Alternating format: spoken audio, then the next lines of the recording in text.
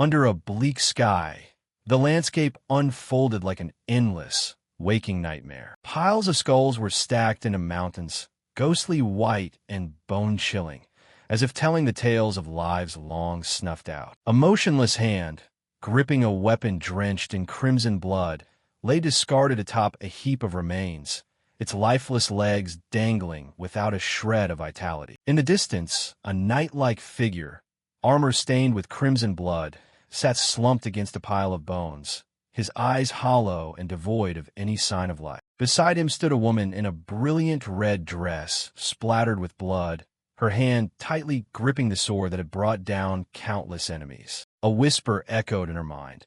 If it weren't for the others. The scene shifted, and another person appeared. His body was also covered in blood, the bandages on his hands torn to shreds, and the sword beside its master had snapped clean in two.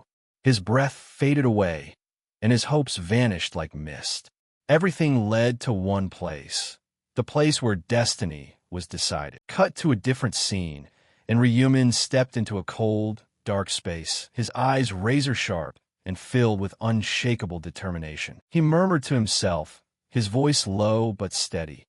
After 99 attempts, I've finally made it here. This time, I will witness the end with my own eyes.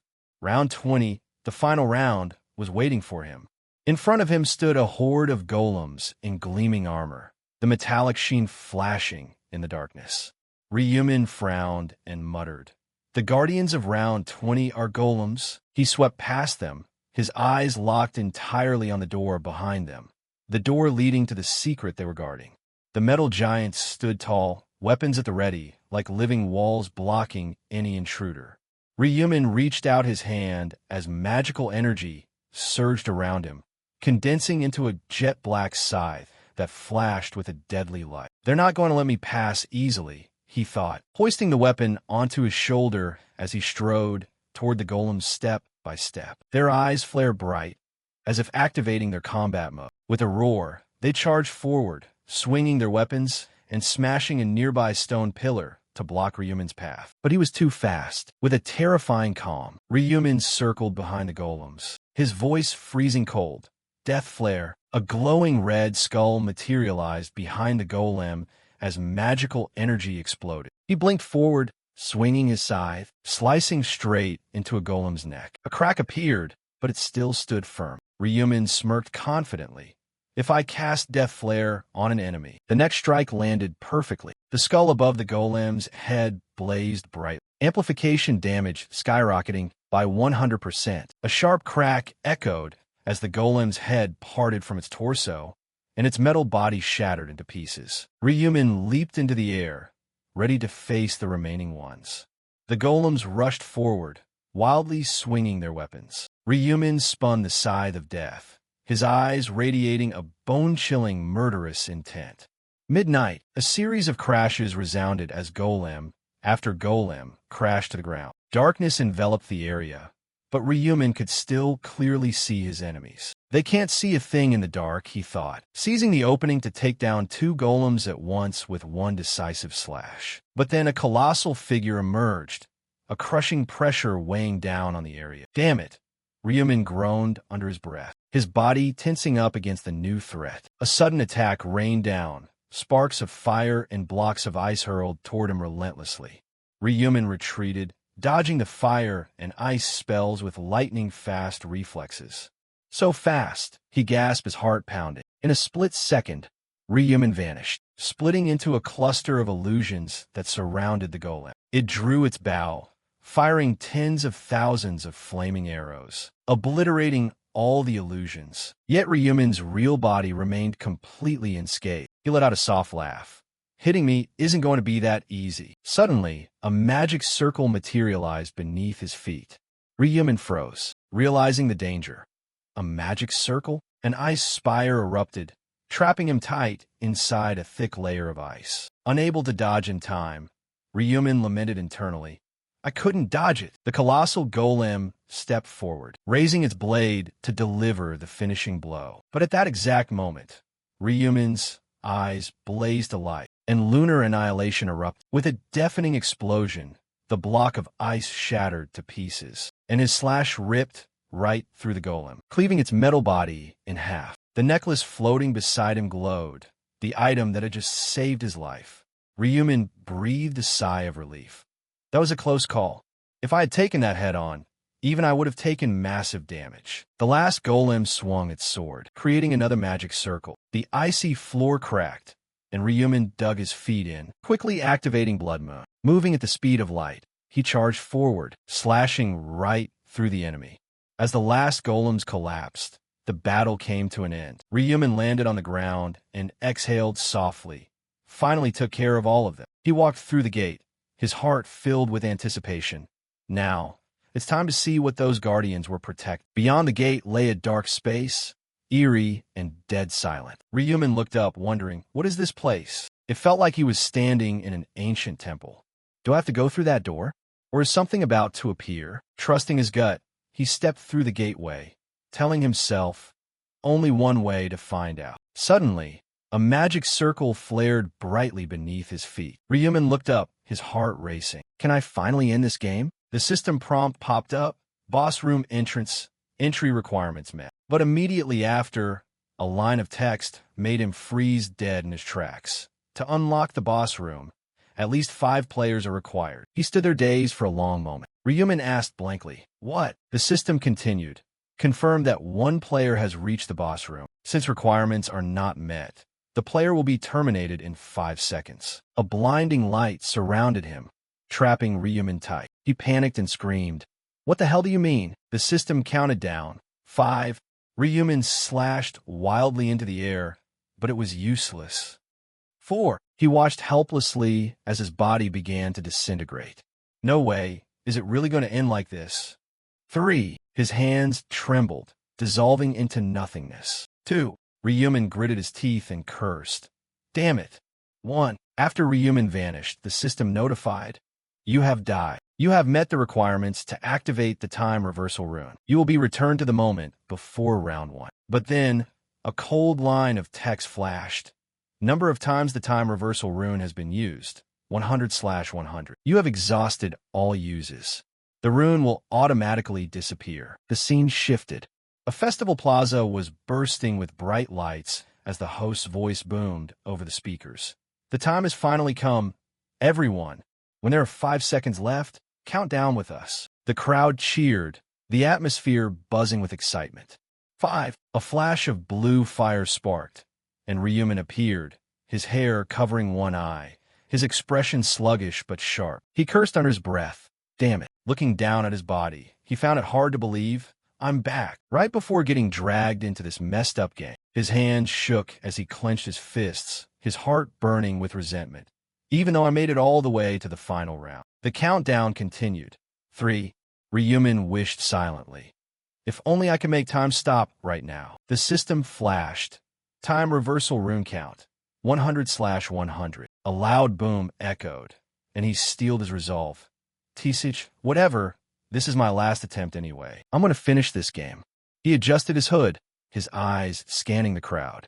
To pull that off, I need 4 more people to reach the final round with me. Taking off his hood, Ryumin searched for the right faces to put a team together. Not too far away, a group of young people were laughing and joking. A guy with shaved eyebrows, young men, stood looking bored in the middle of the crowd.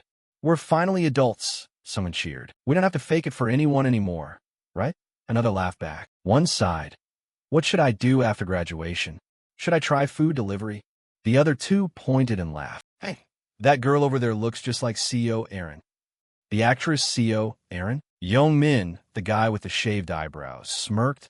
Did I not tell you guys? I'm going to be a gangster. His friends gasped. Are you crazy? One slip up, and you're dead.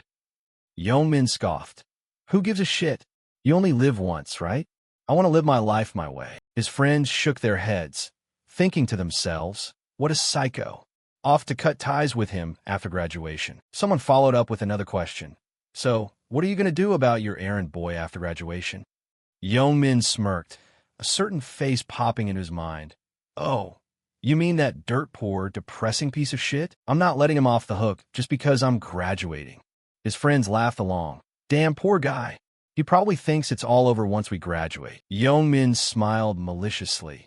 If he doesn't get to decide that, I'm gonna screw with him until I've had my absolute fill. Suddenly, one of his friends glanced in another direction and blinked in surprise.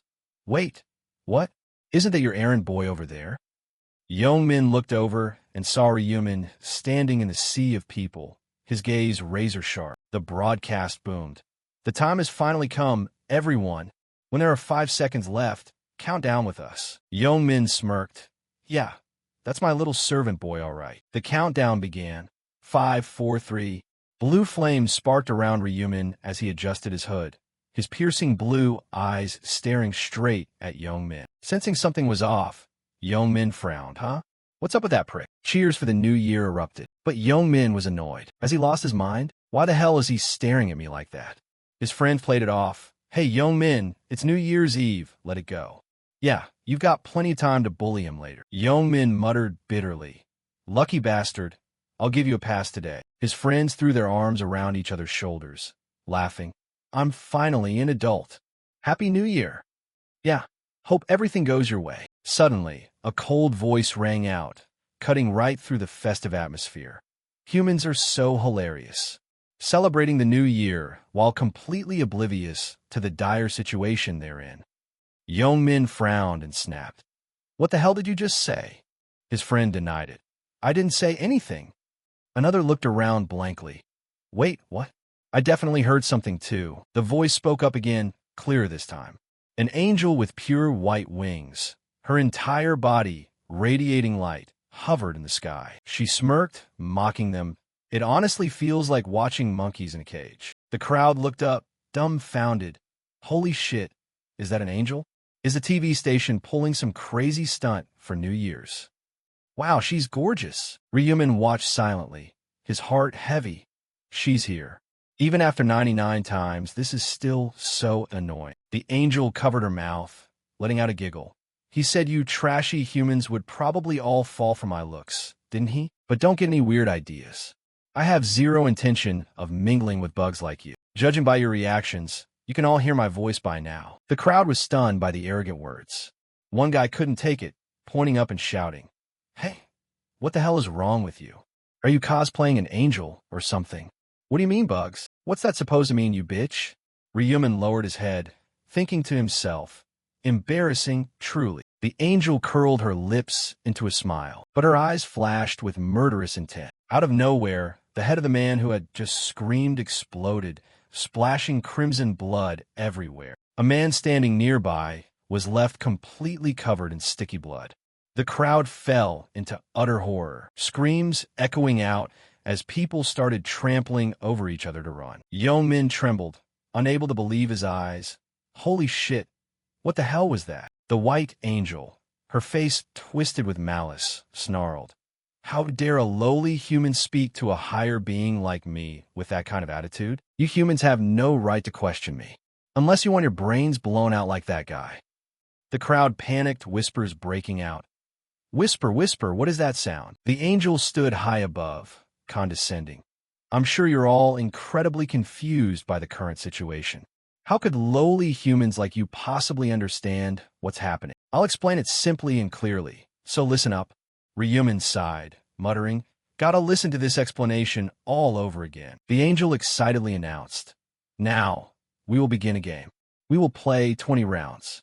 On the first day of every month, human souls will be transported to a new dimension to participate in the game. The crowd listened intently. The angel continued, Humans only need to do one thing. Complete the mission. If you succeed, you get to return to reality with a reward. Young-min stood frozen, confused. Someone whispered, What is she talking about? Another replied, Sounds like she'll let us live if we clear some missions. The angel smirked. You might think so, but not everyone survives just by completing the mission. The crowd gasped. Only half of the participants will be spared. People stared wide-eyed, panicking. No way. How is that possible? The angel laughed out loud. Don't worry too much. I'm not taking all of you. Someone screamed. What do you mean? But they were immediately hushed by someone else. Hey, over there, shut up. Ryumin bowed his head, his heart heavy. The angel declared. Only those between the ages of 15 and 29 have to participate. Those outside the age bracket cheered. I'm safe. I'm gonna live. Young-min's friend growled, grabbing an older man by the collar. "Are you that happy about living? Why the hell are you mocking us?" The man panicked. "What?" Youngmin barked. "Stay put. Didn't you see that guy's head blow up earlier?" The angel tapped her chin, smiling. "Let's see. The total number of participants will be 18,029,290. Now that I'm done explaining, let's start the game."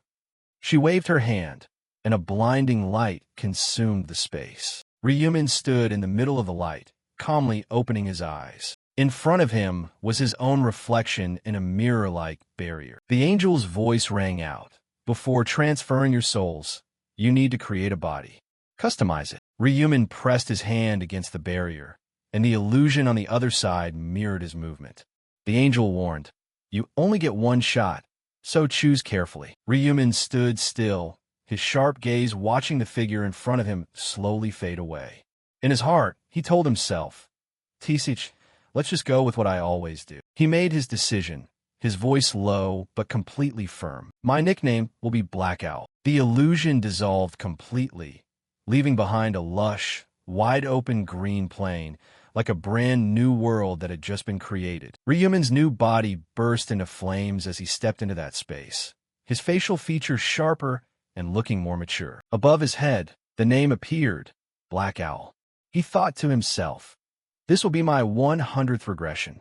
This time, I'll get it done." He flexed his fingers, getting a feel for the new body. "I use the exact same appearance. This is the 12th time, so it basically feels like my actual body." All around him, other people started popping into this world one after another. Some were amazed, others utterly bewildered. "What is this place? A plane?" Someone blurted out, their voice full of wonder. "Whoa, my body actually changed." Another chimed in excitedly. "I tried using a celebrity's face. Look at that. Damn it, it actually worked." Ryumin watched silently, scoffing internally. Everyone tried their hardest to look their best this time, too.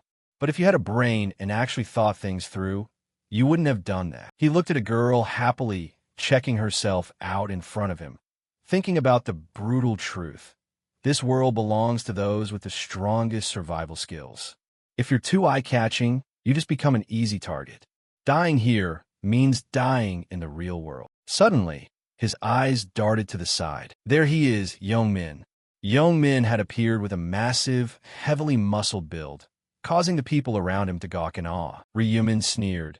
He chose a muscle-bound body again this time. Right at that moment, the angel appeared out of nowhere, her white wings shimmering as her arrogant voice rang out. "Seeing you guys like this, you must really love your new interfaces, huh? I absolutely love seeing your terrified faces." She paused, her eyes scanning the crowd. "Let's see, that's a grand total of 1,801,029,290 people. That's the total population for Seoul." The crowd looked up, finding it hard to believe. 1.8 million? "It doesn't look like that many," someone yelled. The angel held her head, bursting into laughter. "Lowly humans indeed." Then she snapped, her voice turning razor-sharp. "Did you think this was the only space? Humans are split across different planes with different angels to run the rounds. Focus on yourselves." She waved her hand, announcing, "Before we officially get things rolling, I'll give you a simple explanation. Just think the word status window in your head." A golden window popped up right in front of Ryumin's eyes, visible only to him. He immediately thought, status window. The window displayed the information. Name, Ryumin. Nickname, Black Owl. Trainee, Level 1. Class, 0. Title, 0. Stats, Strength +3, Intelligence +3, Agility +3, Luck +3. Stat points, none. Common skills, none. Special skills, none. Runes, none. Additional skills. Unlocks at level 10, 20, 40, 60, 99. Ryumin looked at it, signed to himself. Just looking at this makes me want to sigh. The angel continued, her voice dripping with mockery. Now, have you all looked at your status windows? You'll realize just how trash you are if you've ever played a game before. Youngmin looked stunned, but the angel didn't stop there. Get stronger. If you survive until the very end and conquer round 20, not only will you be set free, but you'll also be granted a wish. Her words set the crowd buzzing. A wish? For real? No way. The angel smirked, a cunning glint flashing in her eyes. However, you have to be the first one to get it. She continued her instructions. Finally, say inventory and take a look inside. I prepared a little gift for you. Yeoman immediately thought. Inventory. A random rune stone fragment materialized in front of him. He reached out to touch the glowing red stone, thinking, use. The stone shattered, a red light bursting from the palm of his hand. Yeoman gasped in surprise. The angel laughed out loud. Judging by those faces, you guys aren't too thrilled. Whatever the outcome, you just have to accept it, because that's your luck. Now that the rune imprinting is done, shall we finally begin? She snapped her fingers, and a flash of light burst out instantly. As a quest notification window appeared in front of every single person. Round 1 mission. Each person defeat 100 goblins. Safe zone. Total participants. 1,801,029,290. Eliminated. 0/900 014 645. Zone S45. Participants. 10,286. Eliminated. 0/5 143. Suddenly, massive green goblins materialized, holding gleaming weapons in their hands. From a distance, the crowd spotted them. Are those goblins? Someone gasped, their voice a mix of shock and excitement. This literally feels like playing a video game. Are we actually in a virtual world? Were we kidnapped for an experiment? The angel sneered. It's way too early to be getting excited. I haven't even released all the goblins yet. A horde of goblins materialized, and the crowd scrambled back in sheer panic. Wait, all of them? Why are there so many? The angel, her face twisted with murderous intent, gleefully announced. Each person gets to fight 50,000 goblins. Fight to the death. The goblins, with hideous faces, razor-sharp teeth, and glowing red eyes, howled as they lunged toward the players. The crowd lost it. They're running right at us. Stay away from me. Screams echoed from all directions. But while everyone else was running for their lives, Ryumin calmly stepped forward. A few people tried to stop him. Don't. It's too dangerous. With a chilling, murderous intent flaring in his eyes, he leaped into the air, spun around, and delivered a heavy kick straight to a goblin's head. Whether you're in a group or an organization, first impressions are always everything, he thought, his gaze razor-sharp. The kick sent the goblin flying, crashing its head into the ground and leaving its body severely broken, while its weapon skidded off into a corner. Ryumin leaned down, picked up the weapon, and told himself, to keep these annoying flies from bothering me, I need to put on a show of force. And most importantly, he looked up at the sky, locking his eyes right onto the angel, is to catch her attention. The angel let out a cough of pure amusement. Ryumin gripped the weapon tight, facing the aggressive pack of goblins rushing his way. With just a few swift movements, he slipped right past them, leaving every single goblin with 2 fatal slashes to the back. The crowd watched in utter awe. Did you guys see that? Who the hell is that guy? Is he some kind of special forces soldier or something? Black Owl, that's a badass nickname. They started whispering among themselves. These goblins are usually the weakest monsters in games, right? Seeing how easily Black Owl handles them, we could probably do it too, right? If we take this seriously, it shouldn't be that hard. But before the words could fully leave his mouth, a goblin lunged forward, tackling the speaker to the ground and driving a dagger straight through his body. Blood splattered everywhere, leaving the crowd completely horrified. Someone screamed, their face turning pale as a sheet. Save me. The scene turned into absolute chaos as people ran blindly in all directions, screaming, "Get out of the way.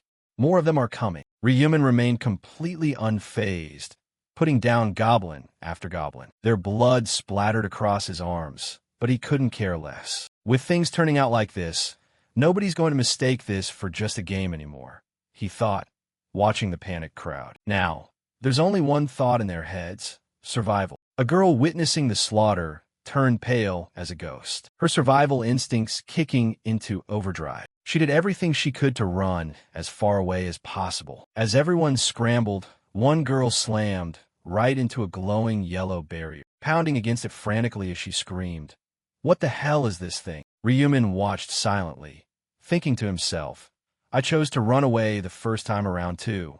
It wasn't until my second turn that I realized running away in an open field like this is completely pointless. A man with trembling hands held up his weapon, facing off against a goblin. The creature trembled at first too, but suddenly grew calm, shoving the man aside and launching a counterattack. A cry for help rang out. "Help me!" The angel laughed out loud. "Ho ho ho, this battle between humanity and goblins is absolutely thrilling." She covered her mouth, praising the spectacle. "Even though they're only the size of children, if you don't fight back, they can take you down with their bare hands, let alone daggers." She paused, her amused gaze drifting toward Ryumin, who was fighting viciously. "What on earth is that human?" She checked Black Owl's quest progression. Goblins defeated, 70/100. She murmured, "Black Owl, huh?" But as she checked the system profile, she groaned in frustration. "Damn it, everything except his quest progress is hidden." She squealed with excitement. "Whatever, who cares? Guiding these pathetic humans is honestly beneath my dignity. But it looks like there are a few interesting ones here. I guess I'll stick around to enjoy the show a bit longer." Ryumin swung his weapon, cleaving a goblin's face clean in two. The system notified, "You have defeated a goblin. Experience plus 4%. Gold plus 10. You have leveled up." Quest progress. Goblins defeated 75/100. Required actions 25/100. Ryumin swiftly dodged the incoming attacks, slipping past 4 goblins that were wildly swinging their weapons at him, delivering a fatal blow to each one. Their blood splattered onto his hands, but he just spun his dagger with absolute confidence. The remaining goblin backed away, completely terrified by his overwhelming aura. But there was no escape. Ryumin poured his strength into a heavy thrust, blood spraying all over his face. His eyes flashed with cold, murderous intent as he looked straight at the remaining goblins, issuing a silent challenge. "Anyone else?" Blood dripped from his dagger onto the ground. The goblins cowered back, completely frozen in fear after watching their pack get slaughtered. Ryumin wiped the blood from his face and let out a sigh. "Looks like I get a little breather." The status window popped up with a few changes. Level 4. Stat points, 6. He thought to himself, "In the blink of an eye, I'm already level 4. Every time I level up, I get 2 stat points." He did the math and dumped all his points into agility. Aside from boosting evasion rate, agility also increases attack and movement speed. In the early stages, this is the most crucial stat. Moving at a pace like this, I've definitely caught the angel's attention. Time to wrap this up. He swung his weapon and hurled it hard, striking a distant goblin square in the face, freezing it dead in its tracks. Ryumin issued a cold challenge. "Come on, bring it." The goblins snarled in anger, yet they still hesitated. He sighed, "Too chicken." Springing forward, he rushed straight at the goblin pinned by his dagger, ripped the weapon out, and growled. "Then I'll just come to you." The goblins went completely berserk, their glowing red eyes flashing with pure malice. But before they could even react, Ryumin's powerful slash cleaved through 3 or 4 of them at the exact same time. The system messages spammed. Experience plus 4%. Gold plus 10. You have leveled up. Goblin hunting mission. 100 out of 100. Round 1 quest completed. A circle of glowing golden light enveloped Ryumin. He stood tall inside the safe zone, thinking to himself, and that's round 1 down. After slaughtering these goblins, I've definitely secured the angel's attention. The system notified, "Congratulations. You are the first to complete the round 1 quest in this zone. Congratulations. You are the first to complete the round 1 quest across all zones." The leaderboard popped up. Rank 1 locally and server-wide in 10 minutes 21 seconds. Ryumin smiled with satisfaction. "I took first place. The higher the rank, the better the reward. The top 3 slots get the absolute best loot." The system continued. "Congratulations on being the first to complete the round 1 quest in this zone.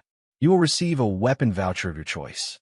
The special reward for clearing first server-wide is, congratulations on being the first to complete the round 1 quest across all zones. You will receive a treasure chest."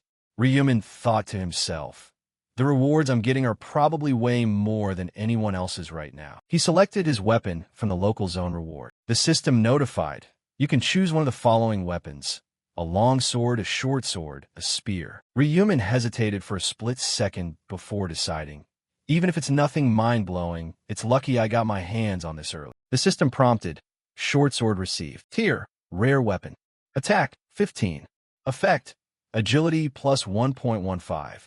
Durability, 150/150. Requirement, rookie or higher. Description, the absolute best dagger a rookie can wield. Ryumin tossed the weapon he had looted from the goblin onto the ground, thinking, time to throw this piece of garbage away. He closed the weapon info window and murmured to himself, for now, I'll hold on to the treasure chest from the special reward. He opened his status window, remaining completely calm while everyone around him was still agonizingly fighting for their lives against the goblins. Staring at the screen, he fell deep into thought. Come to think of it, that title I got earlier, The Last Traveler. This is something I've never seen once in all my 99 regressions. He pulled out the rune stone fragment, placed it in his palm, and said, use. The stone shattered, radiating a brilliant red light. The system notified, congratulations. You have received the time reversal rune. The rune will automatically imprint onto the player's body. Ryumin clenched his fist, his expression pensive. The system continued. A trace of the rune already exists within the player's soul. Due to unique attributes, the imprinting has failed. Ryumin thought, an obvious outcome. If I could imprint again, I'd be able to regress infinitely. The system notified, based on the rune trace within your soul, you are recognized as a time traveler with 100 journeys. Ryumin gasped. A voice echoed. The title, The Last Traveler, has been acquired. He blurted out in utter shock. What? His eyes locking hard onto the notification panel. The status screen updated. Title, The Last Traveler. Unlock condition. Acquire 100 time reversal runes. Effect. Upon death, maintain soul form at that exact location for 1 minute. If desired, you can resurrect with full health restored. Single-use capability. Title disappears after resurrection. Ryumin thought to himself. Resurrection is a skill exclusive to priests, and even that skill only restores 30% of max health. So this title actually lets me revive with full health. He chuckled with pure amusement. Looks like I just stumbled into an insane title. He scanned the system panel, his eyes lighting up as he read through the details. With this in my hands, things are going to be a hell of a lot easier, he told himself. On the screen, the text read clearly, Title, Time Traveler. The Last Journey. Stats, public or private. If set to private, the title wouldn't display under his ID, but the passive effects would still remain fully active. Ryumin stretched his arms, a wave of relief washing over his body. He guessed internally, the others must have finished their quest by now too. Wonder how Young-min is doing? He turned to the side, his eyes catching Young-min fighting fiercely against a swarm of monsters. A surge of excitement hit him, and Ryumin thought to himself, oh, there he is. A satisfied smile played on his lips, but right after that, brilliant pillars of light suddenly erupted across the sky, cutting his train of thought dead in its tracks. High above, an angel hovered, her cold eyes scanning the chaotic mess below. Her voice boomed down, dripping with sarcasm. No wonder this is getting more and more boring. She looked down at the struggling humans, her tone dropping into pure disgust. You pathetic humans are just going to get picked off one by one, trying to fight the rest of these goblins. Sorry about that, my bad. The angel spread her wings wide, a massive surge of energy warping the space around them. Bring it back. An ordinary girl gasped in pure horror upon hearing those words, her eyes trembling as she looked down at the person she was cradling in her arms. He was slowly fading away, his body dissolving into particles of light. She screamed in absolute despair, warping. The people around her were just as frantic, shouting in unison. What the hell is going on? From high above, the angel flashed a bizarre, wicked smile, her sinister voice echoing everywhere. I've given you guys 50,000 more lives. Surely you have more than enough strength to keep slaughtering now, right? Instantly, the ground violently shook as bloodthirsty monsters emerged, swarming forward in even greater numbers. Total panic broke out among the humans, screams erupting Holy shit. The angel smiled creepily. I've given you guys 50,000 more lives. Surely you have more than enough strength to keep slaughtering now, right? Fresh blood gushed everywhere as humans and monsters clashed in a brutal struggle for survival. The system coldly announced, quest requirement met, 1021/5143. Caught between life and death, people actually started using each other as human shields, but they weren't weak. Their power was neck and neck with the monsters, turning the whole thing into a high-stakes psychological war. The system continued its broadcast. Quest requirement met. 2120/5143. Rehuman, currently sitting with his eyes closed inside a pillar of light, enjoyed the absolute serenity in the eye of the storm. Outside, another player, his hands completely drenched in blood, reached out to touch the pillar of light. He watched in agony as his teammates were swallowed by a sea of blood, fighting relentlessly against the monsters. The system kept steadily ticking away. Quest requirement met. 3532/5143. The angel folded her hands together, watching the fierce slaughter below with pure entertainment. Rehuman raised his head, his sharp gaze locking onto her, but he didn't say a single word. The pillars of light in the sky grew denser by the second. Suddenly, the system blared its final notification. Quest requirement met. 5143/5143. The goblins abruptly vanished into thin air, leaving everyone staring blankly at each other. The goblins, they're gone? Where did they go? The angel looked down at the system panel, a faint smile crossing her lips. Only half managed to complete the quest. Now, we're all done here. She turned to the survivors, her voice dead cold. The rest have to die. After all, those are the rules of the game. The crowd erupted into absolute terror, cries of despair echoing out. What? Wait a minute, Angel. I only needed to kill one more, please. The people inside the pillars of light watched their comrades outside fade into nothingness, trembling in pure, unadulterated fear. The angel spoke up, half inquiring, half mocking. Why the long faces? Shouldn't you guys be thrilled that you're still breathing? Don't worry, you survived, so you can head back now. She flashed a gentle smile, but her eyes were deeply unsettling. Congratulations on clearing the first stage. I hope you try harder next time. The system displayed the results for Round 1. Global rankings.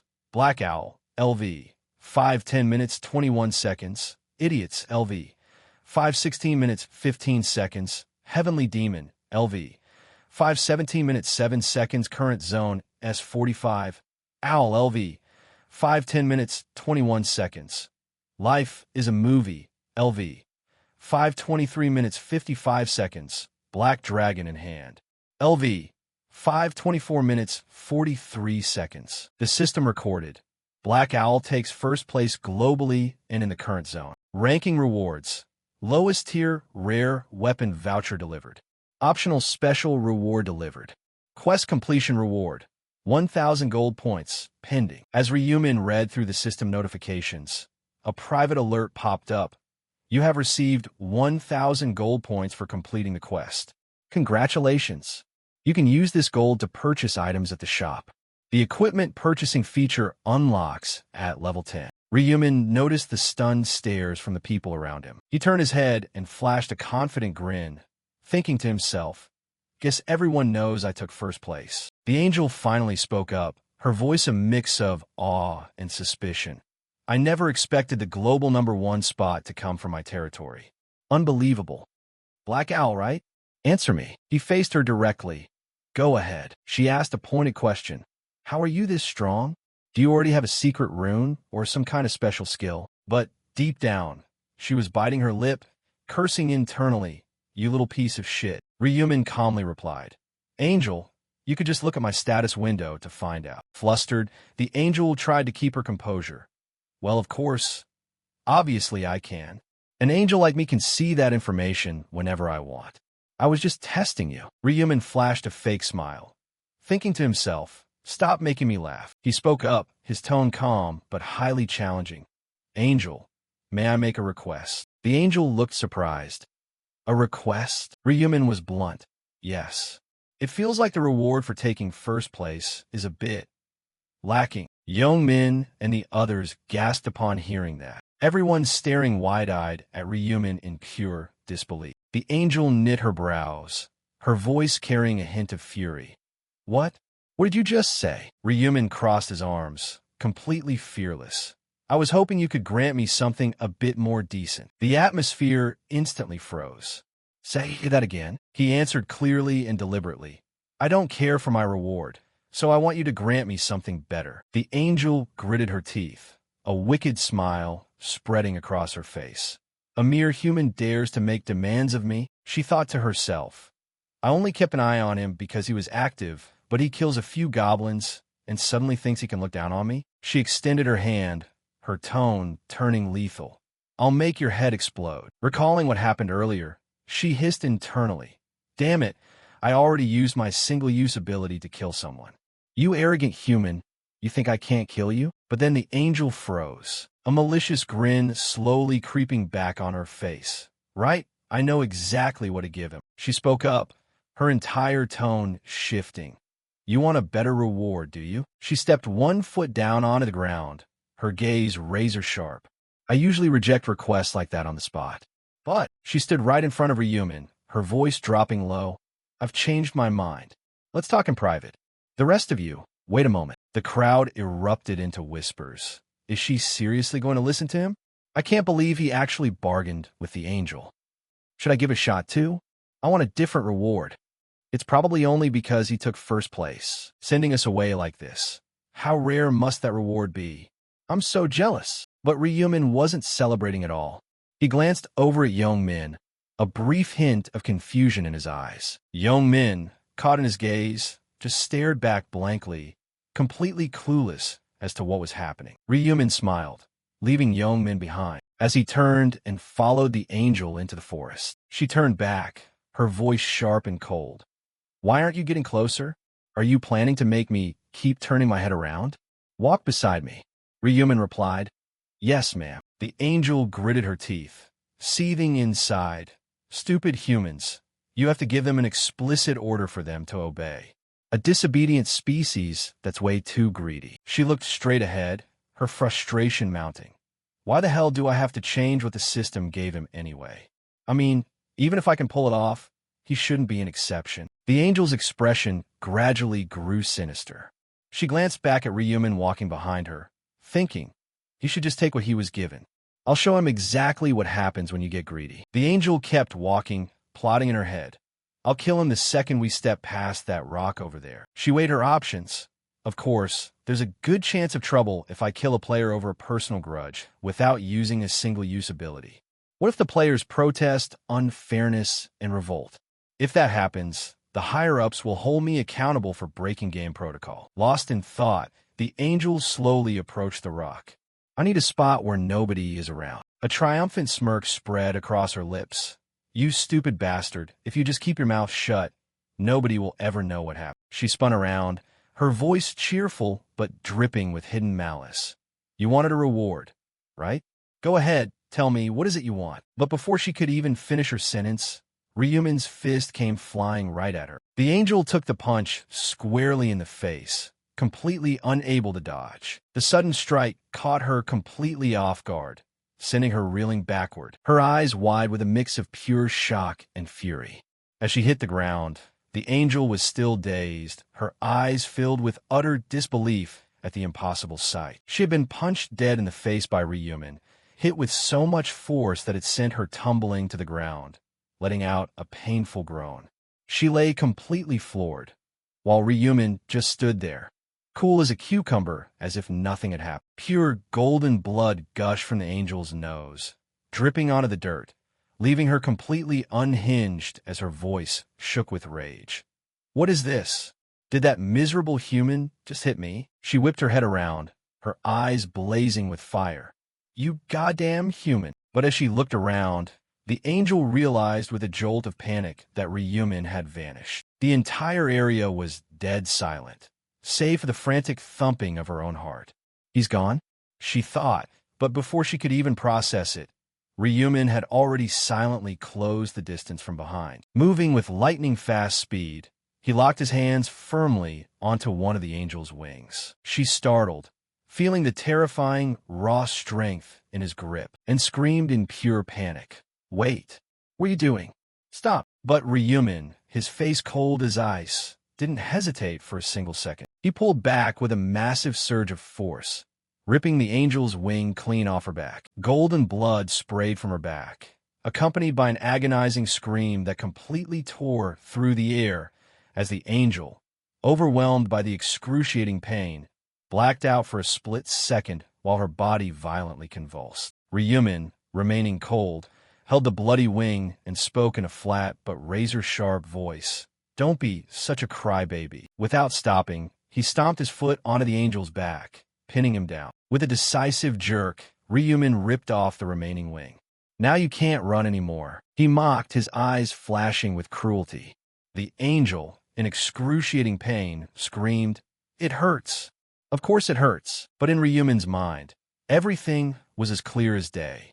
He casually said, "If I had waited another 5 minutes, you would have been the one asking this obvious question, laughing that grotesque, despicable laugh of yours." The angel, his voice trembling with anger and fear, yelled, "Are you insane, human?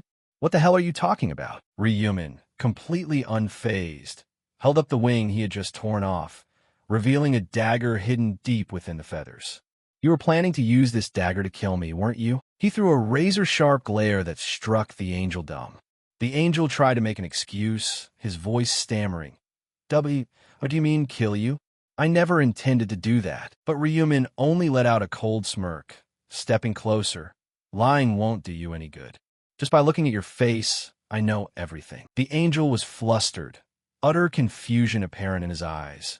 "How does a human know my name?" Ryumin pulled a dagger from his inventory, the metal glinting in the dim light. The angel panicked and screamed. "What are you doing? Why are you suddenly pulling out a weapon?" Ryumin looked at the dagger, as if checking his weapon right before an execution. The angel panicked and screamed. "Do you want your head to explode so badly that you've gone mad? All I need to do is snap my fingers and you don't even have the ability to kill anyone anymore," he said, his tone absolute. The angel, exposed, was completely speechless, but he still tried to threaten him to cling to life. "You think you can get away with this? My companions definitely won't sit idly by." Ryumin scoffed, his eyes full of sheer contempt. "Companions, my ass. You angels are all a selfish bunch. They don't give a damn about your business. Even if you die, they won't care." The angel stammered, unable to utter a word. Ryumin, not wanting to waste any more time, coldly said, "All right, that's enough. Let me send you on your way." The angel panicked and backed away. Wait a minute. You don't gain anything from this." But Ryumin only replied, his voice completely devoid of emotion. "Oh, I do. But you wouldn't know." The angel, in a final desperate attempt, turned to negotiation. "If you kill me, you'll regret it. You won't be able to go back." Ryumin coldly cut him off. "This system will automatically send me back once everything is wrapped up." The angel was stunned, thinking to himself, how does he even know about that? No longer able to maintain his noble demeanor, his voice trembled. "I'll give you any information you want. Just give me a chance." But Ryumin didn't care. "No need. If I wanted information, I would have tortured you to wring it all out." He looked straight into the angel's eyes, his voice dropping low. "In this game, you're just a chess piece playing the role of a guide." The angel was in deep shock, unable to process it. A chess piece? How? Before he could finish his sentence, Ryumin's cold blade had already pierced straight through his chest. The angel felt the blade slice through his heart, his body shuddering before collapsing heavily onto the ground, his eyes vacant. Ryumin, still indifferent, stood there watching the angel's corpse gradually lose its light. The system immediately chimed with a notification. "You have defeated an angel. Confirmed. You are the first player to defeat an angel. You have been awarded the title, First Angel Slayer. You have been awarded Angel Blood for the first angel kill." Ryumin held the reward, thinking to himself, "Just as I thought, I'm the first." The system continued. "You have been awarded the Slayer rune for the first angel kill." A golden aura from the reward enveloped his body. The rune automatically etched itself into Ryumin, making him feel a new surge of power flowing through every fiber of his muscles. He recalled his past life, when this reward was only given to the first person to kill an angel. The system displayed, title, First Angel Slayer. Condition, become the first player to kill an angel. Effect, when fighting divine creatures, all stats are doubled. Runa, slaughter. Effect, every time you kill a target, all stats increase by 1%, up to a maximum of 100%. Ryumin smirked. If those angels knew I got this rune, they'd probably be trembling in fear. He looked at the vial of angel blood in his hand, reading the system info. Angel blood. Type, consumable, unique grade. Effect, can change class to Grim Reaper. Usage restriction, level 10 or higher. Explanation, an item rewarded to the first player to kill an angel. Only this person has the right to change their class to the natural enemy of angels. Ryumin thought to himself, starting from level 10, every player can obtain a class. There are 30 classes in total, and changing classes is usually easy with a special item. But the Grim Reaper is an exception, a special class reserved only for someone who meets the most brutal conditions. The Grim Reaper emblem flashed alongside the vial of angel blood, radiating a powerful aura that far surpassed any ordinary class. He analyzed bonus stats, runes, skill system. Everything is almost flawless. Ryumin looked into his inventory, realizing he hadn't even finished round 1, yet had already returned. Then I'll make the most of the first place reward. The system announced, you can choose one of the following rewards. 3x EXP effect, lasts through round 2. 2,000 gold. Information on round 2. Ryumin calculated. The important thing is to hit level 10 quickly to change classes. He selected the reward. The system confirmed. You have chosen the 3x EXP effect. Round 2 has begun, and the effect has been automatically applied. He looked down at the angel's corpse, completely unmoved. This is the last time. There's no other choice. No matter the cost, I have to get stronger. The angel's corpse gradually glowed and then dissolved. The system announced, Round 1 has ended across all regions. Total survivors, 900/514, 645. Current region S45, 5/5, 143 survivors. Souls will be transferred back to bodies in the current dimension, May 1st, 2023. Round 2 is now beginning. Congratulations on surviving. The scene shifted back to the real world. Youngmin snapped awake, drenched in a cold sweat.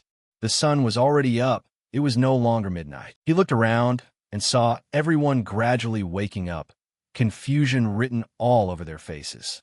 Happy New Year, a voice echoed, but Yeoman only felt a chill run down his spine. What the hell is going on? Did everyone collapse, just like me? My dream just now was so bizarre. He checked his phone. 5:20 a.m. Time here passed exactly like it did in the dream. Yeoman's two friends also woke up, clutching their heads and groaning in pain. Ow, my head. My arms and legs are completely sore. Yeomin asked, Are you guys awake? One of them replied, his voice shaking. Yeomin, did I just pass out? He nodded. Yeah, not just you. Everyone here did. The other two panicked. What? Did we fall asleep for a second? I just had the craziest dream. Yeah, me too. Yeomin looked at them, his voice dropping low. I had a dream too, but I don't think it was a dream. He observed the crowd around them, people in utter confusion, screaming. Are we back? Back from that hell. I'm alive. I'm alive. But a goblin just. Yeomin concluded. It wasn't a dream. The other two were bewildered. So it was all real? The goblins, round 1, all of it? Are we going to get dragged back there again next month? Holy shit. He suddenly realized someone in their group was still unconscious. A friend shook him, calling out, Hey, Kim Tessic, wake up. But Tessic lay completely still, his face pale and his eyes and nose purplish like a corpse. The one shaking him started to tremble, checking his pulse. Damn it, he's not breathing. I can't feel a pulse. Yeomin was shocked. Is Tessic dead? The other guy muttered in a panic. No way. Did he die because he didn't survive the game? The remaining friend couldn't believe it. No freaking way. But as they looked around, dozens of people were lying scattered, completely motionless. The horrific sight left all three of them utterly speechless. Yeomin, despite trying to stay calm, had hands that were shaking violently. One friend was panicking to the point of nausea, while the other muttered, "This makes no sense. Only half survived? Is the next round going to be like this too?" Young-min's face was a mix of fear and a strange hint of excitement. "This is insane." Young-min flashed a maniacal grin, his eyes gleaming with excitement mixed with a bit of smugness. "Doesn't this mean that even if they were born at the finish line, everyone has to live equally now? Now, there's no need to cry about life being unfair anymore." He turned to his two panicking friends, his voice dripping with mockery. "You guys are oversimplifying things to a ridiculous degree. Calm down, you bastards. Now we just need to survive, so what are you getting all worked up for?" One of his friends, face pale, shook his head as if unable to believe what he just heard. "It's so unfair, having to die without even getting a chance to try." Young-min didn't flinch, continuing in a challenging tone. "It's not just us. Everyone else is caught up in this situation too. What's left to complain about being unfair?" The other two heard this, but still couldn't wrap their heads around that mindset. One spoke up, his voice trembling but filled with rage. "Damn it, man. You just lived your whole life like a thug until now. So of course you feel like you have nothing to lose even if you drop dead here. I'm different. I still have a shit ton of things I want to do." Seeing that Young-min didn't give a damn about his counterargument, the friend asked angrily, "Are you looking for something?" Young-min frowned, replying with annoyance, "I don't see that deadbeat bastard anywhere." "Who, your errand boy?" he muttered to himself, his eyes flashing with suspicion. "Where the hell is that punk? I'm pretty sure I saw him in that direction before I passed out. Don't tell me he couldn't even pass the first round and died in some random corner?" Young-min thought smugly to himself. That must be it, right? How could a weak little shit like him survive anyway? Suddenly, his eyes locked onto a figure in the distance. Someone wearing a set of shoulder armor was standing in the middle of the empty road, looking completely mysterious. Unable to suppress his curiosity, Young-min thought to himself, "What is wrong with that guy? And besides, where the hell did he get that armor and gear?" He felt a wave of suspicion rise within him, as if he had just realized something major. Mentally calling out, "Status window?" Instantly, a glowing screen materialized right before his eyes. Young-min was stunned, his heart pounding hard. A status window actually popped up. Asterisk. The two friends next to him also seemed to notice something unusual, one stammering, "A status bar? No freaking way. Things like that can't actually happen." But right as the words left his mouth, their own status windows popped up as well. The other blurted out, his voice full of shock, "It's actually real." The three looked at each other, their eyes both unfamiliar and bewildered. "Why the fuck are you staring into thin air?" one asked. The other replied, his voice still shaken, "Aren't you doing the exact same thing? It probably only shows up individually for each person." All three suddenly realized the miracle. Doesn't this mean this is something that can be applied in reality too? What the hell? Can we actually use stat points and items as well? Young-min, saying nothing more, bent down to pick up a rock. He squeezed his hand tight, and the rock crushed, shattering into tiny pieces. Looking at what was left in his hand, which was now just dust, Young-min was astonished. His expression gradually turned into a scheming smile, his eyes sparkling with ambition. "This is absolutely amazing." Turning to today's news broadcast, a horrific event has occurred at the plaza in front of the New Year's Bell area. Over 10,000 citizens suddenly lost consciousness, plunging the entire area into chaos. A mysterious woman, dressed in an angel outfit, appeared right before the bell. She said something to the crowd below, and not long after, a mysterious explosion occurred. A citizen pointed at her, screaming something, and was immediately killed on the spot. The woman spread her arms wide, causing over 10,000 people to collapse unconscious. According to police reports, the majority of the victims are between the ages of 15 and 29. This phenomenon did not only happen in this country, but on a global scale. On social media, many people were skeptical. What the hell? Did the reporters all get high or something? Why are they suddenly broadcasting this kind of bullshit news? Over 1.8 billion souls kidnapped? This is seriously unbelievable. Just how much has the scale of fake news grown? Returning to Ryumin, He quietly read the news and comments on social media, his eyes pensive. Asterisk, it has begun, and this is just the beginning. Asterisk, the anchor continued to report. Around dawn today, roughly half of the unconscious individuals woke up while the other half remain in a vegetative state. At the scene of the event, they have been confirmed clinically dead. A celebrity, A, was found dead at the plaza. Over 11% of the world's population has perished in this crisis. Ryumin fell into deep thought as the news of deaths was continuously updated. The real issue didn't just lie in the casualty numbers. He grabbed his backpack, looking out into the distance. The survivors are called players, and what's even more terrifying is that the abilities they gained have been brought into the real world. Ryumin calculated in his head. Asterisk, no player has reached genuinely high stat points yet, so there's no major impact right now.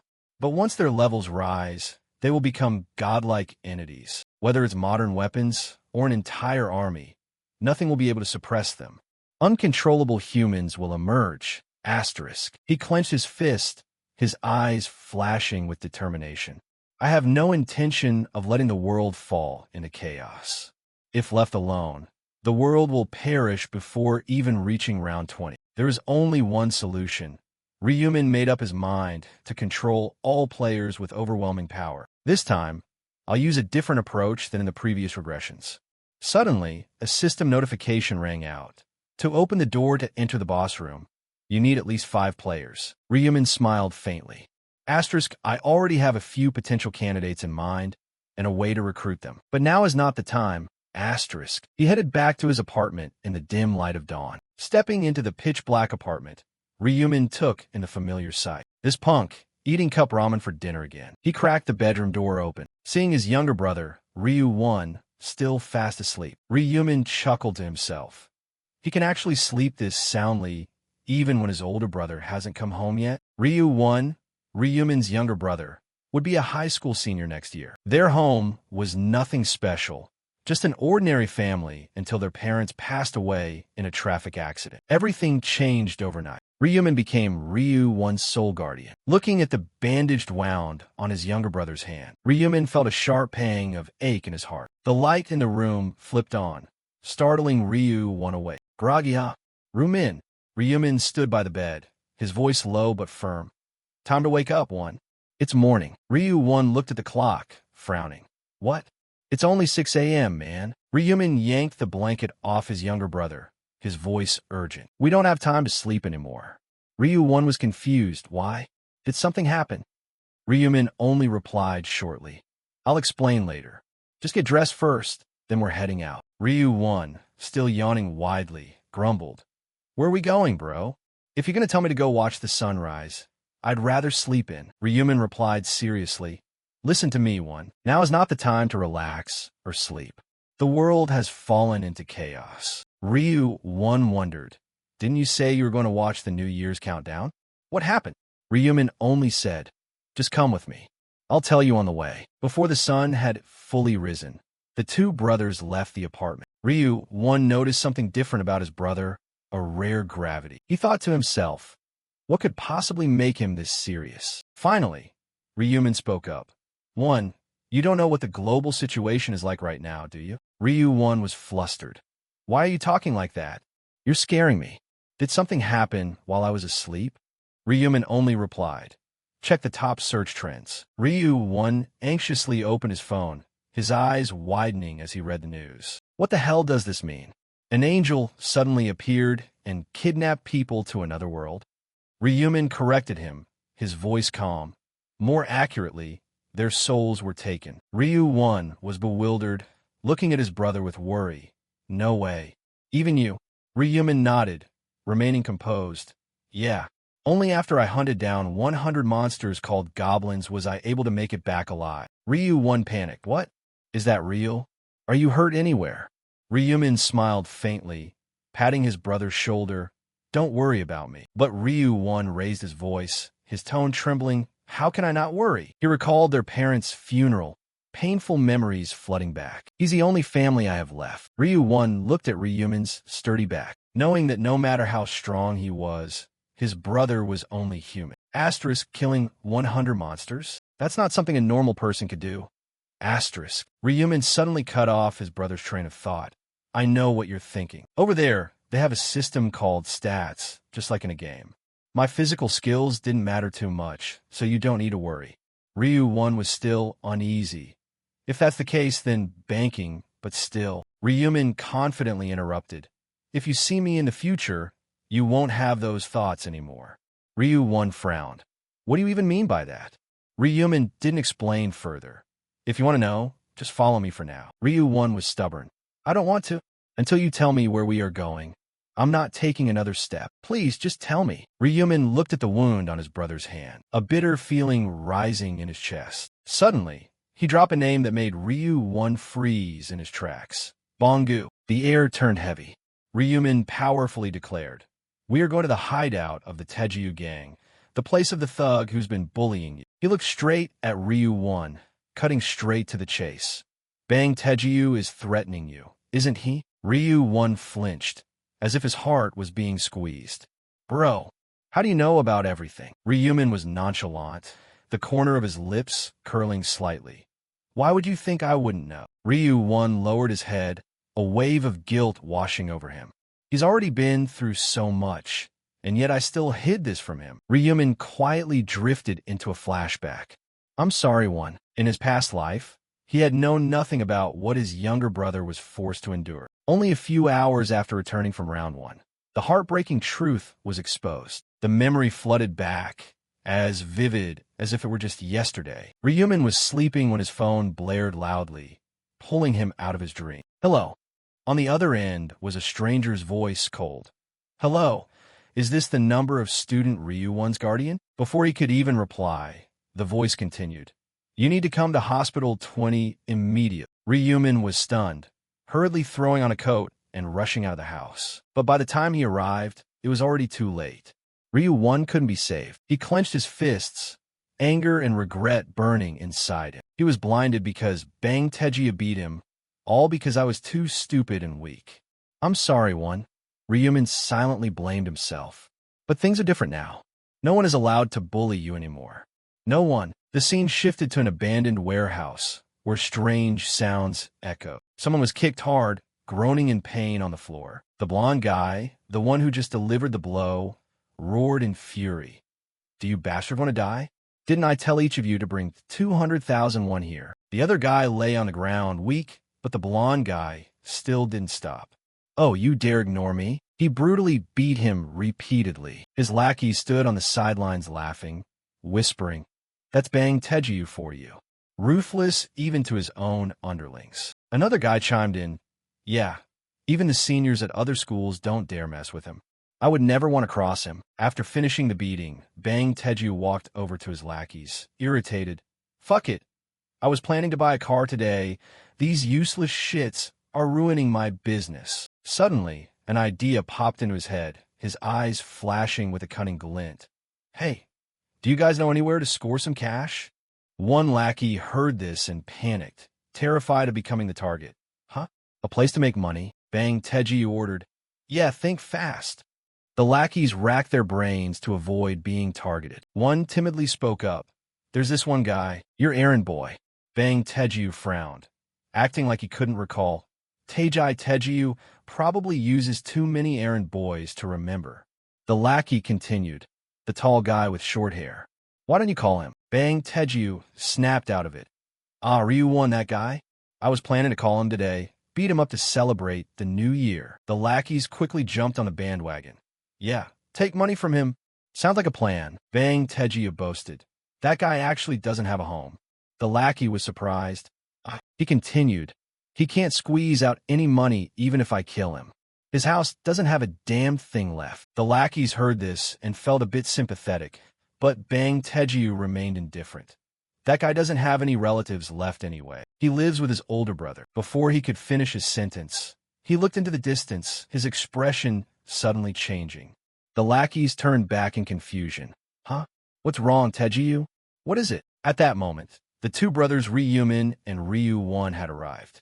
Ryu-1 was hesitant, his eyes showing clear fear, while Ryumin stood firm, confident like a fortress wall. Bang Tejiu laughed contemptuously. Isn't that Ryu-1? Holy shit, you scare me for a second. He put on airs, shouting out loud. Speak of the devil. No, you're no devil, you're just a dog. Ryu-1, you son of a bitch. Ryu-1 trembled, clutching tightly onto his brother. Bang Teju recognized Ryumin, frowning. What? Who the hell is that guy? His face is pissing me off. He turned to Ryu-1. Hey dog, who's that next to you? Did you bring another errand boy because you were lonely? Ryu-1 was too terrified to utter a word. H's. Ryumin, on the contrary, flashed a sinister smile, his voice low but filled with power. I'm one's brother. Bang Teju was taken aback, then tried to act tough, cracking his knuckles. Brother? Look at this guy. Didn't I tell you to keep your mouth shut? And now you're disobeying me? You're dead today, and your brother too. He turned to his lackeys, gesturing to them. Afterward, he stood there with his arms crossed, waiting to watch a good show. Two guys stepped forward confidently. The sun must be rising in the west today. Now, even an errand boy dares to stand up to Teju. One guy shoved his face close to Ryu-1. Hey dog, you want to run yet? Before he could do anything, he was hit by a devastating punch from Ryumin, caving his face in. The guy collapsed heavily onto the floor. The remaining guy lost his temper, charging forward about to swing his fist. You son of a bitch! Putting on a show, are we? But Ryumin easily dodged it, throwing a punch that dislocated the guy's jaw, sending him flying straight into a stack of barrels, the sound echoing throughout the warehouse. Two other guys rushed in at the same time. You bastard! How dare you! But in the blink of an eye, Ryumin knocked them both flat with two straight punches to the face. Bang Teju stood watching, trembling with a smirk, but a trace of anxiety finally began to show in his eyes. Trash, he told himself, yet he still tried to act confident. Looks like he learned boxing somewhere. But you think you can take me on with just that little bit of skill? He stood in front of Ryumin, towering a full head over him, speaking with sheer arrogance. Hey, one's brother, looks like you think you're hot shit just because you know a little martial arts, huh? Didn't you learn that physical build is crucial in boxing? Ryumin didn't care, only letting out a contemptuous smirk. Haven't you watched the news? Bang Teju was taken aback. What news? Finding himself looked down upon, Bang Teju furiously lunged forward, swinging his fist. What news, you son of a bitch? But Ryumin easily dodged it, his movements fast as light. Bang Teju continued unleashing a flurry of blows, screaming as he struck. Slippery as an eel, you bastard. But after a while, fatigue began to set in, his vision blurred, and his breathing grew heavy. Something's wrong. Why can't I hit him? He doubted himself, his heart thumping wildly. Suddenly, Ryumin's fist glowed brightly. He coldly said, if you had watched the news, a fatal punch smashed straight into Bang Teju's face. You would never dare stand against a player like me. Ryumin channeled his strength to deliver a direct blow, his fist crashing straight into Bang Teju's face. He only staggered for a split second, still standing firm, his eyes wide with shock. But as soon as he snapped out of it, Bang Teju roared, lunging straight toward Ryumin. You bastard! Suddenly, right in front of his fist, Ryumin's figure vanished. Where the hell did you go? He spun around, but before he could get a clear look, a left hook from Ryumin caved both sides of his cheeks in. Bang Teju was completely blinded by rage. He bellowed, his voice shaking with pain and fury. You dare hit me? Nosebleed mingled with a tooth that had fallen out. I'm gonna fucking kill you. He charged in once more. But Ryumin, with movements sharp as a blade, easily dodged it. He used his left hand to grab Bang Teju's arm, pinning him down, while his right hand continuously rained hammer-like punches onto his face. The two lackeys stood on the sidelines, eyes wide as they watched Bang Teju take a pathetic beating, unable to believe the sight before them. Bang Teju, now utterly humiliated, thought to himself, this bastard, he keeps aiming right for my face. Looking at Ryumin's relaxed expression, he flew further off the handle. Just one punch, please. But instead of landing a hit, Ryumin closed the distance on it. A precise kick to the Adam's apple sent Bang Teju, despite his heavy build, flying a few meters away, collapsing heavily onto the ground, clutching his throat and groaning, trembling uncontrollably. Ryumin stepped over, his gaze icy cold. Does it hurt, you piece of shit? Inside him, A surge of adrenaline rushed through. No matter how many times I regress, I'll never forget this feeling. He recalled the sight of Ryu-1 being blinded in his past life, the pain and regret tearing his heart to pieces. I won't let that hell repeat itself. Bang Taeju, who was just acting so high and mighty a moment ago, now lay curled up on the ground, his eyes frantic with panic. Don't come any closer. Stop. Ryumin gently grabbed his hand, flashing a smile full of murderous intent. This is why you don't mess with my brother. A loud snap echoed. Bang Taeju screamed in agonizing pain as all his fingers were broken. Ryumin proceeded to grab his other hand. Bante you panicked, begging, no. It hurts so bad. His blood-curdling screams rang out, loud enough for anyone outside to hear clearly. The lackeys were terrified and scattered in a frantic escape. Get the hell out of here fast. Ryu-1, witnessing Bang Taeju screaming in agony, turned his face away, not daring to look. Ryumin stood tall, his voice chillingly cold. Bang Taeju, if you ever dare touch my brother again, you know what will happen, right?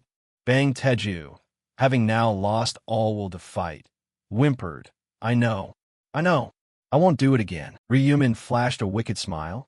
Good, but I still need to teach you a proper lesson, just in case you relapse.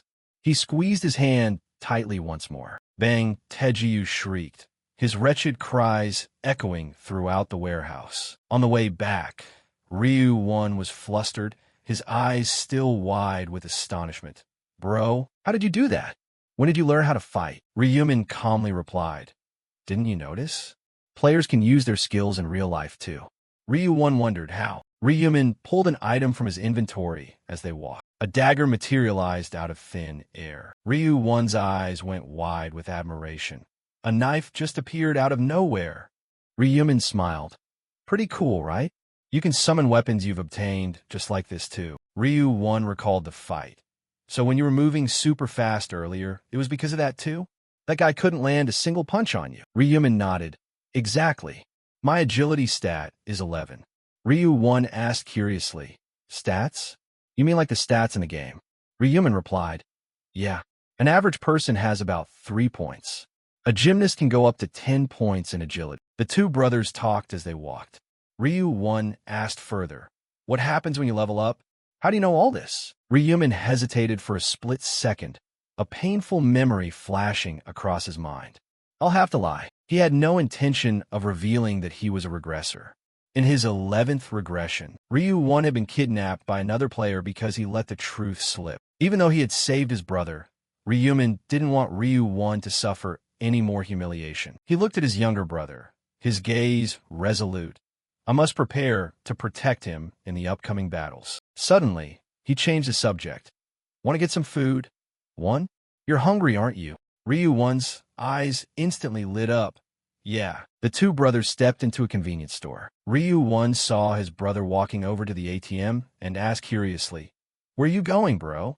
The instant ramen is over here. Ryumin quickly replied, Yeah, give me a second. He slid his bank card into the machine and looked at the screen. 133,201. This was the money he had saved up. He withdrew 100,000 won, leaving a remaining balance of 33,202 won. Ryu-1 was surprised. You're withdrawing that much money? Ryumin smiled. I need to buy a few things. He turned toward the ready-to-eat food section. From now on, we're eating this stuff, okay? Ryu-1 questioned. This stuff, bro? Everything here is 5,001 or more. Ryumin, like a wealthy CEO, waved his hand dismissively. It doesn't matter. Get whatever you want. Seeing his brother still hesitant about spending the money, he smiled. It's the new year. Were you planning to just eat instant ramen? Ryu-1 was still reserved. I mean, I get it, but eating like this costs a lot of money, bro. Ryumin didn't mind. It's fine. Pick something quick. Ryu-1 did a complete 180, his eyes gleaming. Then let's eat this. Spicy beef hot pot. Okay, bro. He looked absolutely starved. You want to eat this too, right? It looks so good. Ryumin didn't stop at convenience store food. He excitedly suggested, Every once in a while, let's go out to eat at a restaurant, okay? Genuine Hanu beef. Ryu-1 felt self-conscious. Is that really necessary, bro? This is already way too much for me. Ryumin thought to himself. Just wait a few more days. I'll have you eating meat until you're absolutely sick of it. Ryu-1 picked up a piece of Spam and placed it onto his bowl of rice, putting it into his mouth and exclaiming happily, "This is so delicious." Ryumin sat next to him, sharing his joy. "Really? Eat up." Seeing his brother stand up, Ryu-1 asked, "Bro, thank you so much. Where are you going?" Ryumin simply replied, "Give me a moment. You want to look for something." A moment later, Ryumin slapped a pen down on the table. Ryu-1 looked at the pile of lottery tickets he had bought, completely stunned. "Wait a minute. You withdrew all that money just to... Are you planning to gamble it all away?" Ryumin was confident, spot on. Ryu-1 asked, "Wait, how many tickets did you buy?" Ryumin casually replied, 20 tickets. Ryu-1 got angry. "What the hell? Why spend 100,000 won on a lottery? You don't even know if you're going to get anything." Ryumin stayed calm. "Just wait and see." Ryu-1 questioned, What are you doing? Why do you keep picking the exact same numbers over and over?" Ryumin confidently replied, "You ask why? These numbers are the winning ones." The two brothers sat anxiously in front of the screen, waiting for the results of the 1049th lottery draw. The announcer's voice echoed. "We will begin the drawing today." Ryu-1 panicked, his voice shaking. "We're screwed. We just wasted 100,000 won." The results were gradually unveiled. Ryu-1 was filled with regret, nearing despair. "We could have bought way better food with that much money." Ryumin, on the contrary, remained calm, his gaze unwavering. "Can you stop biting your nails?" The numbers appeared, and the tension in Ryu-1's face gradually melted away, turning from shock to utter disbelief. The first lucky number is 3. The second lucky number is 18. The third lucky number is 9. The fourth lucky number is 38. The fifth lucky number is 21. And the bonus number is 5. The announcer summarized. Once again, the winning numbers for the 1049th lottery are 3, 18, 9, 38, 21, and the bonus number is 5. Ryu-1 couldn't believe his eyes, his voice cracking. "This is insane. We won first prize." He jumped up, tears streaming down his face from pure joy. "Bro, pinch me to see if I'm dreaming." Ryumin saw his brother getting so emotional. He found it a bit awkward but still kept his cool demeanor. "Do it yourself." Ryu-1 was still skeptical, as if terrified this was all just an illusion. "This reality, it's not a dream, right, bro?" Ryumin teased. "Would you prefer to be a dream?" Ryu-1 shook his head frantically. "No way, of course not." Ryumin reassured him, his voice warm and steady. "Don't worry, it's not a dream." Ryu-1 asked again, wanting to confirm one more time. "It's really not a dream, right?" Ryumin smiled gently. "I told you it isn't." Overjoyed, Ryu-1 jumped straight to his feet, shouting, "We hit the lottery!" Ryumin lowered his voice, reminding him, "The neighbors will hear you." He gently asked, "Do you really like it that much?" Ryu-1 was ecstatic, his eyes bright. "Of course. Aren't you happy, bro?" Ryumin only nodded, but in his heart, he thought to himself, "Of course I am. But I've already experienced this feeling way too many times." He recalled his past life. The first time he won the lottery, he had screamed with joy too. But after so many regressions, it had just become routine. Ryumin knew full well that with over 900 million people dead, the global economy was collapsing. Items traded between players would become more valuable than ever, and everyone would need money to acquire them. "I must make money quickly after each regression," Ryu-1 asked curiously. "I can't believe we actually won the lottery. I wonder how much it's worth." Ryumin answered dismissively. "Who knows?" But in his heart, he knew perfectly well that the amount was large enough to shake the entire world. The scene shifted to the Manhwa Bay. Ryumin walked in, his gaze confident, without a single shred of anxiety. "I've won the lottery countless times. There's nothing left to worry about." He walked up to the reception desk. "I'm here to redeem a winning ticket." The receptionist smiled. "Oh, really?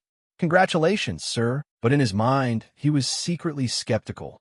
"He won the lottery? He looks like a student." He asked, "Could you tell me where you purchased the ticket?" Ryumin replied shortly, "QS24, Yonwi branch." The receptionist flinched, thinking to himself. He recalled a conversation with a colleague. "Did you hear? There are a whopping 115 winning tickets this time. What? 115? That many? Yeah, it's insane. But the craziest part is that hundreds of those tickets are all from one single location. Don't tell me one person bought them all. Whatever, if anyone says they bought their ticket from the Yonghui branch, call the president immediately. They're a VIP. Ryumin interrupted his train of thought. Excuse me, the receptionist scrambled. I'm so sorry, but could you please wait just a moment? Ryumin nodded. Sure. A moment later, a well-dressed man in his late 40s stepped forward. Thank you for waiting. I am Gwon Jungo, the president of Manhwa Bank. Ryumin introduced himself briefly. Ryumin, the president smiled. So you're the lottery winner. Congratulations. Ryumin replied. Thank you, the president offered. Why don't we go somewhere a bit quieter? Please follow me. He led him to the lottery operations room. The receptionist saw the president and quickly stood up. Hello, sir. In her heart, she was curious. Who's that next to the president? Is that his son? The president introduced him. He is a VIP guest here to claim his prize. Please make sure he is as comfortable as possible. Okay? The receptionist gasped inwardly. A VIP? Is he the person who won 100 tickets? The president spoke politely. Feel free to take a look around for now, all right? Ryumin replied. Yes, thank you, sir. The receptionist told herself. I have to stay calm. She began to attend to him. Welcome, sir. Please have a seat right here. Would you like something to drink? We have coffee, tea, juice. Ryumin cut her off. I'm fine. More importantly, I'd like to receive the prize. The receptionist was slightly flustered but maintained her professionalism. Ah, I see. First, I need to verify the winning tickets, sir. Ryumin handed over a thick stack of lottery tickets. The receptionist's eyes popped out in utter disbelief. He bought all of them with the exact same numbers? Can he see the future or something? After checking for a while, she announced, I have completed the verification. Everything is valid. It's the first prize. Ryumin asked directly. So how much will I be getting? She calculated, breaking into a sweat. Yes, sir. The total prize money is approximately 22.5 billion won. However, the tax deduction is quite heavy, so after taxes, it comes out to about 15 billion won. Everything happened rapidly. After receiving the prize, Ryumin already had his strategy mapped out. First things first, I'll find a new place to live, and tonight, I'll open a trading account. Bitcoin is going to surge 500% over the next month, so I'll invest in that. Arriving at the new apartment, Ryumin asked, 1. How do you like the new place? Do you like it? Ryu-1 was ecstatic. Of course, it's amazing, bro. I've never seen a place this big and beautiful. I definitely need to take a picture of this. Ryumin continued. This is the best place we could move into right away. The security is solid too. Ryu-1 wondered. But bro, why are you paying rent? With that kind of money, we should just buy it outright. Ryumin left his brother stunned. I don't have much money left. I already invested over 14 billion won into Bitcoin. Ryu-1's eyes widened. What did you say? Ryumin acted nonchalant. I know what you're going to say, but I didn't do anything brainless. I can always make more money from the lottery. I already saw 4 more numbers in my dream. Ryu-1, being easily convinced, looked at him with admiration. Grandpa only ever heard rumors about people dreaming of winning numbers. Bro, you remember all of them, right? Don't forget it. Ryumin smiled gently. I won't. It's dizzying. In his heart, he thought, there's no way in hell I'd forget. Not after doing it countless times. He changed the subject. Let's get some dinner. Get ready to go out. Ryu-1 asked curiously. Where are we going out to eat, bro? Ryumin replied. Didn't I tell you? We're moving today. The scene shifted to Yongmin, who was currently punching through a wall, looking at his fist with an ecstatic gaze. I knew I was right to dump all my stat points into strength. He continued punching, thinking to himself, I even have a strength rune that can double my power. Talk about getting lucky with a random rune draw. Looking at the cracks in the wall, Yongmin gloated. I bet even Tyson would be jealous of this punch. He flashed a smile like a psychopathic killer. That's enough testing. Why don't I try it out in actual combat? In the neighborhood, a loud pounding on a door rang out, drowning out the silence of the morning. Yongmin stood in front of the apartment, slamming his fist against the door repeatedly, yelling furiously. Ryumin. He paused for a brief moment, clenching his fist as his knuckles popped, muttering, There's no way that bastard is dead yet. But he wasn't picking up his phone. Young-min scowled, his eyes blazing, his face dripping with murderous intent. Ryumin, that arrogant piece of shit, you think I'm gonna let you off the hook? He gnashed his teeth, recalling Ryumin's contemptuous glare. After you looked at me like that, I'm gonna fucking kill you. One hand continued to pound on the door, as if trying to smash it to pieces, while the other gripped the handle, trying to force it open. Even if we're both players, a loser is still a loser. I have to teach you a lesson. Pounding on the door, he wondered to himself. The bastard is clearly hiding inside. Why the hell isn't he coming out? Suddenly, Yeong-min paused, his eyes flashing with a scheming glint. He intentionally raised his voice. I guess that bastard isn't home. Oh well, nothing I can do, I'm heading back. He pressed himself close to the door, whispering mockingly. Ryumin, if you make so much as a single breath, I'm going to tear this door right off. Suddenly, a voice called out. Hey there, kid. A balding middle-aged man walked over, his gaze stern. What do you think you're doing in front of someone else's door? Yeong-min snapped back aggressively. Hey, what do you care?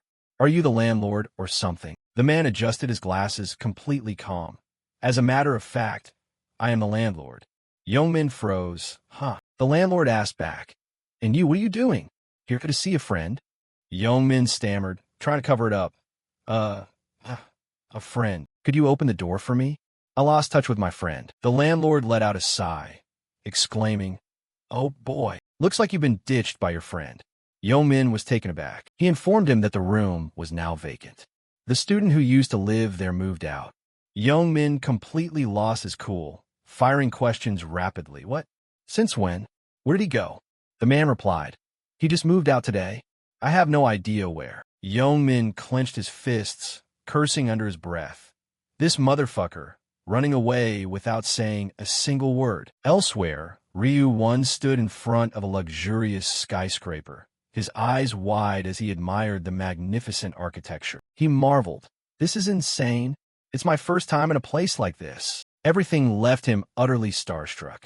As they stepped inside, he was amazed to see revolving doors. Watching Ryumin check in with a key card, Ryu-won's jaw dropped further into an O shape.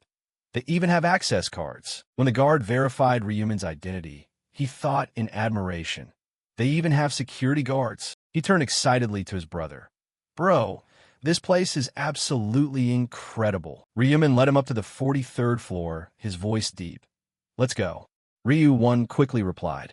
Okay. Ryumin unlocked the door to a high-end apartment, a spacious area with premium furniture glistening under the lights.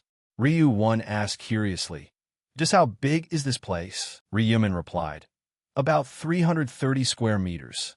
Ryu-won gasped. 330? He questioned. Just the two of us. Isn't that a bit too massive? Ryumin smirked, flashing a self-satisfied smile. We've got plenty of cash. It needs to be at least this big. Ryu-won followed up with another question.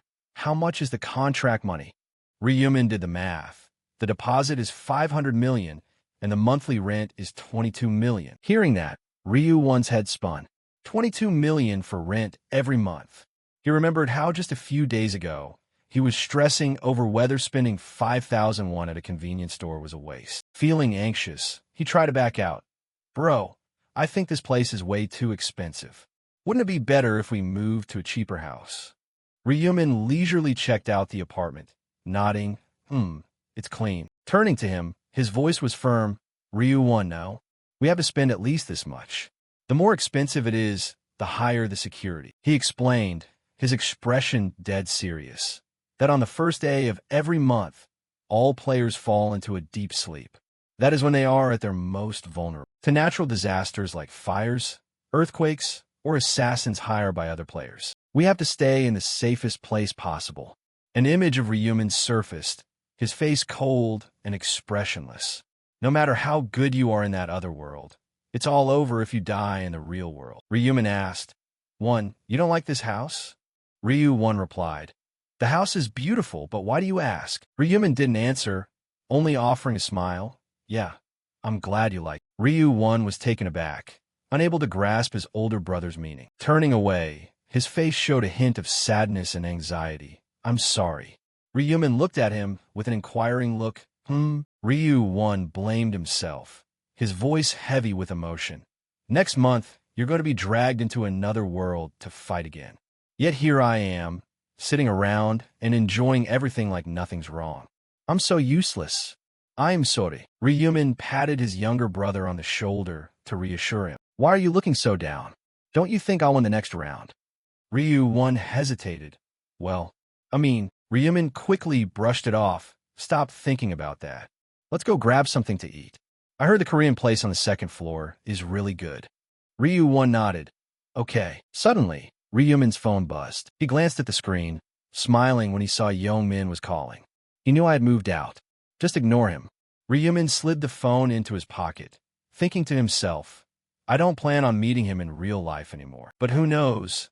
Maybe we'll run into each other in the other world. A day after moving in, Ryumin woke up, let out a long yawn, and walked out of his room. Seeing that Ryu-won had already changed and was holding a bag, getting ready to head out, he asked, Won, where are you going?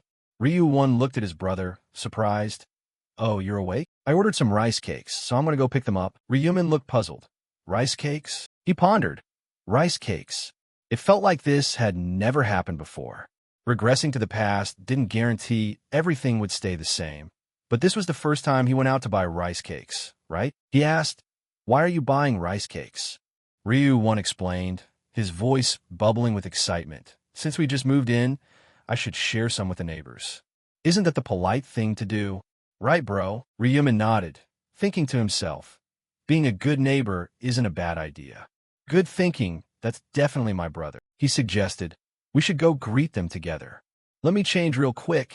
Wait a second. Suddenly, the doorbell rang. Through the intercom, Ryu-won's voice came through. Enthusiastic, hello, we just moved in next door and came by to say hi. A woman opened the door, smiling. Oh, hello. She looked at the two brothers and complimented them. You two look so much alike. Are you brothers? Ryu-won was friendly. Yes, we are. He handed over the rice cakes. We brought some rice cakes for you. They taste best while they're still hot. She said warmly. Oh my goodness. Thank you, boys. I'll enjoy them. Ryumin bowed politely. Thank you, ma'am. See you around. They continued to the other apartments. Ryumin introduced them. We just moved into room 4302 yesterday. Ryu-won handed over the rice cakes, a bright smile on his face. Here are some rice cakes for you. Ryumin greeted them, introducing himself. Please take good care of us. When they gave rice cakes to one family, the neighbor lady smiled. Enjoy your food. The mother reminded her young son. Say thank you, sweetie. The little boy bowed politely to Ryumin. Thank you, older brother. The two brothers went around greeting everyone, and by the time they reached the last house, Ryu-won was exhausted but still cheered them on. Bro, just one more house left. Let's finish strong. Ryumin said cheerfully. Yeah. Let's say hi to the last one and go home to rest. On the way to the final house, Ryumin shared, did you know? There's a penthouse on this floor. They bought out both the 44th and 45th floors. Ryu-won was in awe. That means they're filthy rich, right, bro? Ryumin was skeptical. I don't know for sure, but it's probably someone wealthy or famous. They rang the doorbell and waited for a moment, but there was no answer. Ryu-won wondered, maybe they're not home. He rang the bell again, but there was still no movement. Turning to Ryumin, looks like they're really not home. As he was speaking, both of them were suddenly distracted by something. Ryu-won turned his head, his eyes wide with shock. Ryu-won realized something. That person, in front of them, a gorgeous girl with blonde hair, wearing a designer dress, stepped out of the elevator. It was the actress Seo Erin. The girl looked toward the two brothers, her face filled with surprise. Ryu-won couldn't help but blurt out, She's so beautiful, like an angel. Suddenly, an arm blocked their view. Sang-chun stepped forward, questioning them with a stern look. Who are you guys? Fans. Ryu-won was flustered, not knowing how to respond, while Ryumin said casually, We live on the floor below. Ryu-won stepped forward and offered the rice cakes, catching Sang-chun completely off guard. A neighbor from downstairs? And here I thought it was someone else. Ryu-won quickly added, Please have some rice cakes. Sang-chun coldly rejected the offer. She doesn't need that. Besides, she doesn't really eat stuff like this. The two brothers felt awkward. Sang-chun swiped his card, inviting the girl inside. Go on in, she replied. Oh, okay. She walked in, not forgetting to steal a glance at the two brothers. Ryumin was annoyed by Sangchun's attitude, complaining, I don't know who he thinks he is, being so rude. He told Ryuin, don't mind that jerk. Ryuin, who was standing there dazed, snapped out of it. Huh? It's fine. His eyes lit up with excitement. Bro, did you see that? She is seriously gorgeous. Ryumin was confused by his brother's reaction. What? Ryuin was stunned by his brother's question. What do you mean, what? You just saw her too. Ryumin still didn't get it. Ryuin grabbed his shoulders and shouted, That's SEO Aaron. SEO Aaron. Ryumin looked blank. Who's SEO Aaron? On social media, news was flooding in. Actor Kwon Juk has suffered a heart attack. Fans are in tears over this shocking news. Kwon Sim-won, Cha Yu, and many major actors have passed away for good. A survey revealed that only 58% of celebrities survive. Another article stated, actor Wang Miho suffers from panic and anxiety disorders, forcing production on Urban Crime to a halt. In the living room, SEO Aaron read the news and sighed. What is going on with this world? Her phone buzzed with a message from Hong X. Aaron, did you hear the news? Kwon Sejin is gone. She typed a reply, yeah. The two texted back and forth, arranging to attend the actor's funeral. Are you going to pay your respects tomorrow? We have to go. He took such good care of us. Then let's go together. Okay. Aaron put her phone down, her mind in a state of shock. I can't believe someone even more successful than me died in the very first round. She feared, if I hadn't gotten a good rune, my name would have been on the front page too. She closed her eyes, trying to calm herself down. I've matured so much. To think I actually worried there would be an article written about me. It's truly unbelievable. She reflected. Without the company's sponsorship, could I have grown this much? This penthouse was also bought by the company. Sang-chun walked over and asked, What are you thinking about, Aaron? She hit it. Oh, it's nothing. He sat down, saying calmly, It's fine. You can tell me everything, it's all right. Aaron let her guard down and expressed her thoughts. I'm just wondering why the world turned out like this. How am I even going to survive the next round? Sang-chun said gently, Don't worry. I'm right here. What is there to worry about? Turning his face away, he reminded her, You're stressing too much. Just trust me and get some rest. Aaron smiled, of course. Who else could I possibly trust anyway? She thought to herself, when the company assigned him as my manager and bodyguard, I was really wary, feeling like they just wanted to keep tabs on me. She recalled fighting alongside Sang-chun. If it weren't for him, I would have died in round one. Sang-chun comforted her. I'll protect you no matter what, so don't give up. Aaron felt more at ease. Yeah, thanks a lot. She changed the subject. They brought me rice cakes. They must have just moved in. They look pretty good too.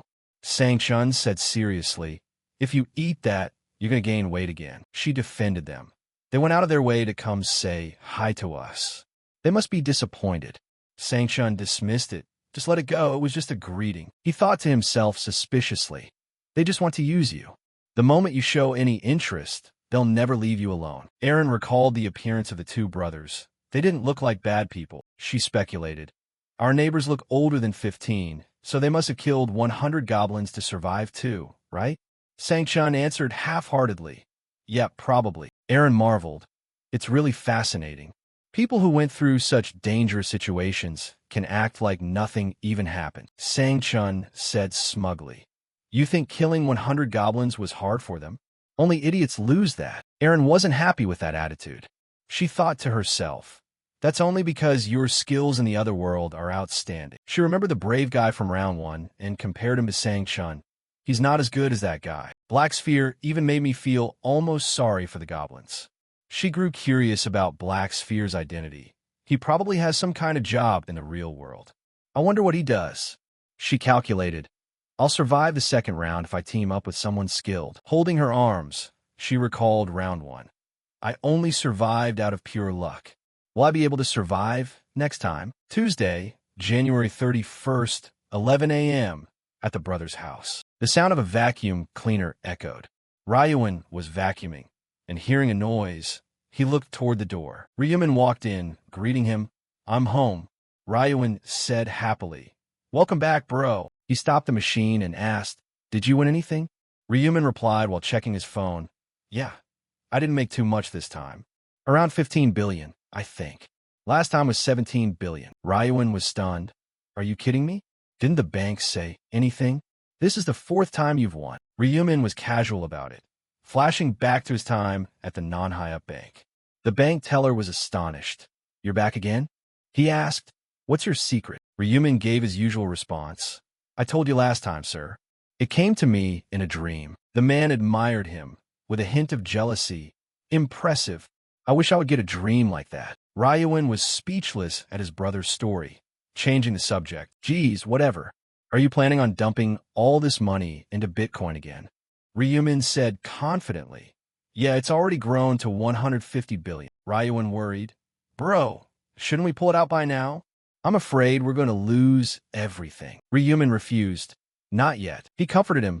Don't worry so much. I've got it all handled. He suggested, let's go grab something to eat. The two brothers went to a Western restaurant and had dinner together. As night fell, they finished shopping and headed back home. Tuesday night, January 31st, 11:55 p.m., in the bedroom, Ryumin was ready to drift into a deep sleep. Ryuan sat beside him, watching over him, holding his older brother's hand with terror in his eyes.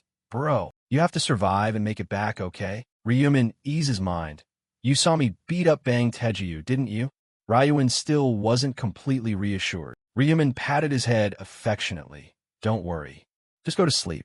When you open your eyes, I'll wake up right alongside. Looking into Ryuan's dazed eyes, he softly said, I'm off. Ryumin followed a beam of golden light, stepping into the other world, appearing in his combat gear. Around him, other players materialized in a forest beneath a gloomy sky. They panicked. We're back here again.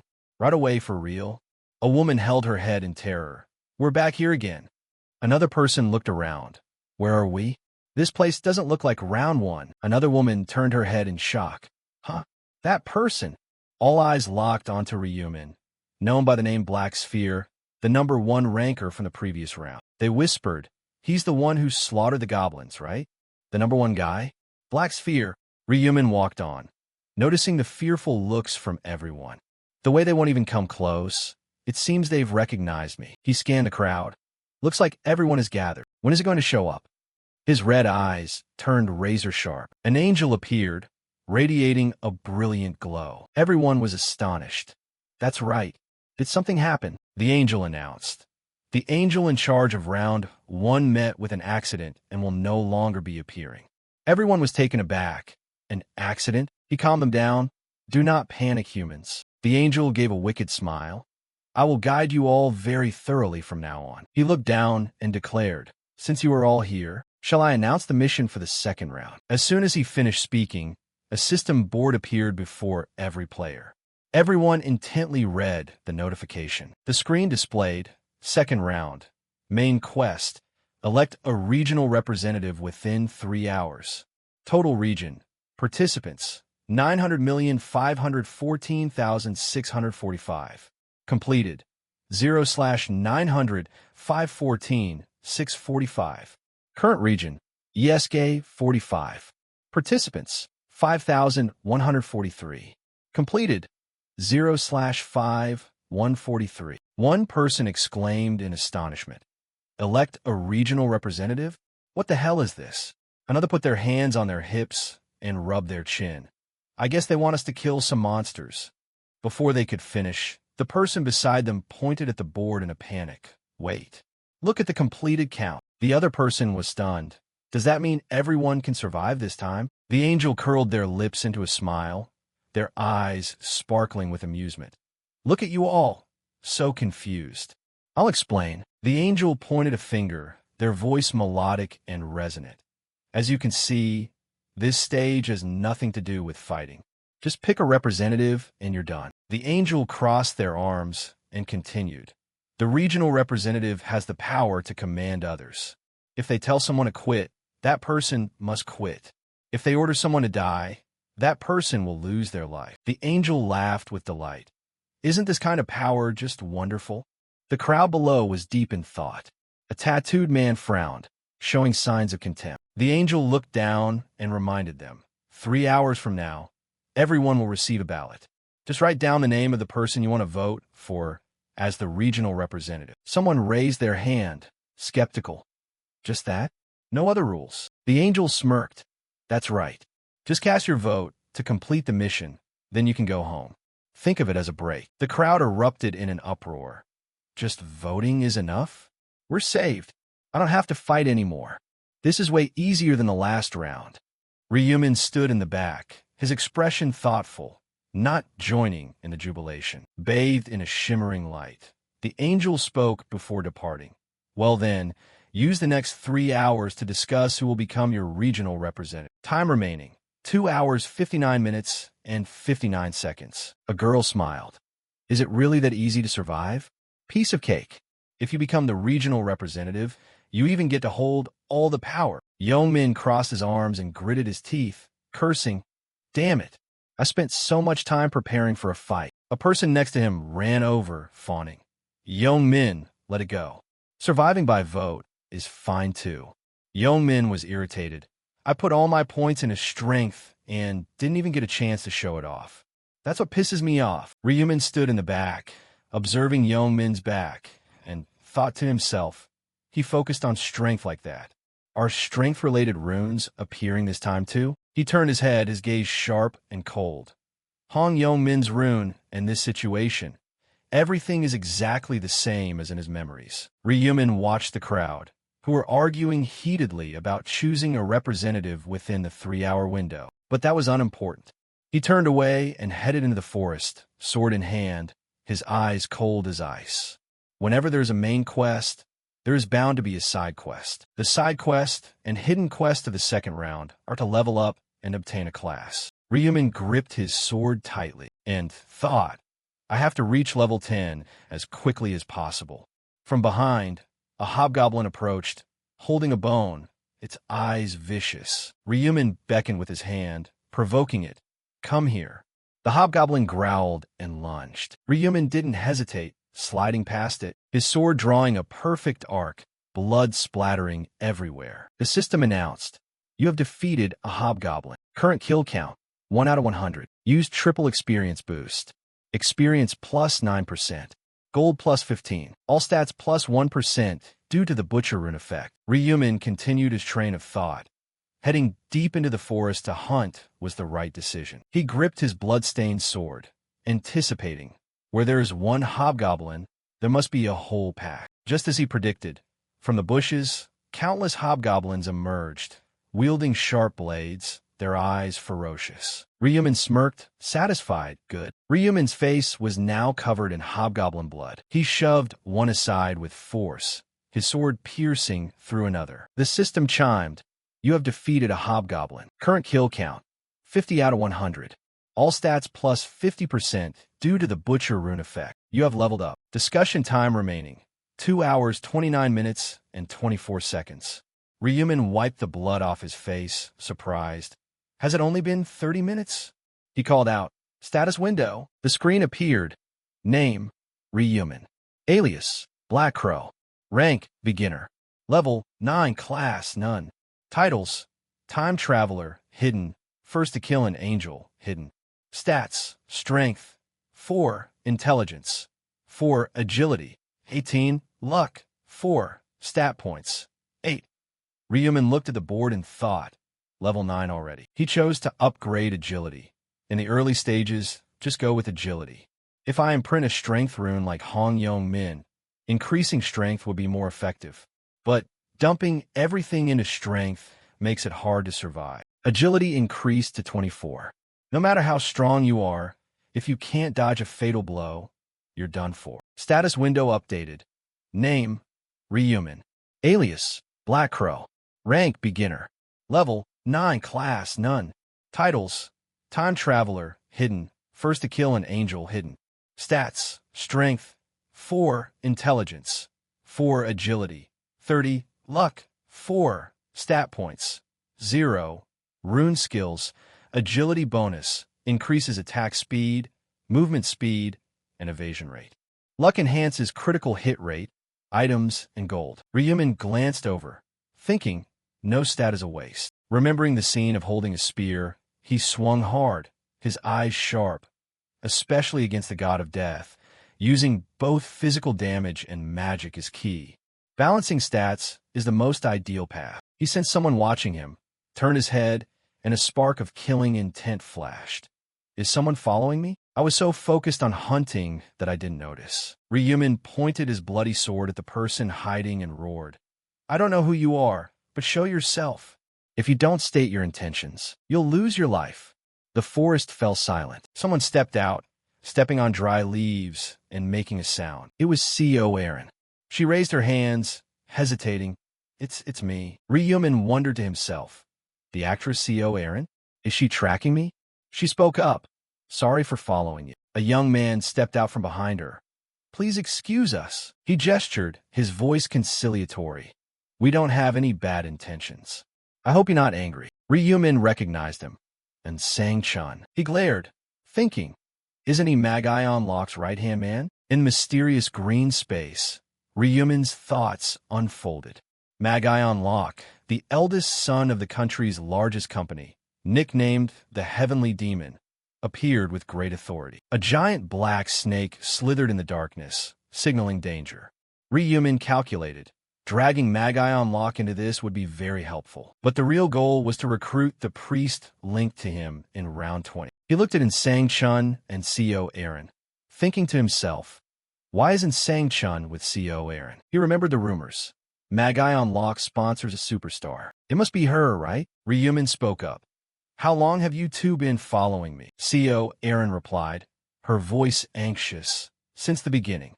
When you started heading into the forest, I saw you and followed. Sorry if I bothered you. Ryumin was annoyed. Why follow me?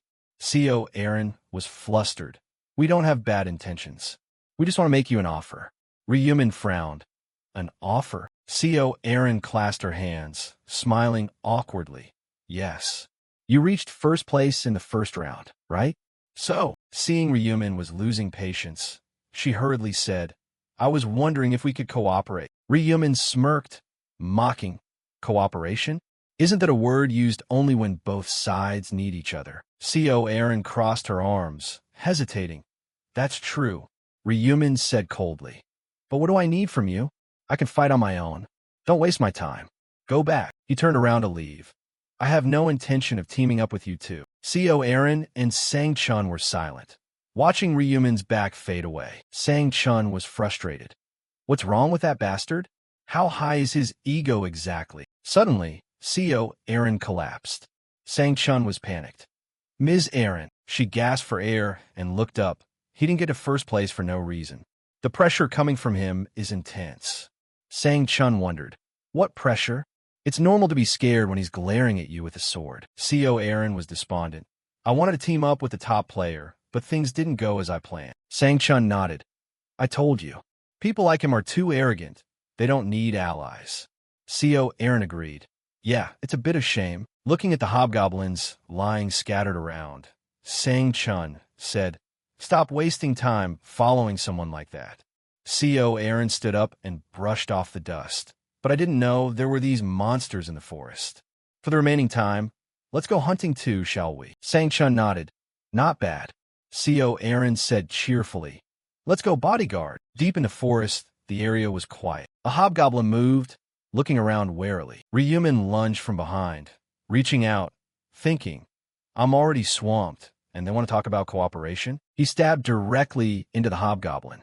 His top priority is to level up. Going solo means leveling up fast. The monster lay sprawled out. The system announced, you have defeated a hobgoblin. Current kill count, 60/100. All stats plus 60% due to the Butcher rune effect. From the bushes, 5 strange Nons emerged, wielding weapons. Ryumin was excited, marveling. 5 Nons at once? I'm in luck. They rushed forward, preparing to land a heavy blow. Ryumin gripped his sword tightly. His blade swept past, and the 5 Nons fell one by one. The system chimed. You have defeated a Non. Current kill count, 65/100. All stats plus 60% due to the Butcher rune effect. You have leveled up. You have reached level 10. Ryumin looked up, his gaze sharp. Upgrade condition met. Notifications flooded the message board. You have leveled up. You have reached level 10. You have met the requirements for advancement. Currently, You can use the shop function. After all the hard work, Ryumin was rightfully rewarded, finally leveled up. He looked at the rules on the board.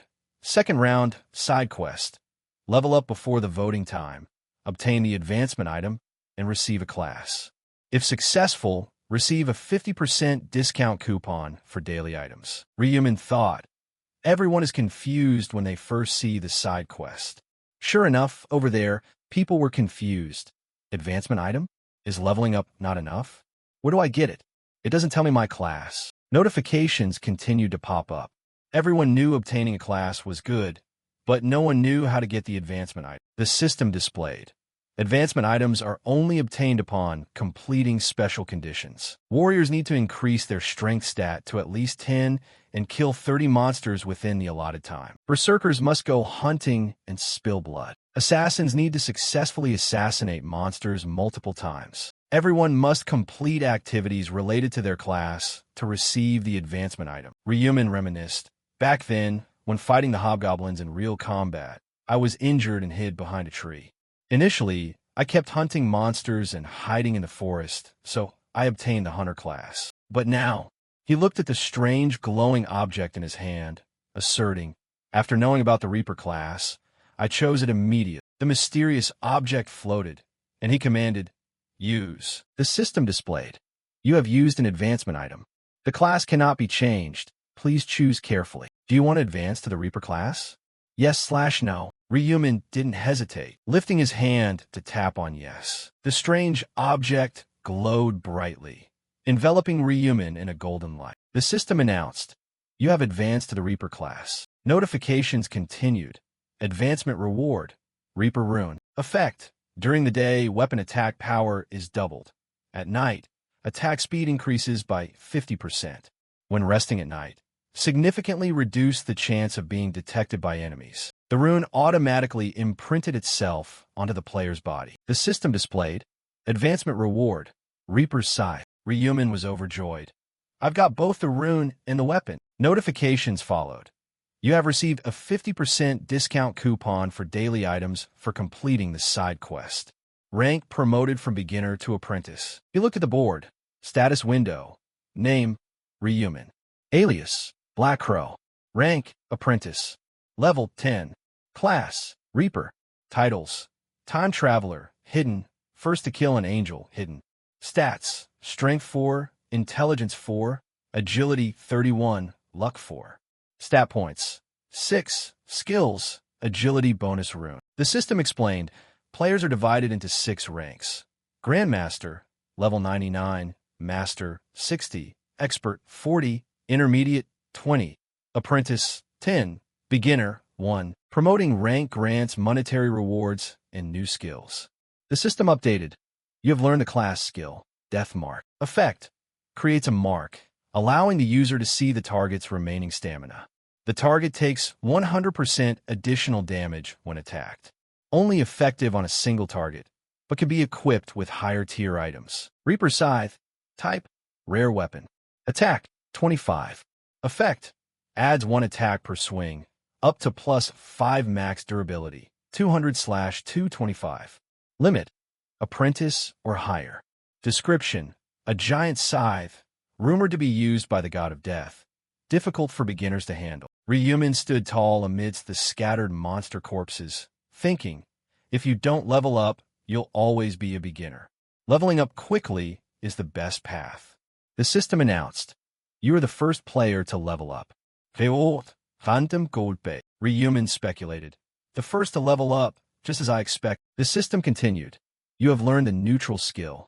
Tracking. Effect. Detects the location of a desired target, but the face and alias must match. Cost, 20,000 gold. Ryumin laughed, looking at the board. A 20,000 gold skill? I have to try it. He activated it. Tracking. The system displayed Hong Yongmin's face. Name matches. Tracking target location. Located, Hong Yongmin, 190 m away. Follow the arrow to track. Ryumin assessed. 190 m? So he also came into the forest. He rested his hand on his chin, speculating. From 2 kilometers now down to 190 m. Should I sneakily follow him? Elsewhere, Co, Aaron, and Sangchun were running in the forest, their breath ragged. CO Erin collapsed, clutching her knees, gasping for air. I can't run anymore. My legs. Sang-chun interrupted, encouraging her. Ms. Erin, we must keep going. If they catch us, he supported her, worried. Even if your legs hurt, you must endure it. CO Erin trembled. I'm sorry. Where the arrow hit burns. Sang-chun gritted his teeth, explaining, it's just a theory, but even if you're injured here, your real body will be fine. If we survive, you will return home. CO Erin tried to endure the pain and stood up. Understood. I'll try. Suddenly, a voice rang out. Where do you think you're going with that woman? CO Erin and Sang-chun panicked, looking back. Yeongmin led his cohorts, smirking in contempt.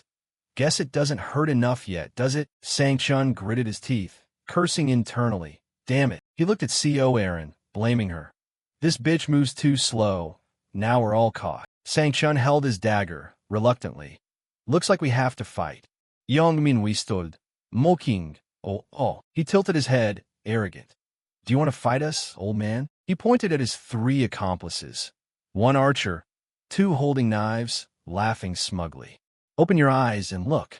You think you could take us all on? Sang-chun yelled. Why are you doing this? What did we ever do to you? Yeongmin thought for a moment, then laughed arrogantly. Of course you didn't do anything. Sang-chun stammered. Then why attack us for no reason? Yeongmin replied. Just wanted this. He hesitated, stirring up curiosity.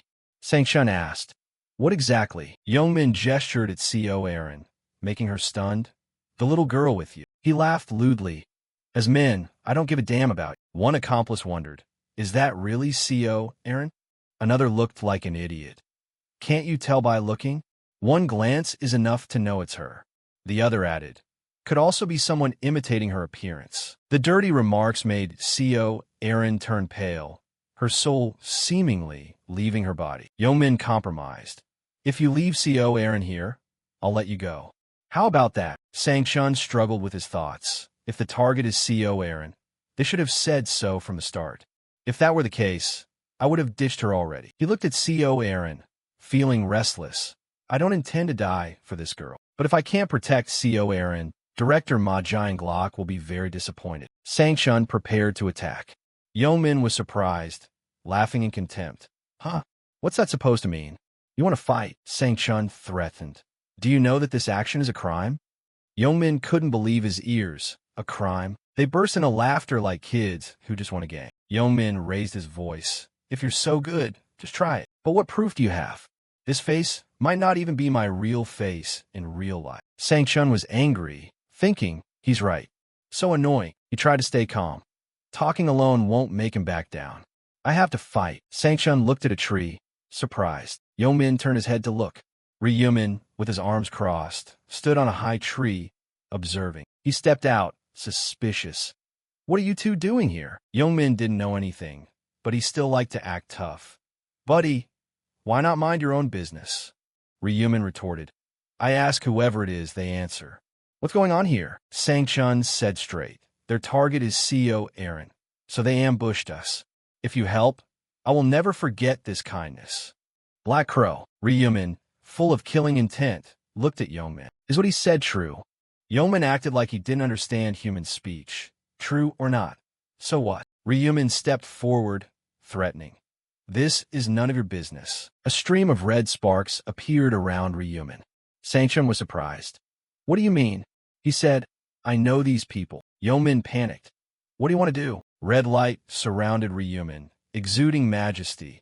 I won't let them get hurt. Yeongmin gritted his teeth, glaring at him with a ferocious gaze. CO Erin and Sang-chun were as happy as if they had found a savior. Ryumin, thank you. Ryumin clicked his tongue internally. TSK, doing this also benefits me. He glanced at Sang-chun and secretly calculated.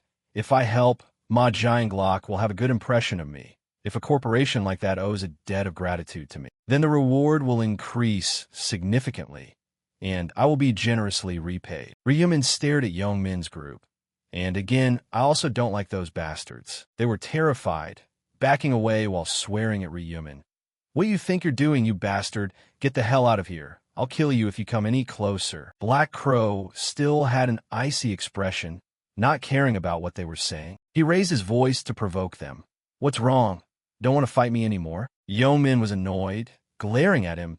Damn it, what are you saying? You tore the elves apart in the blink of an eye last time. You also stood at the top spot. If it were me, would you want to fight a monster like that? Suddenly he was startled. Ryumin said straightforwardly to the group, if you don't want to fight, just say so. Yeoman asked timidly, if I tell the truth, will you let me go? Ryumin crossed his arms smugly. I'll consider it if you kneel and beg for your life. Yeoman went silent. It seems he realized Ryumin's intention.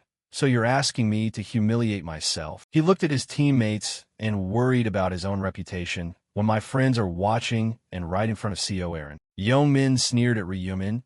If possible, I wouldn't want to fight you either, but you're really pissing me off, you dog. Suddenly he remembered something. Wait, he remembered the last time he went to Ryumin's house. Wasn't I strong enough to break a wall with my bare hands? If I'm lucky, I might even be able to take him down with a single punch. Yeoman smirked in contempt. He held his hands in front of his chest and arrogantly threatened Ryumin.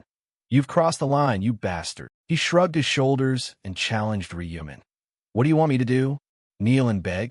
Do you want to die? Yeoman gleefully imagined the scenario, throwing a punch at Ryumin's face. Yeah, I'll get close like this, then punch him right in the face. Not even he could survive a hit like that. How could a normal person withstand a punch that can break a wall, right? Ryumin used his power to make his scythe disappear. Yeoman asked in surprise, what are you doing?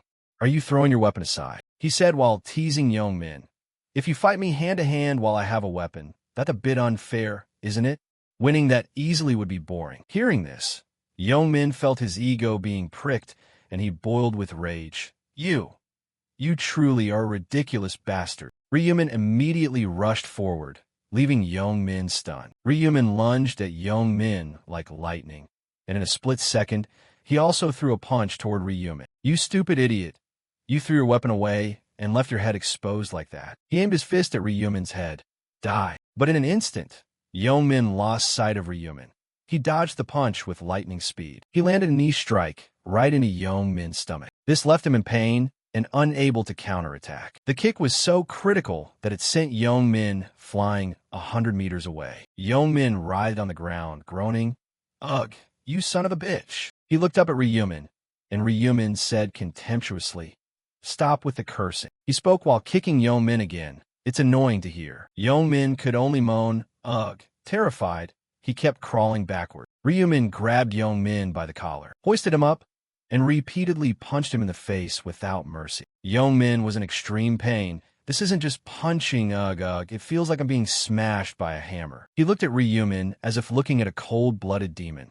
Is this bastard as strong as me? He doesn't have a strength rune like I do. He couldn't believe it. Why is he so strong? Ryumin looked cold, but also really cool with his blood-red eyes. Yeoman's friends trembled as they picked up their bows to shoot Ryumin. Shoot that bastard. An arrow flew straight toward him. CO Aaron saw this and shouted, Ryumin, dodge. He immediately leaned to the left. Yeoman's friend, after missing, cursed, You die. In a split second, Ryumin turned around and rushed toward him. He was like he had Sonic the Hedgehog's superpowers. He was near his friend in a flash. He belittled his friend and provoked him. I'd bet hunting monsters and getting a bow was just luck, wasn't it? His friend turned pale as he looked at Ryumin. Ugh. Ryumin excitedly used his rune power to draw his scythe, then slashed toward his friend. Unlucky for you. He swung the glowing red scythe. It's my turn to meet you again. He slashed at his friend's arm. He collapsed to the ground, crying out in agony. My arm. The others, though terrified, tried to raise their weapons and act aggressively toward Ryumin. You bastard. Do you think you can mess with us and just walk away? The bald friend desperately charged at Ryumin. Die, you piece of shit. Ryumin laughed coldly and said to him, You think so? He cast the death mark spell. A red symbol appeared on his friend's back. Ryumin gripped the scythe tightly, the power of the rune gathering. He swung the scythe upward. Standing firm, he swung hard to attack. Before he could attack, his legs bore the full brunt of Ryumin's slash. His legs were severed, and he screamed tragically, causing his teammates to panic. The remaining one was pale, his legs shaking uncontrollably. Before he could recover, Ryumin had rushed over like a whirlwind. He appeared beside him, provoking him with a cold voice. Daring to attack me with weapons. You must have some skill, right? He panicked, his arms severed, and he cried out in pain. Ryumin turned his head to look at the enemies, silently exclaiming, Deathmark is truly worthy of its name. Double damage. Tore through the armor in just one hit. Watching them in pain before his eyes was truly satisfying. Too easy, but he mused, it can't end like this. Ryumin gripped the Reaper's scythe, his eyes sharp and cold.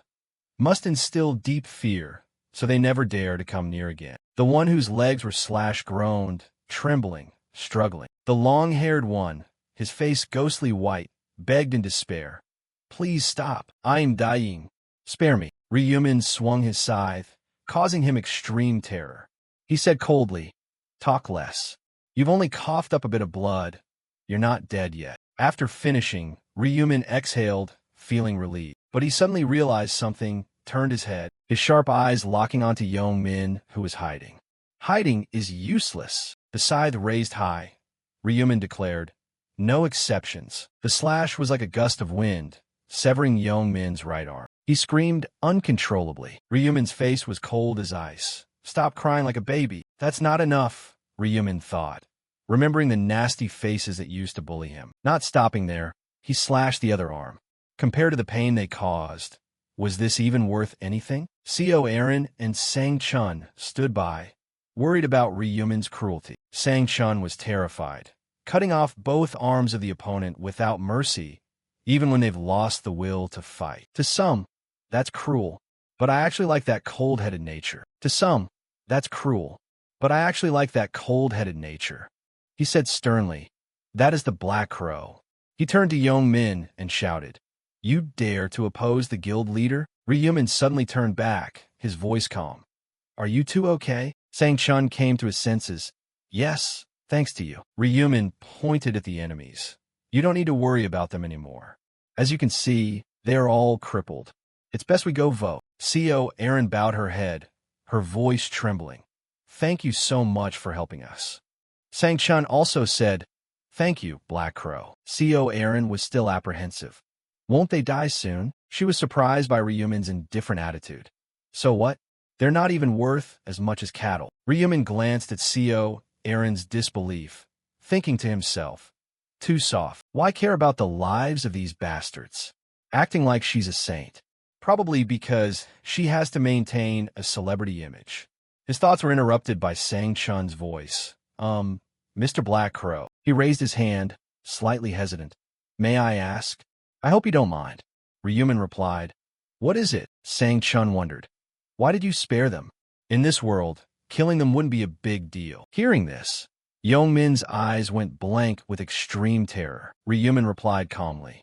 The reason? Inside, he praised him, truly Ma Jianglok's right-hand man. Looking at their fearful appearance, as if facing the god of death, he replied, Simple. Killing them brings no benefits. Sang-chun was suspicious. No benefits? Yeah. Ryumin glanced at the enemies, while Sang-chun worried. Regardless, leaving them like that could cause trouble later. Looking at them lying scared on the ground, Ryumin said indifferently, Trouble. He laughed contemptuously. What could they possibly do? Then he turned serious. Besides, reducing the population isn't good. The number of successful participants decreases, and the number of dwellings for those who pass the round also decreases. Sang-chun suddenly understood and nodded. Ah, he thought, he's right. If the number of survivors drops, there are fewer places to live. He even calculated these aspects. His understanding of the game is really different. Truly impressive. Sang-chun sighed and followed Ryumin's lead. I understand. We'll stop paying attention to this trash. Ryumin turned away. Then I'm going. Sang-chun hurriedly stopped him. Wait, Mr. Black Crow. He rushed. If you give me your account number, I'll send a reward in the real world later. Ryumin didn't care and turned his back. Forget it. Co Aaron and Sang-chun watched Ryumin's fading silhouette. Sang-chun silently exclaimed, Helping someone without needing a reward? His face was full of surprise. I'll report this to the guild leader right away. Yong-min's painful moans drew Sang-chun's attention. Although he wanted to kill them, he restrained himself, thinking, as Black Crow said, Killing them brings no benefits. Yeoman bit his lip, unsatisfied. Sang Chun spat on him. Bastards. He called out, "Let's go, see Aaron." She replied, "Understood." Elsewhere, voices of contention rang out. "Please, give all your votes to me. Vote for me. If I become the regional representative, I'll do a good job." Many people gathered, one fighting for the position. "Not him. I'm confident I can do better." Two people argued aggressively, preparing to fight. The smaller one grabbed his shirt. "Huh? You? You fat pig." The fat one was furious. "What did you say? How dare you call me that?" Someone advised, "Don't fight. Even if we work together, we're still weak. What do we get from fighting?" Another agreed. "That's right." Another jumped in to argue. "People who are easily provoked aren't worthy of being representatives. Let me." Another interrupted, raising his hand. "Wait." He pointed to himself, confidently. "My father is a member of the National Assembly. Wouldn't I be more suitable?" The crowd pointed and doubted. "Huh? Your dad is a member of the National Assembly? How the hell are we supposed to believe that?" A voice rang out, interrupting. Everyone turned their heads to look in the direction the sound came from. The mint chocolate boy spoke up. "There are only 2 hours left until the voting time ends.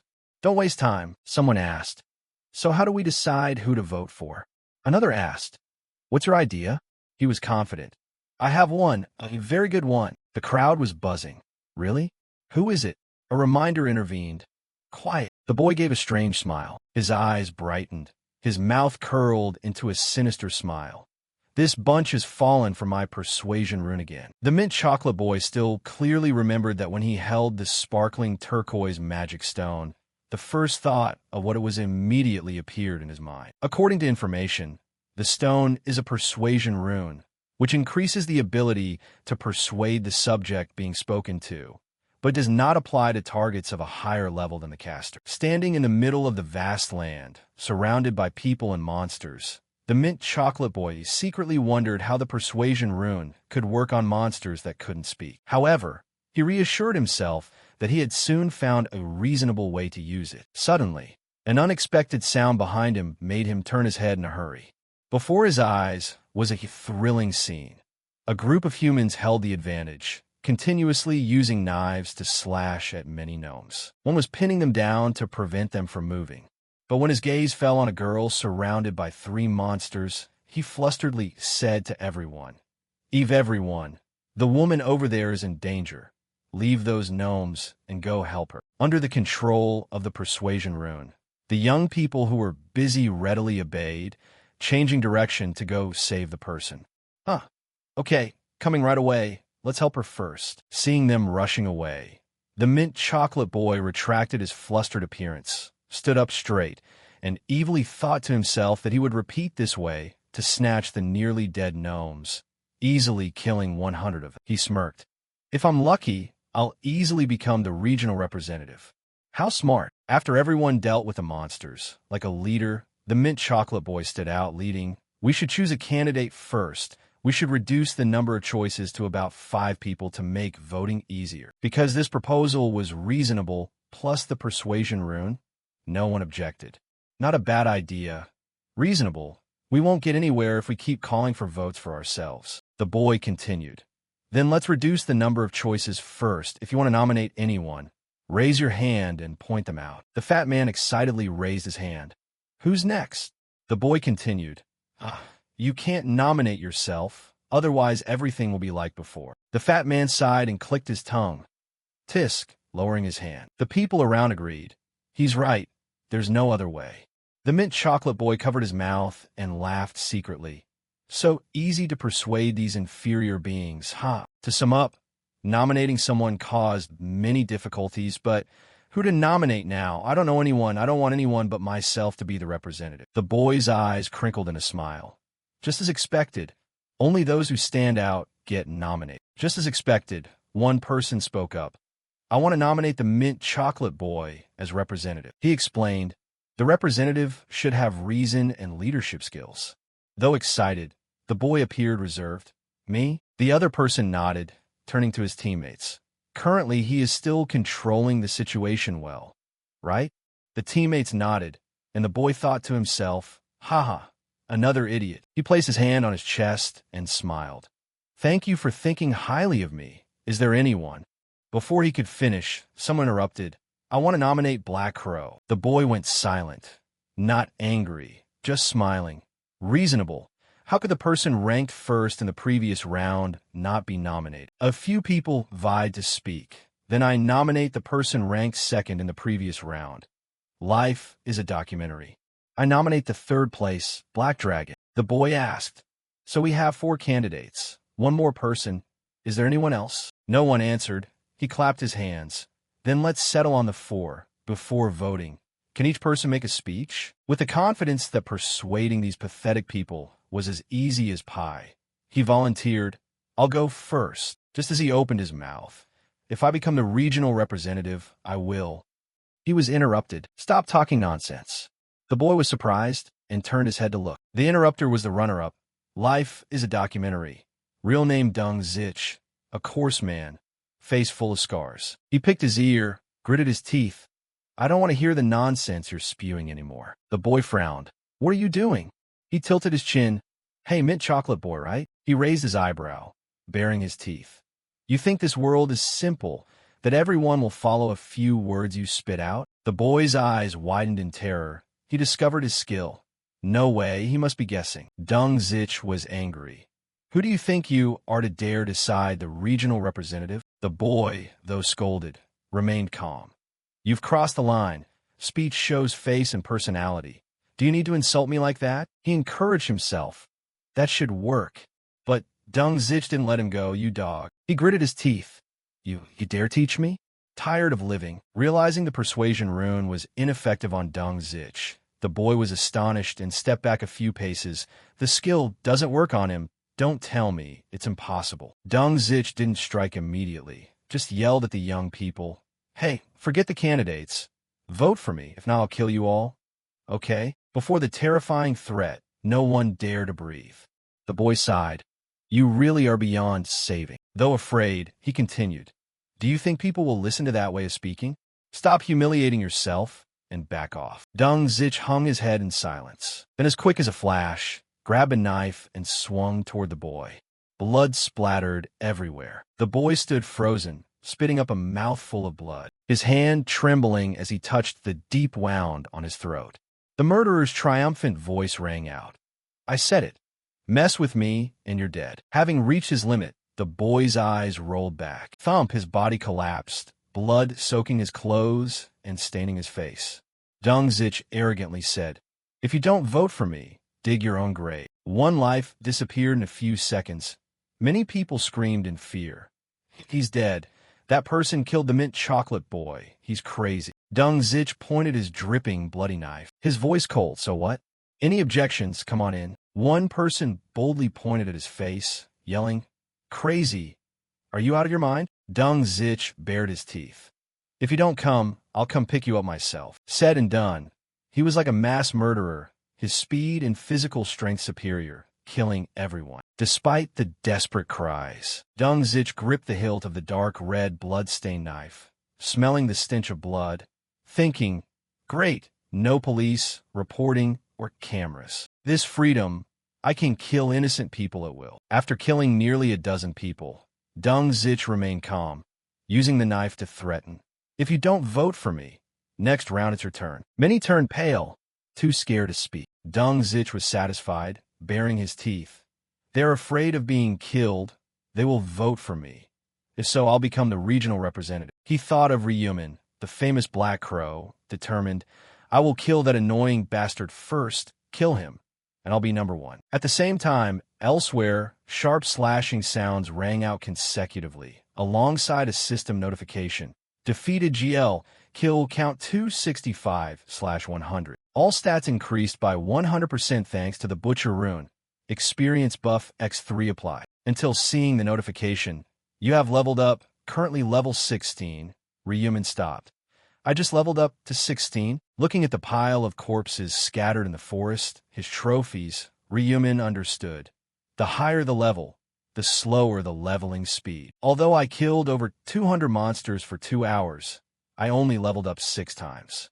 Quite tired, but he thought, Hunting monsters is easier because I possess the Reaper and Butcher runes, doubling damage and stats. Ryumin held his staff, using magic to destroy it. Time to leave. A blinding golden light shone down around Ryumin. The system voice rang out. Voting time over. Summoning regional players to the starting point. The system voice rang out. Voting time over. Summoning regional players to the starting point. Time to vote. Following the system's order, the players in the area were summoned to the starting point. When setting foot on the open land, they were stunned to see unfamiliar faces, all wearing identical outfits. A sense of confusion made them look at each other, whispering, "What is happening?" But what terrified everyone the most was the image of Dung Zich standing tall amidst a pile of bloody corpses, his cold gaze exuding the aura of a ruler. A player couldn't hold back their fear and blurted out, "Deaths of the players. What the hell happened here?" Aaron Ryumin, his voice hesitant, turned to the person next to him. "Don't tell me that person killed them all." Only Ryumin, with sharp intuition, immediately realized what had just happened. He silently observed Dung Zich, who was standing there with an arrogant, self-satisfied look. Although his nasty gaze and sneering smile made Ryumin uncomfortable, he calmly recalled information about his opponent. Dung Zich, leader of a notorious gang, the second strongest warrior in the area. His personality, as the rumors went, was trash to the point of giving others goosebumps. Ryumin sighed despondently, muttering, "It's best to dismantle this bomb before it explodes." But before he could act, Dung Zich actively stepped forward, wearing a fake smile. "Hey, Black Crow, where are you going? I've been waiting for you for a long time." His friendly appearance made Ryumin suspicious. He frowned and went straight to the point. "What do you want?" Dung Zich laughed loudly, answering confidently, "Nothing much. I just wanted to ask one question." He paused, his eyes flashing with cunning. "Come under my command." Ryumin was not surprised. He asked back coldly, "Come under your command?" Dung Zich nodded, his hand spinning a meat cleaver menacingly.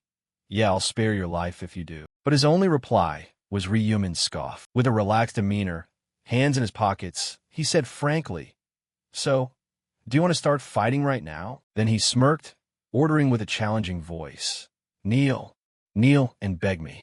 If you do, I'll spare you." Ryumin's boldness left Dung Zich stunned. He gripped the knife hilt tightly and roared, "Oh man, look at this crazy bastard. Looks like you still don't grasp the situation." But before he could finish the sentence, "If I become the regional representative," Ryumin interrupted, "is understanding what I'm saying that difficult?" He spread his hands, using magic to create a sharp scythe, the metallic sheen flashing in the light. With a voice full of pride, he asked, "Would you rather die here?" Ryumin's power was known, but Jongsik still hadn't anticipated this move. Sweat broke out on his disheveled face, revealing his panic. What was that? Where did he get that weapon? Damn it, I picked a fight with the wrong guy." Ryumin narrowed his eyes and sneered. "What's the matter? Kakayutong." Jongsik gritted his teeth, struggling to keep his composure. After a few seconds of brooding, he growled, "Listen, I'm Jongsik, the leader of the Jongsik gang. Do you think I'm going to kneel before someone like..." Unable to stand the humiliation in front of the crowd, he angrily challenged, "Grab that weapon and come up here, you bastard." Ryumin just scoffed, keeping his cool. He knew full well that if he showed off his power now, things would get complicated. A plan had already formed in his mind. Use Jongsik, turn him into a proxy to manipulate things in the next round. Ryumin's red eyes tightened slightly, as if anticipating an upcoming incident. And just as expected, less than a minute later, the angel appeared, its voice echoing, "Are you all gathered now, you humans?" While everyone marveled at the angel's arrival, Ryumin just coldly said to Jongsik, "You're lucky." He flicked his hand, his tone like he was teaching a lesson. "Next time, before you challenge someone, remember to check who they are, unless you want to meet your maker early." Watching Ryumin's tall, slender back gradually fade away, Jongsik could only grit his teeth, thinking irritably, "Damn it, I almost had a heart attack. I'll let you slide this time. Just you wait. I'll make you pay 100 times over." The angel, with a mysterious smile, spoke up. "Have you chosen your representative yet?" Seeing no one answer, it continued, "I see. It seems in the last 3 hours, You haven't just been making small talk, have you? Of course, if you trash like you die, I wouldn't care anyway. It raised its index finger, smiling as it asked, "Shall we start the voting session?" Immediately, a notification board appeared in front of each player. The official representative voting session has begun. You only have one vote. The game rules emphasized, anyone who doesn't vote within 5 minutes will be eliminated and vanish. He stared intently at the screen. As the timer began to count down, all eyes turned to Jongsik. He crossed his arms, smugly thinking, "Just as I thought, everyone is looking at me." But when he looked up, he was startled to discover a girl who refused to vote for him. He pointed directly at her and roared, "Hey, you chubby steamed bun girl." The girl was confused. "Me?" Jongsik shouted. "Do you want to die? Why aren't you looking at me?" The girl quickly explained, "No, I already voted for you." Ryumin, standing not far away, muttered in annoyance, "No different than a lunatic." Jongsik continued to threaten, "If you don't look at me, you can consider yourselves done for." When the countdown hit 0, a ding sound rang out, signaling the end of the voting session. The angel laughed loudly. "Time's up. Luckily, you foolish humans managed to vote in time." It clapped its hands, and a giant screen appeared, showing the results. Life is a Documentary, 2,412 votes. Black Dog, 2,077 votes. Black Dragon in My Right Hand, 249 votes. Chubby Steam Bun, 6 votes. Cute Little Bird, 5 votes. Jongsik was stunned. Number 1, but only 2,412 votes? And Black Dog is in second place. He thought hatefully, "You bastards, I told you to only vote for me. Yet you dared to vote for Black Dog." The angel flew up and declared, "The results are in. Life is a Documentary is the area representative." It handed the command authority to Jongsik, along with a system notification. "You have become the area representative. You will be granted command authority." Jongsik smiled smugly to himself. "Haha, I'll make you regret not killing me, Black Dog." But the joy was short-lived. The system continued. Command authority. You can order and control players. They cannot resist. Limit, 10 turns. Only command one person at a time. Skills do not apply to A-rank players. Jongsik was in deep shock. What? It can only be used 10 times, and it doesn't work on A-ranks? He panicked, realizing that people like Ryumin could completely ignore him. The angel, with a sinister smile, continued. "You thought the voting part ended here, right? Not all. This round also has a hidden mission. Promote to A rank before voting and find upgrade items to receive a 50% off coupon." Aaron's group was bewildered. Upgrade items? Promote to A rank. The angel laughed loudly. "The quest window appeared since level 10, but you didn't notice, did you?" A player replied wearily. "There are no monsters. How are we supposed to level up?" The angel frowned. "What do you mean?" "The forest is full of monsters." Seeing the other side silent, it clicked its tongue. "Don't be so gloomy. Only 50,000 people will be promoted to A rank in this round. And this area already has someone who promoted." Everyone was stirred. "Who is it?" The angel snapped its fingers, and the screen displayed the submission results. Black Dog Grim Reaper, level 16, time 39 minutes 42 seconds. Heavenly Devil Dark Knight, level 10, 2 hours 36 minutes 15 seconds.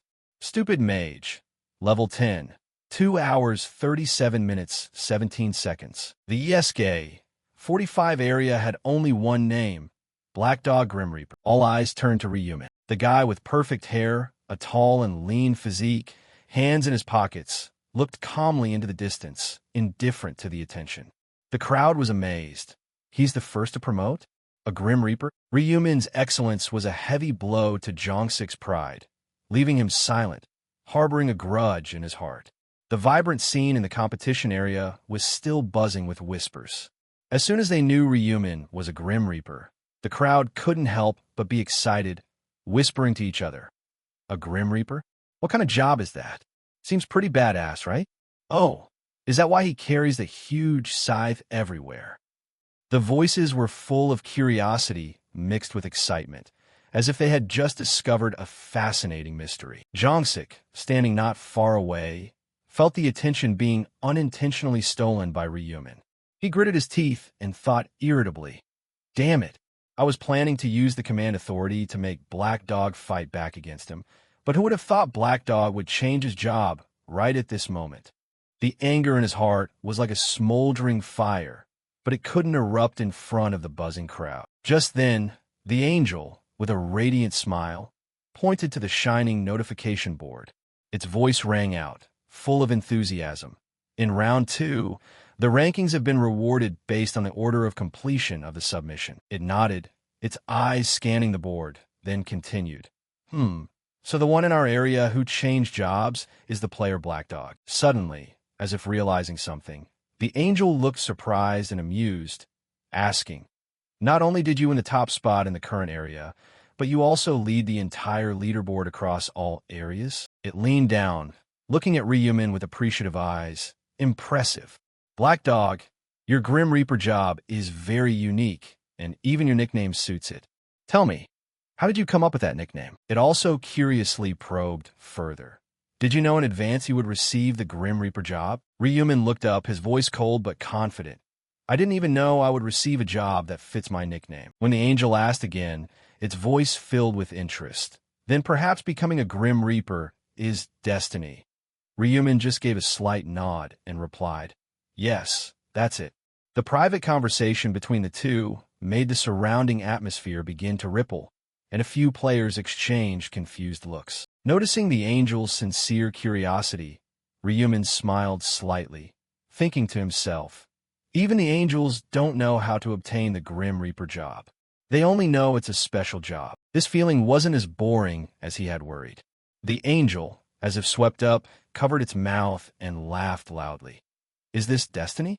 How interesting." It continued to ask, its voice full of excitement. "Yet there is someone in this area who changed jobs. So are you the only one who won't be affected by the command authority?" The angel's question immediately drew the crowd's attention. A few young men nearby were stirred. "He won't be affected by the command authority?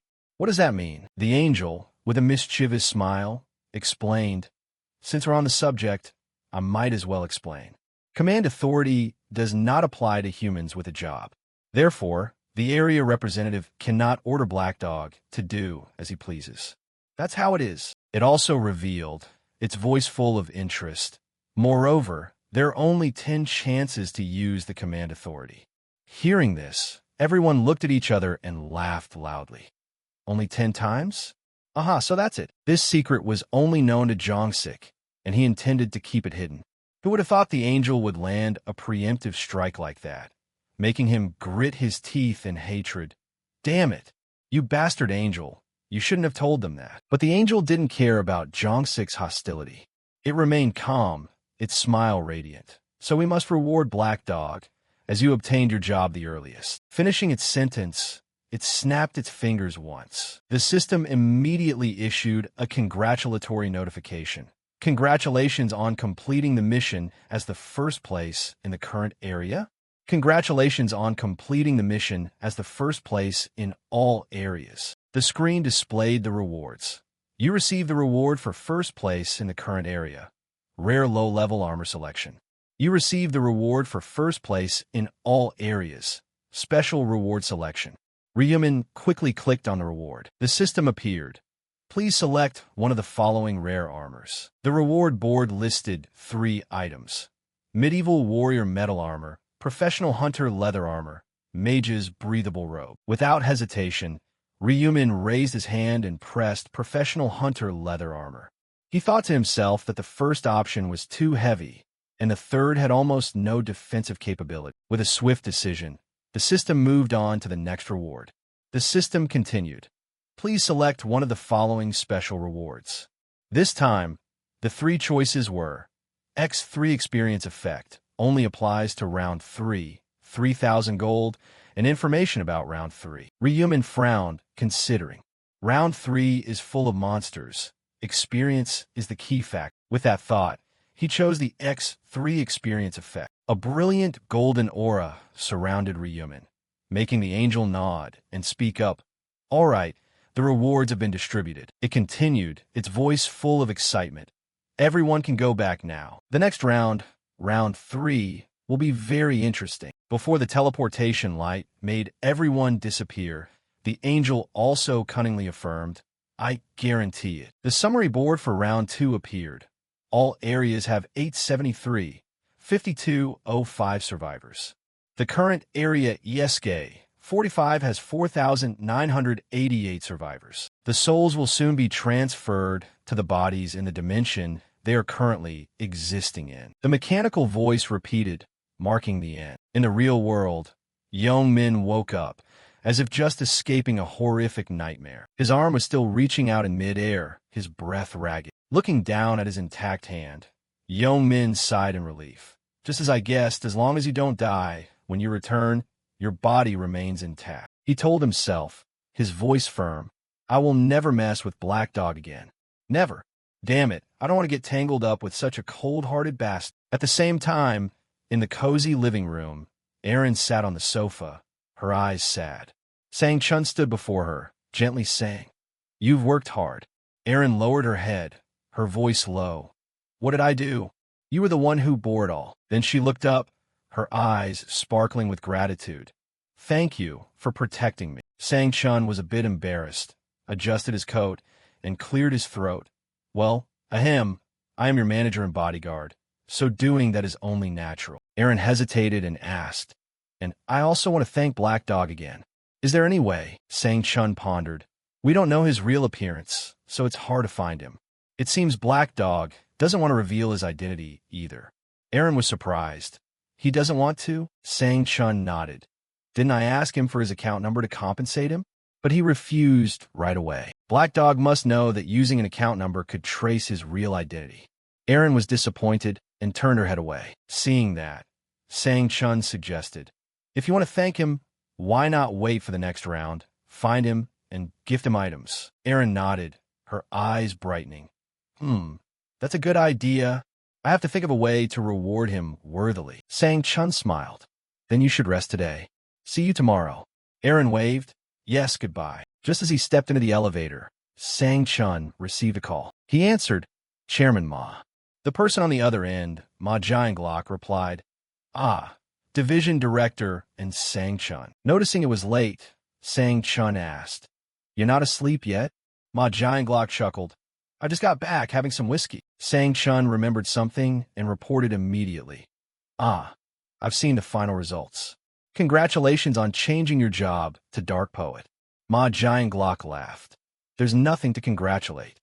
Did anything happen on your end? Stepping into the parking basement, Sang Chun replied. Sell Erin, and I only reached level 8, and we were injured and couldn't hunt anymore.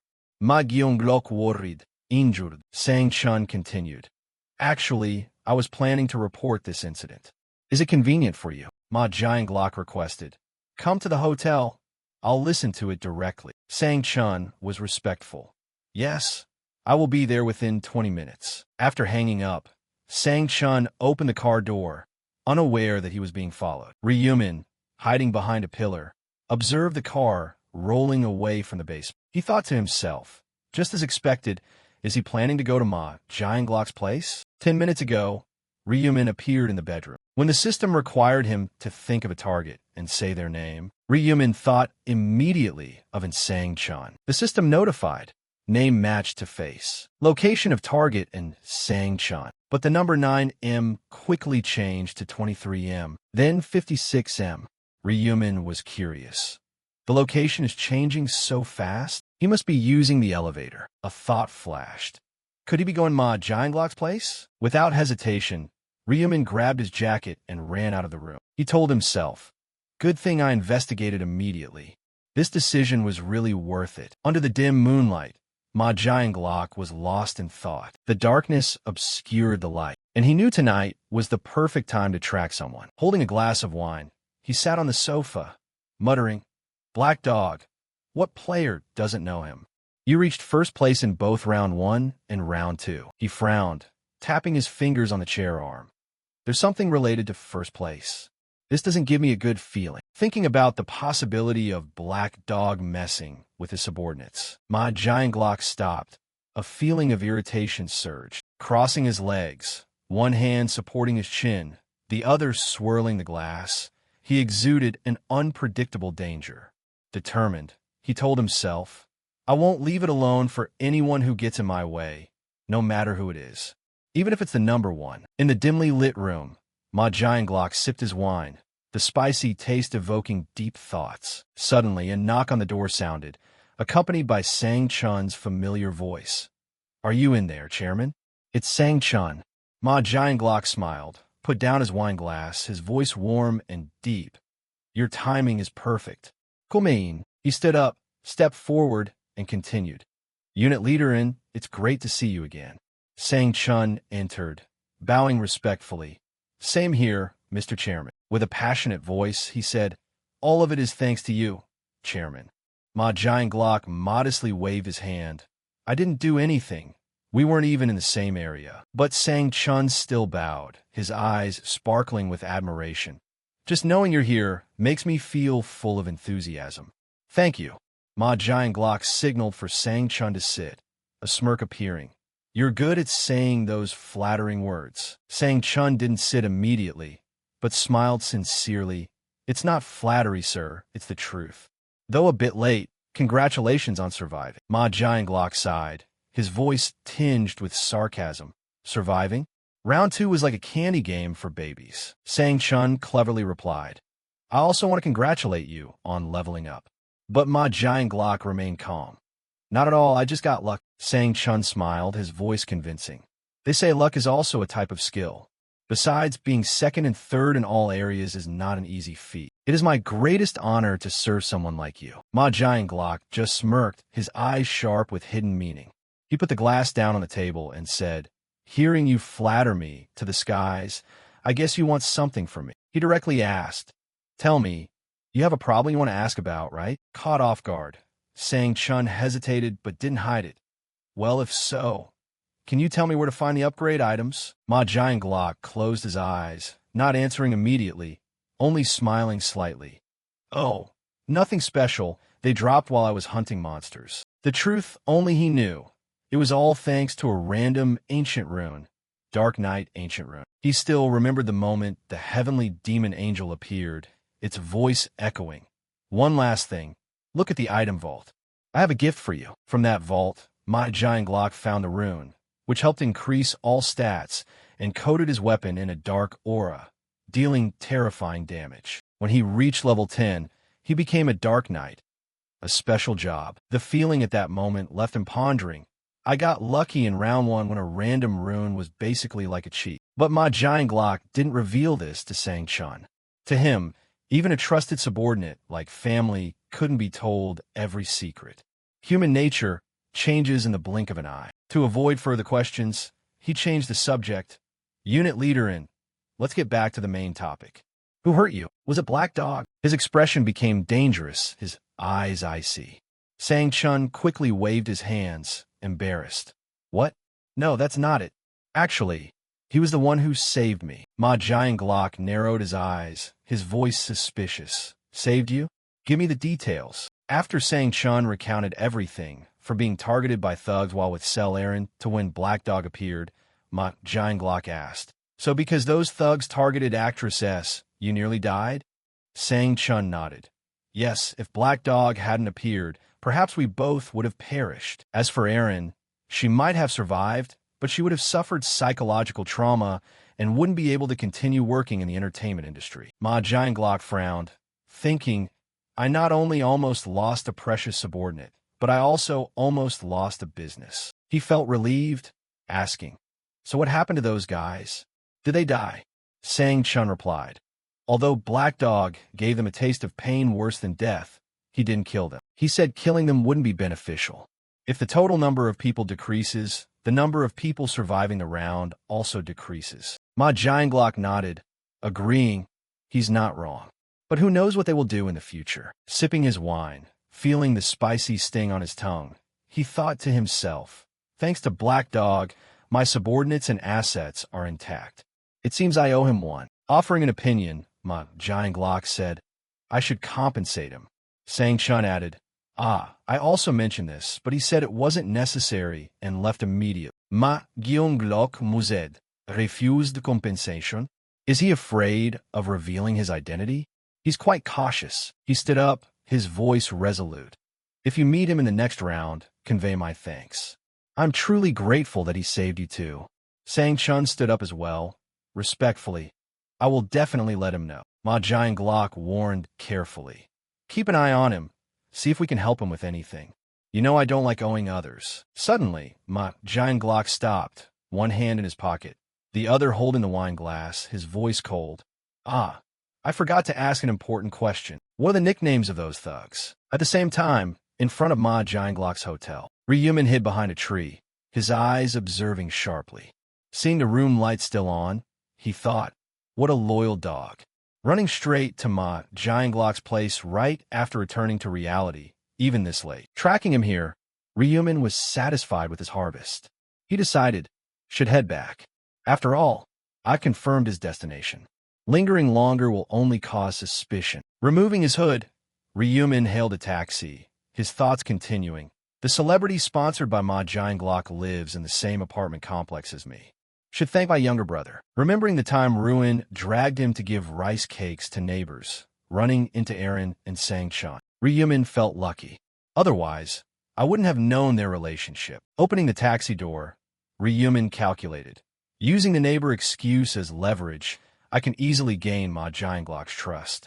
But should I take him along in round 20? He hesitated because Ma Jiang-glok's Dark Knight Ancient Rune was almost like a cheat, but it also had disadvantages. To use the Dark Aura, he needed to accumulate Dark Mana, something that couldn't be collected in the usual way. Ryumin thought, this skill fits a pervert like Ma Jiang-glok, but being teammates with such a psycho is also dangerous. Sitting in the car, he told himself, for now, consider him a candidate. Anyway, besides him, there are many talented people, especially that girl. Watching the hotel fade into the distance, Ryumin was determined. Tomorrow morning, I'll start working right away. Early in the morning, at the QS24 convenience store, a weary sigh echoed. The owner slumped over the cashier table, complaining. At this rate, revenue will drop by half. The door clicked open. Julie, his daughter, walked in, calling happily, Dad. Seeing her, the owner quickly hid his sadness, forcing a smile. Oh, hello, Julie. Good girl, Julie. Julie smiled radiantly. Hello, Dad. Why are you sighing so heavily? Unable to hide it, he sadly told her. Lottery tickets have been completely stopped. Julie was surprised. Huh? Why so sudden? He explained. The government gave a plausible excuse, but it seems it's because of some players. They don't know what skills players will use. Julie exclaimed, remembering the KMS news this morning. The man who won the first prize in the lottery 4 times in a row, pocketing $62.7 million. The owner worried. Rent, labor costs. It's very difficult now. What should Dad do? Julie said gently, Dad, don't worry. I'm about to graduate. I will help you. She was serious. If I find a part-time job, would it be better? The owner was touched, but didn't want to affect her studies. Julie, leave the money to Dad. Focus on your studies. Your grades are good. Aren't you planning to go to college? Your dream is to become a doctor. Unexpectedly, Julie replied, Dad, I've given up on that dream. In this situation, what is school worth? The owner was stunned, feeling like a failed father. Lowering his head, he said, You're right. Money is not important now. If something bad happens, you could lose your life in the next round. Unable to bear it, he covered his face and cried. Lately, I've been thinking nonsense. I am sorry, Julie. Julie was heartbroken. Dad, what's there to apologize for? This isn't your fault. The owner was still hesitant, but Julie smiled. I'm fine, I promise. I survived the second round and even obtained a job. Seeing her father's confusion, she pointed her palm toward his forehead. Just a moment. A faint, glowing green light emerged, surrounding him. Feeling the change, he touched his head in bewilderment. What was that just now? Julie chirped happily. It's the blessing skill I got it for my support job. It gave a little vitality boost to ordinary people. Her father felt energized, jumping to his feet and rubbing his biceps, praising. This skill is amazing. I feel so full of life. Julie was overjoyed. I'll use this skill on you often. Stay happy, Dad. As a father, he was overcome with emotion. Right then, the door opened, and a customer walked in. Seeing Ryumin, he froze, stunned by the special visitor. Realizing his father seemed to know Ryumin, Julie whispered, her eyes sparkling with curiosity. You know him? The convenience store owner whispered back, his voice full of amazement. He's the winner, he clarified, as if to emphasize. The winner who guessed the same number correctly for 100 tickets. Ryumin stepped up to the counter, a friendly smile on his face. Hello, sir. Do you remember me? I bought 100,000 gold worth of lottery tickets. The owner nodded, his gaze warm. Yes, I still remember. But he curiously asked, But what are you doing here? Ryumin suddenly bowed, his voice sincere. First of all, I want to apologize. His sincerity made the man flustered. Huh? Why are you apologizing out of the blue? Ryumin explained, his voice deep and sad. I saw the news. Because I kept hitting the first prize, the store was forced to stop selling lottery tickets. He bowed his head again. I'm sorry for accidentally causing losses to the store. Julie, standing nearby, saw Ryumin in this light for the first time, her confusion making her unsure of how to intervene. The owner waved his hand, laughing it off. Don't worry. It's not your fault. Not selling lottery tickets anymore doesn't mean I'll starve to death. But Ryumin still felt guilty, rummaging through his bag to pull out an envelope of money, handing it to him. Even so, I still feel guilty for causing you trouble. The owner was stunned. What is this? Ryumin replied. I want to compensate you, even though this amount isn't too large. When he mentioned the 10 million won, both Julie and her father were stunned. The owner waved his hand to refuse. You don't need to do that. Take it back. But Ryumin was firm. Please take it, sir, because it really is true that I caused trouble. Fearing the owner would refuse further, he turned and left. I'll be going now. The owner called out in confusion. Huh? Hey, young man. Looking at the envelope containing the large sum, he still couldn't believe it. Oh my, how can I accept such a large amount? Julie, after a few seconds of shock, called out, Dad. She said quickly, Let me run after him and return it. The owner handed her the envelope.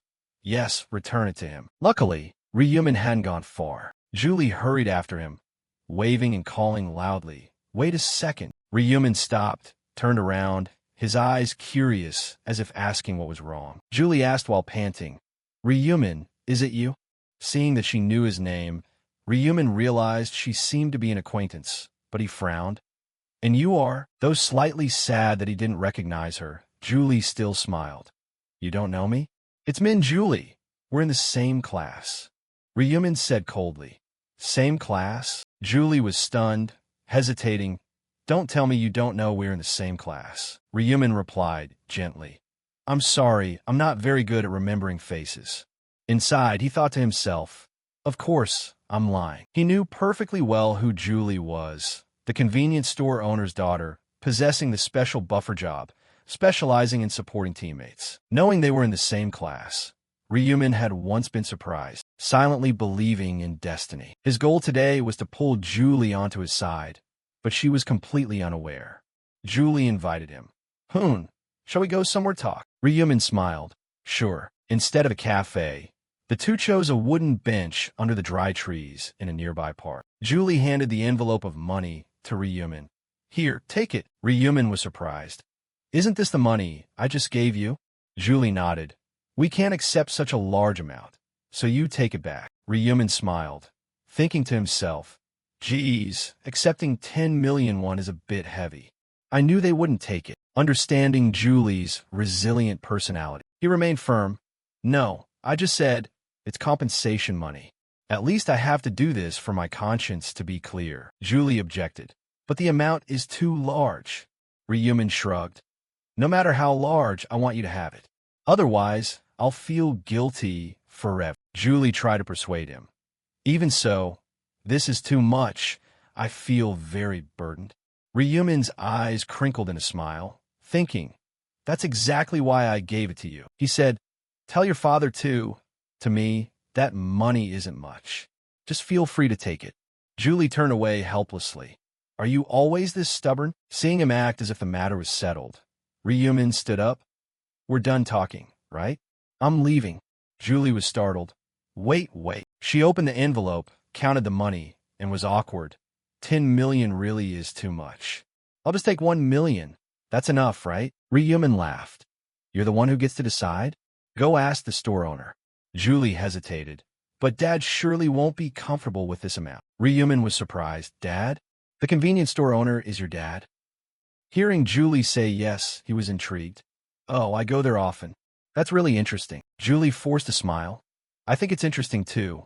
The lottery winner turns out to be a classmate. Her use of the word classmate made Ryumin pay attention. She continued, but you really didn't know we're in the same class? You just walked into the store, I recognized you right away. Ryumin kept his original response. Sorry, but I'm really not good at remembering faces. He asked, besides, this is the first time we've talked like this, right? Julie nodded, sadly. That's right. She lowered her head. So, this is the first time you've heard my name? Ryumin smiled. Yes, sorry about that. The atmosphere suddenly dropped. Julie's face turned red. She turned away, hiding her shyness. Ryumin smiled quietly, thinking, I feel a bit guilty for pretending not to know her, but I have to do this to make her interested in me. Unable to stand the ambiguous atmosphere, Julie stood up. I said it just now. My name is Min Julie. I'm in your class. She suddenly pointed to her flushed face, raising her voice. And this is my face. Do you remember now? Ryumin nearly laughed, replying, I will remember. Realizing she had acted too foolishly, Julie turned her back, embarrassed and blaming herself. What the hell am I doing? Introducing myself to a classmate right before graduation. With his keen hearing, Ryumin heard it clearly. He clicked his tongue, smiling. At least I know now.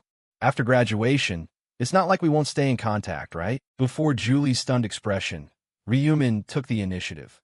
By the way, may I have your number? Julie's voice stammered. My number? Ryumin was indifferent. Yeah, why? Asking for a classmate's number isn't weird, right? Julie reached out her hand, her face turning redder. You, give it to me. After entering the number, she handed back the phone. Here, Ryumin smiled. Us meeting like this really is destiny. Let's keep in touch from now on. Julie nodded. Okay. Getting Julie's number was beyond expectations, making Ryumin even happier. He said goodbye. Well, I'm off. I have urgent business.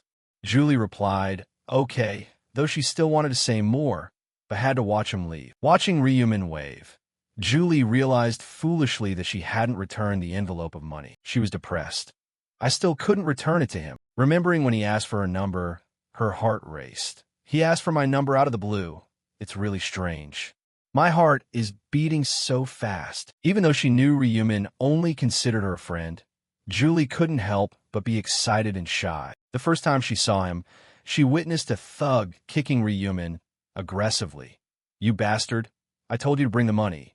You think we're joking? Julie was terrified, covering her mouth to stop a scream. Quickly calling the police. Hello, police. Following after Ryumin, she asked herself, because I felt sorry for him? Or because I reported it to the police, so I felt responsible. Seeing Ryumin go to his part-time job like nothing had happened, Julie realized he's much stronger than he looks. From then on, she became interested, but lacked the courage to talk to him. Her heart couldn't be deceived. Her feelings for Ryumin grew, to the point where she didn't dare to move closer. Returning to reality, Julie gripped the envelope tightly, closing her eyes, grateful. Who would have thought we'd meet here? Now I'm brave. This is a heaven-sent opportunity. A bold idea flashed. She smiled, looking in the direction Ryumin left. Geez, so should I invite him to eat? In the small room, Ryumin lay on the bed, his hands swiping on his phone, the screen light reflecting on his face. A message appeared. Have you eaten yet? I have a few things to say. Can we meet in Area 1? I'll treat you to a meal. Ryumin smiled, answering, Sure, I'll pay. The other side replied, Let me pay. He jokingly replied, I have a lot of money. The other side went along, but I don't like eating for free like that. Okay, what do you like to eat? Ryumin thought to himself, his eyes sharp. As expected, she feels she owes me, and inviting me to dinner out of nowhere. A good sign. He looked at the screen, pondering, if I get close to her naturally, it will be easy to turn her into an ally. Jumping out of bed, Ryumin was determined. I will help Julie get her to round 20. At the same time, Ryu-1, sitting on the sofa, was surprised to see Ryumin walk out. He spoke up. Brother, where are you going? Ryumin walked while answering vaguely. Going to meet a friend. Ryu-1 was curious, his eyes sparkling. A friend? It's not a girlfriend, is it? Ryumin scoffed. What? Your brother can't meet a few girls? He gave instructions, his voice cheerful. I'll eat out. Don't skip your meal. Remember? Ryu-1 obeyed. Yes, okay. Watching Ryumin leave, Ryu-1 was dazed, muttering. No way. Is he going on a date? At the steakhouse, the atmosphere was luxurious with light, melodious music. Julie spoke up. Do you like steak? Ryumin, not hearing clearly, asked again. Oh, what was that? Julie repeated, her voice cheerful. Do you like steak? Ryumin nodded. Oh, yes, I love this dish. He continued. Then eat a lot. Julie gently wiped her mouth, feeling elated inside. I didn't expect to eat alone with Ryumin. What a lucky day. The two continued the meal, surrounded by warm light. But the air gradually grew quiet, making Julie think to herself. So awkward, I have to say something. Be brave, she spoke up. How did you win the lottery continuously? 4 times in a row at that. Ryumin was indifferent. Oh, that? Thanks to my ancestors appearing in my dreams. I'm quite lucky, aren't I? Julie visualized, imagining a god holding a piece of paper, saying, Remember these numbers. She looked incredulous. In a dream? So how much have you earned from that dream? Ryumin beamed. It seems I don't have to worry about money for the rest of my life. Though I still have to worry about keeping my life. Julie continued. Oh, speaking of which, I'm very curious. How was your first gate? Killing goblins must have been difficult, right? Ryumin replied. It took quite a bit of time. She asked further. Which area were you in? Ryumin raised his water glass, took a sip. Don't remember. Only remember the last digit was 5. Julie smiled slightly. Oh, mine ends in 7. Such a pity. So we didn't meet. In Ryumin's head, he thought to himself, no need to be disappointed, my friend. We'll meet soon, because the areas will merge as the number of survivors decreases. The conversation dragged on. Julie was curious. What level are you now? Ryumin hesitated. Level 10. Julie was surprised. Huh? I'm level 10 too. Do you have a job yet? Ryumin replied. Not yet. And you? Julie chirped. Luckily, I already have a job, transfer item. It's called a buffer. Ryumin was surprised. Asked again. Buffer? You mean you can buff effects for teammates, like in a game? A thought flashed. Good thing she's a buffer this time. Julie was excited. Do you want to see? There's a blessing effect that boosts all stats. Ryumin responded. Oh, really? Let me see. Julie demonstrated immediately, raising her hand to transmit blue light into him. The system appeared. Blessing has increased all your stats by 50%. Duration limit, 2 hours, 59 minutes, and 59 seconds. Witnessing the effect, Ryumin silently exclaimed, deserving of being a special job. The effect is really good. He continued to ponder. If she reaches max level, the effect could double to 100%. But I have to wait for her to reach that level. Looking at Julie, he smiled pensively, thinking, it's fortunate she buffs me from the start. This was my purpose. The image of the pouch with the phoenix motif appeared in Ryumin's mind. He recalled the reward from the first submission, a random gold pouch, bringing gold based on the luck stat. He told himself, the higher the luck stat, the more gold received. Returning to reality, Ryumin said, the effect is really good. Thank you, Julie, she beamed. If you need blessing, just speak up. Using this skill doesn't waste any energy at all. Ryumin suddenly remembered. Didn't you say there was something you needed to say? Julie was startled. Oh, that's right. I meant to talk about that first. She continued. Thank you so much for the 10 million. My dad also asked me to pass on his thanks. Her voice was firm. And I will try to pay it back soon, no matter what. Ryumin was indifferent. Is that all you wanted to say? I told you not to worry anymore. But Julie was still guilty. If you don't need money, maybe you want something else? Oh, I know. She magically produced an object, handing it to him. Take this. Ryumin was surprised. What's this? Julie replied. I got it while hunting. If you don't need money, at least I should give you this. This is my heart. Don't refuse, please. The meal ended. Both walked out of the restaurant. Julie spoke up. The meal was great. So see you later. Ryumin reminded. Okay, be careful at the next gate. Julie smiled brightly. Okay. Must live to see each other again. After saying goodbye, Ryumin returned. The system appeared in the inventory. He looked at the purple stone Julie gave him. Information appeared. Low-grade purple magic crystal. Classification: asset. Description: a beautiful purple stone containing exquisite mana, used to embed into items, increasing stats. Ryumin was stunned. Who would have thought I'd get this from her? Holding the stone under the sunlight, he told himself, when I reach level 20, I'll see how rare it is. The combination feature unlocks at level 20. He envisioned the axe combined with the stone. Theory states, combining weapons with magic crystals can upgrade options. Magic crystals have 7 colors. Red, damage. Orange, strength. Yellow, luck. Green, agility. Blue, wisdom. Indigo, damage reduction. And purple, the rarest. It has a very low appearance rate, increasing all stats. Ryumin was happy. I'm so lucky to have grabbed this. My luck stat in reality is really high. He decided, we'll use it when I reach level 20. The system notified, blessing, duration limit, 30 to 58. Ryumin planned, should open the gold pouch before the buff ends. He took out a small bundle, thinking 100 mealworms. The butcher's rune increases 1% stat per killed life, including insects. In the other world, there are no insects, so I had to hunt monsters. Dropping the bundle on the ground, he said, sorry about this. The system appeared. Number of lives killed, 45 out of 100. All stats increased by 45% due to the butcher's rune. The number jumped to 67 out of 100. Then 100/100, stats increased by 67%. He checked the effect window. Name, Ryumin. Nickname, Black Dog. Rank, Apprentice. Level 16. Job, Grim Reaper. Title, Last Traveler. First Hidden Killer.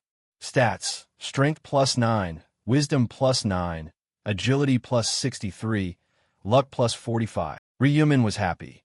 Luck from 15 to 45. The results are satisfying. The system showed the inventory. He reached out to receive. Random gold pouch. Rare rank. Provides 1 to 9,999 gold. Influenced by luck. Must be used before the next round. He shook the bag, thinking, how much will I earn? With my current luck, probably 3,000 to 6,000 gold. Suddenly, Ryumin stiffened, saying, oh. The system displayed the text. You have used a random gold pouch. Ryumin was briefly surprised when the next notification appeared. You have earned 9,999 gold. He muttered in confirmation.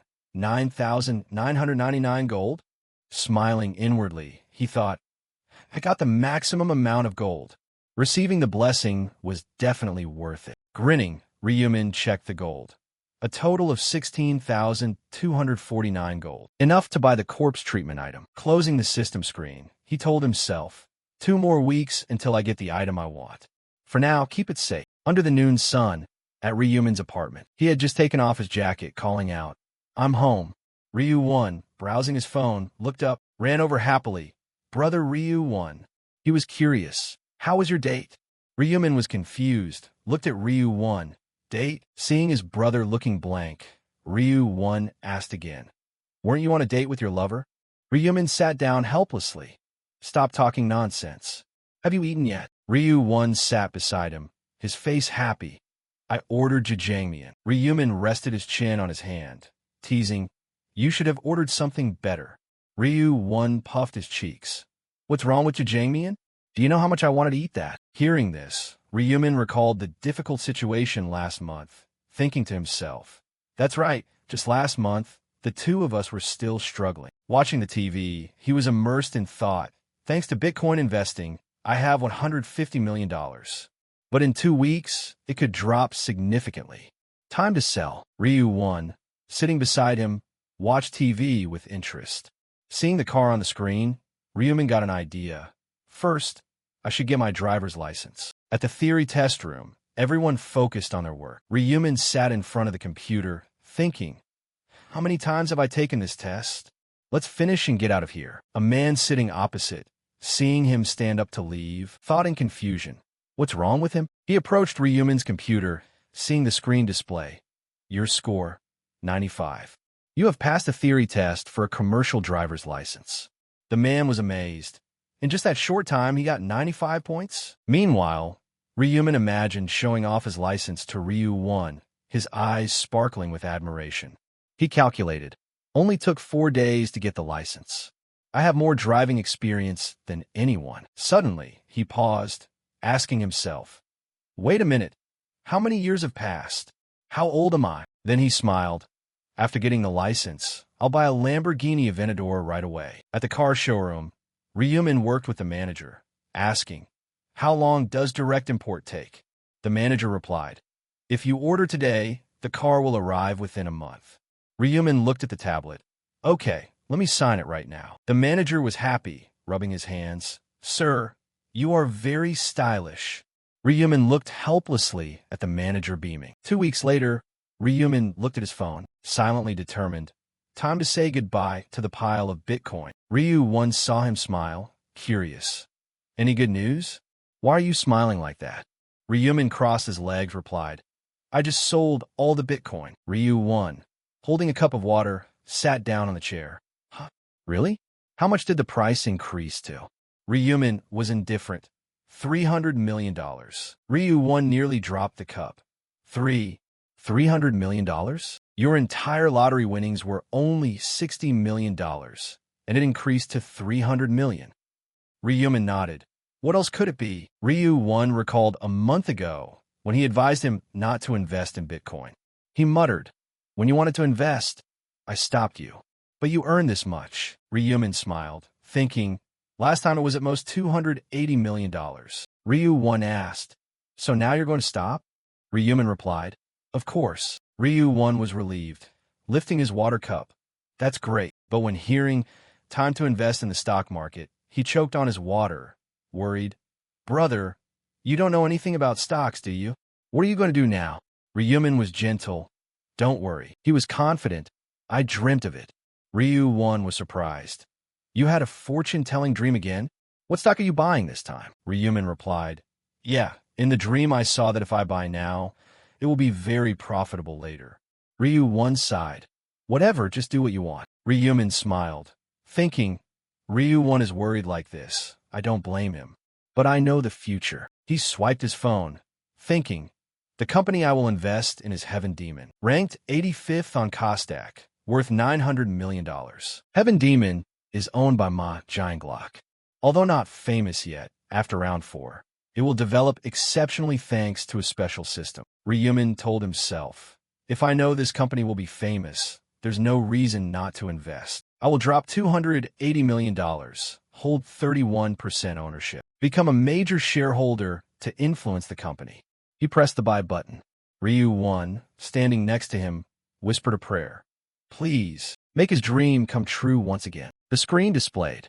Purchase transaction successful. Ryumin thought, it's done. Now I just need to buy the items. In the middle of the night, Ryumin's room lit up. He called out, shop. The system screen appeared with the word shop and countless items. Ryumin scrolled through the list, thinking, I saved my gold for today. He clicked on the equipment tab, telling himself, with gold, I could buy normal items and skills. It's so convenient. Even if they're just common grade, I can still buy rare materials like cadavered. A line of text appeared, today's items. Ryumin thought, this feature allows for buying random items that change daily. It's usually hard to get exactly what I want, but I know for a fact they're selling the skeleton necklace today. He clicked on it, and the screen displayed an image of the necklace and its stats. Ryumin was excited. Here it is, the skeleton necklace. It boosts intelligence and attack speed, and it's cheap. He opened his inventory and saw a 50% discount coupon from a leveling up quest. He thought, buying this necklace after using the coupon will cut the price in half. He pressed buy, and his gold dropped to 13,949. Ryumin sat up abruptly, surprised. I still have so much gold left. He calculated. I originally planned to buy a common gear set, but if I save up an extra 6,000 gold, I can buy a common skill. He cheered up. A common skill is still better than common gear. Determined to earn that extra 6,000 gold, Ryumin thought. Lucky that round 3 has so many monsters. Time passed, and the day the new round began finally arrived. Bathed in a mystical purple light, people from all over were summoned, gathering around a massive, glowing crystal in the center of the square. The space was chaotic, with murmurs rising. Damn it, I got dragged into the afterlife again. This isn't a force this time, right? Where am I? They looked around at the ruins and debris scattered everywhere. Someone muttered, "A village, my foot. This is nothing but a pile of rubble." Suddenly, a shout rang out. "Look over there. There's a wall around the village." Everyone immediately took notice, their eyes fixed on the towering stone walls surrounding them. They turned back to look at the purple crystal, whispering, "What's the deal with this crystal? What are we supposed to do in round 3? Ryumin stood in a corner, observing, thinking to himself, "This place is strange. Everyone looks so worried." His gaze landed on a person standing motionless in the crowd. Ryumin recognized him immediately. "Jongsik." Someone else spoke up, "Huh? Isn't that our regional representative?" Murmurs erupted. "That's right. Life is a documentary. That's him. Word is he's a gang boss. And he even used his sword to threaten us into voting for him. The black dog should have been the representative, not that murderer." Someone whispered anxiously, "Hey, he's going to hear you. He has authority." Another replied mockingly, "Whatever. He only has 10 uses of that authority.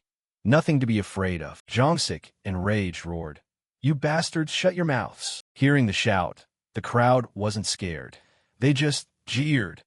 What's he cursing about? Like nobody else knows how to swear. Jongsik turned around, yelling toward where the voice came from.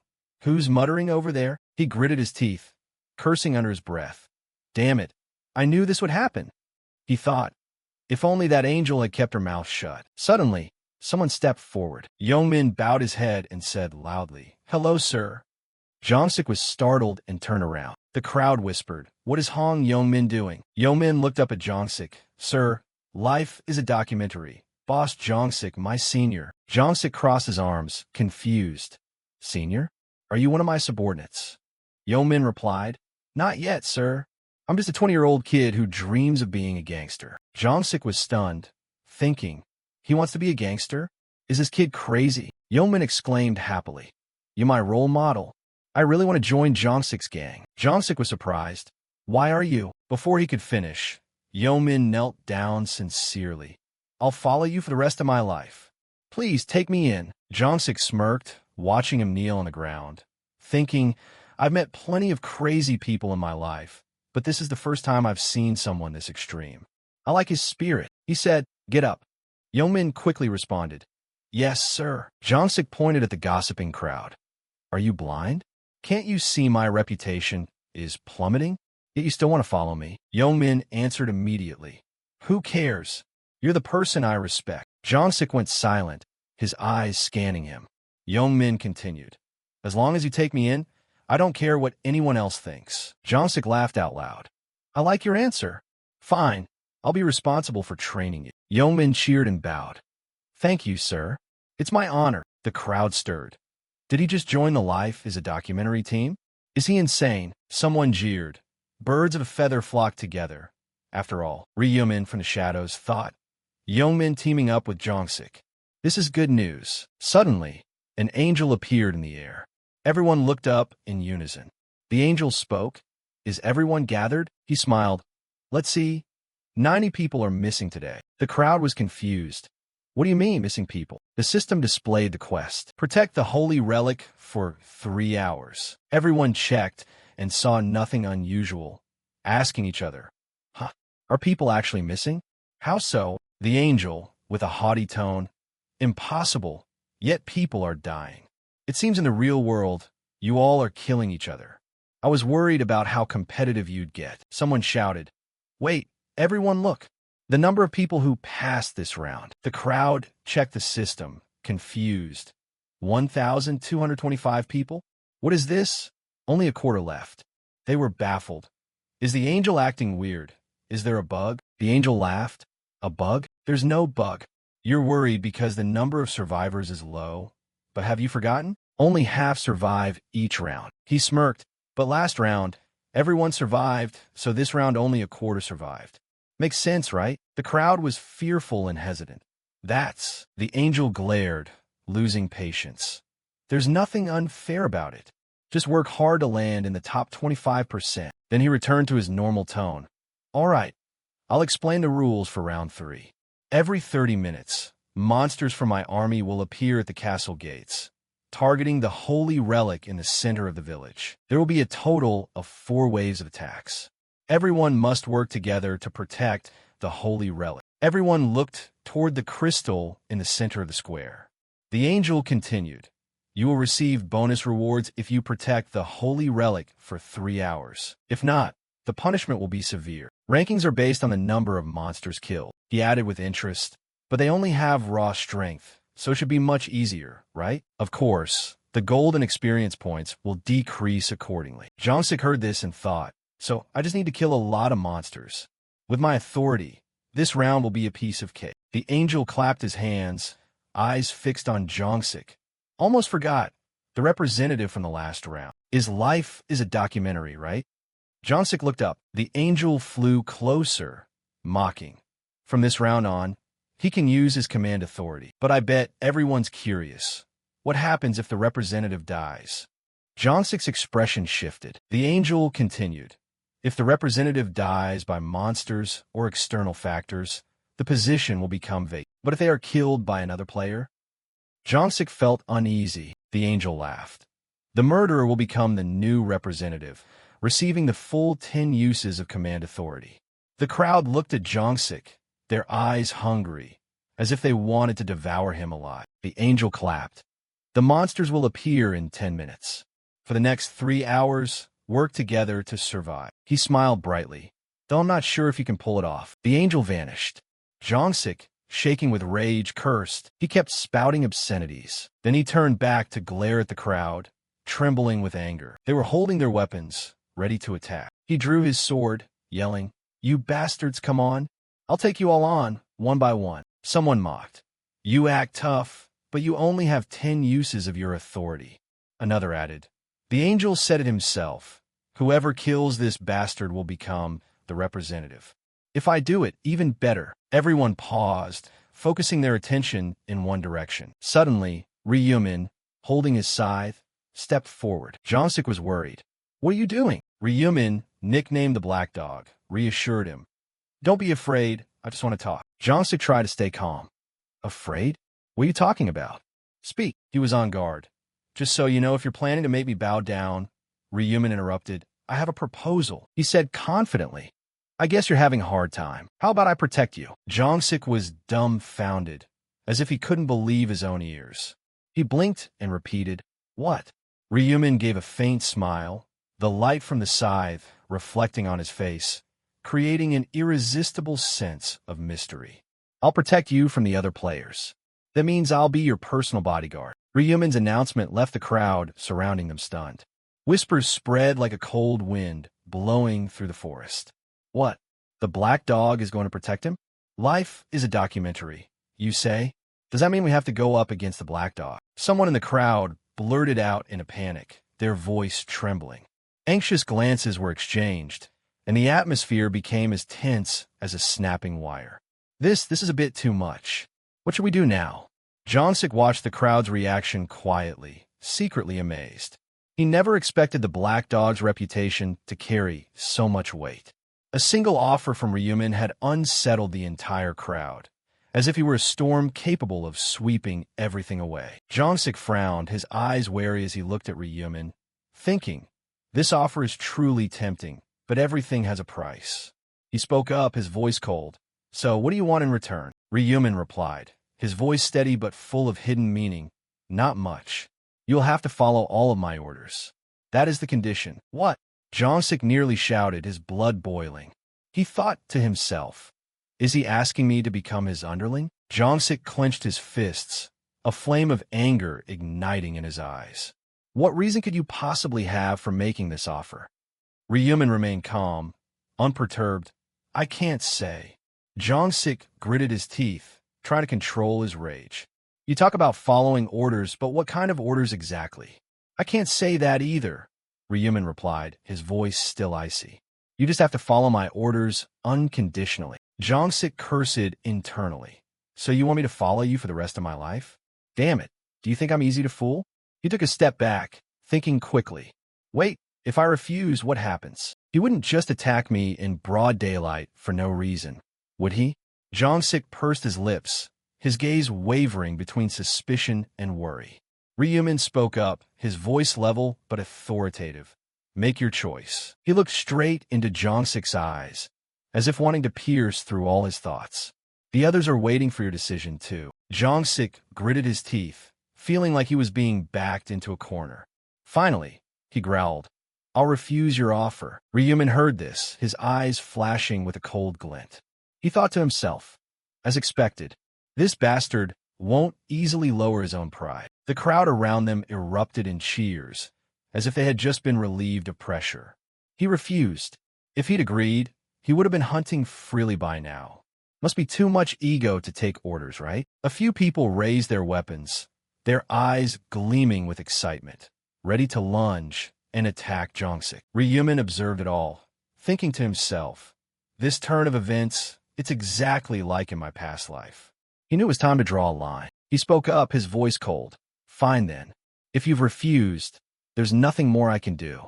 I won't concern myself with matters here anymore. Saying that, Ryumin turned and walked away, the scythe on his shoulder swaying slightly in the wind. Before vanishing from sight, he tossed back one last sentence. Whether you live or die has nothing to do with me. The group of players holding weapons immediately advanced toward Jongsik, their eyes burning with murderous intent. Did you hear that? The black dog doesn't care about you anymore. So, shall we finish this gangster off now? A guy roared, raising his sword high. Jongsik gripped his weapon, gritting his teeth in anger. He cursed to himself. Damn it, do I have to choose to accept that offer after all? Just then, the system screen popped up, announcing coldly, the first wave is about to begin. Prepare for the appearance of the monsters and protect your progress. The crowd was bewildered, and before they could react, another screen appeared. In 30 minutes, regardless of how many monsters have been handled, the second wave will begin. A shout went up. Everyone, protect the progress. The system screen continued to display the remaining time. 2 hours, 59 minutes, 59 seconds. The crowd scrambled to move, leaving Jongsik standing alone. He looked around, thinking, I can't fight alongside these people I have a grudge against. He decided to act alone, his eyes flashing with determination. Seeing Ryumin carrying his scythe away into the distance, Jongsik wondered, where's that guy going? He secretly followed, hiding behind a house to observe. Is he planning to fight alone too? Is he heading toward the city gate? Suddenly, a jarring noise rang out. The system screen displayed, Wave 1. The gate was opening, smoke and dust filling the air. The screen continued to announce, Players, for 1,900. The gate slowly creaked open, revealing thousands of goblins with blood-red eyes, sharp fangs, and shrieking as they rushed out. Weakened goblins, 9,800. The final line appeared. Due to the nature of the gate, the goblins only possess 1/3 of their normal strength. Good luck. Jongsik was terrified, his heart pounding. 9,800 of them. He quickly ran into a nearby house, climbed an upper floor, and thought, this is crazy. I'll just hide and watch for now. From the window, he looked down and saw Ryumin standing face to face with the goblins. That madman, acting cocky just because his level is a bit high. No need to watch. I know he'll fight for a bit and then run away immediately. Thousands of ferocious goblins lunged forward. The scythe in his hand emitted a fiery red light. With one swing, 3 goblins fell. Ryumin remained calm, his eyes as sharp as a blade. 5 goblins jumped at him, but he just glided past them effortlessly. The scythe swung up, tearing their bodies apart. Jongsik's eyes widened. Is the black dog really this strong? Jongsik looked down from above, his heart filled with a mix of jealousy and admiration. Will I be as strong as him when I reach level 16? He shook his head and told himself, now is not the time for daydreaming. I have to level up faster. Down below, the battle between the players and the goblins was becoming increasingly fierce. Monster corpses lay everywhere, but those still alive kept rushing forward incessantly. The players were screaming, protecting the purple crystal, the gate's relic. Hold them back. The west gate is breached. Don't let them get near the relic. Jongsik ran down, his determination burning. He shouted loudly, come here, you walking experience points. A goblin nearby turned back, but before it could lunge, it was finished off by Jongsik. He stared wide-eyed behind him. The goblin hadn't even gotten close before he used one move to kill it. He boasted, "Thanks to the ancient sword script, I can anticipate their movements. It's so simple." Suddenly, an arrow whistled past, tearing a piece off Jongsik's ear. He clutched his ear, gritting his teeth. "Damn it, goblins don't shoot arrows. So who is it? I'll tear you into 100 pieces." He looked around and spotted a player drawing a bow not far away. Jongsik threw his spear, hitting the guy right in the head. But at that very moment, a sword plunged straight into his stomach. The attacker roared, "I got him!" Jongsik gritted his teeth, looking at the bloodstain on his stomach. Then he pulled the spear out and faced the guy, stabbing back into his chest, the guy only having enough time for a single groan. He shouted loudly, "Die, you dog!" Another arrow flew toward him, but Jongsik was faster, throwing his spear to finish off the archer. The guy was so scared his hands were shaking. Then he spat up a mouthful of blood and died. He clutched his wound, thinking to himself, "Damn, I never expected the danger to come from players, not monsters." In pain, he gritted his teeth. "Regional representative, what kind of joke is that? If I'd had a choice, I would have tossed it to someone else. There must be some solution, a way to hunt in peace without being bothered by other players." He looked around, his gaze stopping on a player nearby. "Black Dragon you, the third-ranked player in the region." Jongsik smirked, an idea flashing through his mind. "That's it, him." He approached, his voice cold. "Hey." The other turned, frowning. "What? Who's that?" Jongsik pointed his weapon at him and ordered, "Black Dragon you. From now on, protect me." The system's sound rang out, cold and definitive. Skeleton necklace effect. Increases attack speed by 25%. Ryumin swung his sword, the sharp blade slicing through the wind, cutting down the monster in front of him. "You have defeated a goblin. Current kill count, 502/100. Level 3 BF used. Experience for all stats increased by 100% due to the gold script effect. Plus 3.33 bonus gold, plus 1.66. Ryumin attentively watched the system board, his sharp eyes flashing with satisfaction. He opened his inventory and marveled. Nearly 2,000 gold already. The corner of his mouth curved up. He told himself, "At this rate, I'll easily earn 20,000 gold by the second wave of attacks." The monsters in the distance growled, eyeing him as they advanced. But Ryumin remained nonchalant, his mind racing. "I must hoard as much gold as possible in this round and buy 2 common skills. If I pull it off, I'll have the true hard ancient script." His red eyes swept over the monsters. He swung his scythe, delivering a critical slash. The monsters behind shrieked, wary. Ryumin sneered, his voice full of challenge. "Are you not going to rush me?" He raised his scythe high, charging straight at the monsters. "If not, I'll make the first move." A blinding burst of magic descended, exploding with a boom that caused everyone to panic. "What is that? What's this sound?" The monster suppressing a boy vanished, taking the rest of them along as they disappeared. The system announced, "You have successfully prevented the first wave of attacks." The crowd sighed in relief. "I'm alive." The system continued. Surviving players, 3,933. Deceased players, 967. The survivors receive 500 gold. A boy sat down, exhausted. "Before the second wave, I need to take a break." Ryumin looked at the corpses lying in pools of deep red blood, deep in thought. 967 people died. Even though the goblins were weakened, they couldn't be taken lightly. He looked around, searching, and muttered, "Where is he?" His gaze landed on Jongsik, who was gritting his teeth, tense. Ryumin thought to himself, "Not surprising he's still alive. But it's hard to imagine him surviving this round." Jongsik, panting heavily, gripped his knife and shouted, "Damn it!" He was unaware of the enemies sneaking up on him, thinking to himself, "These bastards aren't killing goblins, they're only targeting me." One guy lunged forward, his blade pointed straight. "Die!" But before he could even touch Jongsik, he was taken down by 2 others. The command icon glowed brightly above Jongsik's head, making him smugly think to himself, "Good thing I have them. Authority is truly great. It's making human shields for me to survive the first wave." Yeomin stepped forward, shielding Jongsik, and asked, "Are you all right?" Jongsik looked at him, confused.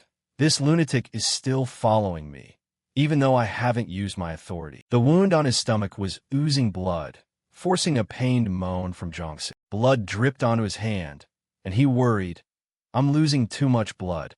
Can I even survive this round? He gritted his teeth, cursing under his breath. Damn it. Sweat soaked his forehead, but Jongsik was resolute. I will survive, and I'll get through this round as easily as a feather. Suddenly, both of them turned their eyes toward the rear. The monsters rushed in. The system displayed, Wave 2. Players, 3,933. Weakened goblins and H-goblins, 7,866. Due to the nature of the round, the goblins only have normal strength. Good luck winning this battle. The goblins rushed toward him instantly. Ryumin moved gracefully, his scythe swinging up, tearing apart the bodies of the monsters. He jumped high, lunging into the pack of monsters, finishing them off decisively. The monsters lay in piles on the ground. Ryumin spun his scythe, slashing a path that tore through the air. Looking up, he read the system notification. You have reached level 20. Your rank has increased from apprentice to common. You can now use the combination function. Ryumin wiped his sweat, satisfied, finally hit level 20. Now I can create unique items that can't be bought in the shop. The system continued. Death Glow has been enhanced. Additional damage increased from 100% to 120%. You have learned the unique skill Midnight. Midnight, within a 500 m radius, use dark energy to create an artificial night. The caster can dismiss the skill at will. Next skill unlocks at level 40. Ryumin pondered. Death Glow damage increased by 120%, and I have a new skill. Midnight pairs perfectly with the Death Rune. The later the night, the stronger it gets. The system displayed the Death Rune stats. During the day, weapon attack power is doubled. At night, attack speed increases by 50%, and the chance of being detected by enemies drops significantly. The monsters swarmed in, emitting strange sounds. Ryumin curled his lips, amused. Welcome. I've just learned a new skill, too. His voice was gloomy. Midnight. The monsters stopped in their tracks, panicked. A sharp slash descended, finishing off every monster trying to scatter and run. The fiery red scythe attacked them repeatedly. Every single goblin was pierced through. Ryumin's feet landed gently on the ground. Behind him, a pile of monster corpses was stacked high. The system announced, you have prevented the second wave of attacks. Surviving players, 3,343. Deceased, 590. The survivors receive 500 gold. Ryumin put his hands on his hips and exhaled. Wave 2 is done. Should I buy some common skills during the break? He touched the system shop, pondering. The first skill, he chose a skill, feeling a flow of magic surround him. With this skill, I can pinpoint targets within a 30 m radius. Nothing but goblin corpses around here. Should I save another 20,000 gold? The system displayed. Wave 3. Players, 3,343. Weekend H Gobelin, 6,686. Everyone rushed in, throwing punches at the monsters. The system announced, Wave 3 successful. The system continued. Wave 4. Players, 3,001. Weekend H Gobelin, 6,002. Yeoman gritted his teeth, unleashing powerful blows. Everyone was exhausted after taking down the monsters. The system confirmed. Wave 4 successful. Jongsik, his face pale and dripping with sweat, struggled to think. Only 1 hour left. If I can hold on, I'll survive. He glanced at the people in front of him, calculating. Even though I've used up all my authority, as long as these guys protect me, I'll be safe. The system displayed. Wave 5. Players, 2,700. Weakened goblins, 10,800. Jongsik was shocked. 10,000 of them? The system explained, due to the nature of the round, the goblins only have normal strength. Good luck. The goblins rushed in, and everyone roared in defense. Die. Jongsik calculated. This is my chance to set a record. I will become stronger and tear apart those who once looked down on me. A roar startled him. The group cooperated in their attack, one guy pointing straight at him. There he is, the bastard gangster. The representative title is mine. Jongsik grabbed 2 people near him, using them as shields, and shouted, You savages, trying to stop me during the end-of-round defense. You bodyguards, block them. The 2 bodyguards were quickly taken down. Jongsik panicked and backed away, saying, Damn it, it's over. The crowd chased after him, yelling, "There he is! Catch him!" He turned and ran, thinking, "Just need to survive this wave." Jongsik stopped when he saw Ryumin standing firm against the monsters. He ran over urgent. "Black Dog, I agree to your proposal. I'll do whatever you say. Please protect me." Ryumin pondered, looking at Jongsik. He said urgently, "I told you, I accept your offer. Black Dog, protect me." Ryumin's eyes flashed with a cold red glint, his voice definitive. "I refuse." Jongsik was stunned. Ryumin was indifferent. "I already told you. I don't care if you live or die. Look after yourself." Jongsik yelled impatiently. "Wait, but you were the one who proposed it to me. I said I'd become your underling, didn't I? What are you refusing for?" Ryumin turned away and called back, "I don't need an underling who doesn't have command authority in his hands." Jongsik went pale, gritting his teeth in fury. "You little brat, you dare call me useless? Should have agreed sooner." A voice from afar rang out. "Did you all see that?" He refused. The group surrounding Jongsik circled him, sinisterly. "Good thing. I was worried the Black Dog would help him. Life really is a documentary." Jongsik's stomach wound oozed blood, causing him pain. One guy laughed. "Now we can kill him just like we wanted." Jongsik gripped his knife, roaring, "Damn it! Even if I die, I'll take at least one of you with me." Yeongmin stepped forward, pushed one guy away, and said, "Senior, you're tired, aren't you? I'm here to help you." Jongsik was overjoyed, "Right. I have you. If I survive and get out of here, I'll take good care of you." But before he could finish, Yeongmin threw a powerful punch into Jongsik's face, causing him excruciating pain. He collapsed onto the ground, covered in blood. Jongsik clutched his face, frowning in pain, and screamed in a trembling voice, "Senior!" Hong Yeongmin, with a smile as sharp as a blade, slowly approached, his eyes flashing with danger. He spoke in a low, threatening voice. "I'll kill you now, so you can go in peace." Jongsik's collar was grabbed tightly by Yeongmin and yanked up. Jongsik, in a fit of rage and helplessness, roared, "You bastard!" But in the blink of an eye, a powerful punch from Yeongmin landed straight on Jongsik's face. Consecutive, ruthless punches made fresh blood gush out. Jongsik's facial bones seemed to shatter. He lay motionless, eyes wide open, mind in a panic, only able to think. Damn it, betrayed by this scumbag. Yeongmin, standing tall, smirked and raised his leg, putting his strength into a fatal kick on Jongsik. The system sounded a cold notification. Asterisk, the regional representative, life is a documentary, has been killed. The power of the representative has been transferred to the one who struck the blow. Asterisk, Hong Yeongmin, now the new regional representative of S45, clenched his fist, shouting in joy, "Now I'm the regional representative. I'm the king here." The system continued to display, "You have become the regional representative. You have received the representative's exclusive command authority." Yeongmin frowned, his brain moving at lightning speed. "If I focus, I can control Celerin as I please." He glanced at Jongsik, lying motionless, thinking silently, "I'll put the command authority to good use."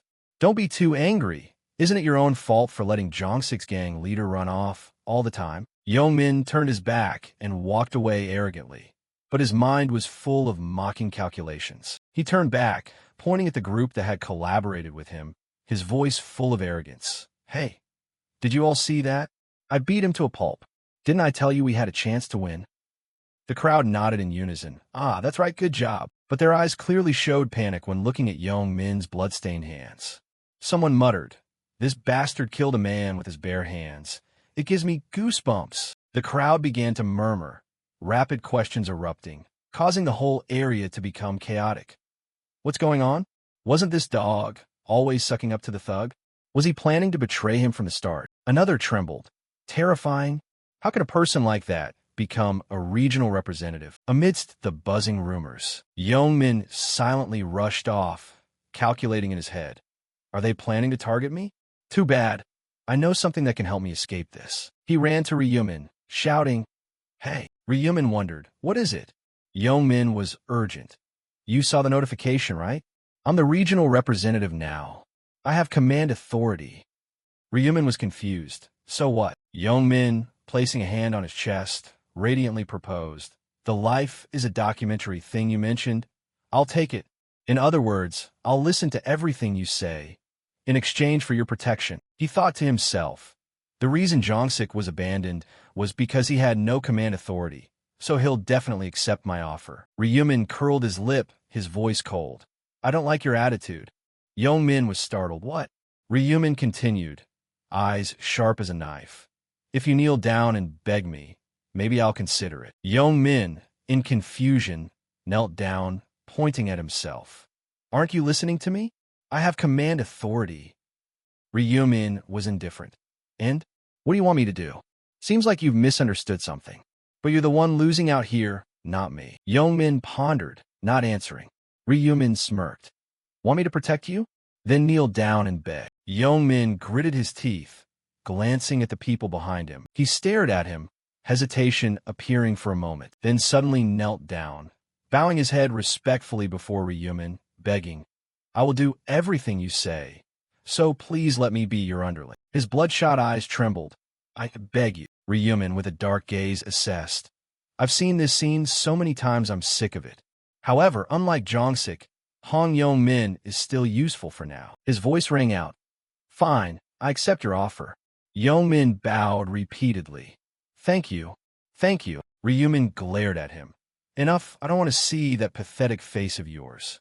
Yong-min was confused. What? Ryumin nonchalantly walked past, not bothering to look back. The crowd's whispers started again. How did things end up like this? The black dog is going to protect Hong Yong-min? We're screwed. A guy holding a sword tremblingly retorted. Haven't you seen the black dog fight? He can take on many people at once. We don't stand a chance against a monster like that. Ryumin spoke coldly, surprising the whole crowd. Let me help you decide. His sharp eyes scanned each person. You have two choices. 1. Give up the regional representative title, go back, and hunt some monsters. He swung his scythe, the steel flashing threateningly. Or die by my hand. Ryumin's face became terrifying, his voice deep and gloomy. If possible, I recommend the first option. But the second is fine too, because those who dare to swing a sword against me in my eyes are no longer human. One guy fearfully hid his knife behind his back. Others panicked and turned to flee. I surrender. Here, this one too. Yong-min, kneeling on the ground, eyes fixed on the horrific scene, thought to himself, impressive.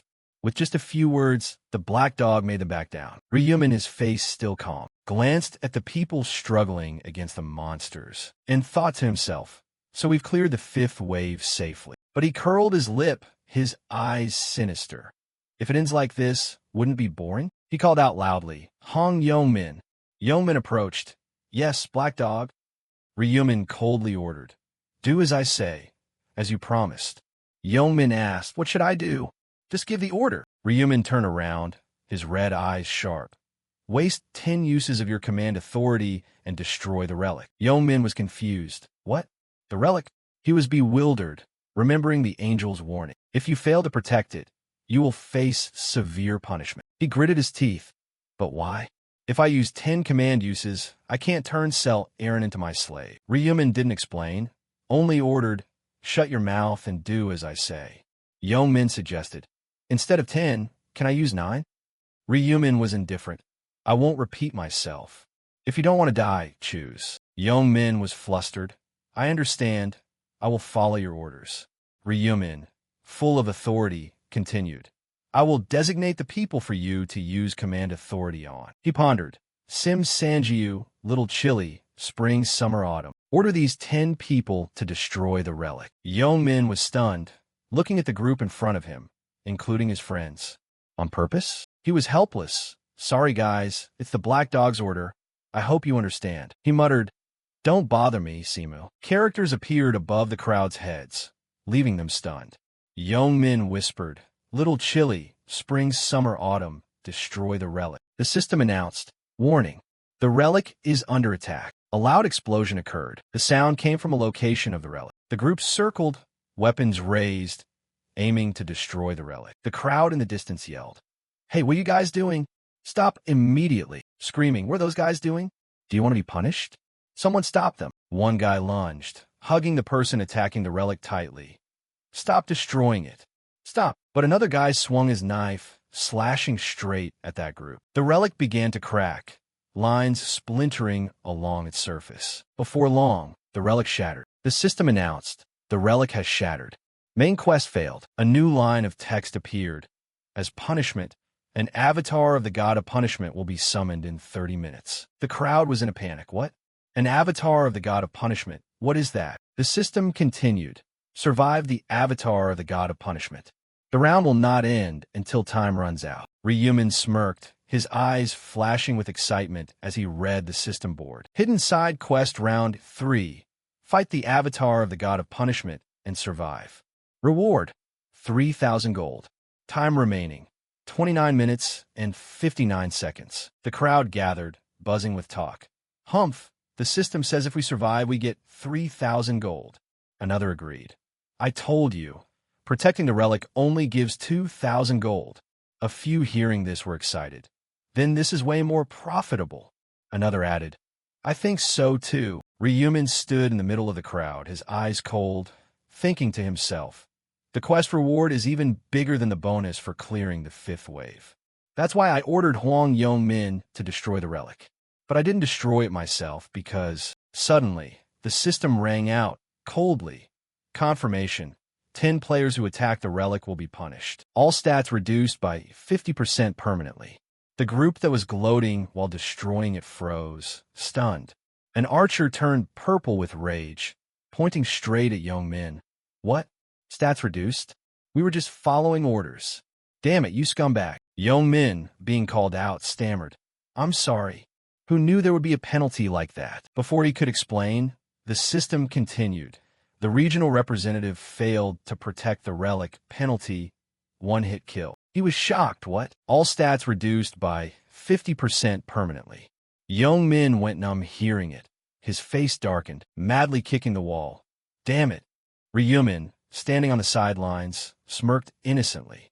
A permanent 50% stat reduction is a fatal blow directly related to survival. Now, prepare to face the avatar of the god of punishment. He called the shop system, thinking to himself, buy common items with the remaining gold. His finger decisively confirmed. Assassin's hood. Common grade armor. Defense 20. Effect: agility +3. Durability 250/250. Usage restriction: common rank or higher. The hood, reeking of blood like it hadn't been washed. Next with a clever long boots. Common grade shoes. Defense 15. Effect: agility +2, movement speed +5%. Durability 250/250. Usage restriction: common rank or higher. The black, form-fitting boots looked tight but felt unexpectedly light and comfortable.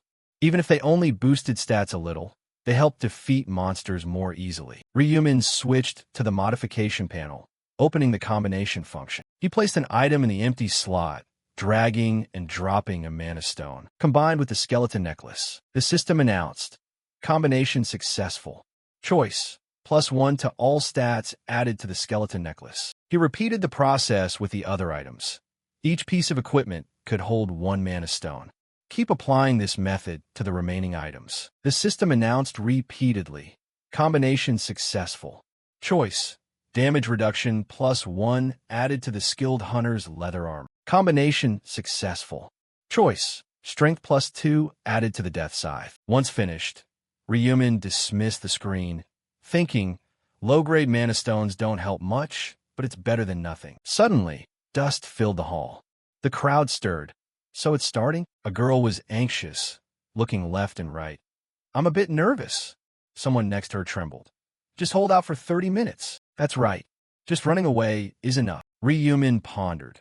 Run away from the avatar of the god of punishment? Not easy. He remembered his past life.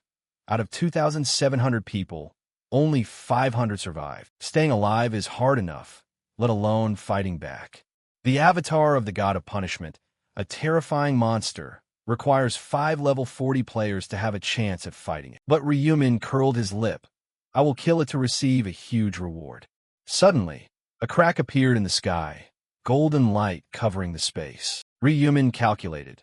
The title First Angel Slayer will help me. The system displayed, title, First Angel Slayer. Requirement: Be the first person to kill an angel. Effect. When fighting divine beings, all stats are doubled. From the crack, the avatar of the god of punishment descended. A giant creature, looming in the center of the square, causing everyone to be terrified. Is that the avatar of the god of punishment? Just avoiding it is enough to survive? Too easy. Young Min sighed in relief. Damn it, you scared me. But one of his henchmen frowned. Can't see a thing. Amidst the noise, the god raised his scepter and slammed it down. The god stepped into the square, face devoid of emotion. A wave of purple light spread out, covering the square like a cage. The system announced, the avatar of the god of punishment has established a restricted area. The crowd panicked. What the hell is this? Restricted area? The system explained. Unless the one who created the area leaves it, you're not allowed to go outside. The crowd screamed. Can't leave? Locked in. The system continued. Player stats within the area are reduced by 50%. Those outside cried for help. Help us get out of here. Ryumin watched and sighed. Nearly 300 people are trapped. A pity, but I can't save them. Someone standing far away asked. What is that giant orb? The deity brandished its pure white wings. Countless purple light beams erupted like a downpour. Ryumin thought to himself, a moment of silence for those poor souls. Screams echoed as many were wounded, and the crowd scattered in a panic. Damn it! Does it really expect us to dodge these? They're barely even visible. The deity didn't care at all. It fluttered its wings, unleashing another wave of light beams. Ryumin muttered, within this constrained zone, dodging those light arrows is next to impossible. But if you can avoid them, it's not exactly difficult. He moved cautiously, staying out of the deity's line of sight. Just as expected, while hunting humans, it didn't bother checking its back. When a gap appeared in the barrier, Ryumin lunged. He seized the moment, thinking, this is it. He didn't need to worry about it turning around because it had no ears. He leaped, swinging his scythe, closing the 5-meter gap between him and the deity. Death seal.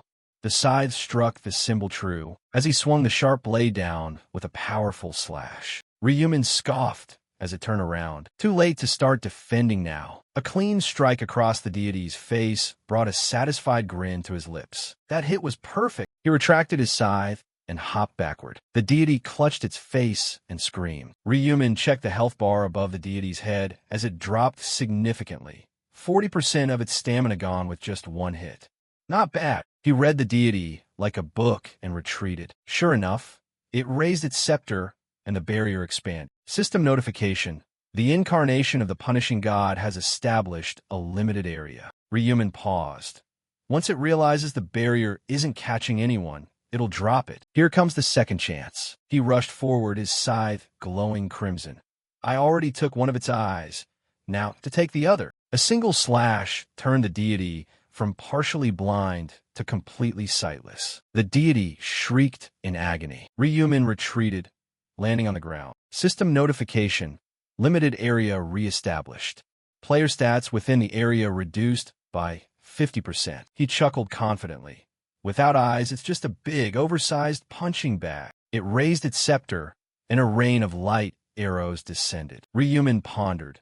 It's firing arrows in every direction to try and kill me. He slowly moved behind the deity and commanded. Midnight. Darkness enveloped the area, blocking the arrows. The deity looked around, bewildered. Ryumin leaped. Light cannot defeat the darkness, because the system of this world has already decreed it so. The scythe swung down. Let's end this. Ryumin's scythe slashed violently, tearing off one of the deity's wings. The wing fell instantly. The deity shrieked in pain, abandoned its magic, and switched to physical attacks. The scepter swept horizontally, but Ryumin agilely dodged, spinning mid-air. The scythe carved a perfect arc, severing the remaining wing. A screeching sound echoed as the wing fell. Ryumin landed lightly, watching the crippled deity, its health bar having plummeted to 10%. He stepped back, keeping his distance, thinking, don't kill it just yet. System notification. Passive skill activated. Final radiant aura. The incarnation of the punishing god is now in an immortal state. Ryumin observed the enraged deity. When health drops below 10%, it enters this phase. If I had cut off its head earlier, I wouldn't have been able to kill it. The deity raised its scepter summoning countless black holes. Ryumin dodged the purple lightning strikes, whispering, "Show me your final support move then." System countdown. Final radiant aura remaining. 50 seconds. The scepter swung, and the time dropped to 30 seconds. A purple beam flashed by. The system alerted, 10 seconds. The deity was exhausted, struggling to hold the scepter. 5 seconds. 1 second. Ryumin smirked. Gods lose their arms. They lose their strength. System notification. Immortal status dispelled. He gripped his scythe and lunged. The scythe swung up. "This strike takes your head." Feathers flew. Gold light spurted out continuously, and the head of the punishing god fell. The system chimed. "You have defeated the incarnation of the punishing god. You have leveled up. You have leveled up.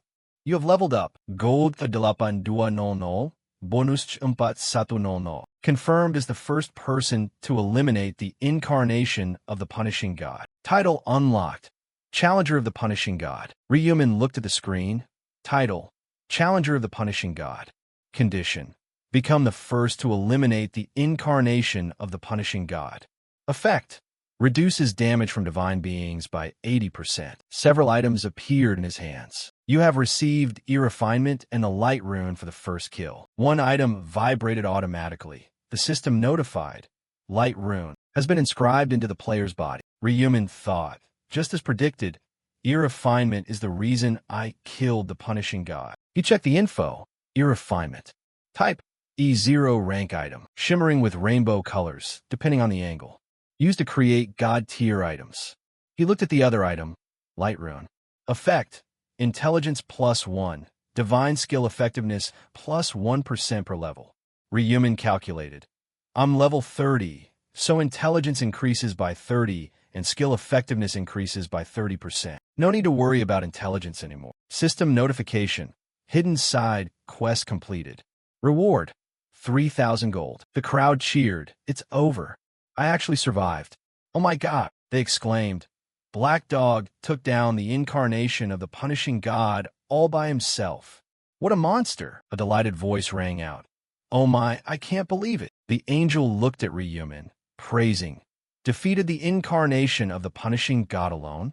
This is the first time I, Oliver, have recognized the strength of a human. He went on. Should I interview you for a moment, player Black Dog? Why did you want to kill the incarnation of the punishing god? Ryumin replied with icy contempt. Because I felt like it. The angel was confused. You get rewarded just by surviving, yet you risked everything just because you felt like it? Ryumin retorted. I couldn't just stand there and watch all these people die, could I? The crowd was stunned, moved. He stood up for us. I thought someone that strong would be arrogant, but it turns out he's actually kind. The angel stroked his chin, standing up to save those in the same situation. I heard you humans were strange, and it turns out it's true. You can actually put aside conflicts to unite. He chuckled with amusement. I just can't understand it. Ryumin thought to himself. Yeah, you selfish angels, what would you know? The angel looked at the mortals. You've all tried very hard to survive, but it's not time to relax just yet. He wore a sly smile. Remember, whether you're eliminated or not depends on your overall performance. Let's check the results. The system opened the leaderboard. Round 3, all regions. Black Dog, level 30, 3,631 kills. Level 13 Mage, 982 kills. Dark Fallen Knight, level 13, 963 kills. Region S45, Tao N1. Ku, level 30, 3,631 kills. And Sang Chun, level 11 Knight, 687 kills. Cell Aaron, level 11 Summoner, 576 kills. The crowd exclaimed. Black Dog killed over 3,600 monsters by himself. Second place didn't even reach 1,000. Is level 30 for real? This is insane. Someone wondered, did he get bonus experience or something? Ryumin thought to himself, I did get extra experience, but you only find that out if you rank first in all regions. System notification. Congratulations on completing the quest by ranking first in all regions. Special reward, gold. Congratulations on ranking first in region S45. Reward. Rare intermediate ring selection ticket. Ryumin was satisfied. Rare intermediate ring selection ticket. Finally, the system displayed. Choose one of the following: Gale ring, blue magic ring, resistance ring. He chose immediately. Resistance ring. Info popped up. Resistance ring. He chose immediately. Resistance ring. Info popped up. Resistance ring. Type: rare grade ring. Effect: luck plus 4, resistance plus 35. Durability: 450/450. Restriction: normal level and up. Description: resists negative status effects. Ryuman pondered. No matter how high your stats are, if you get hit by a negative status effect, you're dead. Resistance doesn't increase with stats, so this is the best choice. Right now, monsters mainly deal damage, not many status effects yet. The system continued. Choose a reward. Stat increase of 50% only applies to round 4 for 1,000 gold or information about round 4. Ryuman thought. Round 4 won't have the 3x experience buff because the goal isn't to kill monsters. He tapped. For 1,000 gold. The angel spoke in a seductive tone. How is it, humans? Have you checked your rankings? Those from rank 1225 and below will be cut. The bottom dwellers were stunned. Cut? Angel, wait. The system calculated it wrong. I killed a bunch of monsters. Why is my rank so low? He scoffed with contempt. The insects that didn't make the top 1225 will be eliminated right now. The angel let go, and those below the quota burst into flames, screaming, "No! Help me!" System notification. Round 3 concluded. All regions, 2140/7550 survivors. Region S45, Tile N1, 1,225 survivors. Souls are being transferred back to their bodies in the current dimension. The next round starts on November 21st, 2023. Congratulations on surviving. Erin opened her eyes in her room, unable to believe it. Rubbing her face, "I'm back. I survived round 3. She hurried out of bed. Not only that, I actually obtained the summoner class. She read the command, "Summon Fairy." A pure white fairy flew out and swirled around her. Erin felt a deep affection. I made it through round 3 safely thanks to the fairies creating shields and bodyguards drawing the enemy's attention. She opened the system menu, astonished. I'm in the top 3. She pulled out the mana stone, thinking, I wonder if Black Dog would like this magic stone. In another room, Huang Yongmin brutally smashed a lamp, roaring, his face ashen. Damn you dogs. The system flickered. Penalty applied. All stats permanently reduced by 50%. If I knew this would happen, I wouldn't have ordered the destruction of the relic. Huang Yongmin was startled. Picked up his phone, looked at the screen, panicked. I'm finished. Huang Yongmin looked at the caller ID. Kim Sung-han. He thought, I'm done for. He answered, his voice trembling. Sung-han? The other side was boiling with rage. Hey, have you lost your mind? Huang Yongmin sighed. What is wrong with you guys? Sung-han screamed into the phone. Don't sit there and play dumb with me. Do you have any idea how badly you've ruined us? How could you use your command authority to manipulate your own friends and still have the nerve to call yourself a human being? Huang Yongmin denied. Look, I didn't have any other choice. If I didn't follow orders, Black Dog would have killed me. Sung-han cursed. Then you should have just died. Huang Yongmin was left speechless. Sung-han continued. Instead of hurting your friends, you should have just gone to sleep forever. Huang Yongmin couldn't take it anymore. You bastard.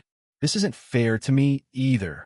Don't you see my stats got reduced for being the regional representative? Sung-han rapped out an insult. Like you're the only one who got reduced. We were used by our own friend. If you hadn't been so greedy for the regional representative position from the start, none of this would have happened. You backstabbing dog. Huang Dongmin ziplit. Hey, Kim Seang. Before he could finish, Sung-han cut him off. We're done. Don't you ever call me again. Whether it's in reality or in that other world, just pretend you don't know me. Because if I see your face again, I'll lose it and kill you. The call ended. Huang Yongmin slumped in despair, indignantly calling back. I didn't do anything wrong to deserve this. I'm a victim here too. I'll get the others to crush that bastard. But only a voice sounded. The number you have dialed is currently unreachable. Please try again later. He threw his phone in anger, grinding his teeth. Those damn dogs. Veins popped on his forehead. Right, friends? Who needs them? Everyone has their own life to live. That guy said if he sees me again, he'll kill me. You want to fight? Next time you try to meet me, I'll kill all of you. At a luxury hotel, a voice spoke. Come in, unit leader in Saint-Chambouet. Ma Jianglock smiled. Round 3 must have been a bit tough. Are you all right? Sang-chun replied. Yes, I didn't have much trouble. Maybe it's because the monsters have become weaker. Ma Jianglock asked, what level are you? Have you obtained a class yet? Sang-chun replied honestly. Sir, I am level 11. My class is Knight. Oh, and Cell Aaron is the same level as me, but her class is Summoner. Ma Jianglock was surprised. Summoner? He laughed. That's great. I didn't think that was a common class. Sang-chun nodded. I was also very surprised. After her class changed, she summoned fairies to create shields. Thanks to her, I could hunt safely. Ma Jianglock nodded, satisfied. Good. He smiled. Keep building a relationship with the actress Cell Aaron. If you like, you can date her. Sang-chun was confused. Date her? What do you mean? Ma Jianglock gave a fake smile. I just meant that dating makes it easier to discover each other's weaknesses. I don't mean date her seriously. Sang-chun hesitated. So should I date her, sir? Ma Jianglock laughed out loud. It's been a long time since I've seen you this flustered. He consoled him. If it's too much trouble, you don't have to. Sang-chun breathed a sigh of relief. Ah, I see. Anyway, Cell Aaron doesn't like me. Ma Jianglock was intrigued. Why not? You're reliable and manly. Sang-chun replied. She's still very formal with me. She still calls me bodyguard.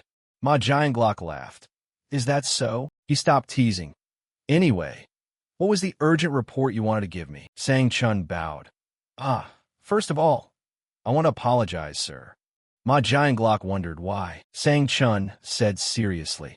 I failed to follow your order to assist Black Dog.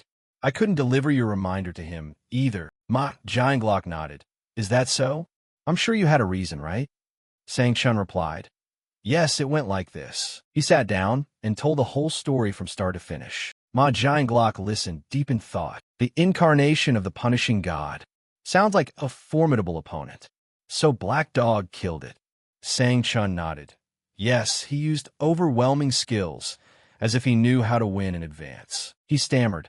Black Dog seems like the type of person who doesn't need anyone's help. Ma Jianglock was silent. So his stats are beyond imagination. So strong that I feel embarrassed thinking I was strong enough with the Dark Knight rune. He frowned. Black Dog, if I have the chance, I want to meet him. He continued. You had a reason, so I won't hold you responsible. Sang-chun replied. I am sorry. Ma Jianglock took a sip of wine. That's enough. What about the results of finding those thugs? Sang-chun reported. The first guy goes by the nickname Huang Yongmin. Assuming that's his real name. There are dozens of people with the same name all over the country. But if he's in his 20s and lives in Seoul, that narrows it down to about 5 people. Ma Jianglock inquired. What about their locations? Sang-chun replied. The detective agency says it will take a month to determine their home addresses. Ma Jianglock muttered. A month? Then it won't be until after round 4 that we find out. Sang-chun poured wine for his boss. Yes, there's no rush, so we can take our time. Ma Jianglock asked. How much gold have you saved up? Sang-chun calculated. About 10,000 gold. Ma Jianglock nodded. Halfway there. There's a common skill in the shop called tracking. Once you earn 20,000 gold, be sure to learn it. Sang-chun obeyed. Understood, sir. Suddenly Sang-chun remembered. Oh, sir, I forgot to mention. Last month, a shareholder bought a large amount of shares in your company. Ma Jianglock asked. Which company of mine are you talking about? Sang-chun replied. The Heaven Demon Consulting Company, the one you are currently focusing on. Ma Jianglock nodded, setting the wine glass down. How much percentage of shares does that person own? Sang-chun calculated. Please don't be surprised. 31%. Ma Jianglock was stunned. What? Someone bought 31% of the shares. Sang-chun nodded. Yes, when I saw the screen, I couldn't believe it either. Ma Jianglock thought to himself. Heaven Demon Company has a market value of 900 billion won. 31% means that person invested 280 billion? A person with that kind of money. Is it some rich guy I don't know? Or did one of my brothers do it? He picked up his phone, tapped a few times, thinking, regardless, the person who invested 31% definitely wants to participate in management. He asked, unit leader, and what is the contact information for this major shareholder? Elsewhere, Ryumin held his phone, deep in thought. It's time for him to get in touch. As a major shareholder, I can't call first. I have to save face. Suddenly, Ryu-1 ran in. Brother, what level are you now? He was startled, almost dropping his phone. Why are you asking me that all of a sudden? Ryu-1 was excited. There's a super arrogant kid bragging that his brother is level 11 and already has a class. They're mocking me. Ryumin sneered. Level 11? I'm higher than that. So don't you worry. Ryu-1 was surprised. Really? What level are you? Ryumin scratched his head, thinking, if I tell the truth, it'll be a hassle. He smiled brightly and lied. Level 12. Ryu-1 was awestruck. Huh? Is that for real? You must have a class too, right? Ryumin nodded. Of course. Ryu-1 was curious. What is it? What is it? Ryumin turned away. Secret. Ryu-1 sighed. Ah, come on. We're siblings. How can there be secrets? Even as she pouted, Ryumin remained unbothered. There can, why not? You go outside? I need to get some more sleep. Ryu-1 closed the door in frustration. The room became quiet again. Ryumin's phone rang. He answered, hello? The person on the other end asked, is this Ryumin? Ryumin replied, yes, it is. Who is this? The man identified himself. Hello, I am Ma Jianglok, the CEO of Heaven Demon Consulting Company. Ryumin felt happy. He called. At first, just played him a little. The more you appear easy to fool, the more he'll let his guard down. Ma Jianglok waited a moment before hearing Ryumin reply. Ah, hello. He smiled and continued. You invested quite a fortune in our company last month, right? Ryumin pretended to hesitate. Ah, yes. Is there a problem? Ma Jianglok said sincerely. You've become the largest shareholder of Heaven Demon Company, so I'd like to meet you. I want to treat you to a meal. Ryumin heard that and froze. Ah, all right. Ma Jianglok smiled. That's great. How about this Friday? Ryumin checked his calendar, thinking, Friday is a crucial day to earn the internal introspection room. He refused. I already have plans for Friday, so that won't work. How about Saturday? Ma Jianglok replied cheerfully. That works. See you then. Hanging up, Ryumin thought. Perfect. I knew Ma Jianglok would call. He set up the Heaven Demon Company to gain his father's recognition. There's no way he'd treat a major shareholder poorly. Turning off his phone, Ryumin smiled. Before meeting him, I should go get those necessary runes. Runes, those gemstone fragments carved with mysterious characters, can be acquired in many ways. They can be found in specific locations during certain rounds, or as rare rewards, like the one Ryumin received after defeating the incarnation of the punishing god. They can also drop from boss monsters, or, more rarely, from regular monsters. But there's a way few people know about. Runes can appear in real life. In the darkness, Ryumin quietly crept toward a warehouse. Gasping for breath, he climbed the stairs and hunkered down in a dark corner. Soon, Jang Seokyeon would show up. He quietly recalled. The nickname Jang Seokyeon was actually his real name, Jang Seokyeon. I'll never forget this name. He is the criminal who kidnapped Ryu-1, my younger brother. Pain surged from a year prior in his previous regression. Seokyeon's voice was cold, a knife pressed against Ryu-1's throat. Do you want to see him live? Then you have to pay the corresponding price. Give me some hidden information that no one else knows. Ryumin was bewildered. What kind of nonsense is this? How would I know something like that? Seokyeon laughed like a madman. Then his gaze turned sharp. Don't you lie to me. You're a regressor. Ryumin was stunned. How did he know? Seokyeon was calm. You're wondering how I know, right? He continued. I have the internal introspection rune. I used it to scan your brother's thoughts. Naturally, I also know what you're thinking right now. Ryumin gritted his teeth, the memory deeply etched. After that incident, I swore revenge on Jang Seokyeon. Since the 11th regression, my purpose is no longer just personal vengeance. Wearing a white mask, Ryumin's eyes flashed coldly.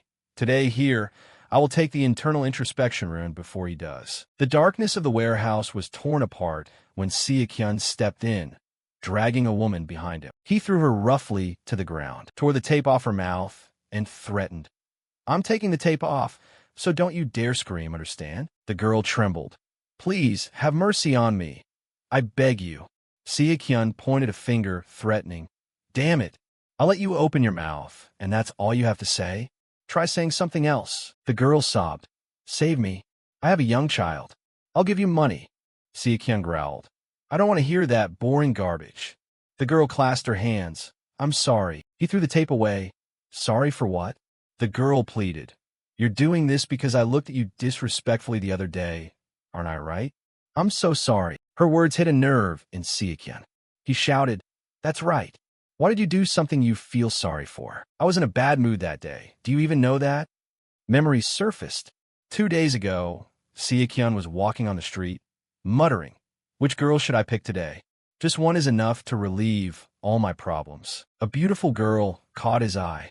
Nice body. He followed her into a narrow alley. The girl remained unaware, just walking along. Seo-kyun picked up the pace, step by step closing in on the girl. Then he blocked her path. His body glowed like a light bulb, blinding her. The girl screamed, "My eyes! I can't see anything. Who are you?" Her phone dropped from her hand. Seo-kyun's beastly nature erupted. The girl yelled, "Jihan, how?" Satisfied, he abandoned his prey, laughing happily. "Ah, this is truly fun. The current situation makes me want to do whatever I want. I love it." He recalled the day he left the reformatory. Life before was boring as hell. Dying wouldn't even matter. In the game, he received the luminescence rune, which makes his body glow, blinding his opponents. The perfect item to hunt for pleasure. Seo-kyun stepped into a cafe. The owner smiled. "Welcome." Seeing the beautiful girl, he was intrigued, instantly feeling lecherous. "She's pretty." He spoke slowly. "Give me a large Americano." The owner replied, "Sure. Your order is 5,000. He handed over the money, inquiring, "By the way, are you a part-timer here?" "I'm a regular, but I don't usually see you." The girl smiled awkwardly. "Oh, so you're a regular. I'm so sorry, I didn't know. All the part-timers have quit. You know how it is, right? The world has become so strange lately." Seo-kyun was silent. That made sense. They could die at any moment. Why would they waste time working part-time? He leaned against the counter. "Are you the owner?" She nodded. "Yes, that's right." He asked again, "How old are you?" "You look quite young." She hesitated. "I'm 32. Seo-kyun smirked wickedly. "Oh, so you're not a player?"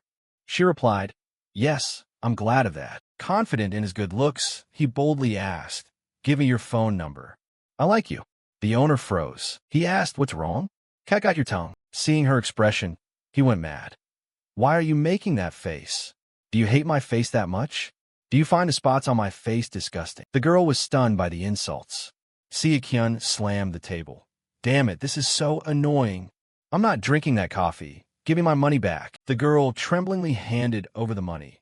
Here is your refund." Seo-kyun snatched it and stomped out of the shop bitter. "That bitch. Just because I'm handsome, she dares to look down on me." He took advantage of her unawareness to attack from behind. "I'll make you pay for looking down on me with that gaze." The flashback faded. Looking at the girl pleading, Seo-kyun sneered. "Don't judge others based on appearances, understand?" The girl trembled. "Yes, I won't do it again." Seo-kyun sighed. "This won't do. You aren't being sincere." The girl was stunned. He pinned her down, snarling, "You think I don't know? You're just pretending to apologize to get let go." The girl was terrified. "Please, let me go." He felt even more pleased. "Don't you know you're at fault? If you do, then pay the price for your mistake." The girl tried to fight back. "I was wrong. It's my fault, okay?" He held her arms tightly. "That's right, so stay still." Suddenly a voice echoed from afar. "You stay still, understand?" Seo-kyun froze, his face turning pale. "What the hell? I thought no one was here." He thought. "Is he a detective?" He stammered. "Damn it, who's there?" Ryumin calmly stepped out, wearing a white mask, his scythe glowing. "Don't curse. You're going to be screaming plenty of insults soon anyway." Seo-kyun looked at him, thinking, what is that huge scythe? And the white mask too? Probably just some poser. He scoffed. "Hi, you freak. You think this is a place to play with toys?" Ryumin looked at him like he was an insect and raised his scythe. "Looks like you still don't understand the situation.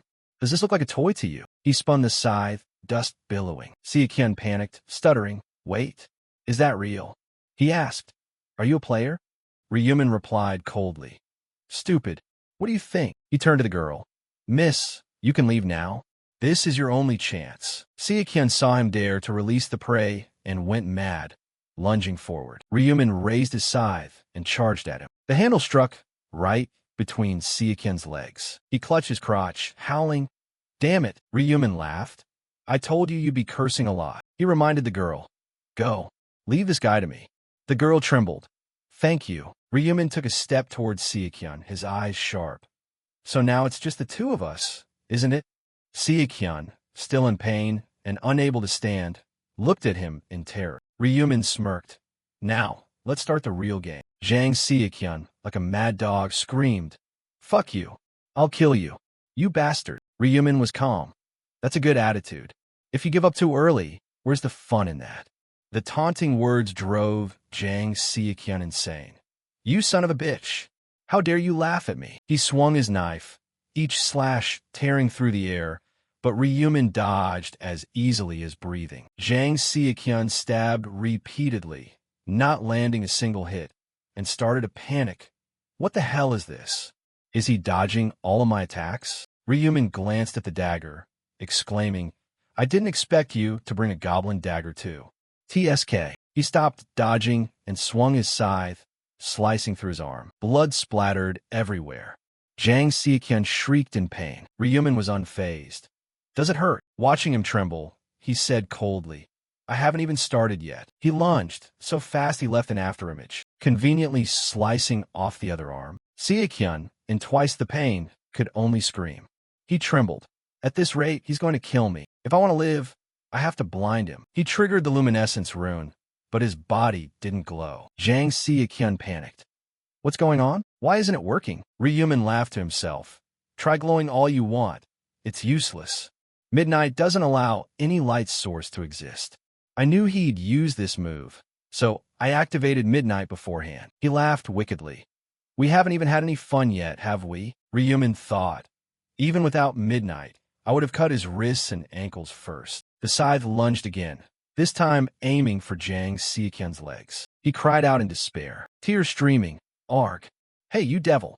Why are you doing this to me? What? Ryumin swung the scythe, pinning it into his thigh, and pulled it out roughly. Why, you ask? Why do people exterminate pests? He pinned the scythe down again, because letting them live only causes harm. Jang Seokyun, slashed to pieces, whispered, Damn it, you psychopath. Ryumin was cold. We'll see how long you keep that attitude. The warehouse was flooded with blood. Only the sound of Jang Seokyun's squealing like a slaughtered pig remained. He hated, damn it. Why is this guy doing this to me? What grudge do I have with him? It's not fair. It's so damn unfair. Tears and snot running down his face, he thought. Rather than suffering like this, I'd rather just kill myself. Suddenly, the scythe was held under his throat. Jang Seokyun looked at Ryumin in a panic. He laughed. What's wrong? Thinking of biting your tongue to kill yourself? Do you think I'll spare you? The scythe pinned down. Ryumin was cold. Until you kneel and beg me for release, you aren't allowed to die. Jang Seokyun's body was covered in slashes, almost shredded. He was frantic. I have to make this pain stop. He whispered, Kill, please. Ryumin asked, What did you say? He groaned, Kill me, please. Ryumin asked, Are you serious? Jang Seokyun, unable to hold on, begged, Please kill me. Ryumin nodded nonchalantly. You don't know why I'm going this far, do you? After all, you and I are total strangers. He didn't care if he heard. Actually, not exactly strangers. Jang Seokyun, we've met before. He was shocked, trembling. He knows my name? Don't tell me you're related to that woman. Ryumin shook his head. No, I have nothing to do with her. Jang Seokyun was confused. Then why? Ryumin replied. You kidnapped my younger brother and threatened me for hidden information. Jang Seokyun was bewildered. I did that, but I didn't. Ryumin stated calmly. Of course you don't remember. That's a matter of the future. It hasn't happened yet. To me, it's the past.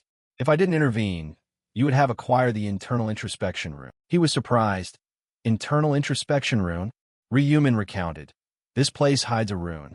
The trigger condition is hearing someone's sincere voice. If I hadn't shown up, you would have raped and threatened that woman. She would have pleaded in a sincere voice, and you would have acquired the internal introspection rune to commit even more crimes. Zhang Xiaqian trembled in fear, looking at the demon before him. Ryumin laughed to himself. This has been verified through my many regressions. Even if not for that, your 12 previous convictions are enough to prove you're a piece of shit who deserves to die. Zhang Xiaqian was dead silent. If I deserve to die, please just kill me quickly. Ryumin was cold. No, I won't touch you. Zhang Xiaqian was stunned. The head of the scythe handle swung down hard, blocking his mouth, making him only emit strange sounds. Ryumin laughed coldly. What did you think I was doing this whole time? I was waiting for you to stop breathing on your own. Zhang Xiaqian writhed, trembling. I asked him to kill me quickly. Why is it still so painful? He thought, don't you want the internal introspection rune? Don't you want to hear a sincere voice? Why are you stopping me from talking? Ryumin replied, why don't I let you talk? Because I want to test the internal introspection rune. Zhang Xiaqian's pupils contracted. Ryumin laughed. Sorry, but I already got the rune. Don't you remember?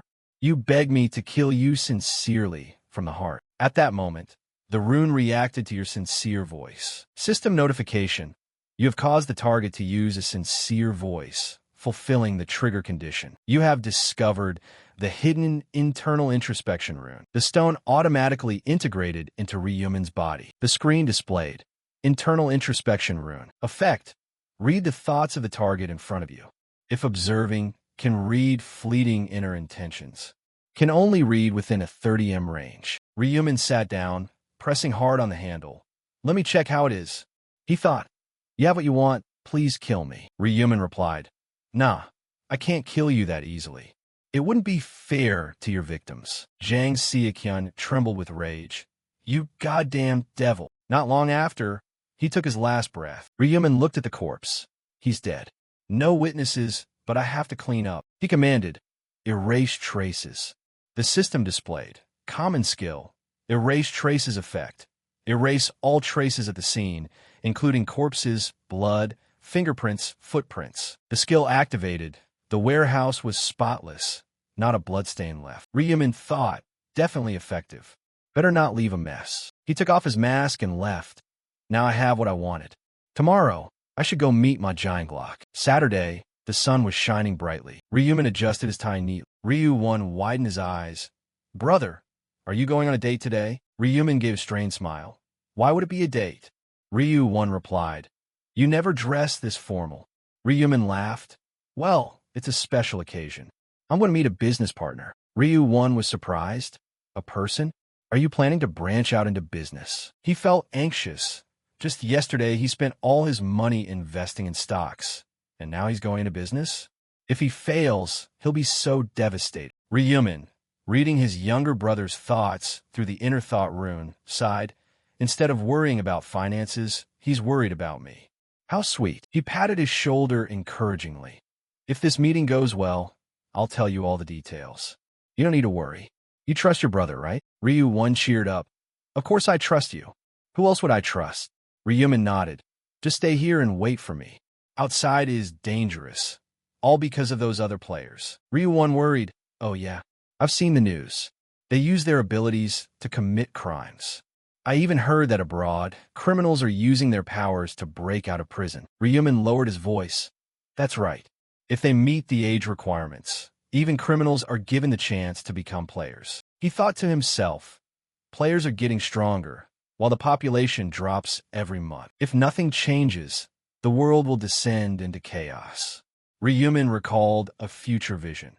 There will come a day when ordinary people are hunted like animals and treated as slaves once the players reach their peak strength. His eyes turned cold. Before the world becomes lawless, I must become strong enough to overwhelm everyone and raise the reputation of Black Dog. He warned his brother. Anyway, if you go out, remember to be careful. Ryu-1 nodded. All right. When are you going to tell me about the business? Ryumin answered curtly. It's a secret. Ryu-1 pouted. Ryumin pinched his cheek. I'll tell you soon, don't nag. Just wait here and order some food, but don't buy anything more expensive than black bean noodles, you hear?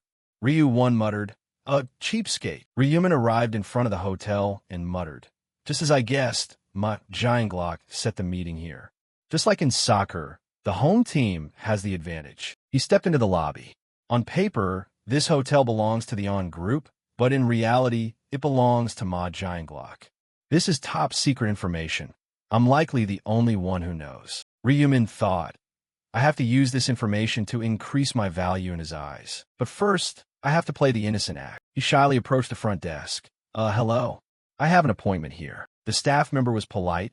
Ah, are you referring to the meeting with the CEO of Heavenly Demon Consulting, sir? Ryumin nodded. That's right. The receptionist invited. The CEO will be here shortly. You can sit over there. Ryumin scratched his head. All right. Thank you. He sat down and put on a naive expression. Just sit still and act like a country bumpkin in the city. He looked around. Wow, that chandelier looks so cool. Someone approached from a distance. Is that you, Ryumin? Ryumin stood up. Ah, yes. He began. We've met before, haven't we? At the Galleria Forest Long-Term Hotel. Ryumin nodded. Oh, right. I think we met when I was giving out rice cakes after moving in.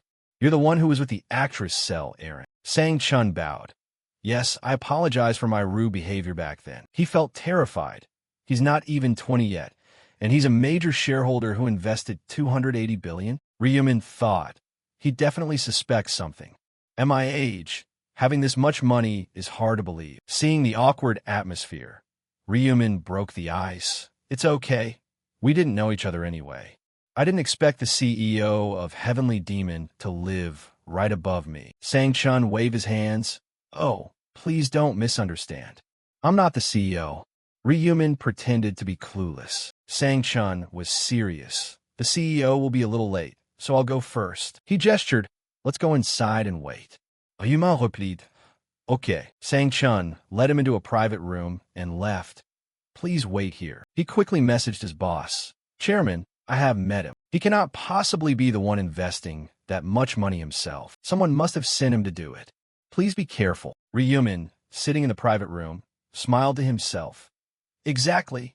Ma Jianglok had Sang Chun scout me out first. Someone as meticulous as him would never be late by accident. A few minutes later, Ma Jianglok walked in. Greetings. I am Chairman Ma Jianglok of Heavenly Demon. He reached out his hand. Ryumin waited a few seconds, then shook it. Ah, I am Ryumin. Ma Jianglok invited. Please have a seat. Ryumin didn't stand on ceremony. Thanks. Ma Jianglok ordered. Unit leader and sit next to me. Sang Chun obeyed. Yes, sir. He thought to himself. It seems he intends to have Sang Chun participate in the meeting without waiting for my opinion. He really wants to seize the initiative. Ma Jianglok smiled. I've prepared Korean cuisine. I hope it suits your taste. The server brought in hot, beautifully plated Korean dishes. Ryumin looked at the food. Haha, in a luxurious hotel like this, everything must be great. He picked up a piece of meat. The food is delicious. Ma Jianglok picked up some kimchi and smiled. I'm relieved you like it. He evaluated Ryumin, unit leader, and was right. He is too young to have invested $280 billion on his own. Someone is definitely backing him. Could be my brothers? Or my uncle. He started the conversation. Seeing you for the first time, I was very surprised. I didn't expect our major shareholder to be this young. How old are you? Ryumin looked up. I'm 20 years old. Ma Jianglok froze, then pretended to be calm. 20? I'm 29. It's great to meet someone around my age. Ryumin went along. Yes, I'm happy too. Ma Jianglok went straight to the point.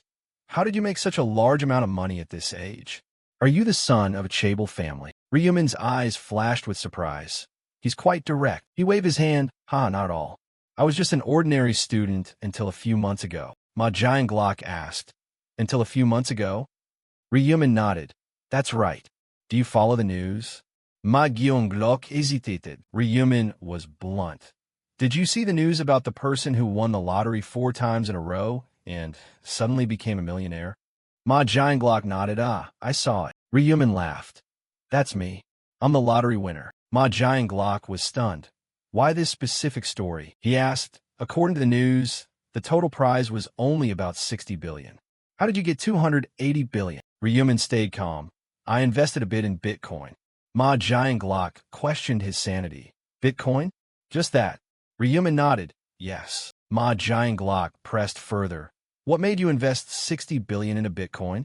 I don't think I could have done that. Sang Chun chimed in. I have to give you credit. It seems you're very lucky. Ryumin replied slowly. It wasn't just luck. Sang Chun nodded. Ah, that's right. I remember the article mentioned you said the numbers on the lottery ticket were from a dream. If that wasn't luck then, Ryumin corrected him. I didn't dream about them. Both of them were puzzled. Then how? Ryumin looked at Ma Jianglok, making up his mind. This is the only way to get him to accept me and pull him to my side. He was serious. This is the first time I'm revealing this. I have the future sight rune. Both of them were stunned. Ryumin smiled mysteriously. This rune helps me see a few years into the future. In other words, I am a prophet who can foresee the future. Ma Jianglok and Sang Chun fell into silence, thinking to themselves, a prophet? What is this kid talking about? Ma Jianglok spoke up. Are you being serious right now? Ryumin smiled. Why would I lie to you? Ma Jianglok rephrased. So, your lottery win was because you used the future sight rune? Ryumin nodded. Exactly. That's also why I invested in Bitcoin to get rich. Thanks to seeing the future, I felt confident enough to put all my money into it. Ma Jianglok was still skeptical. If you don't mind, could you prove it to me? Predict what I'm about to do in a moment. Ryumin thought. Guessing what he'll do is easy, since I can read his thoughts. But to avoid trouble, I should place some restrictions on my ability. He pretended to look troubled. I'm sorry, but I can't use this ability at will.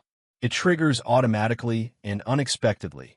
It's not under my control. Ma Jianglok nodded, thinking, a future sight rune having such limitations makes sense. Suddenly, he was startled and sat up straight. Mr. Ryumin, about your 280 billion investment in our company. Ryumin nodded. Yes, I know Heavenly Demon will grow strongly in the future. That's why I invest. Ma Jianglok asked, how strong is this strong growth? Ryumin was firm. Within 6 months, you can enter the Kospi list without any issues. Ma Jianglok was shocked. Kospi is the Korea Composite Stock Price Index. He shifted from skepticism to anticipation. If this comes true, I'll be recognized by my father and might even get a seat on the board. He whispered to himself, I'm getting too excited over unverified information. Ryumin, knowing the bait was in the trap, added, but if you want to succeed, you must completely change your business model. Sang Chun slammed the table. What? Business model? That's ridiculous. Should you ask us to change the company name to? Ma Jianglok cautioned. Unit leader in Ryumin picked up a piece of food. Since the type of business is changing, of course the name has to change too. Sang Chun, his face darkening. Huh? Are you being serious? Ryumin glanced at him. You still think I'm joking at this point? Both of you are players. You should understand that revealing a rune is very disadvantageous and harmful. The tension in the room was palpable. Ryumin continued.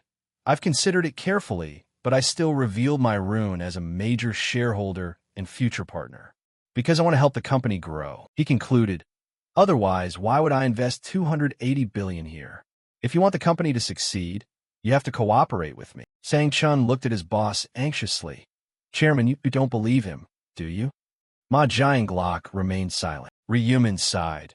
It seems you don't believe in my ability. Sang Chun was blunt. To be honest, I don't. Ryumin looked at him. Unit leader in, have you ever wondered why I moved right below the penthouse? Don't tell me you think it's just a coincidence. Sang Chun was startled. Ma Jianglok turned. Wait, below the penthouse? Unit leader in, what is he talking about? Sang Chun nodded.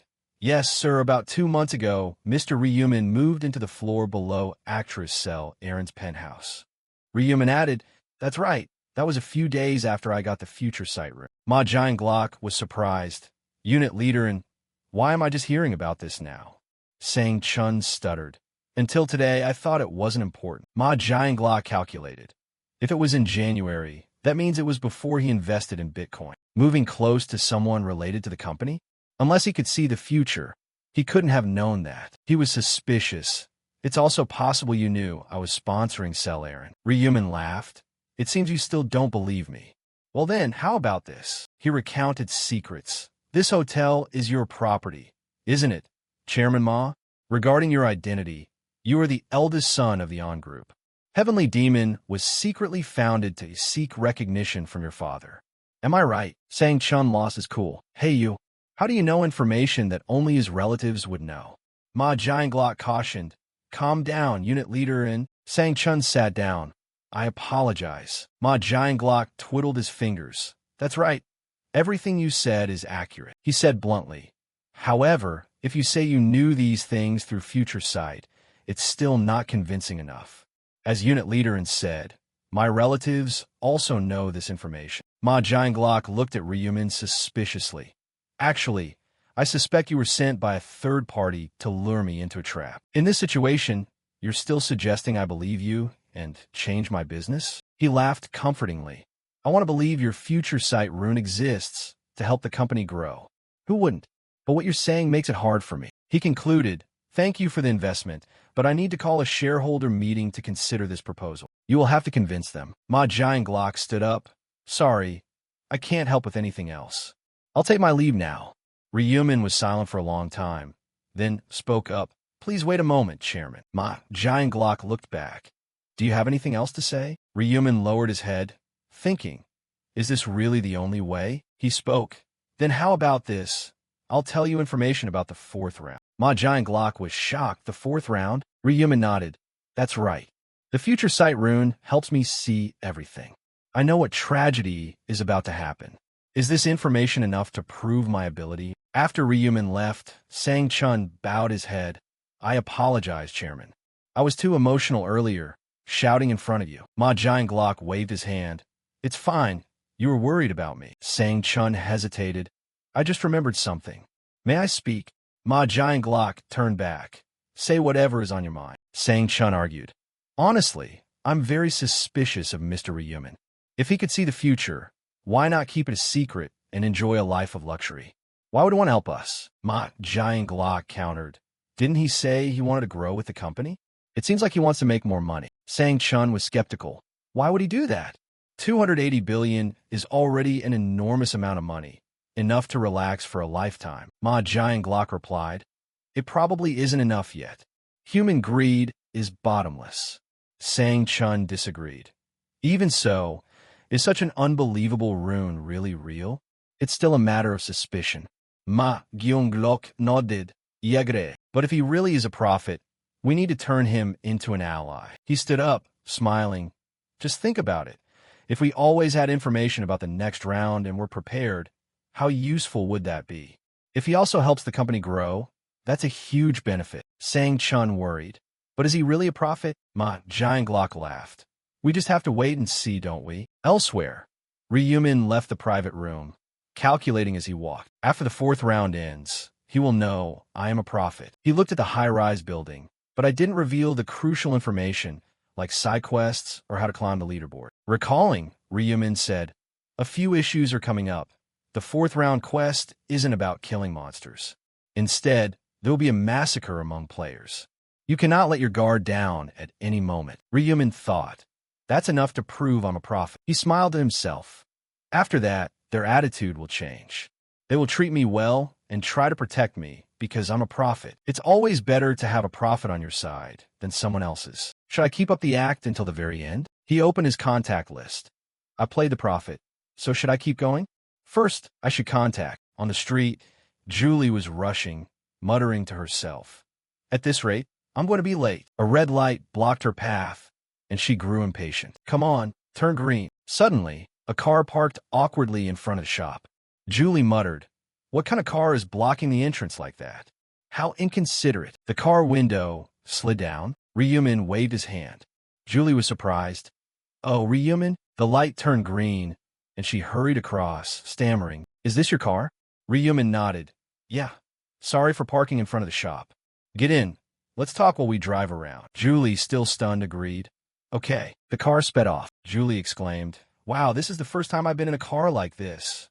Ryumin laughed. Really? Me too. I just bought it. Julie nodded, curious. How much does a car like this cost? Ryumin estimated. Not much. About 900 million. Julie was shocked. 900 million? Not much. Do you know how many convenience stores I could open with 900 million? Ryumin was indifferent. Compared to the lottery winnings, it's really not that much. Julie leaned back in her seat. sighing. I guess so. You're rich now. You have 60 billion. It's like we live in two different worlds. Her face turned red, thinking, this feels so much like a date. How embarrassing. Ryumin spoke up. Honestly, I have something I want to confess. Julie was flustered, her head spinning.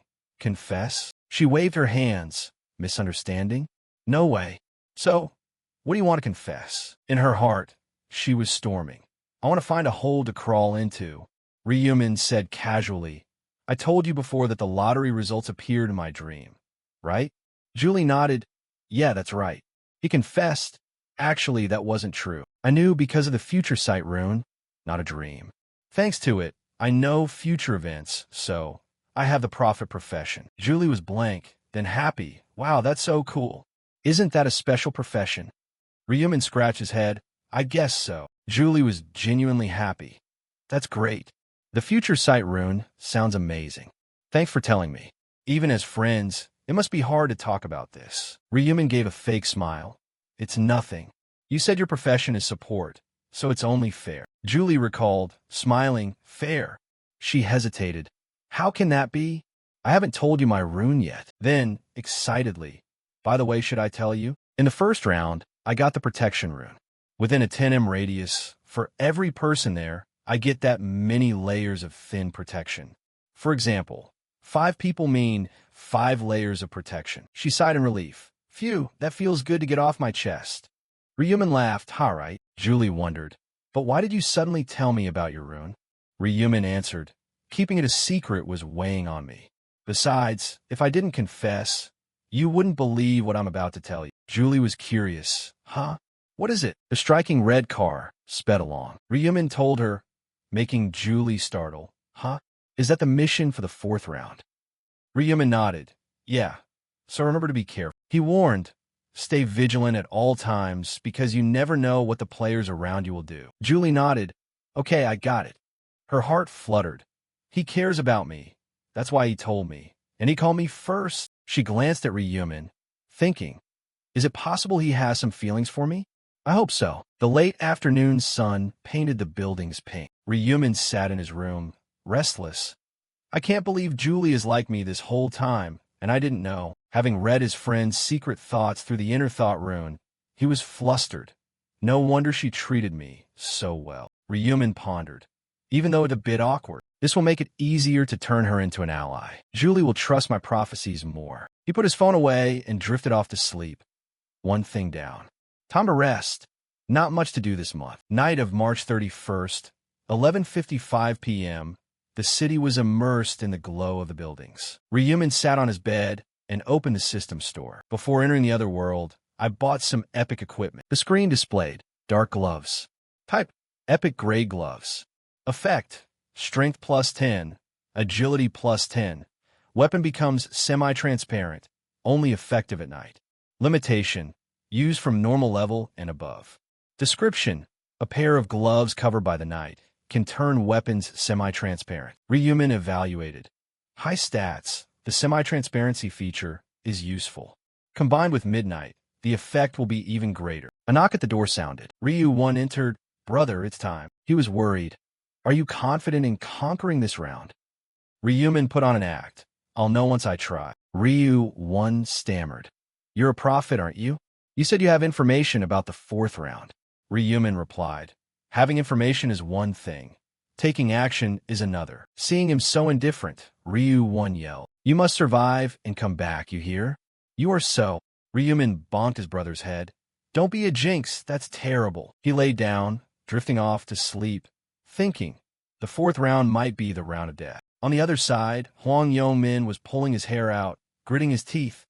Damn it, not again. System notification. Penalty applied. All stats permanently reduced by 50%. He muttered to himself. Damn it. Is this the result of betraying your friends? I don't even have 10 command charges left. How am I supposed to pass the 4th round? He looked around, worried about those trying to steal the regional representative position or old friends seeking revenge. The tension was thick enough to snap. Huang Yongmin looked up at the sky, seeing only a stark white expanse, not the J97 constellation. Where is this? How unlucky to get stuck in this hellish situation. He mumbled, "What kind of mission starts in this godforsaken place? This white space looks like a cage for lab rats." Suddenly, he spotted a familiar figure. Black Dog. That wicked devil must have known everything would turn out like this, Huang Yongmin recalled. Ryumin had misused all 10 command charges, destroyed artifacts, charged into a fight with a god, and even killed an avatar of the punishment god. So suspicious. His eyes were sharp as knives. If I were strong enough, I'd have smashed that bastard's face in. With no other options, he had to hold back. This is so damn annoying. But if I want to save my life, I have to shake hands with that devil. He approached. "Hey, Black Dog," Ryumin asked. "What is it?" Huang Yong-min forced a smile. "Is our deal from the last round still valid? Didn't you say if I became your subordinate, you'd protect me?" Ryumin nodded, then said coldly, "I don't need a subordinate like you anymore." Huang Yong-min froze. "What?" Ryumin replied. "You don't have any command charges left. What's the point of being a regional representative without any power? Not to mention that most players have classes now, so command charges aren't very useful anyway." Huang Yong-min stammered. "But," Ryumin laughed, "you have no value left. You're just a walking target." Huang Yong-min's face went pale. A walking target? Hearing that, Huang Yong-min looked left and right, his heart filled with dread. Ryumin, knowing what he was worried about, reassured him, "Don't worry too much. You're only a target in name. Not many people will actually want to kill you." Huang Yong-min was confused. "Huh? They won't target me." Ryumin nodded. "You know the fate of a regional representative. Everyone understands that being a representative isn't a joyride. The higher you level up, the fewer people you can command. It's not worth the risk." Huang Yong-min nodded, thinking, Black Dog is right. If I could, I want to give up the command authority too. In the distance, Sel Aaron and Sang Chun approached. Seeing familiar faces, Huang Yong-min's expression soured. Why are they here? But neither of them paid him any attention. Sel Aaron stepped forward. "Hello, Black Dog." Sang Chun chimed in. "Hello. Do you remember us?" Ryumin replied, "Of course. What's up?" Sang Chun blurted out a jab. "It's just that you saved us from the thugs standing right here. We wanted to thank you again." Huang Yong-min felt bitter. A thug? But before he could speak, Ryumin cut him off. "Cold and indifferent. Thanking me once is enough. You don't need to find me again." Sang Chun laughed. "We're still grateful to you. The company president also wanted to send his thanks because you saved us." He remembered his boss's instructions. "Oh, right, about the president." Ryumin interrupted. "Stop there. I'm not interested." Sel Aaron respectfully held out a stone. "Mr. Black Dog, this is a token of our appreciation. Please accept it." Ryumin looked at the item, stunned. Low-grade purple magic stone. One unexpected bargain. Seeing his silence, Sel Aaron explained, "I thought just saying thanks wasn't enough, so I wanted to give you this. It would be a waste not to take it." Ryumin accepted it immediately. "It's good that you think that way." "Thank you." He chuckled inwardly. "She's giving me such a supreme item. No way I'm refusing. When I get back, I have to try making low-grade magic stones." Sel Aaron felt anxious. Does he like it? She overthought. Does he think I gave him a useless stone, and now he's angry? Ryumin, reading her thoughts through the inner thought ancient runes, was speechless. Just as I thought, she doesn't know the value of the magic stone. If she did, she wouldn't have given it to me. Huang Yong-min observed, thinking to himself, I have something like that too. Ryumin was surprised. He has a magic stone? Huang Yong-min scratched his head. I think it's called a black gold force stone. Ryumin was shocked. Black gold force stone? An item that drops for monsters at a super low rate, rarer than a magic stone. At this point in time, getting one intentionally is impossible. He smiled to himself. Didn't expect this guy to have such a rare item. Is this luck or misfortune? Sel Aaron continued. Mr. Black Dog, do you need a defensive shield? Ryumin was curious. A shield? Sel Aaron nodded, slightly shy. I leveled up to summoner. I can summon a fairy to create a shield for you. Ryumin refused. Thanks, but I don't need it. Sel Aaron felt dejected. Oh, I see. She bowed. Then we'll be going? Good luck with this round. Ryumin was polite. Good luck. Watching the two leave, Huang Yong-min felt there was no point in staying. Suddenly, Ryumin called out. Wait. Huang Yong-min was confused. Ryumin said, At this rate, you'll regret it. Huang Yong-min was bewildered. What do you mean? Ryumin replied. I told you that you were a walking target. Huang Yongmin asked, but you said no one would target me. Ryumin laughed. I said not many people, not no one at all. The benefits of being a regional representative haven't completely disappeared, he analyzed. Even though most have reached level 10 and obtained a class, there are still a few who haven't. That means there are still targets to use the command authority on. Huang Yongmin wavered. Ryumin continued. Think about it. Among thousands of players, is no one targeting you? Huang Yongmin was confused. So what should I do? Ryumin sounded concerned. I'll help you so you don't become an easy target in danger. Huang Yongmin was thrilled. Really? But Ryumin cut him off. I didn't say I'd do it for free. As payment, you see that stone cell Aaron gave me? If you have anything like it, give it to me. Huang Yongmin understood, opened his system, and took out the black gold force stone to give to Ryumin. Info displayed, black gold force stone. Type, item. Description, a hard, black stone with a smooth, glossy surface. Ryumin nodded. All right. Any other items? Huang Yongmin was terrified. No. Whatever I could give, I already have. Don't take my equipment. Ryumin looked at the useless guy. Don't worry. Even if you wanted to give it, I wouldn't take it. Huang Yongmin asked, I've given you the item. Now, can you help me? Ryumin was cold. Sure, I keep my promises. Suddenly, an angel appeared in the sky. O mankind, you have gathered in full today, but your numbers have dwindled. Everyone buzzed. The numbers dropped? Did people fight in the real world? Ryumin laughed coldly. It would be a surprise if no one had gotten into trouble for a whole month. The angel waved her hand. Now that you are all here, declare the 4th round mission. System displayed. Round 4. Main mission. Slaughter each other for 3 hours. Total participants. 181,906,418. People completed. Empty. Area SX45. 1042 participants. Over 521 must complete. Everyone was blank. Kill each other? The angel was annoyed. Humans are truly slow to understand. As I said, you just need to stab, slash, and kill the player next to you. It's simple. The crowd was panicked. Kill them? The angel giggled. Let me explain further. The goal is to reduce the number of players by killing each other.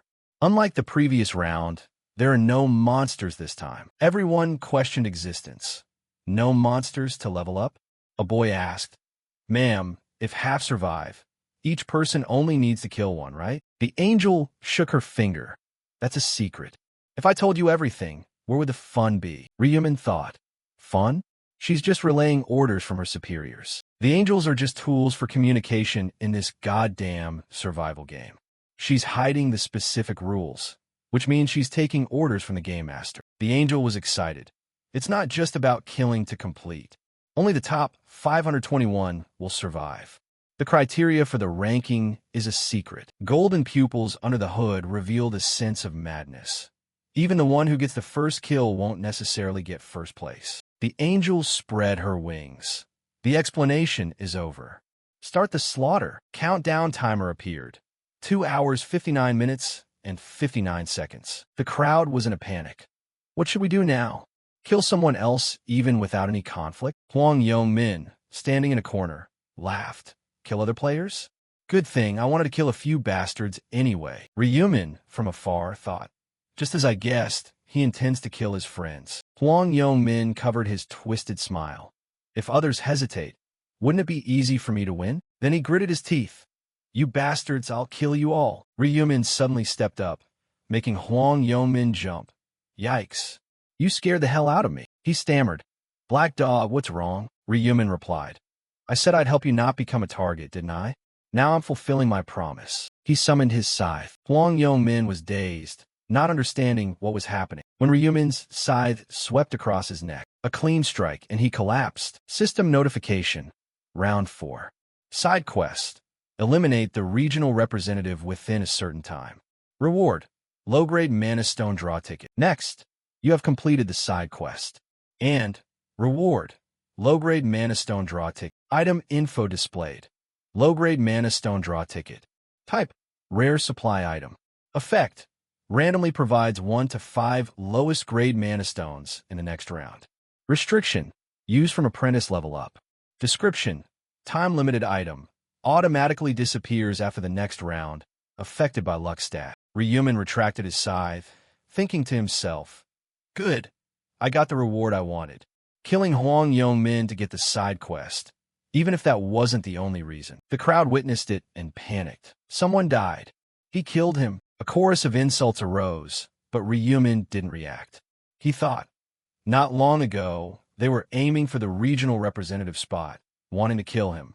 What a bunch of hypocrites, acting all kind now. A few people rushed out to criticize. "Hey, Black Dog, you can't just kill people like that.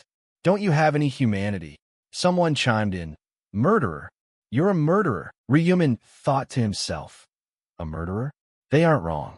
I've killed Jang Seokyun, and I'll kill countless others until round 20. His face remained cold, but I never kill without cause. In this round, if you don't kill, you can't pass, whether I want to or not. He recalled the game rules. Round 4. Main mission, slaughter each other for 3 hours. Total participants, 181,906,418. People completed, 0/90,953,209.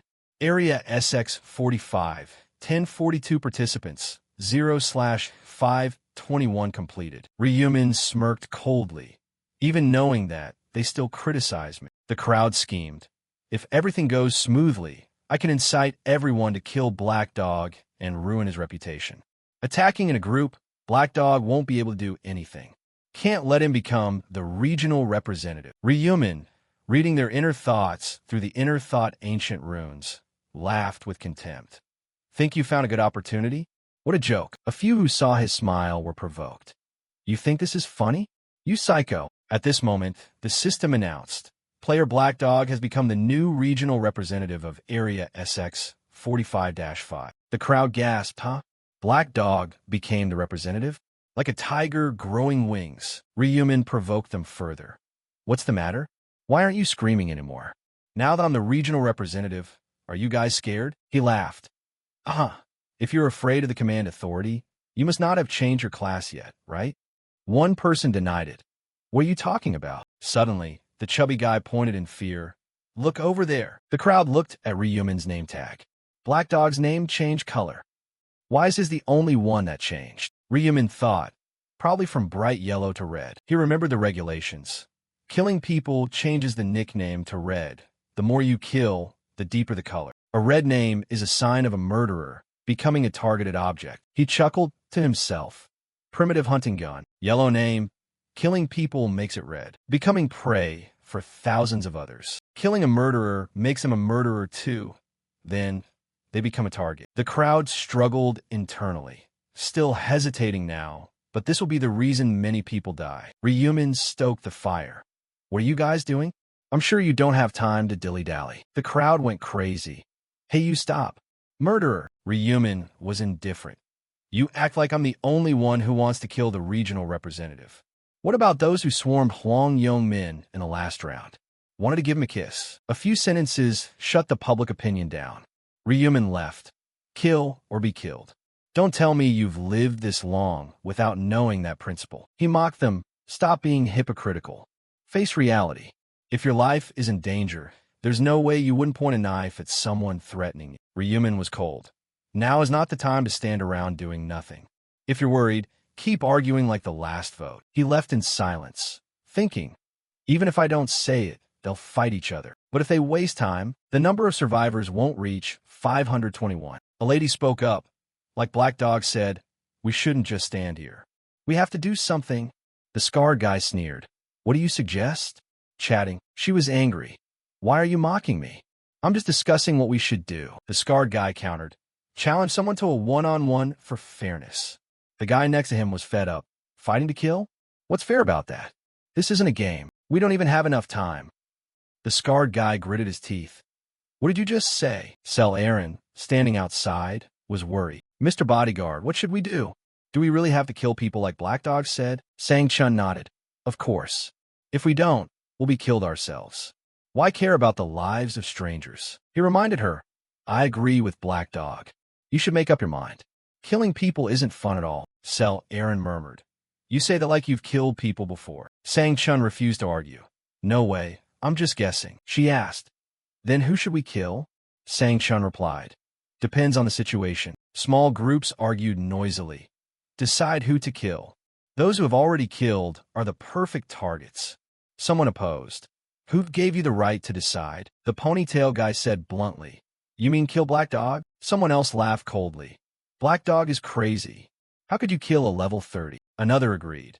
Even if we all rushed him, we couldn't take him down. A coward afraid Black Dog would hear him. Shouted at everyone. Keep it down. What if he hears us? Ryumin thought. I heard everything already. Everyone was still arguing endlessly. A young man rushed out. What the hell are you talking about? Life is precious. Even if someone's a murderer, we shouldn't kill. The mage agreed. If we kill, we become murderers ourselves. The mushroom head retorted. Then what do you want us to do? People have to die for me to live, right? Someone interjected. Don't argue. Let's just agree to kill the criminals. The blue-haired girl stirred things up. How do we know who the criminals are? Ask the ones with records to raise their hands. That guy rushed in. Who the hell are you to look down on me? Give your own opinion. The blue-haired girl screamed. Why are you swearing at me, you dog? Should I kill you right now? That guy laughed coldly. Try it if you're so good. A guy standing around eating popcorn incited them. Stop talking, just fight. The two swore in unison. Who are you to provoke us? You scum. The one being jabbed got hot-headed. Damn it, I'll kill you all. The blue-haired girl summoned her weapon. Bring it on, you idiot. Ryumin was depressed. It's all chaos. All talk and no action. There's nothing to worry about, though. It won't be long before they start hacking each other to pieces. The other guy stood up and advised, stop shouting and think realistically. Suddenly, Huang Yong-min, who had just died, woke up, leaving everyone stunned. Didn't he die? Ryumin laughed to himself. This is the hidden rule of this round. After 10 minutes, players respawn. Huang Yong-min was confused. Why is everyone staring at me? Like I'm a zombie. He looked at Ryumin. I was talking to Black Dog. What's going on? A guy turned pale. He's alive again, like a god reborn. His friend was tired. God? It's just the system respawning. The crowd wavered. The dead can respawn? So killing doesn't matter? A few raised their weapons. If they respawn, it's no problem at all. The ponytail lady advised. Calm down. We're not sure if we can respawn. But before she could finish, someone stabbed from behind. From here, the massacre began. Aaron was slashed in the back by someone, and she fell. He shouted, Why don't you sleep first, you bitch, die? He looked down at his claw weapon, stained with blood, and gasped. Calling me when I didn't even get a break. Come on, respawn. You and I still have to fight. Seeing Aaron's corpse covered in blood on the ground made the witnesses absolutely terrified. A friend stepped up, nervously asking, But she didn't respawn? Someone next to him replied, We should wait a bit. Maybe she won't respawn. Hearing that, the friend said, Now that I think about it, after 10 minutes that guy would respawn. The blue-haired friend shouted, Hey everyone, why don't we wait for her to respawn?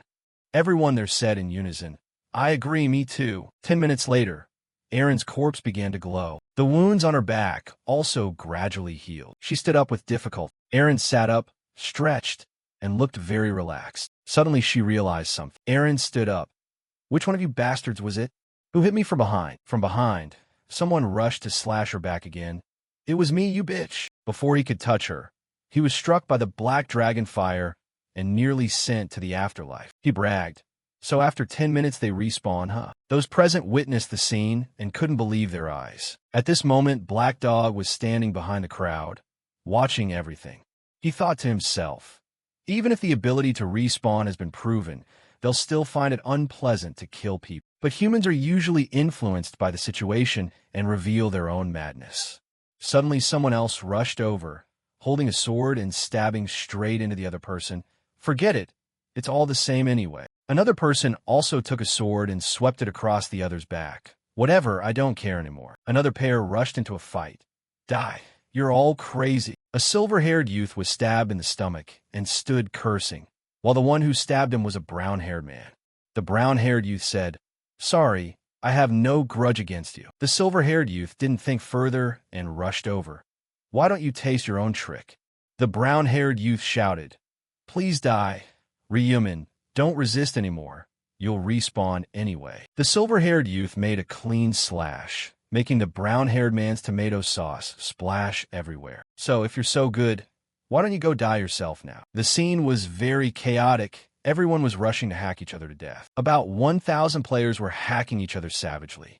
Basically, this was a battlefield. Black Dog began to make his move, a scythe appearing from his hand. Black Dog thought to himself, then I should make my move too, shouldn't I? When Black Dog approached, the people there were surprised. Black Dog, a swooshing sound echoed. Black Dog swung his scythe at them. Behind him, a group of people had witnessed Black Dog's power. They nodded at each other, as if signaling something. They charged forward. This is our chance. But before they could finish, Black Dog had already sent them to their doom. He thought to himself, I have detection, so there's no way you guys can ambush me. On the other side, another guy was frantically attacking the person lying on the ground. Die. Black Dog glanced down at him. Oh, right, there's that guy too. He watched the guy beat the other person and mused. Calling the fourth round a round dedicated to the Black Dragon Fire isn't an exaggeration. With the devouring ancient runes in his hand, this situation is nothing less than a feast for him. Black Dog looked at the battlefield, continuing his train of thought. Looking at how dark his name color is, he's probably already killed about 10 people. The guy needs to eat a few respawns to be satisfied. That Black Dragonfire guy laughed maniacally, thinking to himself, I didn't expect that each time I kill a player, my stats increase. This is truly a bargain. I knew stats would increase when killing monsters, but I didn't expect players to have the same effect. The system board appeared in front of him. Devouring Ancient Runes effect. The progress bar will increase every time you kill an enemy. Once the progress bar is full, you will receive a random stat. The level of your enemy will correspond to the amount the progress bar increases. Black Dragonfire continued his work of sending people to the afterlife. Like a madman, he kept repeating, die, die, die. Black Dragonfire's devouring ancient runes gradually leveled up. He thought, the progress bar is increasing a lot. Is it because of their levels? Black Dragonfire looked at the devouring ancient runes and smiled. He's the same level as me, yet the progress bar increased by this much. Black Dragonfire thought about the scene of him destroying Black Dog. If I kill Black Dog, how much will the progress bar increase? It'll probably be full immediately, and then I'll get a stat. He turned back, searching for something in frustration. Forget it, who knows what kind of disaster I'll encounter if I mess with that prominent guy. Black Dragonfire looked at the mediocre people fighting each other. I should deal with those pieces of trash and level up more. Black Dragonfire approached and slashed someone to death. Sorry, I have no grudge against you. He continuously slashed his scythe at the person lying on the ground. He chuckled inwardly. This is truly a stress reliever. Every time Black Dragonfire slashed, blood splattered everywhere. Because of that thug, I couldn't even hunt properly. While he was laughing, this round is truly made for me. A guy behind him quietly approached with a sword. Unfortunately, Black Dragonfire wasn't someone to mess with, so the guy was immediately detected. The others don't get any benefit from killing players. He took down that guy in a heartbeat, but my stats increase and I can gradually get stronger. Black Dragonfire's devouring ancient runes also increased. He looked around. People were gradually respawning. Best of all, my prey keeps respawning and offering their lives up. Black Dragonfire quickly arrived in front of a target and raised his scythe. What better opportunity could there be? A thud sounded. Black Dragonfire looked at everyone still hacking each other to death. He thought, how many people have I killed? Must kill as many as possible so I can climb to the top of the leaderboard. Or should I head that way? Suddenly, a foot stepped in front of him, surprising him immensely. It was Black Dog, approaching him while holding his scythe. Black Dog said midnight. The sky suddenly turned pitch black. The people present looked up and wondered, what is this? What's happening? Why is it suddenly dark? Black Dragonfire broke into a cold sweat as he watched Black Dog approach him. His scythe turned semi-transparent. Whatever it is, I must be extremely careful. A slash sound rang out. Suddenly, Black Dragonfire's perspective was from above. That was because he had been decapitated by Black Dog. He thought to himself, so I'm dead. It's not for nothing that he's called Black Dog. I should have avoided crossing paths with him. The sound of swords clashing echoed deafeningly in this brutal battlefield, continuously accompanied by cries, Godi, D4ME. The person next to Young Min slowly sat up, yawning like they had just woken from a deep sleep. Young Min looked at her, thinking, she respawned? Is it true that after 10 minutes, everyone will come back to life? He smirked. Great. Young Min raised his fist, laughing quite terrifyingly. He pondered. They set up this round to make us slaughter each other. This is my chance to take revenge on the bastards who stabbed me in the back. I will kill every single one of you. Young Min started walking around, searching. Kim Sung-han, where are you? Where is he? Suddenly, he discovered something. There he is. Sung-han was fearfully pointing his bow and arrow at the people in front. Young Min thought, stupid, he looks like he's scared out of his pants because of the stat reduction penalty. And there's that one. Young Min approached, cheerfully saying, Hey, Kim Sung-han. Sung-han turned back in fear, stammering, Young Min. Suddenly, Young Min punched him hard in the face. Nice to see you, you bastard. That one punch sent Sung-han flying 100 meters away. He clutched his face, groaning in pain. Young Min approached. Hey, Kim Sung-han, you goddamn traitor. Young Min grabbed Sung-han's collar and lifted him. You said if we met again you'd kill me, right? Young Min raised his fist, preparing to strike Sung-han's face. So why don't you try to kill me? Let's see. Then came Sung-han's painful screams. After finishing, Young Min dropped Sung-han to the ground, finally done, feeling so refreshed. He looked back, offering a savage smile. Where are the rest of you? On a battlefield where people are hacking each other to death. If hell exists, will it look like this? Those people there hacked each other without feeling any pity at all. Sounds of people dying echoed, but Erin sat on the side, holding her sword in fear. A place prone to violence where people only knew how to hate each other. Sang Chun asked with concern, Ms. Erin, are you okay?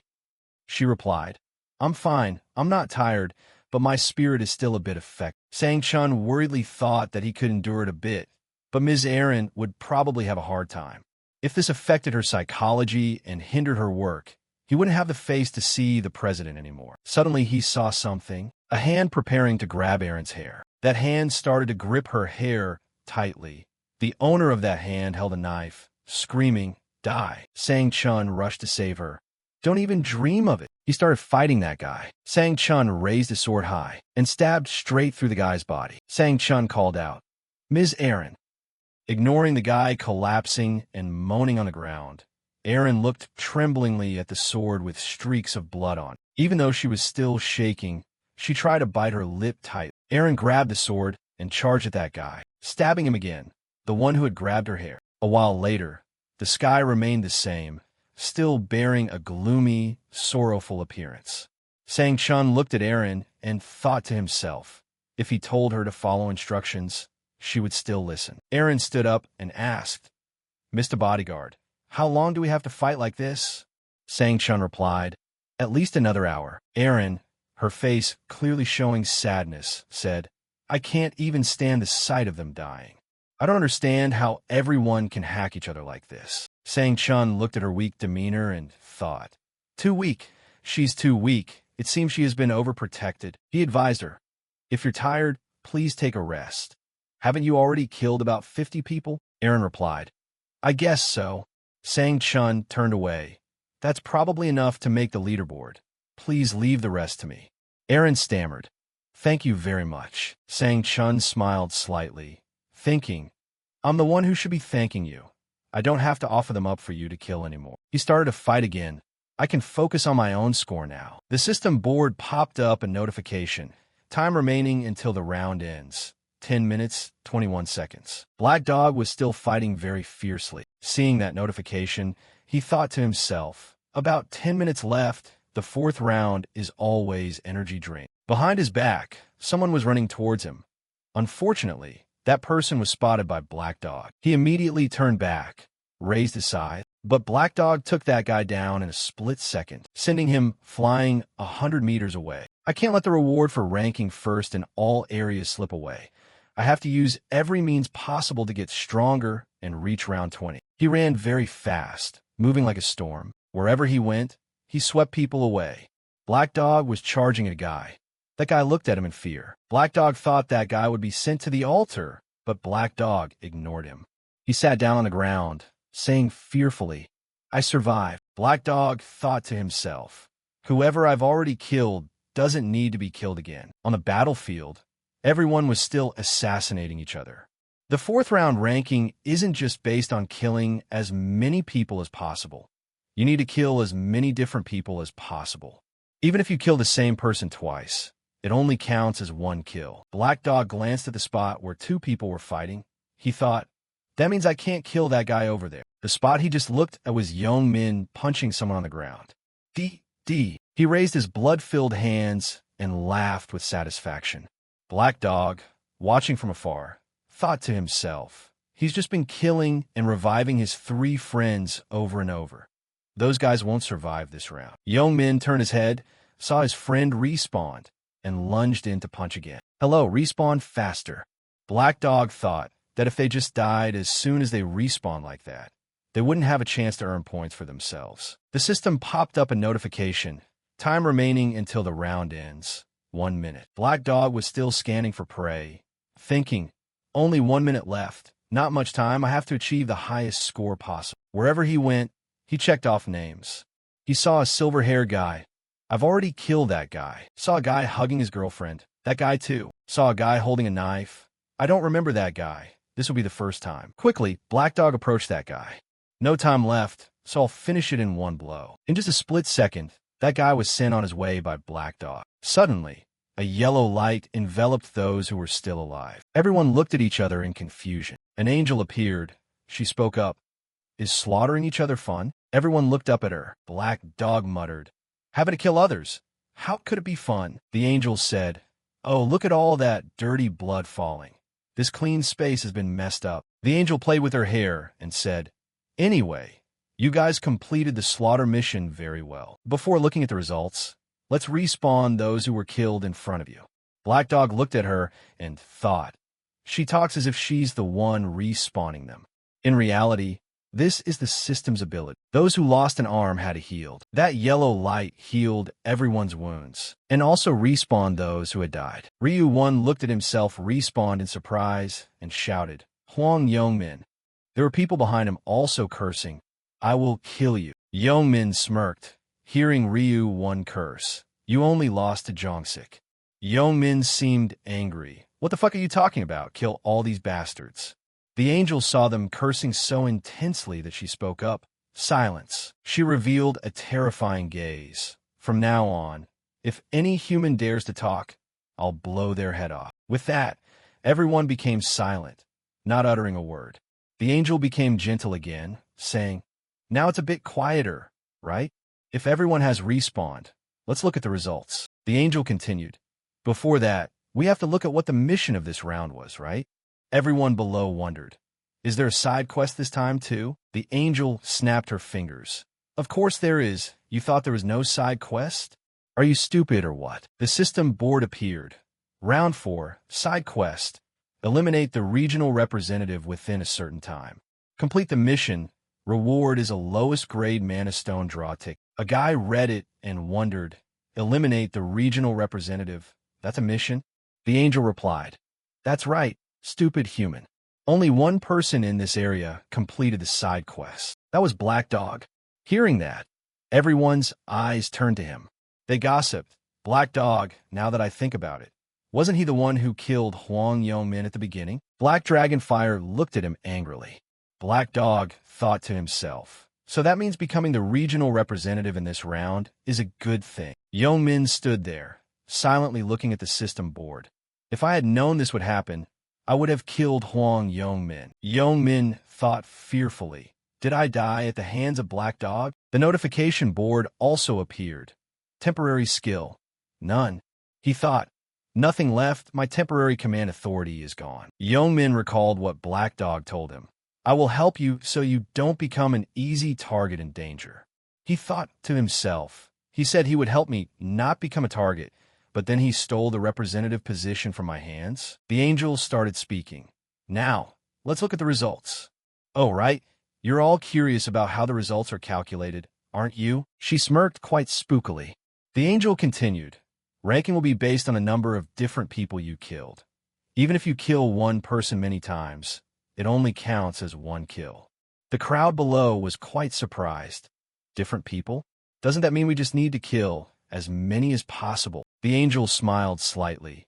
What a simple-minded bunch. How could it be that easy? She pointed her finger down. There you go. Here are the results. The round 4 results summary appeared. All areas. First place is Black Dog. Second is Idiot. Third is Ma Glock. Current area. Number 1, Black Dog. Number 2, Cute Little Bird. Number 3, Insane Chun. The angel offered a rather terrifying smile. Oh, Black Dog is in first place this time, too? Black Dog looked up at her, his eyes showing a bit of anger. Exclamations rang out across the hall. I can't believe he killed over 700 people. Is it humanly possible? Aren't there about 1,000 of us in total? That means he killed 70% of the people in Dim alone. He's crazy. The angel enthusiastically clapped her hands and said, Wow, just you alone killed 722 people? Well done. This needs to be rewarded, right? Congratulations. You ranked first in this mission in your area.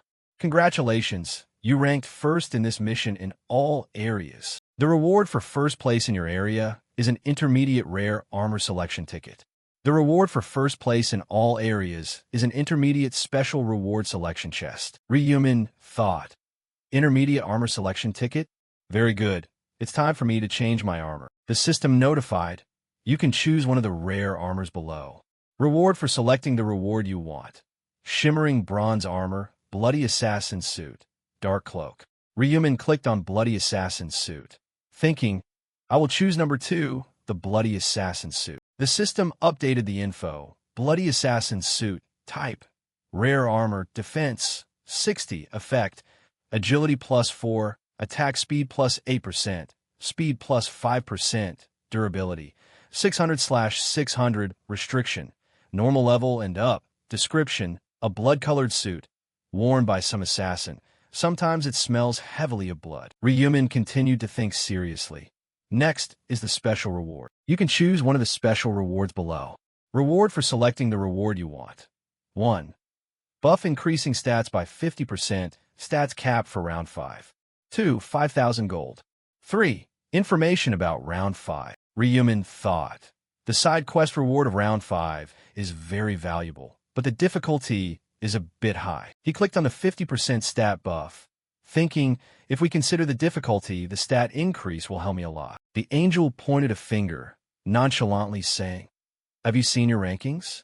Let me tell you, in our area, there are 30 people tied for 521st place. All those lower will be eliminated. She smiled sinisterly and said something savage. Now, let's start the elimination process. Yellow light appeared on some people's bodies. Their body parts were gradually dissolved. Many shouted in fear, without anyone pleading, Wait a minute, Angel, are we actually going to die this time? Some cried, I don't want to die. Angel, please help us. Please give me a chance, help me. Yeoman laughed, relieved after escaping, thinking, I made it, it was close. Those who remained, some just stared coldly, some closed their eyes and covered their ears tightly. Around them, the desperate screams still echoed. Please help me, I don't want to die. Rehuman also closed his eyes when everything happened. Suddenly, he opened his eyes firmly. The system notified. Round 4 ends. All areas survivors. 90,953,209. Your area as 45. Survivors. 521. In a moment, your soul will be transferred to your body in the current dimension. Round 5 will start at midnight. Date, month, year, 2024. See you in the next round.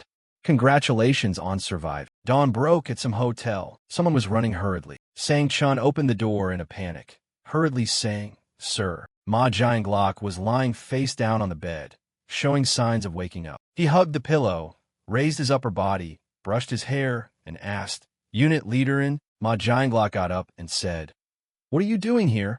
I don't remember calling you. Sang Chun replied, I couldn't reach you, so I took the liberty of rushing in. I thought something unfortunate happened to you. Ma Glock sat on the bed, giving a rare, happy smile, and said, No way. Did you think I would die in round 4? Didn't you see the results? Sang Chun scratched his neck, awkwardly saying, I saw your name on the leaderboard, but I was still worried.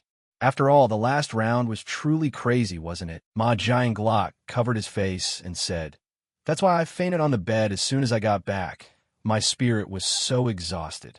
Sang Chun continued, That's right, 433 people died. Ma Jianglok changed his gaze and said, If you count the number of people who died repeatedly, it would probably be even higher. I was that strong, and what kind of monster is Black Dog? Is he even human? Sang Chun put his fist to his lips and probed. Do you think he's an active duty soldier from the Special Forces? Someone with skills and courage like that in Korea? I kept thinking that. Ma Jianglok didn't answer but mused. Black Dog, the more I think about him, the more I admire him. Whatever his true identity is, if I can cooperate with him, I would feel very reassured. I must ask the Prophet about Black Dog later. Sang Chun looked worried and said, But sir, round 4 went exactly as that Prophet said.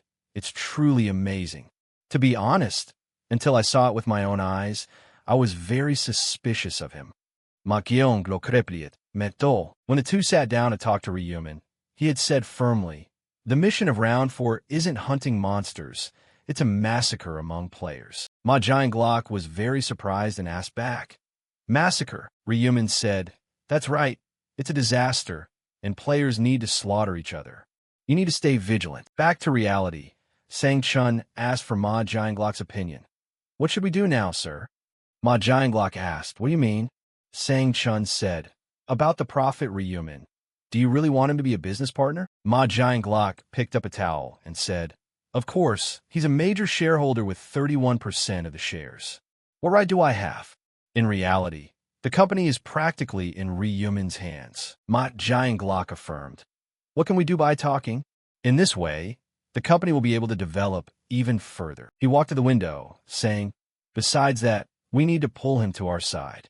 Don't underestimate him or feel arrogant just because he's still young. Ma Jianglok stood admiring himself in front of the glass door with his robe half open. Revealing his six-pack, he said, Even if you don't like his attitude, just flatter him and follow everything he says. Only then, Ma Jianglok turned around and continued, Can we get all the sweet benefit from this jar of honey called the Prophet? Understand? Sang Chun bowed and replied, Yes, sir, from now on, when interacting with Ryumin, I will be more cautious. Dawn broke. Ma Jianglok said, Very good, call him immediately.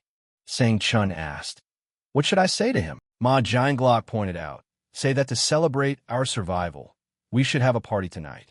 Tell him if he has family, bring them along. Oh, should I invite Miss Seo to the party? Sang Chun asked. Ms. Aaron? Ma Jianglok smiled, put his hands in his pockets, and said, At times like this, we should have celebrities joining us, right? The sky fully brightened. Ryumin stood scrolling on his phone near a cafe. He waved to someone, saying, Over here. Julie walked over and said, Ryumin, you look healthy. Ryumin replied happily, You too. Julie asked, Are you all right? Suddenly inviting me to lunch like this, he just shrugged and said, I just thought we should go eat to celebrate successfully passing the round. Don't worry, I'm paying. Julie answered comfortably. Then I'll take advantage of having a rich friend. Of course, if you don't mind. The red car zoomed down the street. Ryumin drove Julie. She was grateful. Thank you, Mr. Prophet.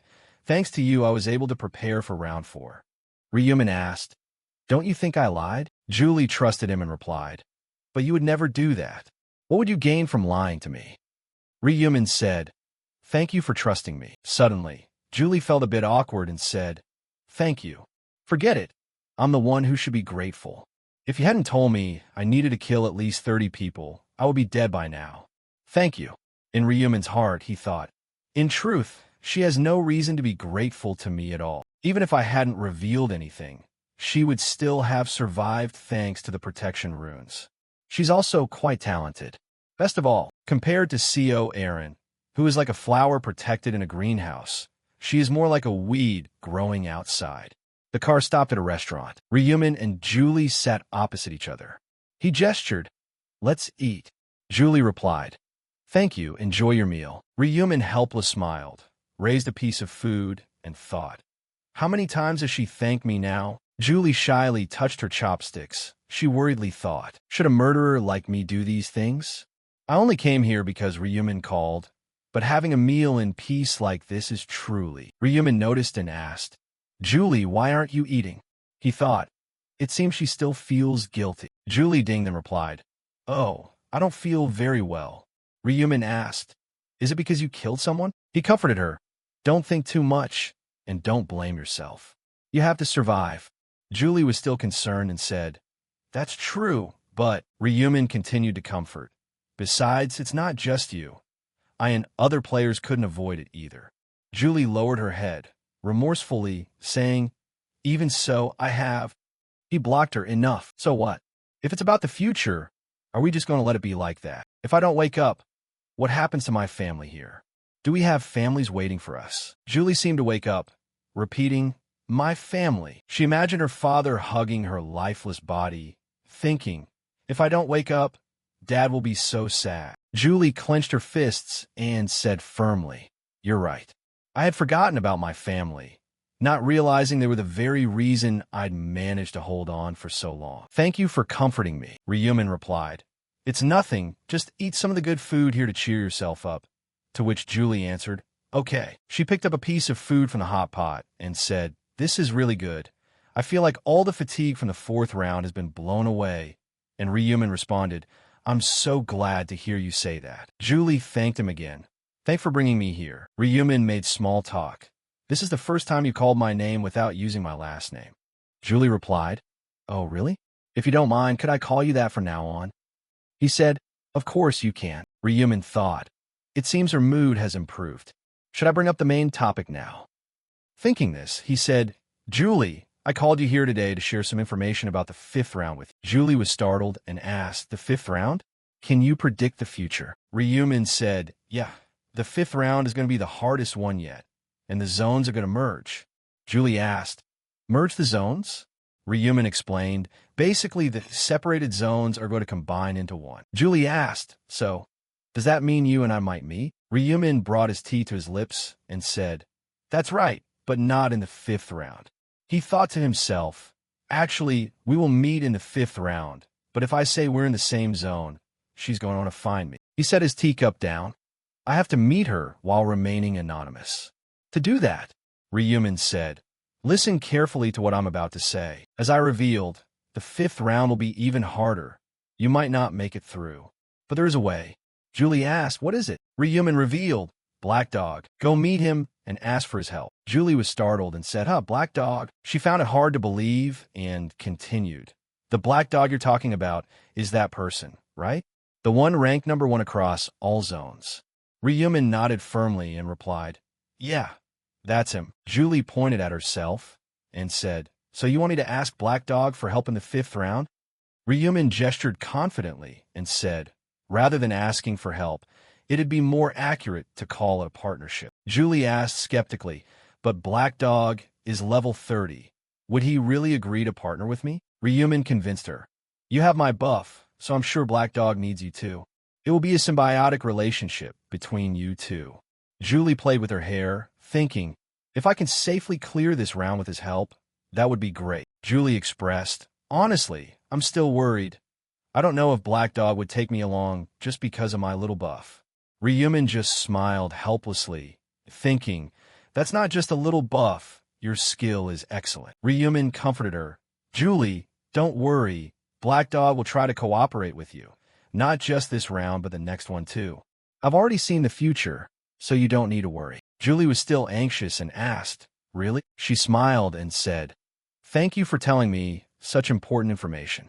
Ryumin answered relaxed. We're friends, it's the least I could do. Suddenly, Julie remembered something and excitedly said, oh, could you hold out your hand for a moment? Julie released a blue light into Ryumin's hand, saying, I should give you something in return, shouldn't I? A gentle blue light covered Ryumin, and he grinned, saying, thank you, Julie. He happily thought, I guess she would buff me, because I know her personality. She doesn't like to be in anyone's debt. Ryumin's radiant smile made Julie blush. She didn't know he was thinking, now I can go home and use that. The system announced, All stats have increased by 50% due to the effect of the blessing skill. Current kill count, 100 out of 100. All stats have increased by 50% due to the effect of the Butcher rune. Ryumin sat down in the chair, thinking, thanks to the effect from Julie's blessing and the additional stats from the Butcher rune after killing 100 worms. The status window popped up, and Ryumin looked at his status board, thinking, my stats must have increased quite a bit now. Status window. Ryumin, nickname, Black Dog, rank, normal, level, 30, class, Death Knight, titles. The Last Time Traveler, hidden. The First to Kill an Angel, hidden. Challenger of Divine Punishment, hidden. Stats, Strength 93, Intelligence 111, Agility 105, Luck 84, stat points, 0. He noticed his luck stat. Luck is 84? Ryumin pulled a card out of thin air, thinking, it looks like with luck this high, I can expect to draw something good. The system displayed a notification. Lowest grade magic stone draw ticket. Type, rare supply item. Effect, randomly provides 1 to 5 lowest grade magic stones. Usage restriction, until the next round. For apprentice level and above. Description, a time-limited item that randomly provides magic stones. If you don't use it by the next round, the item will automatically disappear. And it is influenced by the luck stat. Ryumin looked at the card. If I were a normal person, I'd probably be praying to the gods to receive something good. He smirked and continued his train of thought. But screw praying to that damn god. A goddess wearing white, with a hood decorated with angel wings covering her eyes, reached her hand forward and said, you will play 20 rounds on the first day of each month, and your souls will be transported to another dimension to play a game. Ryumin continued to speculate. I don't know who she is, but this was definitely caused by God. Who else could grab 8 billion people and throw them into a deadly game?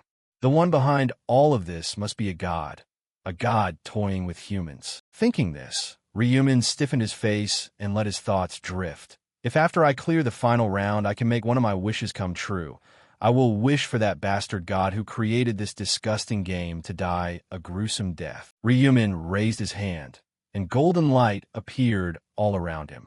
The system reported, use the lowest grade magic stone draw ticket. Congratulations, you have drawn 5 lowest grade magic stones.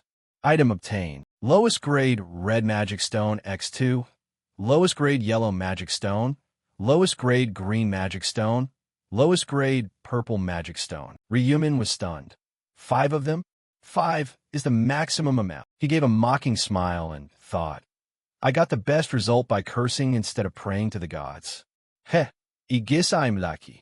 Ryumin tapped on the system board, thinking, alright, let's start combining. First, I'll put the 2 lowest grade red magic stones together and click combine. The system displayed the information. Combination successful. You have created a low-grade, red magic stone. Ryumin held the pink stone in his hand and thought with satisfaction. When you combine magic stones of the same color and grade like this, you could get higher-grade magic stones. Along with the magic stone he got from C.O. Aaron and the one drawn from the ticket, the system announced, combination successful, you have created a low-grade, purple magic stone. Ryumin focused on the system board. Next, if I combine a magic stone with an item, combination successful. Assassin's Hood damage increased by +2%. He thought, great, now let's combine the next few. Gloves of Darkness, stats added +2%. Resistance Ring has been granted +2 luck. Smart Long Boots have been granted +2 agility. He continued, I'll detach the blue magic stone from the Hunter's armor. Bloody Assassin's armor has been granted +1% damage reduction. After finishing, Ryumin smiled with satisfaction. So, I've used up all the magic stones I had. Trading information for that buff was definitely worth it. It was gradually getting dark, and the sunset light hit the high-rise building, creating a gentle and quiet beauty. Ryumin thought, now it's time to go meet Ma Giant Glock. Ryu-1 asked with a stiff face, so, you're sitting on the sofa talking with Ryumin, the chairman of the company you invested in, who is the heir to the Ong conglomerate? Ryumin replied, yeah. You were invited to the party as their business partner, and in the future, we'll be collaborating. Poor Ryu-1 said with a tremor, can I go to a place like that, brother? Ryumin calmly tied his brother's tie and answered gently. He said I could bring family along. so you don't need to worry. Your tie is crooked. Suddenly, there was a knock at the door, which made Ryumin jump up, saying, "They're here." Ryumin stood up straight and urged, "Let's go." Ryumin went to open the door, with an obedient Ryu-1 beside him, holding his hands together nervously. Ryu-1 looked confused when he saw the person outside the door. Sang-chun bowed at a 45-degree angle and said, "Hello. I'm here to escort you." Ryu-1 grabbed Ryumin's shoulder and said cautiously, "Huh, that's the person we met before." Sang-chun asked, "This is—" Ryumin replied, "My younger brother." Sang-chun handed a business card to Ryu-1 and introduced himself. "Ah, my apologies for not introducing myself to you sooner. I am Unit Chief in Sang-chun. We've met before, haven't we? Here is my business card, even though I've already apologized to your brother." Ryu-1 accepted it and answered, "Yes." Sang-chun continued, "But I am very sorry for treating you rudely before." Ryu-1 heard this and was stunned. Sang-chun naturally reached out his hand, gesturing as he said, "Consider this party an apology, so I hope you won't be troubled. Now let's go. A limousine is waiting for you too." In the evening, at Ma Jianglok's hotel, the three of them walked into the lobby one after another. Suddenly a voice rang out. "Oh, shareholder Ryumin, I'm so glad to see you're still alive." Ma Jianglok shook Ryumin's hand, and he politely said, "Same here." Ma Jianglok turned to look at Ryu-1 and asked, "And this is your family member, I assume?" Ryumin replied, "That's right. This is my younger brother, Ryu-1." Ma Jianglok smiled enthusiastically, shook hands with Ryu-1, and said, "It's a pleasure to meet you. I'm Chairman Ma Jianglok of the Heavenly Demon Consulting Company." Ryu-1 stood stiffly and replied, "Hello." Ryumin had to turn and remind him, "Hey, you have to use your right hand to shake hands." Jianglok asked Ryumin, "Is your brother a player too?" Ryu-1 shook his head and said, No, I'm not a player." Ryumin patted Ryu-1's shoulder, reassuring his anxious brother, and said affectionately, "He's only 14 years old right now." Ma Jianglok said, "That is truly lucky. If you were just 1 year older, you wouldn't have been able to avoid this deadly game. I'm jealous of you." Ryumin smiled on the outside, but mocked internally. "Jealous, huh?" Ma Jianglok took the lead, inviting the two brothers. "Please, this way. Although it's a bit simple, we have put a lot of effort into preparing this party." In a beautifully decorated room, a waiter and a chef were standing at one end of a formal dining table. The food on the table was arranged very appealingly. The two waiters and the chef stood solemnly. Ryu-1 was interested, his eyes lighting up. Ma Jianglok gestured with his hand and said, "You must be hungry. We didn't prepare much, but it's certainly enough for you to be full." Ryu-1 was confused, looking around, thinking, "Is he joking with me? This isn't much." Ryumin calmly called to him, "Come here, Ryu-1." Ma Jianglok sat at the table, gave a fake smile, and said, "Well, please enjoy your meal." Suddenly, there was a noise from the door. Ryumin immediately turned to look, and he was surprised to recognize the person. CO Aaron stepped inside, leaving him stunned and asking himself, "CO Aaron?" Ryumin still couldn't believe it, thinking, was CO Aaron invited too? Pretty Aaron also saw him. Aaron politely walked toward the dining table, while Ryu-1 stood frozen in shock. Ma Jianglok stood up slowly to welcome her. "Ah, you finally arrived, Ms. Aaron." Aaron showed a remorseful expression and spoke. "Excuse me, sir. I had to attend a funeral for a fellow actor, so I'm late." Ma Jianglok said politely, "You don't need to worry, we understand. More importantly, this is the major shareholder of our company that I told you about." Aaron tucked back her hair, slowly looked up, and said, "Hello, I'm actress CO Aaron." Suddenly, she seemed to realize something, and Aaron looked unexpectedly at Ryumin and Ryu-1, wondering, "Weren't you two the ones who stopped by to give rice cakes when I first moved in?" Ryumin, pulling a still-shocked Ryu-1, replied, "That's right." Aaron put on a radiant face, smiling and exclaiming, "So I'm neighbors with the major shareholder. How wonderful." But inside, she was anxious and confused. "He looks even younger than me, and he's already a major shareholder? Is the chairman joking with me?" Ryu-1 stuttered, his face blushing, his heart pounding with excitement, as he asked Ryumin, Hey, brother, is that CO Aaron? Ryumin suddenly realized, thinking, Ryu-1 doesn't know about the relationship between Ma Giant and CO Aaron yet. Seeing her appear so naturally must have really surprised my brother. He mused to himself, staring at Ryu-1. More importantly, for anyone who sees her appearance and reacts like this, it's only natural, right? Still looking confusedly at Aaron, Ryu-1 said, I'm shaking. To avoid standing out too much or seeming strange, Ryumin decided, I guess I should show at least some interest. By this time, Ma Giant had noticed the reactions and attitude of Ryu-1 and Ryumin, and he smiled inwardly. He really is young. It turns out even a prophet is just like any other person. Inviting CO Aaron here was the right decision. He then let out a fake smile, politely saying, well, everyone must be hungry. Please enjoy the meal. There's no need to worry about anything. At the lavish dining table, only 5 people were enjoying the delicacies. Ryumin and Ryu-1 sat opposite the other 3. Ryu-1 regained his usual liveliness, eating happily and praising, Brother, the meat is so tender it melts in my mouth. Ryumin replied happily and indulgently, Really? Then eat as much as you want. The scene was very cozy. Suddenly Ma Giant started the conversation. Mr. Major Shareholder, is the food to your liking? I told the chef to pay special attention to these dishes. Ryumin replied simply, it's delicious. He asked again, and what about you, Mr. Ryu-1?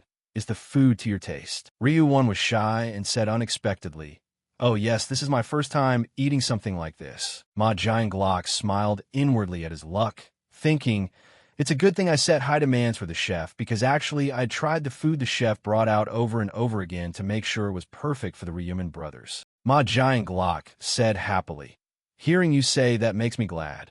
He continued to ask while eating, I see you didn't bring any other family.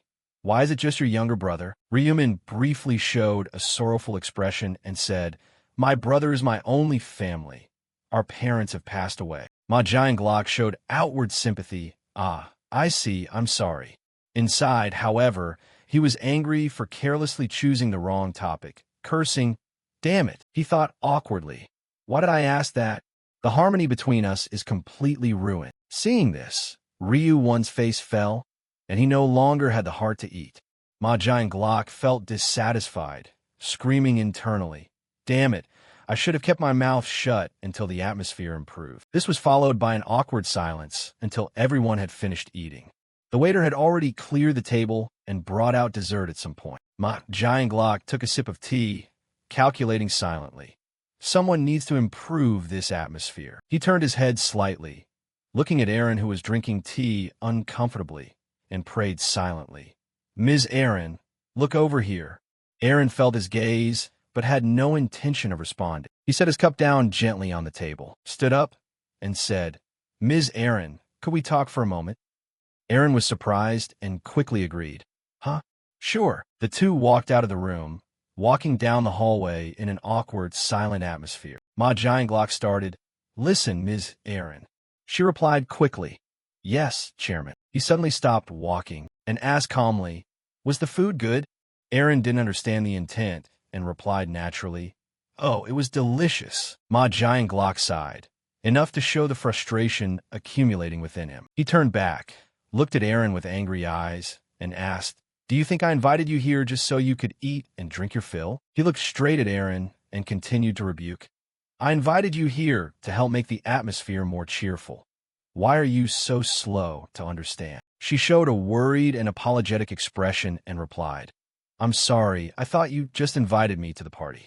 Ma Giant sighed again in frustration.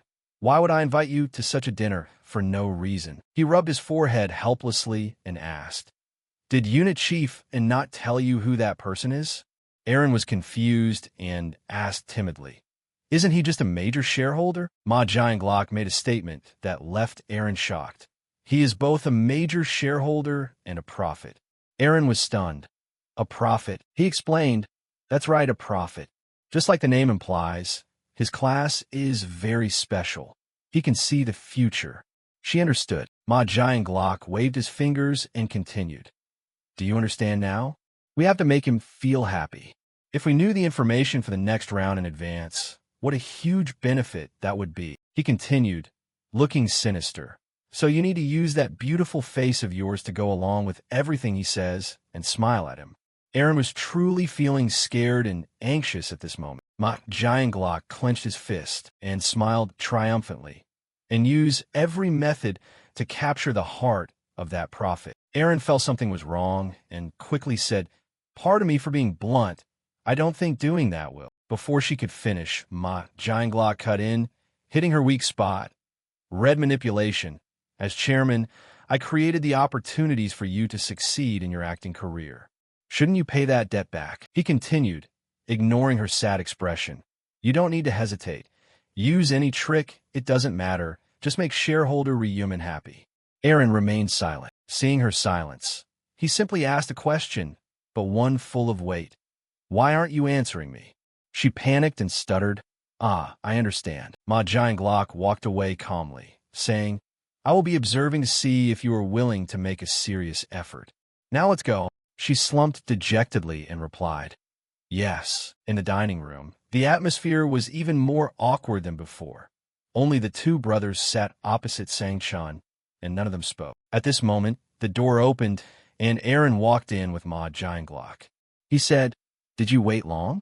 We had some business to discuss, so we returned a little late." Ma Jianglok said warmly while nodding back toward Aaron, "It looks like you finished eating. Let's move to another location." Just then, Ryumin and Ryu-won walked toward the door, moving between Aaron and Ma Jianglok. Ryumin walked right past Aaron while she was hesitating about how to approach him, making Ma Jianglok frustrated and disappointed. I've already told her everything she needs to do, so why is she still hesitating like that? Suddenly, Ryu-won spoke up politely. "Oh, look, sister." Aaron was surprised and answered, What is it?" He was shy, but gathered his courage to say, "I'm a fan of yours. You're even more beautiful than in photos. If possible, I'd hope you could spare a moment to take a photo with me later." Aaron replied warmly, "Oh, thank you." She happily agreed. "Of course, that will be fine." Ryu-won was radiant. "Thank you," which made Ryumin nod in approval. Ma Jianglok saw this, felt confused, messaged something on his phone, and calculated. The younger brother is showing more interest than him? We need to change the plan. At that moment, Aaron's phone lit up, and she looked at it with surprise. The notification on her phone showed 2 lines of text. "Change targets. Get close to the younger brother first." Aaron looked unwilling and sad, thinking, he's a fan with a very pure purpose, but I have to deceive him. They walked together to another location.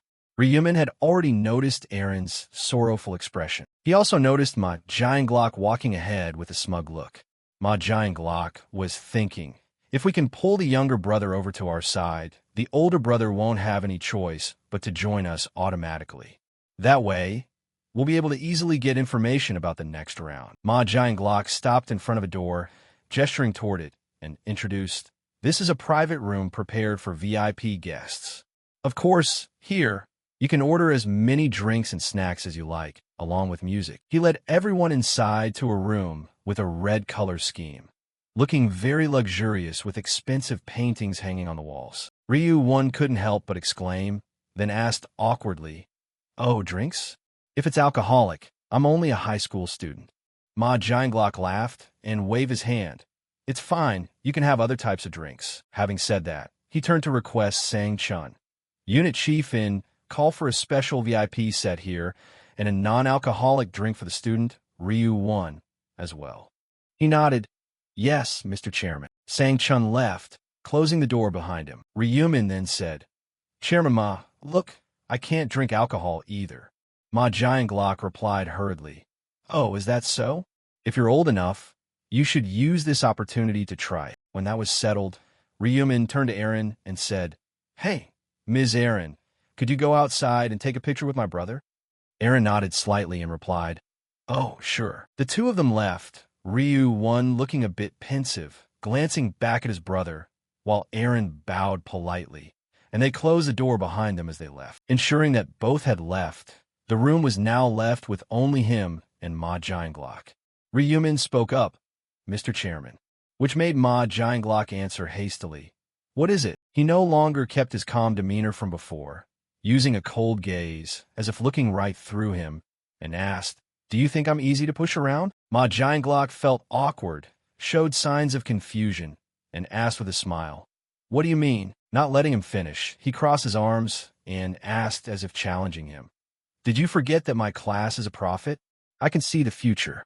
Do you really think I don't know about the conversation between you and actress CEO Aaron?" Ma Jianglok was restless, silent, as if he had been struck in the heart.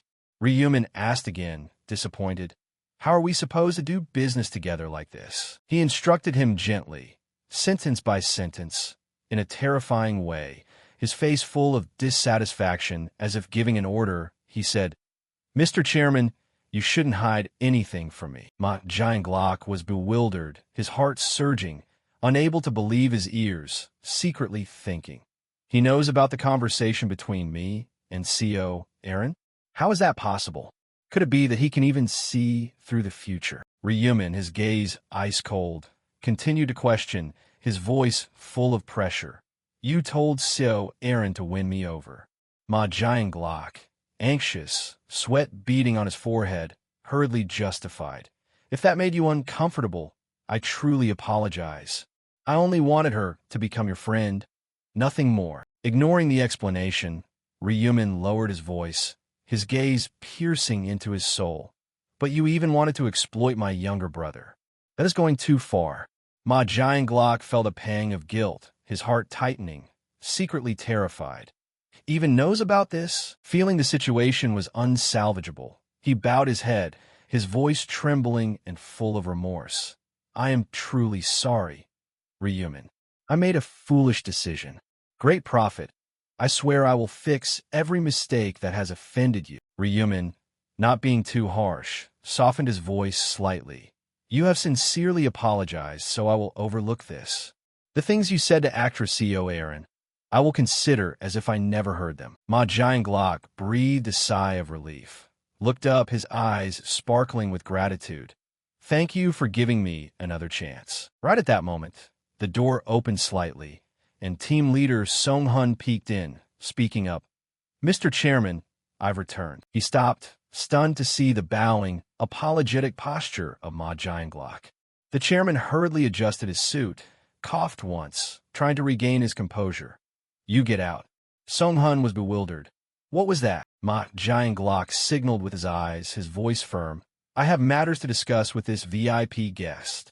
Then he turned to Unit Chief, and, "You take those two to the next room." Song-hun quickly understood the intent, answering, "Ah, I understand." He left, closing the door gently, leaving a heavy space behind. Ryumin frowned, looking toward the door, his mood no better. Ma Jianglok thought frustratedly, "Damn it, I intended to use CO Aaron to ease the atmosphere. Who would have thought it would make things worse?" Suddenly, Ryumin spoke up, his voice calm but full of implication. "Do you want information about the next round?" Ma Jianglok was startled and replied timidly, "Yes. Even this you know about." Ryumin looked at him, his gaze stern as if threatening. "The reason I accepted your invitation to the party was to provide information about the 5th round. But if you keep treating me like this, sharing information or collaborating with you will be very difficult." Ma Jianglok hurried, his voice urgent. "I am truly sorry, Ryumin. Please forgive this mistake of mine." Ryumin looked straight into his eyes, his voice steely. "I require the chairman not to hide anything from me. In the future, trust me unconditionally." His expression softened slightly, continuing, "I also hope you won't question how the company is run anymore, and convince the other shareholders in the meeting." Ma Jianglok nodded repeatedly. "Okay, I will do everything to control the shareholders." Ryumin finally showed his first smile, satisfied. "That's good. I will try my best to help you grow the company." Then he said the sentence that Ma Jianglok had been waiting for from the beginning. "Now, I will give you the information about the 5th round." Ma Jianglok couldn't hide his joy, his eyes shining bright. Ryumin pronounced, his voice cold. "The difficulty of the 5th round is the highest compared to all the rounds we have experienced." Ma Jianglok's complexion changed immediately, worried to the extreme. Seeing that, Ryumin reassured him, "No need to worry. If it's you, you won't have any major problems. Ma Giant Glock still didn't feel at ease, asked further, "What is the mission of the 5th round?" Ryumin held up 3 fingers.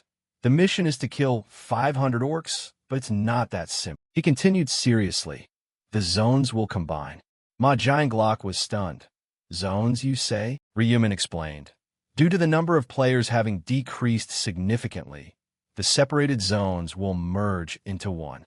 Ma Giant Glock saw the opportunity and asked hurriedly, "So that means we can meet players from other zones, like Black Dog?" Ryumin shook his head.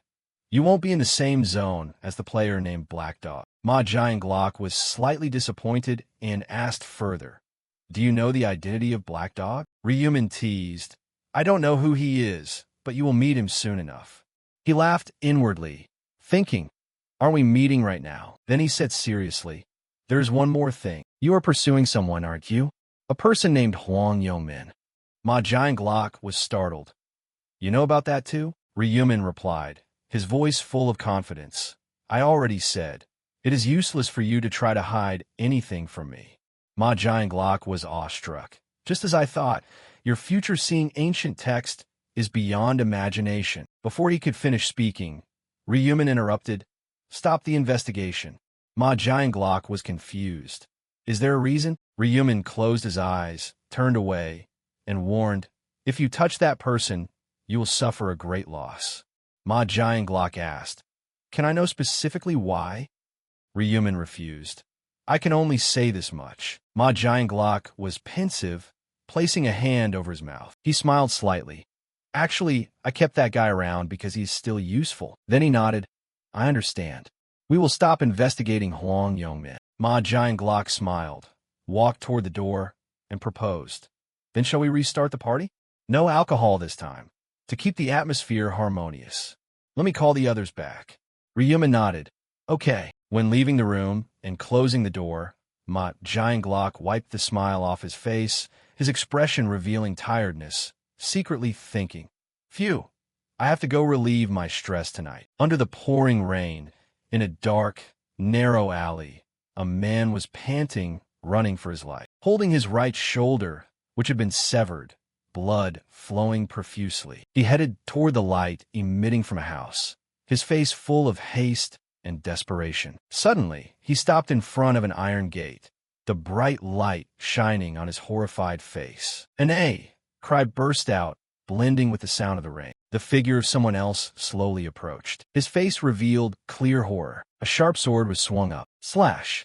The sword blade slashed horizontally, severing one of his legs. Blood splattered, the leg appearing as if it were about to be torn off. The man fell flat, trembling and screaming miserably. A cold voice rang out from the sword wielder, his whole body soaked with rain.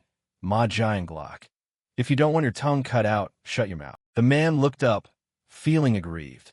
"Why are you doing this to me? What did I do wrong?"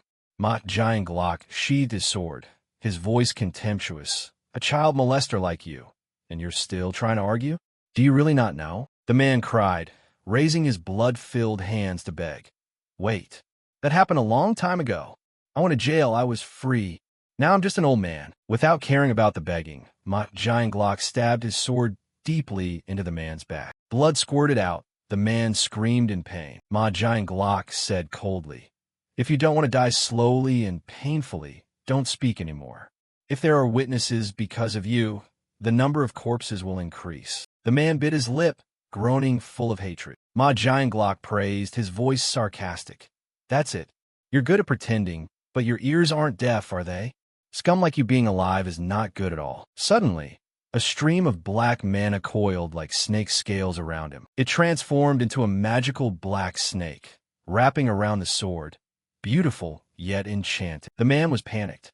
"What is this?" The flow of magic power coiled tightly around his head, causing him not even enough time to scream. The black snake squeezed his body tightly, revealing only his trembling, blood-filled hand. Ma Giant Glock clicked his tongue, thinking, "If it weren't for my dark mana needing replenishment, I would have killed trash like you immediately." Then he countered himself, "But to use the dark halo, I need dark mana." He raised his sword, dark mana flowing along the blade, secretly musing, "To replenish dark mana, I have to take someone else's life." With a horizontal slash, The man's chubby body was cut in two. His blood-filled arms stiffened, then went limp. Ma Jianglok thought, killing humans yields more dark mana than killing monsters. From the very beginning, for someone who likes killing criminals like me, he smoothed his hair, revealing eyes of satisfaction. Dark Knight, isn't that the perfect profession? Looking at the corpse, he thought happily. Taking out this trash is truly helping me relieve stress. Chanting Devour, the sword burst into dark mana, but then it vanished in just an instant. Ma Jianglok was discouraged. Just as I thought, the dark halo only devours the life force of the living. Suddenly, a noise from the trash can rang out. Ma Jianglok turned around, his gaze full of killing intent. But it was only a stray cat that darted away. He breathed a sigh of relief. There cannot be any witnesses. Recalculating, he muttered, I dragged him into a dead end. In the dim light of dawn, no one saw. Suddenly, Ryumin's image appeared in his mind. He was pensive.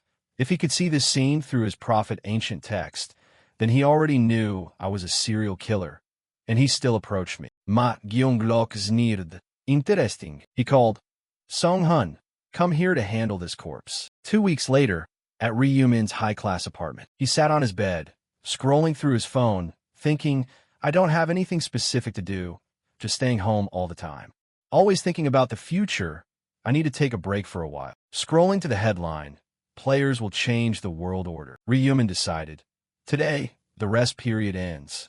He pressed the button to join the group, feeling moved. It's time to act. Thinking of the deep blue stone, radiating a regal aura, Ryumin was confident.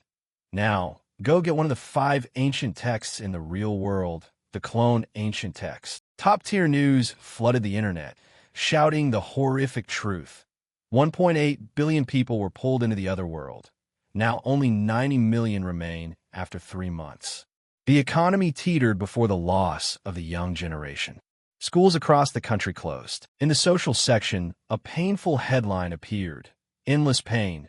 Parents and siblings all over the world are drowning in sorrow, accompanied by images of silent white chrysanthemums. The person reading those news lines was Hyung Taek, username, Black Dragonfire. He sat leisurely on a chair in a classroom, his hands full of blood, holding his phone. Around him, blood was splattered, and on his side, he carried a massive double-edged battle axe, also covered in blood. He frowned, his voice contemptuous. Only at the 4th round, and there's already a pile of dead people.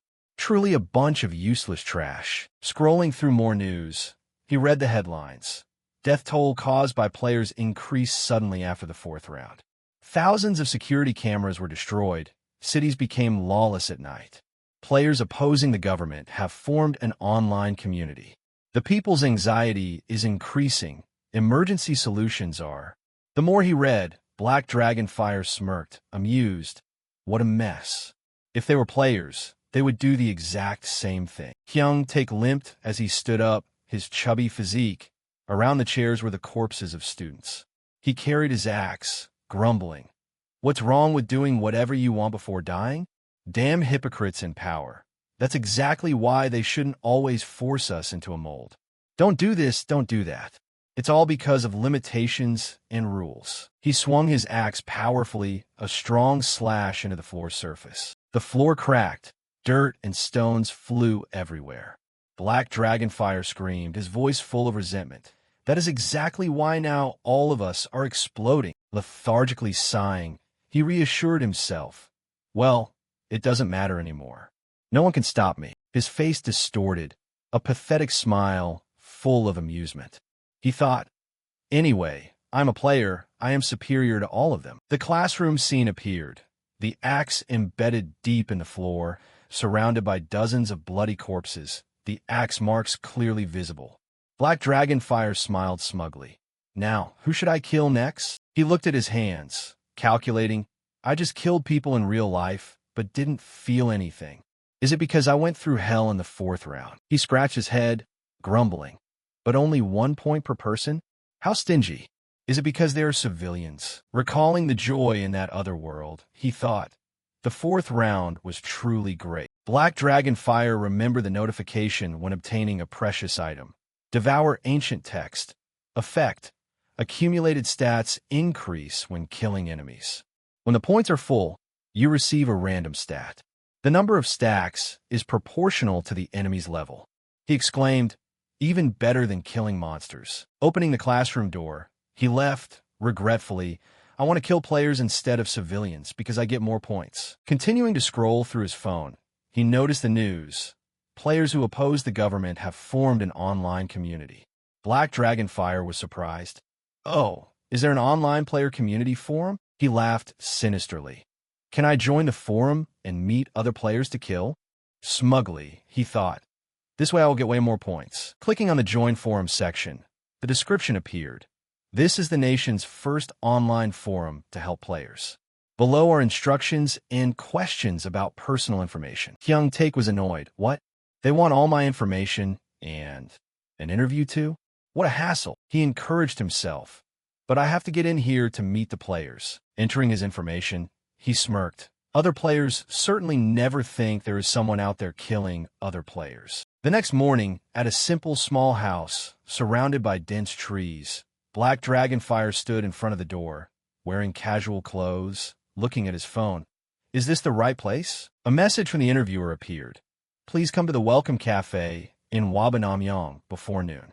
You can order anything you want. He looked at the address board, thinking, it's here, remembering the long, long road. He gritted his teeth, cursing under his breath. Damn it, they call me to the middle of nowhere like this. Even the bus doesn't bother running here. Frustratedly opening the door, he decided, I will kill that damn interviewer if he ticks me off. Inside, the house was cleaner and more modern than it looked from the outside. Hyung Taek was surprised, looking around for people, thinking, the interior is more modern than I thought. Near the window, two guests sat opposite each other.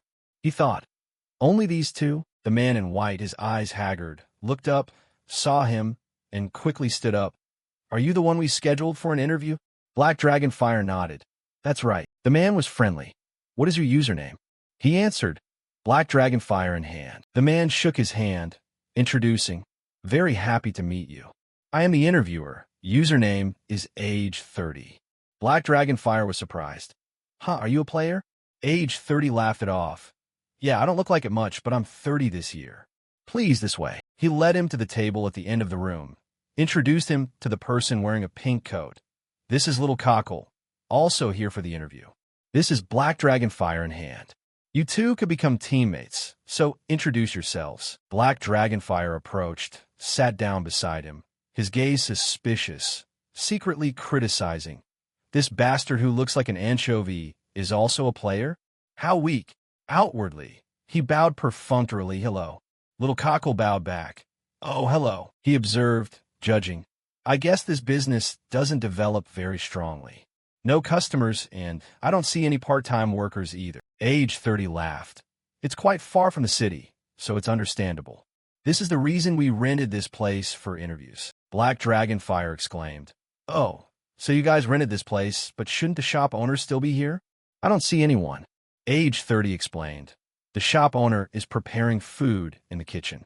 This is a cafe, but they also serve meals. He nodded. I understand. Probing more carefully, he thought, even the camera is missing. If I kill these two people, then run away, no one will know. But he argued against himself. No, just killing two people is not enough. I cannot miss this opportunity. He asked, aren't we interviewing? Age 30 replied, oh, we are waiting for one more person. When he arrives, we will start. Black Dragonfire was surprised. One more person? He asked further, do we have 3 people? Age 30 nodded. Yes, the appointment time is a bit late, so wait a little longer. Age 30 looked out into the garden, saw a man wearing a black suit and a striped shirt approaching. Happy. Oh, he's here. The door creaked open. Age 30 walked out to greet him, his face slightly surprised. Are you here for the interview? The other person replied, yes. Age 30 asked, what is your username? The other person uttered, Black Dog. Age 30 heard this, both happy and surprised, his eyes glistening, his hand covering his mouth, laughing speechlessly. A few days ago, on the computer screen, an online meeting took place with people of influence. The largest screen displayed a man wearing glasses, the chairman. He greeted each person. Welcome, Yami. Welcome, Popering. The girl in the pink dress, Yami, smiled and greeted back. Very happy to see you. Age 30 also participated, but he was distracted. The chairman announced, everyone is here, except jam made of honey. Now, let's start the meeting for the third week of April. He called, Lost Yark, you speak first. Lost Yark replied, Yes, Chairman. The chairman asked, how many people have participated in the forum this week? Lost replied, about 2,000. The chairman exclaimed, that's more than last week. Lost agreed. Yes, the number of players is gradually decreasing by the month, but the number of forum participants is increasing every week. He continued, I think the article about us is what attracted them. The chairman asked, who hired the journalists? Yami, the girl in the pink suit, smiled and raised her hand. It was me, Chairman. The chairman replied, I see. I didn't expect you to have connections in this field. Yami smiled. It's a new connection. The chairman raised his hand, praising. That's wonderful. I couldn't have asked for more from a long-term member. He asked further. So, Lost, out of those 2,000, how many actually have skill? Lost replied. If we exclude players with no class and those under level 10, we have about 1,200. The chairman pondered. How many are actually useful? Popering, the man in the blue vest, adjusted his glasses and looked at his iPad. I'll cover that part. Popering swiped through his iPad and explained. One noteworthy player is Black Dragon Flame in Hand, from Sector SX455S. He's just a level 10 warrior, but he managed to take third place in the sector. The chairman was surprised. Third place? He must have some good ancient runes for his level, or he's lying. Popering continued, but I think he's good enough to be an executive candidate. The chairman agreed. True. Anyone else? Popering said. Another one is Little Cockle from Sector SC27, who consistently ranks between 4th and 10th. He added, besides those two, there are 50 players in the top 100 of their respective sectors. The chairman was amused. That's quite a lot. Looks like I'll be busy with interviews. He turned around, his tone critical. Isn't that right, my age 30? My age 30, who was dozing off, was startled. I'm sorry. The chairman glared, angry. You were sleeping? What did you do last night to be this tired already? My age 30 stammered. The chairman cut him off. I don't want to hear excuses. Handle the 50 interviews before the next meeting. If you don't finish in time, another high-level candidate will replace you. My age 30 panicked. I understand. Please leave it to me. The chairman turned back. Anyway, Lost, has Black Hook made contact yet? Lost replied. If he had, I would have reported it immediately. The chairman said regretfully, what a shame. I'd give him an executive position right away if he joined. He said to Yami, can you have the journalist write a few more articles? We need a promotional strategy to attract Black Hook. Yami rubbed her hands together and smiled mischievously. Of course, as long as there's money involved. The chairman laughed. Don't worry. I'll reward you for your dedication. Yami made a hard gesture, feeling appreciative. Thank you, Chairman. The meeting continued. Suddenly, Lost panicked, looking at his phone and interrupting, Wait, Chairman. A famous person just requested to join the forum. The chairman was surprised.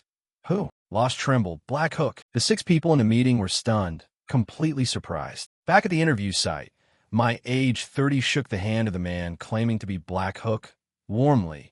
It's a pleasure to meet you. It wasn't too hard to get here, was it? Black Hook replied briefly. It was hard. My age 30 was confused, scratching his head and offering a forced smile. I apologize for that. This is the best place to maintain privacy, he praised. Anyway, you really are very handsome. You must be popular with the girls. Leading Black Hook to a seat, he pulled out a chair. Please take a seat. Then he introduced.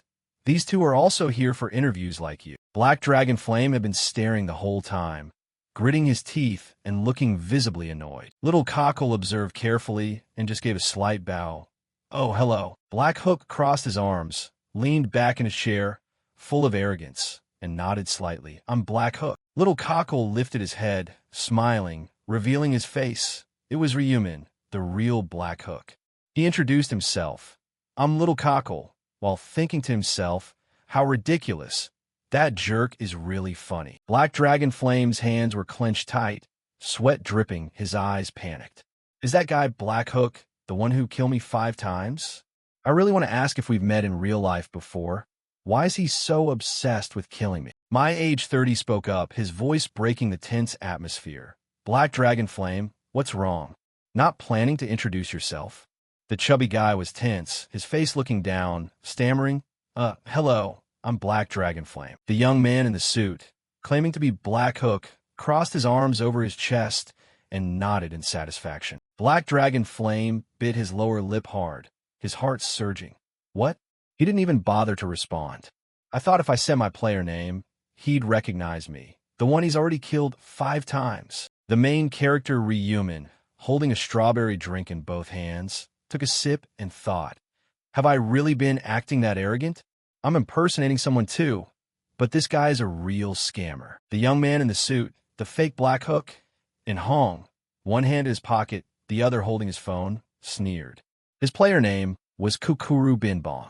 With smugness, In Hong continued, he's a professional con artist who has pulled all sorts of dirty tricks to make money. Right now, he's not a big problem, but later on, he'll get the replication Ancient Rune and become famous. Or rather, infamous, because he uses the replication Ancient Rune to commit all sorts of crimes. Ryumin felt like he'd struck gold, thinking, this is the bitter reality. When did even criminals start getting power from the other side? But it's good I met him, just as planned. I'll use him to get the replication Ancient Rune. My age 30 took a tablet from his bag and said, everyone has introduced themselves, right? Then I'll start confirming personal information. Let's start with Little Cockle. The main character, sliding his drink over, replied, I'm fine. My name is Kim Sung-hyan, 20 years old. I graduated from graduate school, and I'm currently unemployed. My age 30 took notes and asked, it says here you're a level 13 assassin, right? Ryumin nodded. That's right. The man in the white shirt asked further, you also ranked 4th in your sector, right? The main character replied dismissively. Yeah. In his heart, he muttered, yeah, my ass.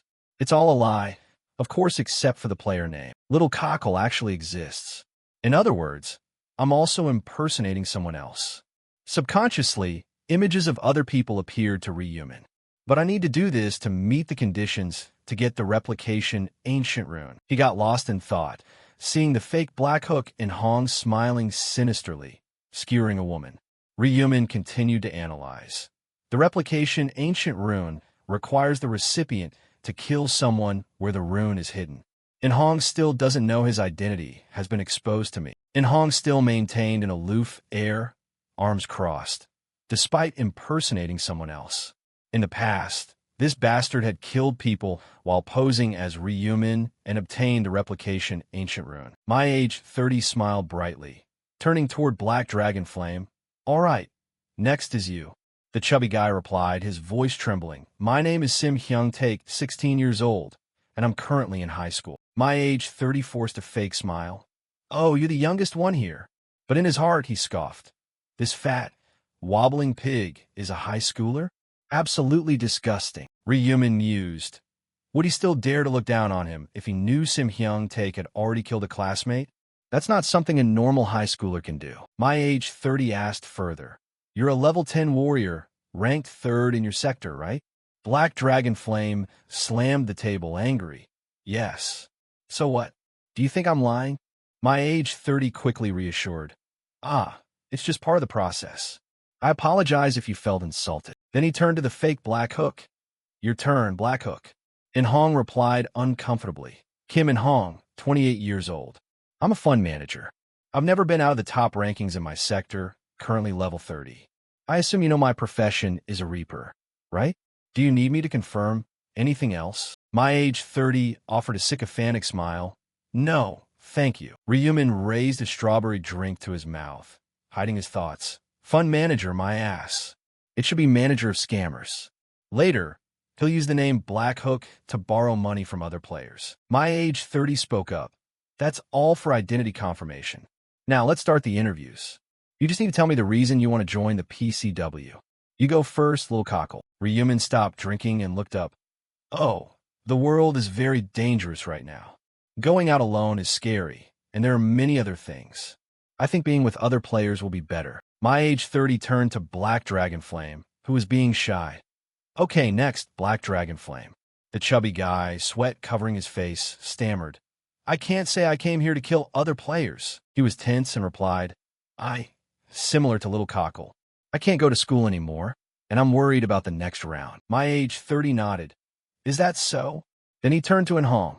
And you, Black Hook? Inhong replied uncomfortably. I only signed up because I saw there was a forum. It piqued my interest. Ryumin, busy nibbling on a strawberry, thought to himself, whatever he says will pass, because he's Black Hook, after all. My age 30 laughed with a fake smile. So that's it. You'll all pass the test. Here is the final part of the interview. He smiled, revealing his white teeth, and declared eloquently, murder. You have to kill someone to pass the final round of this interview. Ryumin acted scared. Kill someone? But why? My age 30 explained, his voice dreamy. You probably don't understand yet. Let me enlighten you. You must have seen the posts. The government has started cracking down on players, turning their backs on us. They fear us because we are stronger than them. He clenched his hand into a fist. But players will soon rule the world. That world will become reality sooner if we cooperate. His eyes looked insane. Therefore, we don't need to be hindered by the law. We must show the government that players are the law. Ryumin panicked. That's why we have to kill someone. My age 30 stated firmly. That's right. That's how we express our will. Black Dragon Flame nodded continuously. Inhong listened intently, while my age 30 rambled on.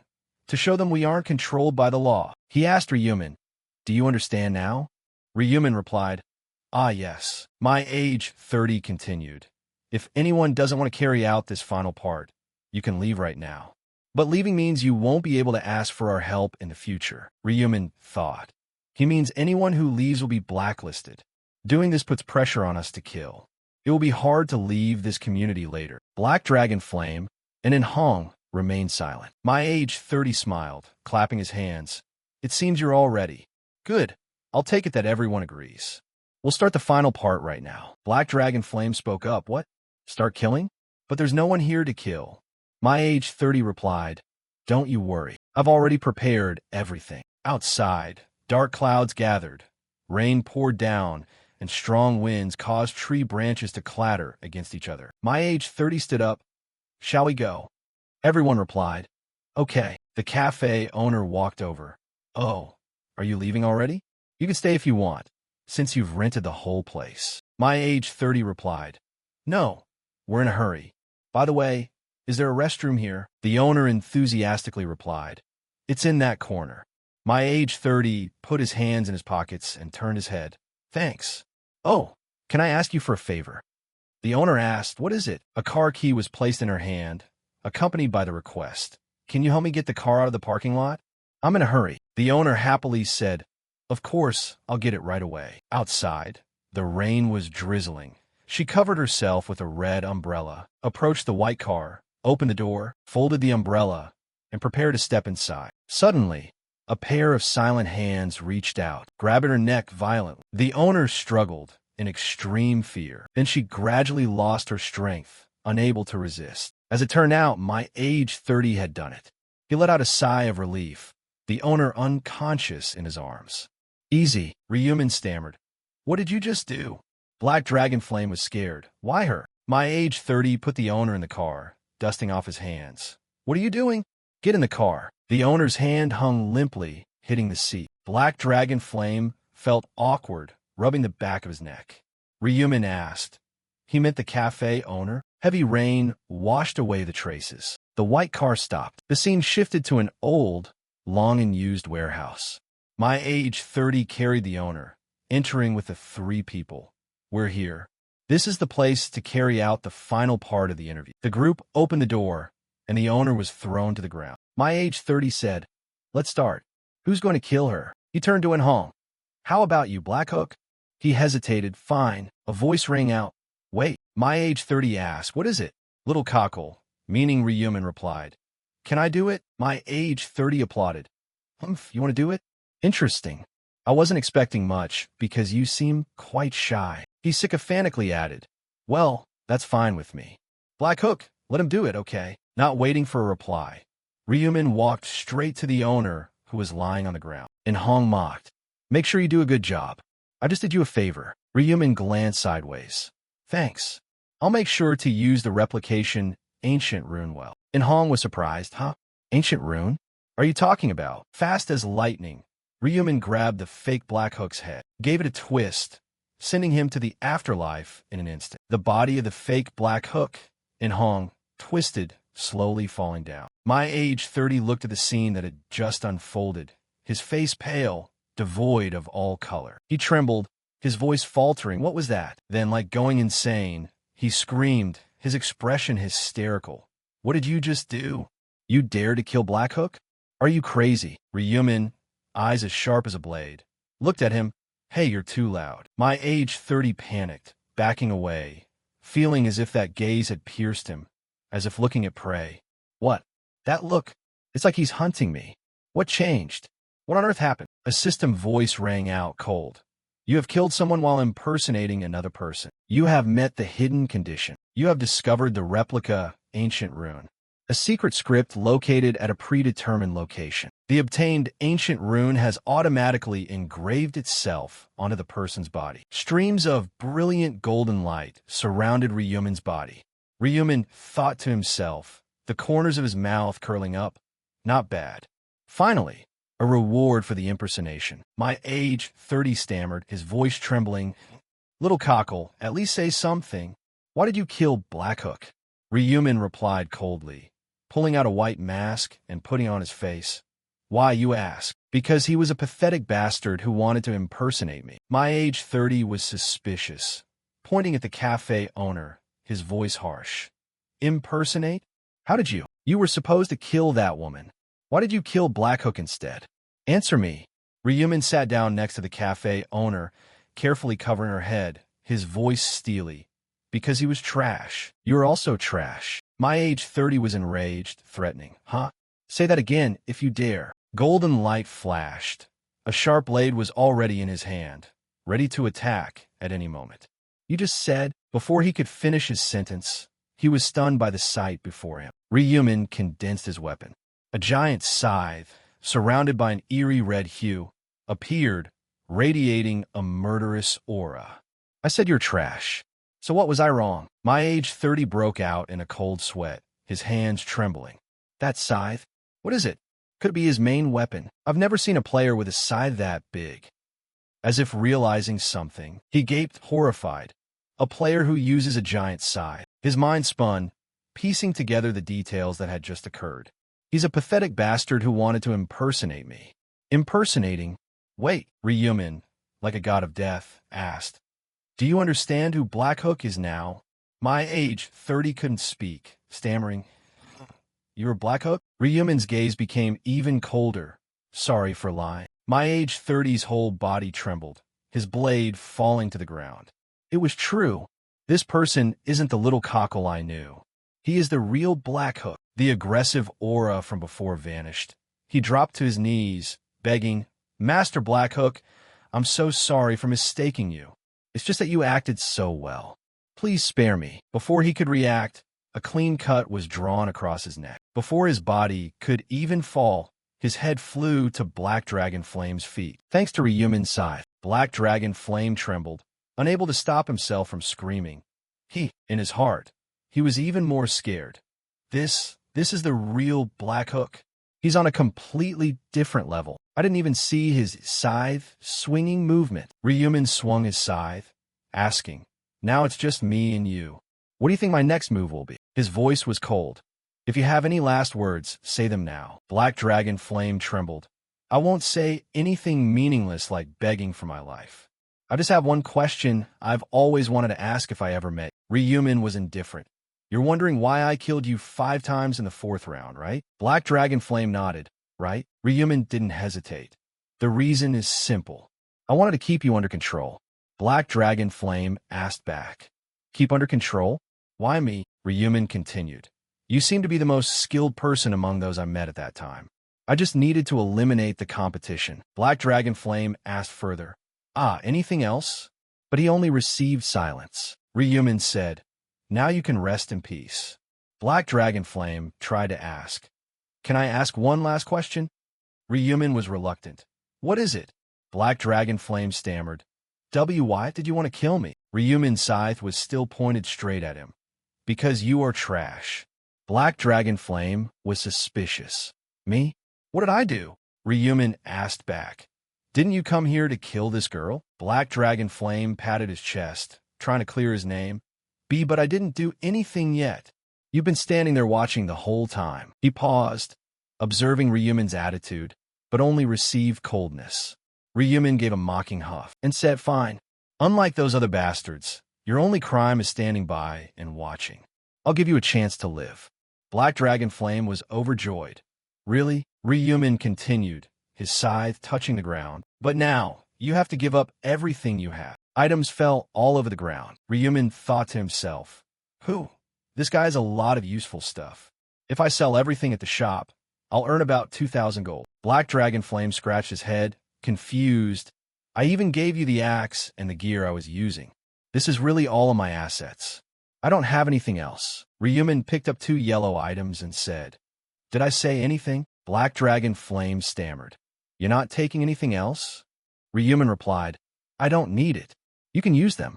Black Dragon Flame said politely, Yes, sir. Looking at Black Dragon Flame busily tidying up, Ryumin thought, Anyway, I couldn't sell those things back to the store. Black Dragon Flame hesitated. So you'll spare my life as promised? Ryumin nodded. Of course. I'll let you live. A man keeps his word. Black Dragon Flame bowed deeply. Thank you, Ryumin. Thank you so much. Ryumin put his scythe on his shoulder. Cut it out. It's embarrassing as hell. He kicked the corpse on the ground. Live a decent life from now on. You can handle these bodies if you want. Black Dragon Flame said politely, Ah, yes. Ryumin sat down next to the cafe owner. I'll take this girl away. Black Dragon Flame approached. Let me help. Ryumin refused flatly. No need. Why would I trust you?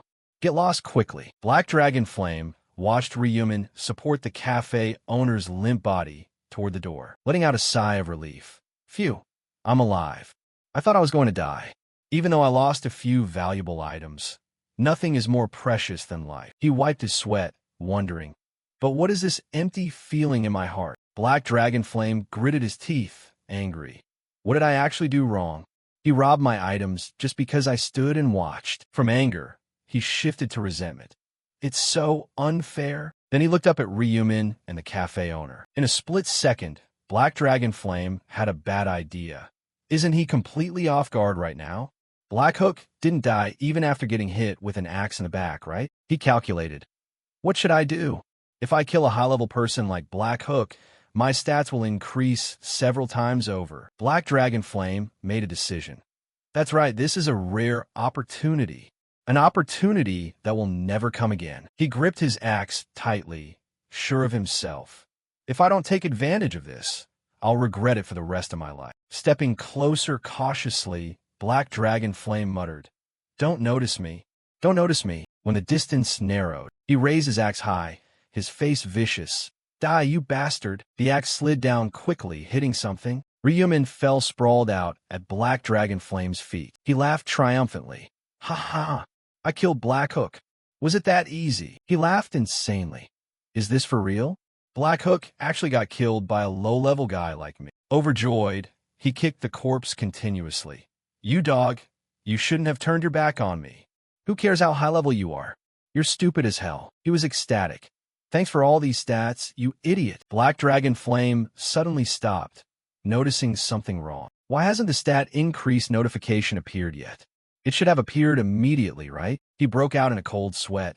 What on earth is going on? Ryumin's gloomy voice sounded from behind, making Black Dragon Flame terrified to the core. Black Dragon Flame screamed in fear, his voice stammering and trembling.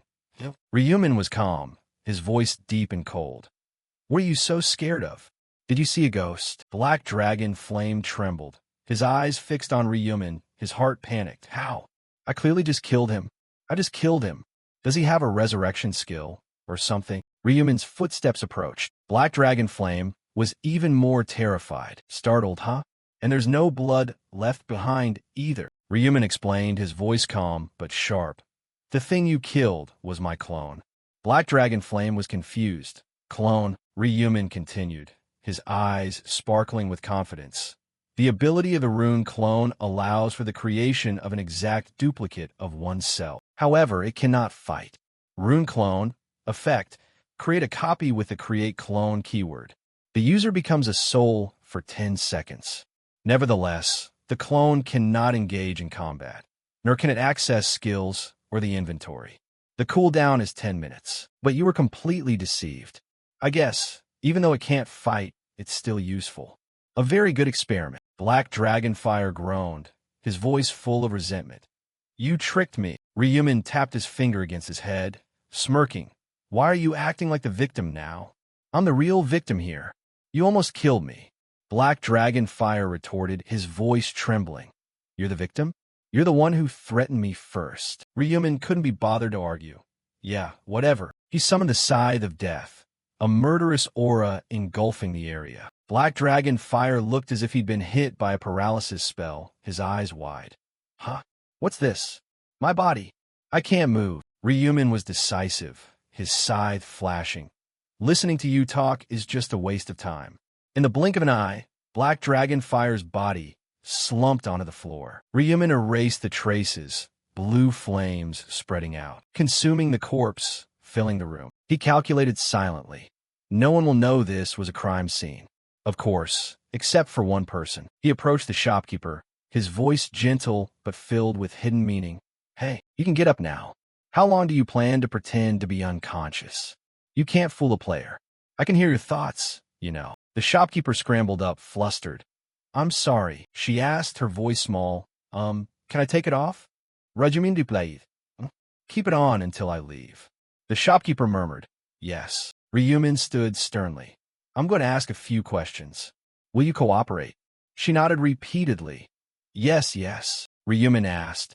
How many customers were there? Do you remember each of their faces? She knelt on the ground and replied. There were 4 people.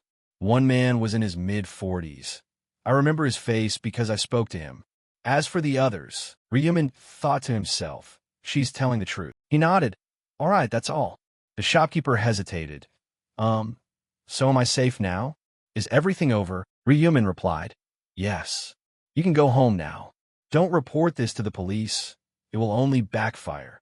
She nodded. I understand. Ryumin said. You can take the bag off after 1 minute. The shopkeeper nodded vigorously. Yes. The counting echoed in her head. 1, 2, 3, 58, 59, 60. At exactly 60 seconds, she hurriedly yanked the bag off her head, looking around in confusion. What just happened? She was even more bewildered to see the empty scene. There's nothing here. It couldn't have been a dream, could it? The white city welcomed the sunset rays. Ryumin opened the door and walked in. Ryumin, you're back. Ryu-1 ran out excited, but was surprised to see his brother's appearance. That's my jacket. Where did you go? Ryumin felt awkward and tried to deflect, brushing past Ryu-1 even as his younger brother's suspicious gaze followed him. Phew, I'm so tired. How embarrassing. Ryu-1 chased after him.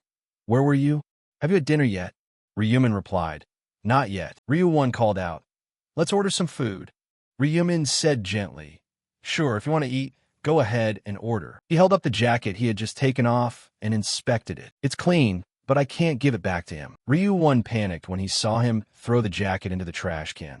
Huh, Ryumin, what are you doing? Why are you throwing it away? Ryumin made up an excuse. It's old. Let me buy you a new one. You've been wearing that one for too long. Ryu-1's eyes welled up with tears, but Ryumin cut him off. I'll buy you a better one, okay? Ryu-1 turned his head, sad. No need. The school is closed. I can't go out anyway. Ryumin suddenly felt sympathetic. It must be so boring being stuck at home, unable to go to school, just because of people like Sim Hyungtae. He suggested, Ryu-1, do you want to go out with me tomorrow? Ryu-1 was as excited as a child. Really? Are you serious? Ryumin reminded him. Let's have a quick dinner and get to bed early. Ryu-1 was filled with excitement. It's been so long since I was here. Ryumin watched his younger brother, who was lost and looking around, and smiled. He was so gloomy yesterday. Taking him out like this is definitely a good thing. The two brothers chatted animatedly. Is this place still open? These days, there are more places closing down than opening up. Ryu-1's attention was caught by a small family wearing rabbit ears on their heads. He laughed innocently. while Ryumin followed behind, as serious as a bodyguard. Ryu-1 pulled his brother's arm, pointing in one direction. Min, go over there first. Hurry. Ahead was a stall selling panda plushies of all sizes. Ryumin picked out a panda ear headband and put it on his brother's head. What do you think? Ryu-1 complimented him profusely. You look so cute. Ryu-1 gazed at the stall. Wow, so many cute things. Ryumin indulged him. Yeah, take whatever you like. Leaving the shop, Ryumin asked. What do you want to do now? Ryu-1 replied. We have to do everything there is to do here. On the roller coaster, playing the whirlwind boat ride, watching the adorable pandas. Ryu-1 pulled out his phone to take pictures. The twin pandas are so cute. Ryumin smiled, watching his brother's joy. But Ryu-1 suddenly became worried. But Min, tomorrow is May 1st. Are you sure it's okay for you to go out and play with me like this? Of course I'm happy, but Ryumin patted his shoulder. Don't worry about anything. I'll be fine. This time will be over 10 hours, so even if I sleep a bit too long, don't be afraid. Ryu-1 pressed him. 10 hours? That's not dangerous, right? You have to come back safely, you hear me? He reassured him. You're worrying for nothing. Ryumin ruffled his hair. I promised I wouldn't leave you alone. Ryu-1 sighed. Then let's go visit the zoo. Ryumin nodded. Okay, the city at night, April 30th, 11:50 p.m. Ryumin lay on his bed, tossing and turning. His phone showed a notification from Juryman. Almost midnight, huh? So nervous. It'll be fine this time, too. Hang in there, hang in there. See you later. Ryumin smiled slightly. She must be really nervous. He texted back. Don't worry from now on. I will protect you. He placed his phone on the nightstand, and the clock struck exactly 12 midnight. Time to go. Many people were teleported to a vast land, Ryumin among them. A few people started gossiping. Huh? Is this everyone? Impossible, in my opinion. They just haven't arrived yet. The last round, the number of survivors was about 500. That sounds right. It feels really empty. Ryumin mused. It really is empty. The first round had nearly 10,000 people, but this feeling will pass soon. An angel flew down from above, biting his lip, clicking his tongue. Your reactions are so boring. A total of 442 survivors were summoned. There should have been 521, but we lost nearly 80. Looks like there was some conflict in the real world. Rustling sound arose. We have fewer people again. It's like this every time. The angel clicked his tongue. Well, it doesn't matter. What you do in the real world isn't my business. He emphasized, his voice sinister. However, with only a few people, we can't play properly. The angel gave a wicked smile. So, I prepared something for all of you. The angel continued. It's the merger of the zones. The angel laughed gleefully, his eyes sparkling with amusement. A young man boldly spoke up. Angel, could you explain that in more detail? The angel frowned, his voice full of annoyance. You don't understand, even after I said that? You're making me do more work. He paused, then continued, his voice full of arrogance. It is exactly a merger of the zones. I don't know if you're aware, but your country has hundreds of zones. Exactly 875. Confusion rippled through the crowd. What? 875 zones in our country? That many. The angel laughed loudly, amused. Ha, no need to be shocked. Compared to other countries, that number is quite small. The young man pondered, muttering. Makes sense. If each zone has 10,000 people, then... Another person responded. That's right. If each zone has an angel, then... Buzzing conversations broke out. Doesn't that mean there are at least 10,000 angels? You're right. Are there really that many angels? The angel smirked, his voice sarcastic. That's just your speculation. One angel in each zone. You're only realizing that now? How stupid. Another person loudly challenged. Doesn't that mean there's someone behind you guys, creating this survival game? The angel froze, his eyes cold and sharp. He lunged down, pointing his index finger at the center of the young man's forehead. Growling, what makes you think that?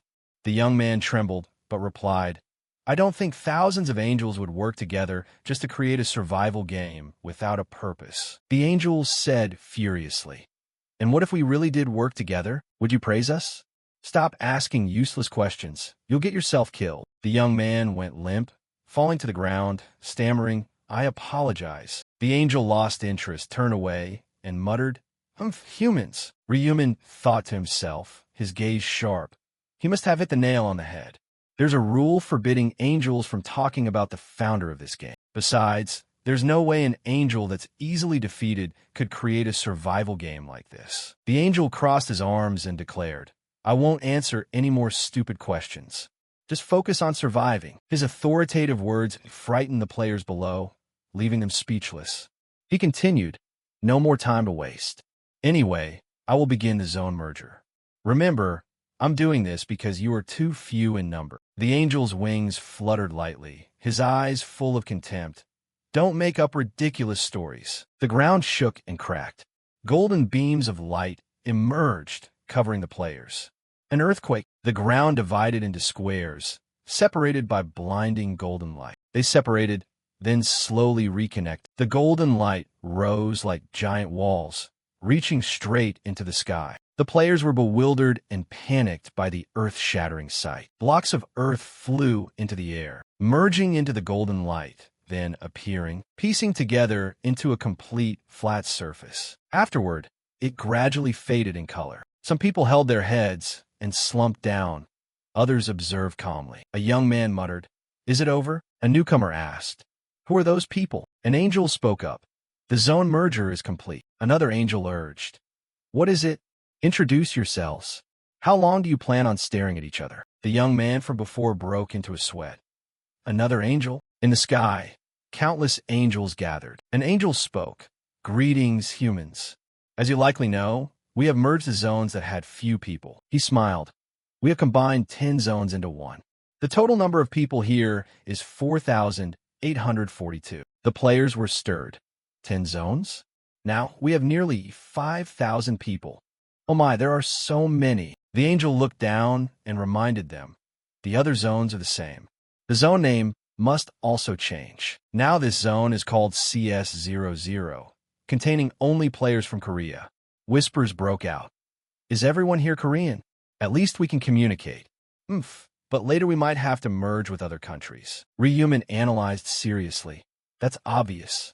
Zone mergers will continue whenever there are fewer than 5,000 people in each zone. When Korea has fewer than 5,000 players, we will have to compete with players from other countries. He looked up at the sky, lamenting, Well, will it happen in round 11 or which round? Anyway, it's better to focus on the present.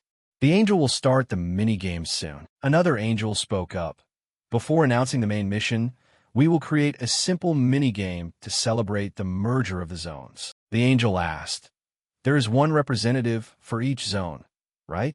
But now that we've merged, what should we do? He wore a wicked smile. Obviously, we need a new representative, don't we? A girl asked fearfully. A new representative? The angel pointed his finger. The rule was simple. The former representatives will step forward and fight until only one survivor remains. That person will become the new representative. The chatter was endless, with all kinds of shades. We have to slaughter each other to become the representative? Oh my God, so cruel. Sounds interesting. It's exciting to see who will win. I wish I had popcorn here. A muscular guy was angry. They're laughing because they don't have to fight. A female representative trembled. We have to kill each other to choose the representative? The long-haired representative bit her nails. I shouldn't have become a representative. The blonde guy gave a bitter smile. Maybe if we get killed, we'll respawn? Each representative had their own thoughts, but they all shared one question. Can I give up the representative status? Ryumin thought to himself. Until now, being a representative hasn't had any benefits. But from this round on, it'll be different. I have to win this death match and become the representative, no matter what. The angel reassured them. Everyone doesn't need to panic. You won't die in the real world. You will be resurrected after the game. The long-haired representative bit her nails until they bled. Oh, this time we won't die. The muscular representative pondered. The angel crossed his arms, looking dissatisfied. You probably think being a representative has no real benefits. The new representative will have the title dominating position instead of authority position. It gives you the power to dominate lower-level players. This is an upgraded version, allowing you to control players as long as they are of a lower level. Of course, it can only be used 10 times, and the position will belong to whoever kills the current representative. The angel provoked them, stirring up greed. Quite attractive, isn't it? The ability to dominate all the others. The players were surprised. If their level is lower, we can control them no matter what. Some players were confident, as if they had victory in the bag. The angel gave a standard smile. Looks like you have some motivation now. Get ready. The angels whispered among themselves. Now that the zones have merged, we have to choose a representative. They stood in a circle. The curly-haired blonde angel said, "Is anyone volunteering for this position?" Another angel objected. "Of course not. An angel who volunteers for work is just a deviant." The purple-haired angel sighed. "We know no one will volunteer. What should we do? Any ideas?" The curly-haired blonde angel suggested. "How about rolling dice?" The gray-haired angel shook his head. "Relying on luck? Not bad, but a bit boring," another angel said. "How about following the rules?" But was immediately opposed. "That's not fair. The subsequent numbers will never get to be representatives." Another angel responded. "That's right. We'll have to merge zones again anyway." A sad angel asked, "Is there any way that's both fun and fair?" The pink-haired angel smiled wickedly. "How about this? The representatives prepare to fight. The angel whose representative dies first will be the representative." The angels agreed. "Sounds fun. Great idea. I like that idea. Does anyone agree?" They raised their hands to vote. "I agree." "Me too," another angel suggested.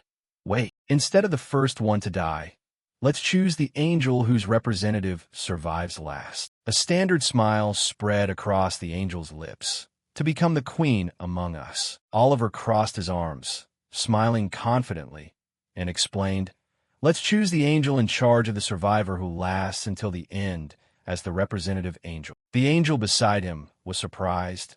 "Ah, the representative as mentioned. The other angels must absolutely obey the orders of the representative angel." He emphasized, "Suppose they designate someone as the guide, they must follow, because it is a royal decree." Priscilla touched her chin, her eyes flashing. "So that means if the zone representative wins, we win too? Won't the representative angel be like the winning player?" The angels chatted excitedly, their interest peaking.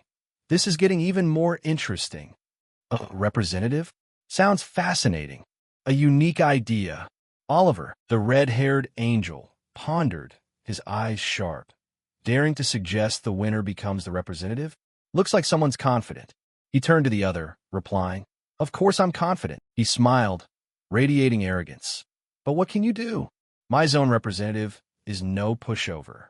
From the beginning until now, that guy has never let go of the top spot in the zone." Oliver laughed, his voice provocative. "Is that so? A stupid bird standing at the top of the corresponding zone? And you dare to mock me just because of that?" He thought of Ryumin, smug. "If you knew who my zone representative was, you'd be so shocked you'd fall to the ground." Oliver acted like nothing happened and asked, "So what? Shall we decide on that?" "I have no reason to refuse." The other angels chimed in, excited. "I approve. This opinion is more interesting." "Me too. I'm confident too. My zone representative is no pushover either." An angel looked at Oliver, decided then. "Shall we start now?"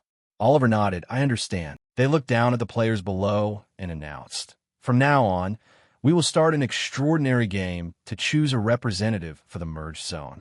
All zone representatives, assemble here to listen to orders." The words resounded like thunder, making some prominent figures break into a cold sweat and clench their fists. Others were on high alert, looking up at the angels. Ryumin just pondered, his face as cold as ice. A moment later, 10 representatives were separated, including Ryumin. Oliver smiled slightly and waved his hand. The ground shook violently. Flames flared up, trapping the 10 people in the middle. A circular stone arena carved with patterns slowly appeared. Stone pillars rose high, surrounding the floor and the players. A complete circular battle arena formed in the middle of the empty space.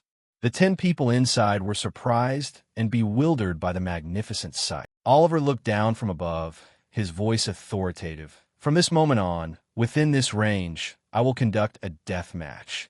Kill each other until only one survivor remains. If you die outside the arena, you cannot be resurrected.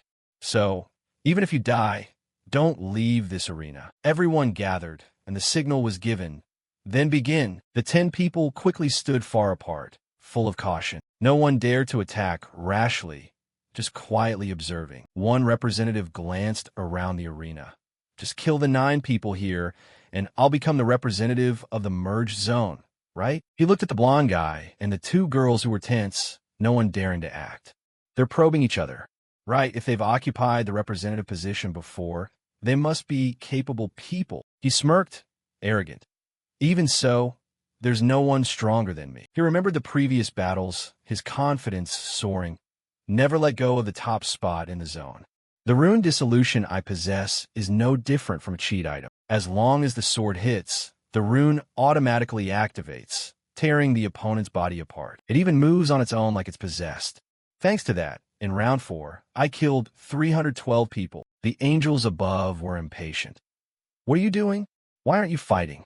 Hurry up, you stupid humans. He realized the impatience, thinking to himself, what's going on? Gambling money? Why are they so agitated?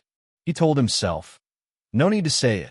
I was planning to act anyway. He walked straight in one direction, confident no one is stronger than me.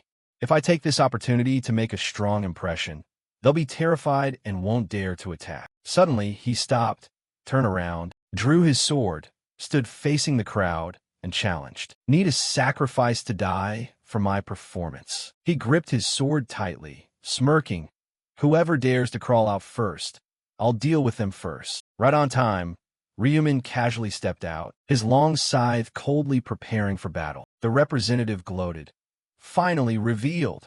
My first sacrifice. He observed Ryumin, full of suspicion. A massive, crude scythe. Weapons like that aren't commonly seen. He was still looking down on him when he suddenly stiffened. The scythe and the nickname. But who is actually holding the scythe? He stared at the glowing golden text above Ryumin's head. Black Hook. Cold sweat poured like a stream. His mouth agape, speechless. Wait, is that Black Hook? The nickname Black Hook. His mind was in chaos, but he tried to reassure himself. Could it be a coincidence? No, nicknames can't be duplicated, right? His sword tip dropped, trembling. So, that person? Ryumin advanced, and he screamed internally. It really is Black Hook, the top-ranked player in the entire zone? Level 30, the angels above wondered. What's wrong with that player? He was charging forward so aggressively. Why is he suddenly dazed? Oliver looked at Priscilla, who was biting her nails, and asked, Priscilla, isn't that your zone representative? She didn't answer, but her nervous expression was clear. She wondered, why is he just standing there? Oliver laughed mockingly, interrupting. She looked cold. Oliver, do you find it funny? Oliver gloated. Sorry, but it's too funny. Pointing at the guy below, he explained, look at that human.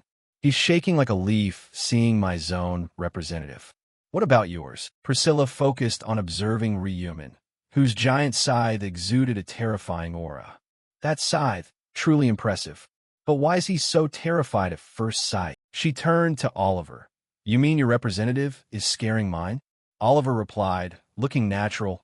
Looks like it, doesn't it? Priscilla didn't accept it, arguing, don't talk nonsense, Oliver. You think being first in the zone is a joke? Oliver rubbed his cheek, his gaze provocative. That zone first place? Not just anyone can have it. My representative has never missed the top spot in the entire zone, right? The other angels were surprised, looking down. Huh? Top of the entire zone? Dare to lie like this? One angel realized and shouted, Oh, Black Hook! Isn't that the one who always appears on the summary board? Priscilla trembled, her eyes frantic. Black Hook is Oliver's representative? If so, my representative is no match. Suddenly, a startling sound rang out. Below, the representative was struck by a horizontal slash across his neck. His head fell, and the match ended swiftly. Oliver laughed, teasing. For now, Priscilla has been eliminated. A blonde guy saw the scene, sweating, and recognized Ryumin. Black Hook.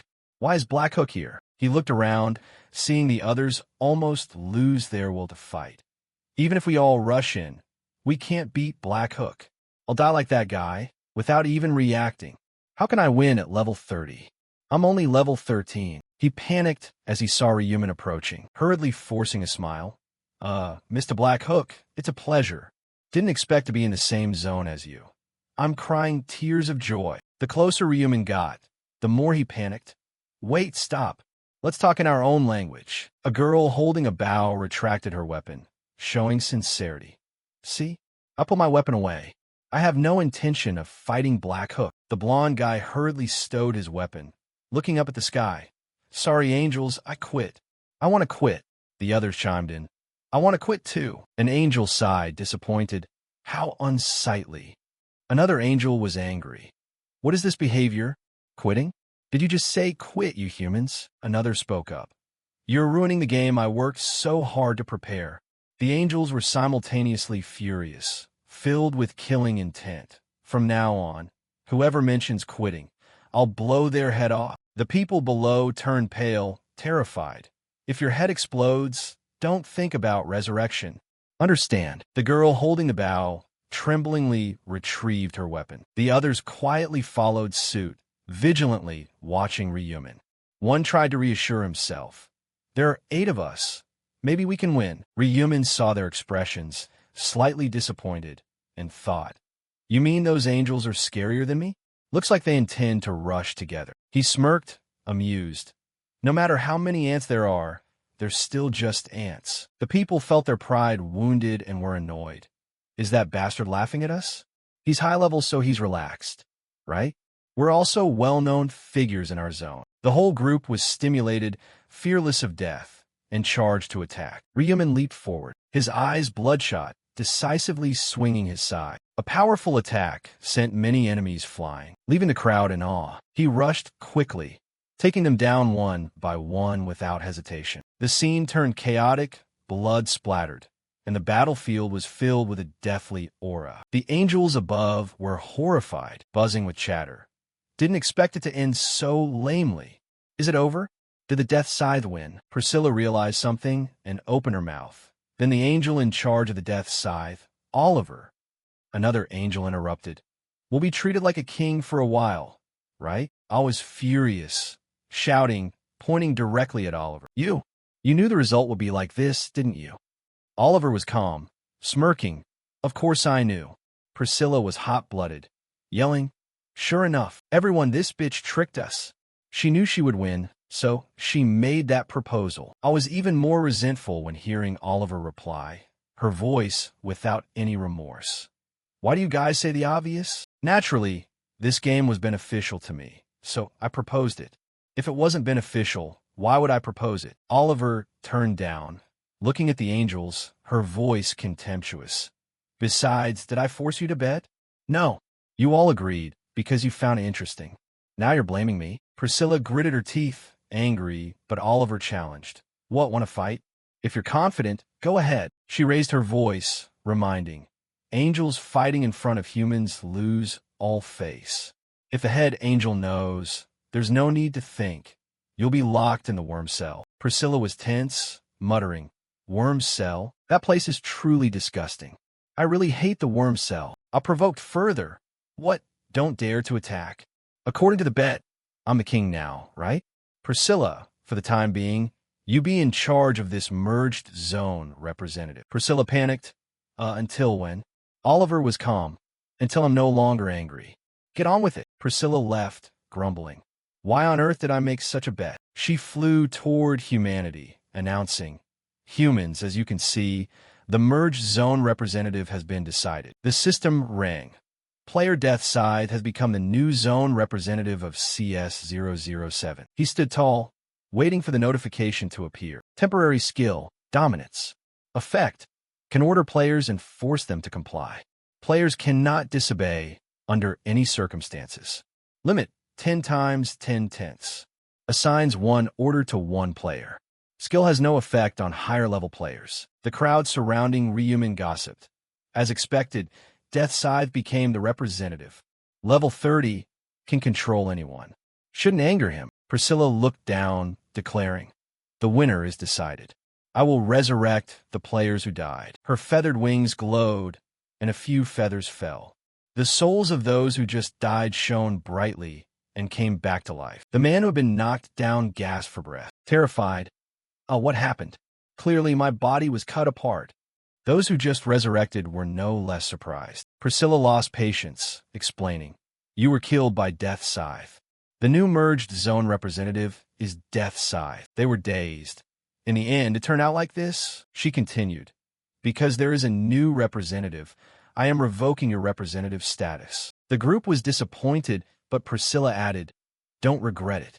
The opportunity to regain the representative position is always there." She snapped her fingers. "The minigame ends. Now I will guide you through the official mission." Each person received an information board. New information. Round 5. Main mission. Eliminate 300 ORCs in 10 hours. Side mission. Collect 4 balance stones. Success rewards the entire zone. Number of participants. 77,310,228.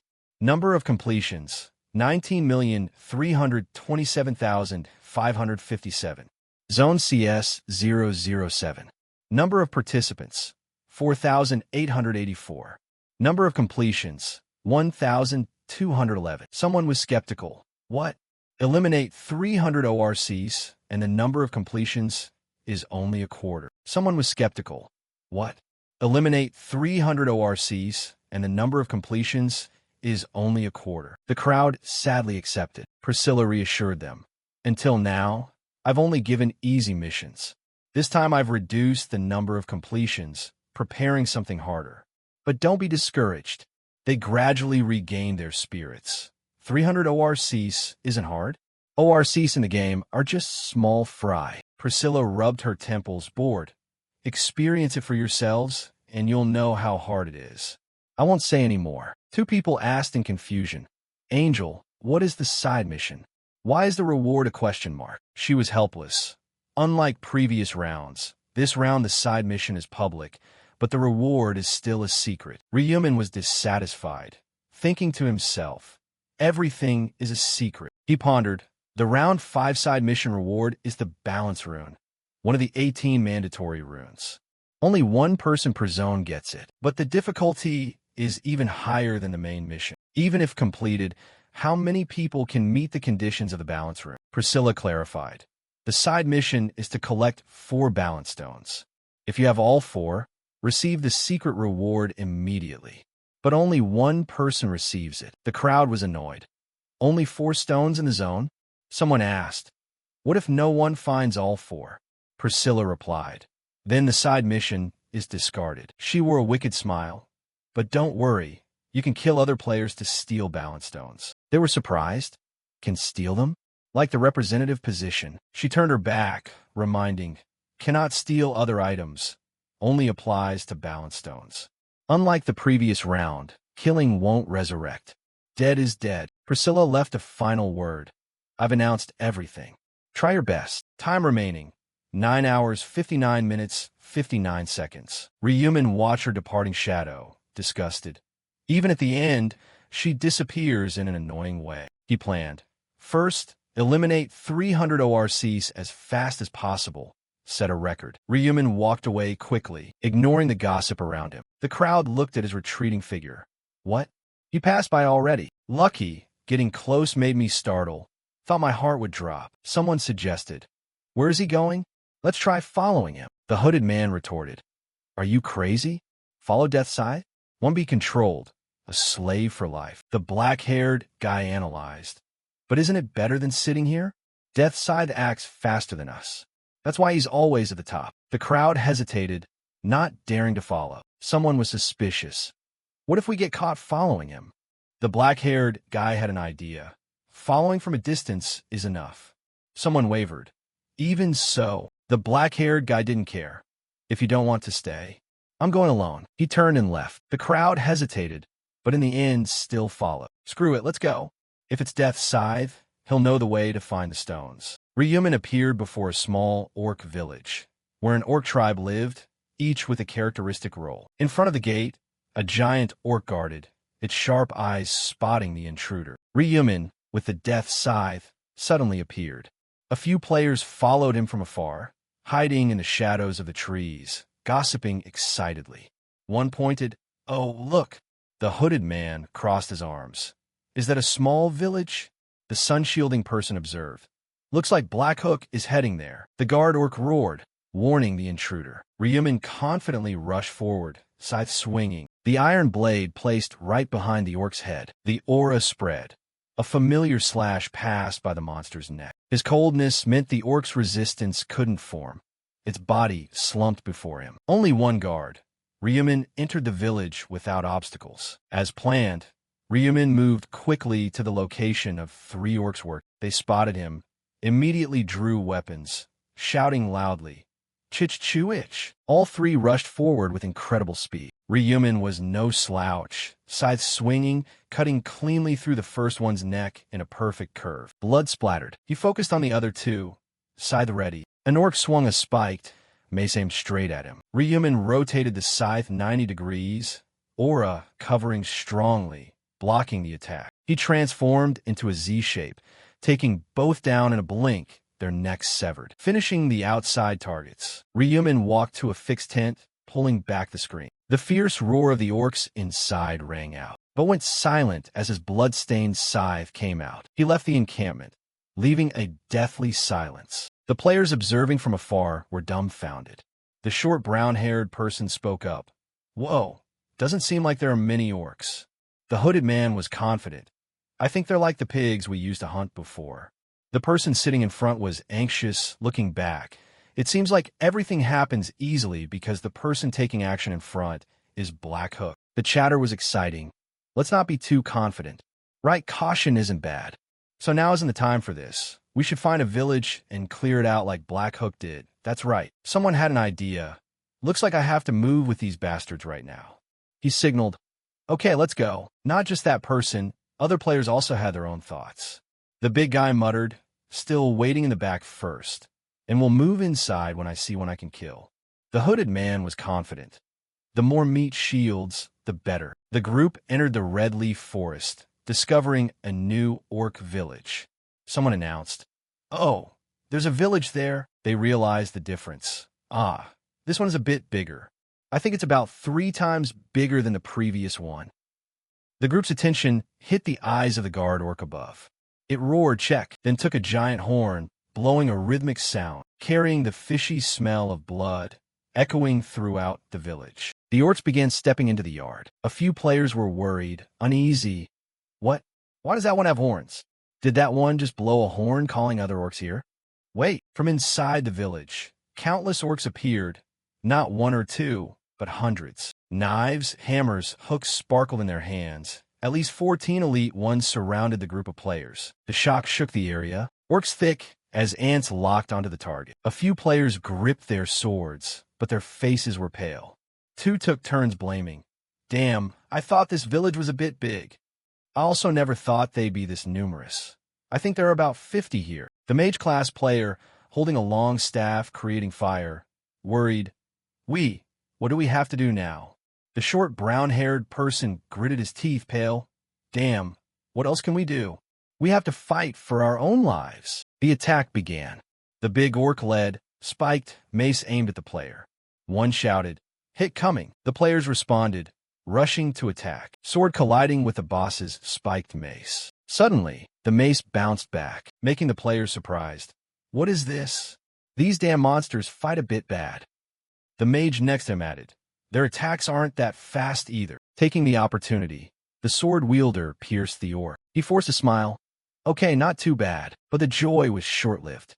The sword was stuck tight, couldn't be withdrawn. The orc raised the spiked mace, striking hard, making the player fall without resistance. The mage cast a fire spell, but didn't cause a scratch. "Get lost, you damn orcs." Orc sound shook the area. An unlucky player was hit by the spiked mace, blood everywhere. The mage lost an arm, eyes unfocused, looking at the orc knife in front. "I died by an orc. Save me." No one heard. The orc brought the knife down, finishing him. The plan to follow failed miserably. On Black Hook's side, Ryumin moved quickly, no one following. "They're hard to be quiet." "That's fine. No need to worry about that crowd, unless they're foolish enough to touch a big orc village." He envisioned. The orc village has strong guards. If they blow the horn, more than 50 will gather. Enter the village, more than 200 waiting. Ryumin had cleared a small village, from guards to grunts, with just a few fatal blows. In front of him, an orc holding a spinning object, one holding 2 axes. He calculated. Orc species' muscle is thicker than humans. If the sword gets stuck, pulling it out is hard. They have superior stamina. He rushed forward, blocking the first one's blow, scythe at the neck, taking it down instantly. The axe wielder was cut horizontally by the scythe. Black air appeared. The accurate slash split the body in 2. Ryumin looked back coldly. That only applies to normal players. The scythe pointed at the motionless orc. Its body collapsed, like a character in a story. System notification. Time remaining. 8 hours, 59 minutes, 22 seconds. Main mission. ORC 300 to 300. Total participants. 77,310,228. Number of completions. 19,327,557. Zone CS 007. 4,844 participants, 1,211 completions. Ryumin looked at the result. Took 1 hour to complete the main mission. I took the top spot. He thought, should I go help Minjuli? Elsewhere, a player ran over calling, Captain, are you okay? Information appeared. Choi Manji, member of the Young Climbing Club. Red shirt person, Young Ho, Captain, wipe sweat pale? Yeah, I suspect I'm done for. Why are these orcs so strong? Choi Manji replied. That's what I wanted to say. Even though they look like walking pigs. A member sat slumped. We shouldn't underestimate them. Young Ho asked. Manji, how many have we defeated so far? Manji put his hands on his hips. About 50, boss. Young Ho stroked his chin, looking down. 50 for 5 people in 1 hour. This speed is really too bad. At this rate, don't talk about 310 hours. We'll surely be eliminated before that. The person sitting on the ground raised a hand. I don't think eliminated is the right word to use. The person standing next to him signaled. If this time we can't complete it, then only death, you idiot. Young Ho scratched his head. Looks like we need to fight a bigger village, everyone. Choi Manji worried. But is that dangerous? The person behind added. He's right. We're having trouble just facing 3 of them. But what about a larger village? Another person scratched his face. I think it's better if we just keep attacking small villages and fighting them. Young Ho accepted. Right. What you said is correct. I don't deny that. I'm not forcing you to participate either. But at this rate, we won't be able to kill enough 300 before time runs out. This might be very difficult, but we need to accept the risk. Everyone fell into contemplation. Young Ho emphasized. But remember this, there is no future in staying on a sinking ship. In the fiery red forest, the new Challenger Association, 2 young climbing clubs, decided to advance to a new orc village. Red leaves decorated the scenery, signaling danger. One in the group pointed, attracting attention. Look there, that's the village we discovered before. But Choi Manji worried, whispering, wait a second, isn't there a guard post at the entrance? Seeing his comrades' unease, Young Ho changed the plan. Let's just go around. The group quickly changed direction.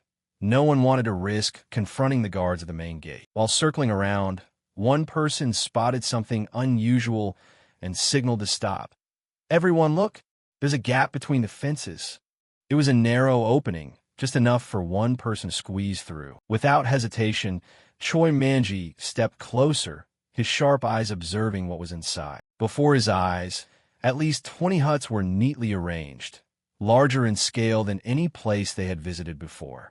Strangely, not a single orc was walking around. Manji signaled. Doesn't look like any monsters are moving about. The group slowly stepped inside, cautiously assessing the situation. Young Ho asked Manji, who was scouting ahead. So, are they all inside the huts? Manji, still observing, replied with a guess. Maybe there are 5 in one hut, right? Anxiety overwhelmed Young Ho. He supported his chin, evaluating. Seems like more than we predicted.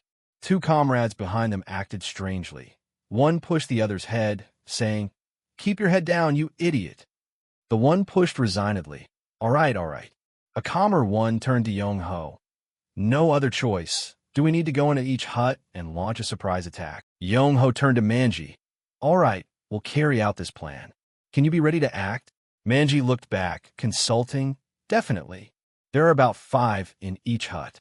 If we launch a surprise attack, this will be easy. The group sneaked towards the nearest hut. Young-ho took the lead, signaling quietly. We start with this hut first. I'll give the signal, then we go in and attack. Passing through the fabric cover to enter inside. They reached a wooden door. Young-ho placed his hand on the door, then click, the door opened roughly. All 5 blocked the exit, but instead of a serious expression, they turned pale, as if seeing something horrific. Oh, whoa. Before them were not 5 as expected, but a whole crowd of orcs, looking at them in surprise.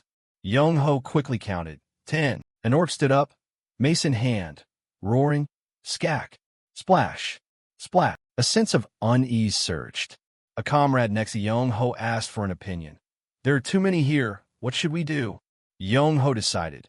"For now, kill them one by one right now." Facing the orc attack, Young-ho's group rushed forward, not retreating. Young-ho chose a target, the one on the left first. For people replied, "Understood, Ken." The spiked mace collided with a comrade's iron shield, while Young-ho closed the distance, slashing at the orc's knee. Dark green blood streaked in a long line, and the orc collapsed. Choi Manji seized the opportunity, swinging his sword neatly across its throat, blue blood continuing to spread. The group took down the first one. The other orcs were stunned, but the silence was broken when one with braided hair and glowing red eyes shrieked, "Sir!" It swung its spiked ball mace, closing in on Manji. The terrifying pressure made Manji clearly feel the danger. The orc's red eyes pulled into 2 long lines, angry because its kin had been sacrificed. It unleashed a heavy blow onto Manji's shoulder joint. The sound of bone breaking echoed, and Manji fell. Young-ho shouted in panic. Manji, furious, he lunged forward. "You monster, you damn pig, die!" The sword pierced through the orc's throat, blood splattering. The second one was taken down, but the remaining orcs were not afraid. Instead, they roared more fiercely. "SC! Scrot!" Young-ho's group formed a defensive formation. A comrade supported the injured Manji, draping his arm over his shoulder. The 4 were tired. 2 targets had been eliminated, but the situation remained unchanged. Young-ho forced himself to think of a plan. 8 left. Can we handle it on our own? The comrade holding the shield shouted. "Hung-nim, we can't keep going like this. We must retreat." Young-ho agreed. "I think so too. Can't win, forced to run." The group turned, running towards the door. Young-ho ordered, "Get out of here, fast." But the speed was slow because they were carrying the injured Manji. The orcs closed in from behind. Crossing the door, pulling the curtain, they got out of the hut, but stopped unexpectedly. Other orcs had detected the movement and were waiting outside the hut. The leader shouted, "Damn it, surrounded on all sides." The odds were no longer 5 against 10. The person in purple clothes helped Manji, asking, "How many are here?" The shield bearer observed, worried. "Looks like at least 10. Calculations were no longer necessary. Escape was no longer feasible. Cold sweat ran down. The group's morale collapsed. The person in purple cried out in despair. "Ha! It's over. Everything is over." Manji was helpless, tightening his fist. How meaningless. But Young-ho calmed down. "Pick up your weapons." Everyone still hadn't regained their spirit. The shield bearer was dejected. "Hung-nim, it's all over." The person in purple was bored. It was fun fighting with everyone lately. Young-ho raised a question. What does everyone think about why they haven't killed us yet? Look at the faces of those orcs. The group observed, seeing the orcs' sneers, as if they had found pastime. The smiles were excessive, clearly mocking. Young-ho pointed his thumb back. "Those bastards are mocking us. They sneer as if we're a bunch of cowardly mice." The words touched their pride. "Doesn't it bother you? Are we going to let those damn orcs keep mocking us? We've been turned into a joke, like monkeys in a zoo." He encouraged them. "Don't give up until the very last minute. Pick up your weapons, kill at least one, so we can face death without shame." The words ignited a fighting spirit. The swordsman tightened his grip. "Understood." Hung-nim, others, including Manji with his injured arm, picked up their weapons. The person in purple apologized, sorry for acting shamefully weak. "We will stay by your side until the last second." Hung-nim. The morale rose. The orcs' mocking smiles faded. The shout, "Hyla! Hyla!" rang out. Young-ho ordered, "When I give a signal, move forward and attack them one by one. Stealthily, understand?" Everyone replied. Understood. Hung Nim. The battle began, but suddenly, the orcs didn't pay attention to them anymore, having discovered something else. A horn sounded loudly. The orcs moved outside, and the pressure eased. The group was confused. What's going on? Why did the orcs suddenly lose focus? Young-ho spoke up. Everyone. 2 orcs bared their teeth and growled, preparing to attack. Young-ho pointed at the remaining 8 orcs in the hut. To be more precise, there are only 8 left. Let's move. The group attacked 5 against 8, making the orcs crippled and maimed. Young-ho's group was tired but proud. We did it. Defeated all 8 at once. The shield bearer was excited. Hung Nim, we did it. No, you did it, Hung Nim. That's right. If it weren't for you, we would have given up and died. Young-ho smiled. Don't say that. You all kept your resolve and fighting spirit to the end. That's the reason for our victory.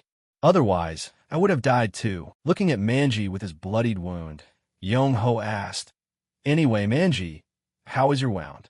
Manji Pale smiled weakly. Yeah, it's tough, but I'll manage. I'll be fine. Seeing the serious wound, Young-ho approached. Rest. Don't move no matter what happens. The rest of you, hide here. I'll look around and find an exit. The brown-haired man scratched his head. Isn't that too dangerous? Young-ho replied. Don't worry. Just stay and wait. He headed in one direction. The brown-haired man called out. Be careful out there. Hung Nim. Young-ho scouted the path quietly, but worried. Strange, why is it so quiet? It's been a while, and I don't see a shadow. He stepped out to observe, his eyes accidentally looking in one direction. The anxiety peaked. Huh? What's that? Young-ho widened his eyes. Before his eyes, a crowd of orcs lay scattered, their bodies dissipating. Young-ho was stunned. What the hell is going on here? Orc corpses were spread everywhere. He doubted. Who could have done this crazy thing? His gaze fell on a figure in the center. Ryumin appeared. Young-ho shouted, Black Hawk! Ryumin looked over in surprise, thoughtful. Someone was here before me. He noticed the name above Young-ho. Jo Young-ho. Ryumin thought. This guy is Jo Young-ho? The mercenary king, Jo Young-ho. The mercenary profession, like a professional warrior, involves masters of using countless types of weapons, accompanied by a corresponding set of skilled techniques. But what makes the difference is that mercenaries can only unleash their power when signing contract with others. For that very reason, they don't like adventuring alone. They're always looking for companionship from familiar people or signing treaties with a mercenary king, a unique class of characters possessing the ability to lead and guide mercenaries to fulfill contracts. When signing a treaty with a mercenary king, they're granted extraordinary power, as if the fire within them burns more intensely than ever. The man standing in front of me is Young-ho, the only one possessing the unique mercenary king class. Meeting a mercenary king in these circumstances is truly something no one dares to dream of. He had quickly turned the tide, saving the entire group from the brink of life and death. But Young-ho, despite holding a noble title, appeared flustered, constantly fidgeting, his voice stammering. Hello, Black Hawk Ryumin. He looked straight at me, his eyes shining as if wanting to pierce through. A question was posed right after, Do you know me? Young-ho regained his confidence, flashing a proud smile. Of course I know. Who doesn't know Black Hawk? The one holding the #1 spot on the entire server. But immediately after, his expression turned contemplative, as if drawn into a deep train of thought. Oh my God, I never thought I could meet the top-ranked player right here. Would he hate me if I approached to shake his hand? Opposite, Ryumin's eyes brightened, as if he could read every one of Young-ho's thoughts.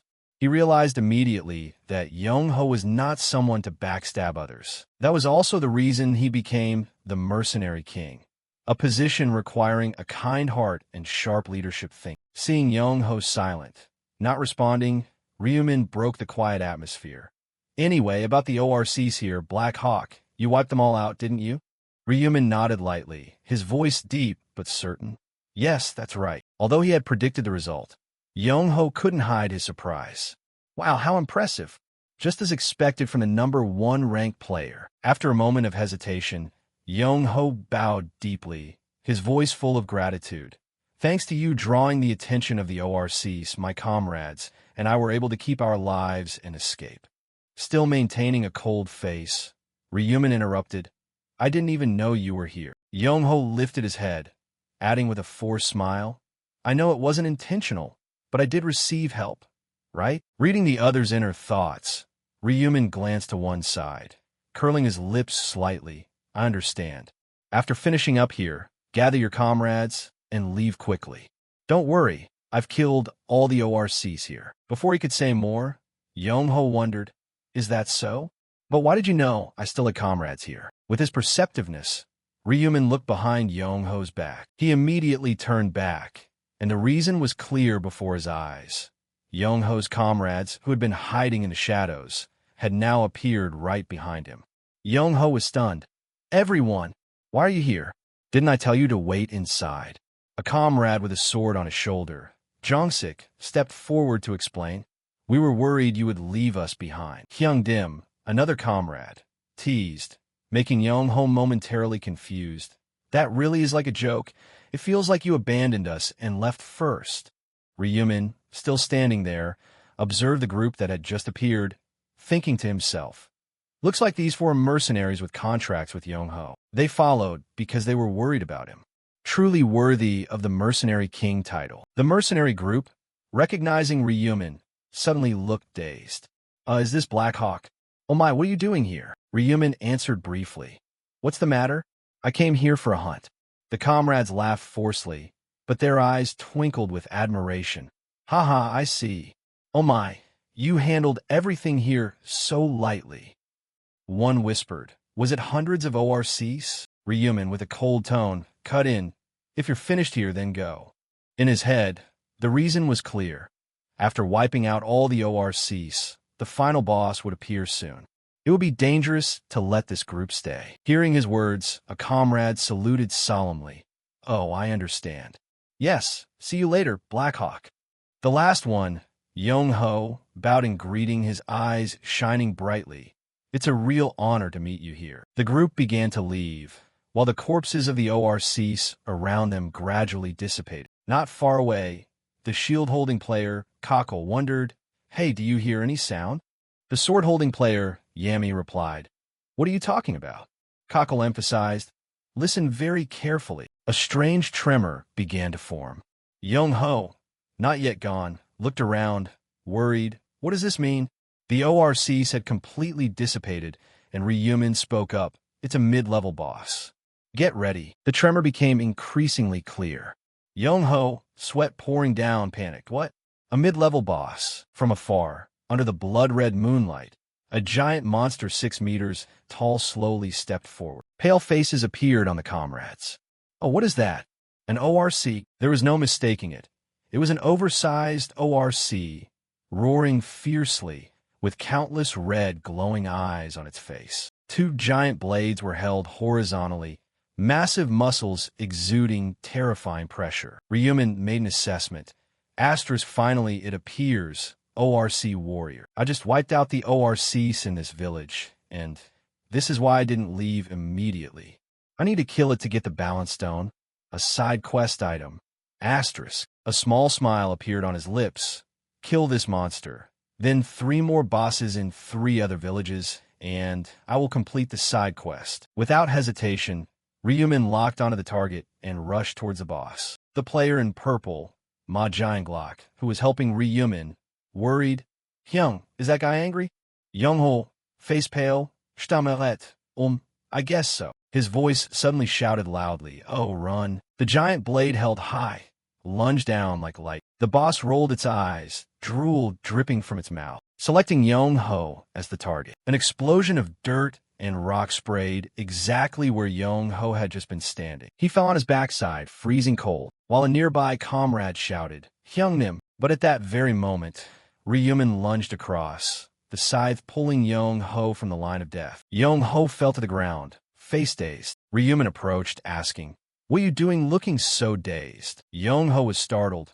Regaining his composure, Ah, thank you, Black Hawk. Paying no mind, Ryumin looked straight at the monster. Back off, if you don't want to be crushed. Young-ho hurried to do as told, running to one side. The boss roared, walking majestically, blood flowing from its mouth, advancing towards Ryumin. Not letting it run wild, Ryumin grabbed his scythe and lunged. The scythe aimed straight at the boss's foot, energy exploding. The monster roared in pain. It swung its blade to counterattack. Ryumin easily dodged, jumping to one side. The boss swung the second blade, but Ryumin had predicted it, avoiding the blow that made the ground explode. Circling behind the boss's back, Ryumin commented, "And what about large damage?" "Dodged. Everything will end." The boss recognized the direction of movement, its eyes shifting. Ryumin suddenly stopped, turned around, and lunged straight forward. The scythe closed in. "Stop complaining." A crescent moon from the scythe cut cleanly, green blood spraying from the ORC snap. Ryumin leaned against its body, jumping back. The boss turned, but Ryumin had already lunged, creating another green cut. A groan rang out, but the monster still swung its blade repeatedly. Ryumin dodged every swing, dirt and rock flying. "Your neck is thick, so you didn't die after 2 of my blows." He lunged, his scythe covered in energy, aiming at the boss's nape. Face to face with it, he still remained expressionless. Ryumin landed on the monster's foot, rotating the scythe to create a half arc in the air. A perfect cut, green blood spilled out. The ORC's head separated from its body, collapsing under the blood-red moonlight. Ryumin stood on the boss's corpse, his scythe shimmering, his cold eyes looking ahead. A system message appeared. Asterisk, you have defeated the ORC warrior. Experience gained, plus 37.73%. Gold received, plus 4,000. Added plus 2,000. Asterisk. The first reward appeared, causing all eyes to focus on the spot where the ORC collapsed. Ryumin stood proudly on the monster's corpse, his eyes sharp but calm, like a king in the middle of a blood-drenched battlefield. The comrades behind were dazed, unable to believe the scene that had just occurred. Jongsik, who was helping Manji, spoke first, his voice full of surprise. "Do you understand anything?" He took it down. Young-ho, despite being a mercenary king, couldn't hide his shock.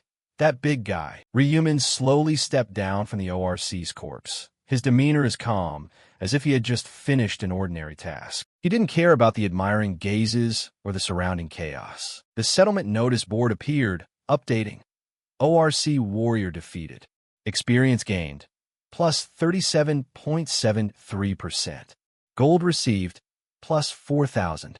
Bonus gold, od 2000. You have received. Round agree sword, ORC heart. Low-grade blue life mana stone. Balance stone. Side quest progress. Balance stone 1/4. A faint smile passed over Ryumin's lips when reading the notice.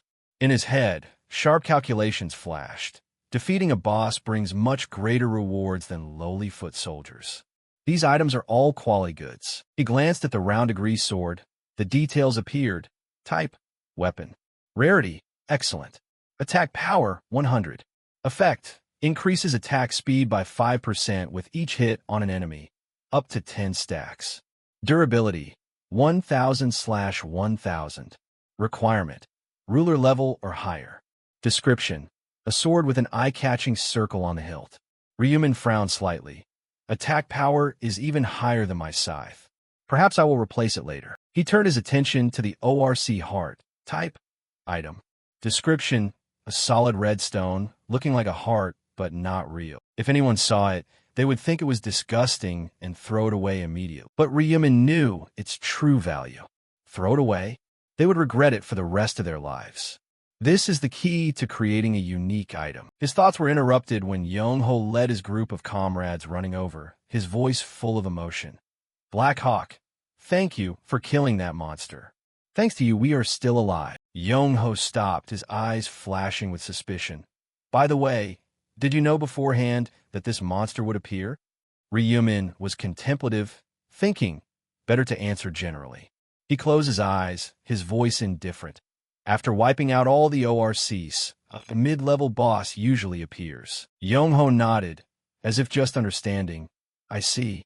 So that's why you told us to leave immediately." Emotion was clearly visible on the comrades' faces. To them, Black Hawk, who survived the battle with the ORC warrior, was a symbol of invincibility. Sweat beaded on his forehead. Ryumin added, his voice cold, "My job is done. I will be leaving." Young-ho's group bowed deeply, in unison. "Yes, thank you once again for saving us." Be careful, Black Hawk. Ryumin turned, his sides shimmering under the red moonlight. But just as Young-ho's group was about to leave, something unexpected happened. Manji, who was supported by Jongsik, suddenly collapsed, his face pale from pain. Jongsik panicked. Manji, are you okay? Manji, trembling, tried to speak. Hyung-nim, it seems I can't go on any longer. This pain, I can't bear it. Young-ho knelt down, his hands shaking, his voice worried. What do you mean? Didn't you say you were still okay? Manji shook his head weakly. I said that so you wouldn't worry. But now it exceeds my limit. Anxiety engulfed Young-ho. Hang in there, Manji. We will return to the real world. You will be healed. But Manji, a weak mercenary, shook his head. Hyung-nim, you know it. If we don't achieve 3 kills, everything is meaningless. Just leave me like this. I don't want to be a burden. Young-ho was almost desperate. No, it can't be like that. There must be a way. We just need to catch the ORCs. You use your weapon to stab them. What do you say? Manji smiled faintly. If we do that, everyone won't be able to hunt more. Even if we catch 300 ORCs, we won't have enough time to survive. The pain made him collapse, coughing violently. Oh, cough, cough, it's time. But Ryumin, it turned out, hadn't left. He stood not far away, observing the situation. In his head, thoughts flashed. How unexpected. Young-ho, the mercenary king, commanding hundreds of people, is this weak in front of his comrades. Old memories flooded back when he was in a similar situation with his brother Ryu-won. That painful feeling came to life again. Making a quick decision, Ryumin stepped forward, interrupting the gloomy atmosphere. Hi, it looks like you need help. Can I take a look? Everyone was stunned, eyes focused on Black Hawk. Young-ho stood up, clearing space, his voice trembling. Is there any way to save him? Ryumin observed the wound on Manji's shoulder and remarked, it's a serious injury, but not beyond saving. A blue glow radiated from his hand, enveloping the wound. The bleeding stopped, the wound gradually closed, and the arm healed as if it had never been hurt. Young-ho and his comrades stared in confusion. Wait, the wound, it's healed. Young-ho turned to him. Dark Hook, how did you do that? Ryumin replied calmly. It's a skill called emergency treatment. Anyone can buy it at the shop. His comrades realized. I remember now. I've seen that. A skill that cost 20,000 gold. Ryumin added, don't misunderstand. Emergency treatment only stops bleeding and heals minor cuts. It's not enough to fix a broken shoulder. But with a divine skill, combined with my intelligence stat of 123 and the worm stone, where the effect increases by 1% per level, I achieved this result. He looked at Manji. Try moving your shoulder. The scar is still there, but it won't hinder you. Manji rotated his shoulder, surprised. It moves normally, he cautioned, but it's not fully healed yet. Since this was just emergency first aid, if you exert yourself too much, the wound could reopen. Even so, hunting orcs won't be a problem. He bowed at a 90-degree angle. Thank you, Dark Hook. You are my savior. Young-ho and his comrades also bowed. Dark Hook, thank you for helping us in our time of need. Jongsik added, thank you for saving our comrade. In response, Young-ho took out a red mana stone. I don't know if this is useful, but please accept it. This is my sincerity. The other comrades also offered valuable items, swords and necklaces. Dark Hook, please take this. Sell it, and you'll get some gold. Ryumin reflected for a moment. I should politely decline. He raised his hand. You don't need to do that. But they insisted. No, this is our gratitude. Please accept it. In the end, Ryumin accepted everything, his eyes showing a flash of bewilderment. Even if these were just ordinary items, receiving them from 5 people was still a significant reward. He looked at Young-ho. Thanks to Dark Hook, our friend has a chance of survival. Besides the items, I promise to pay this debt back. Young-ho said, his smile rubbing off on Manji. Ryumin thought to himself, getting support from the mercenary king isn't bad at all. He collected the items and said goodbye. All right, see you again. Ryumin left, leaving the group bowing in respect. In a forest of red leaves, Julie sat at the base of a tree, watching the notification board, her heart filled with anxiety. Is this going to be okay? An hour has passed, and I still haven't done anything. The notification board appeared. Remaining time, 8 hours, 55 minutes. Main quest progress. ORC 0/300, she muttered. If things keep going like this, I'll be wiped out before I even get 300 ORCs. Covering her mouth with both hands, she whispered, It's my fault.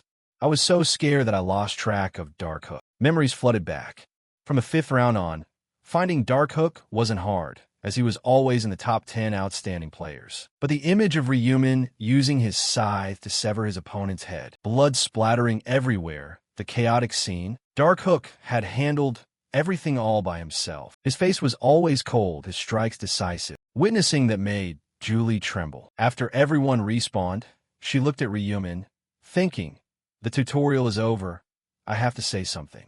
But her feet wouldn't move. Don't be afraid, he won't hurt me. She closed her eyes, but he could stab a knife into someone's mouth the very first time they met. She looked around.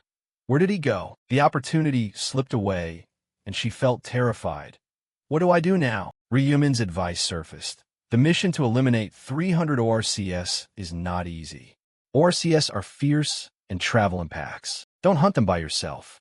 After the areas merge, find Dark Hook or wait for an hour without moving. Julie rested her chin in her hand, muttering, Ryumin told me to wait. But there's no guarantee Dark Hook will come back, right? Julie made a firm decision in her heart.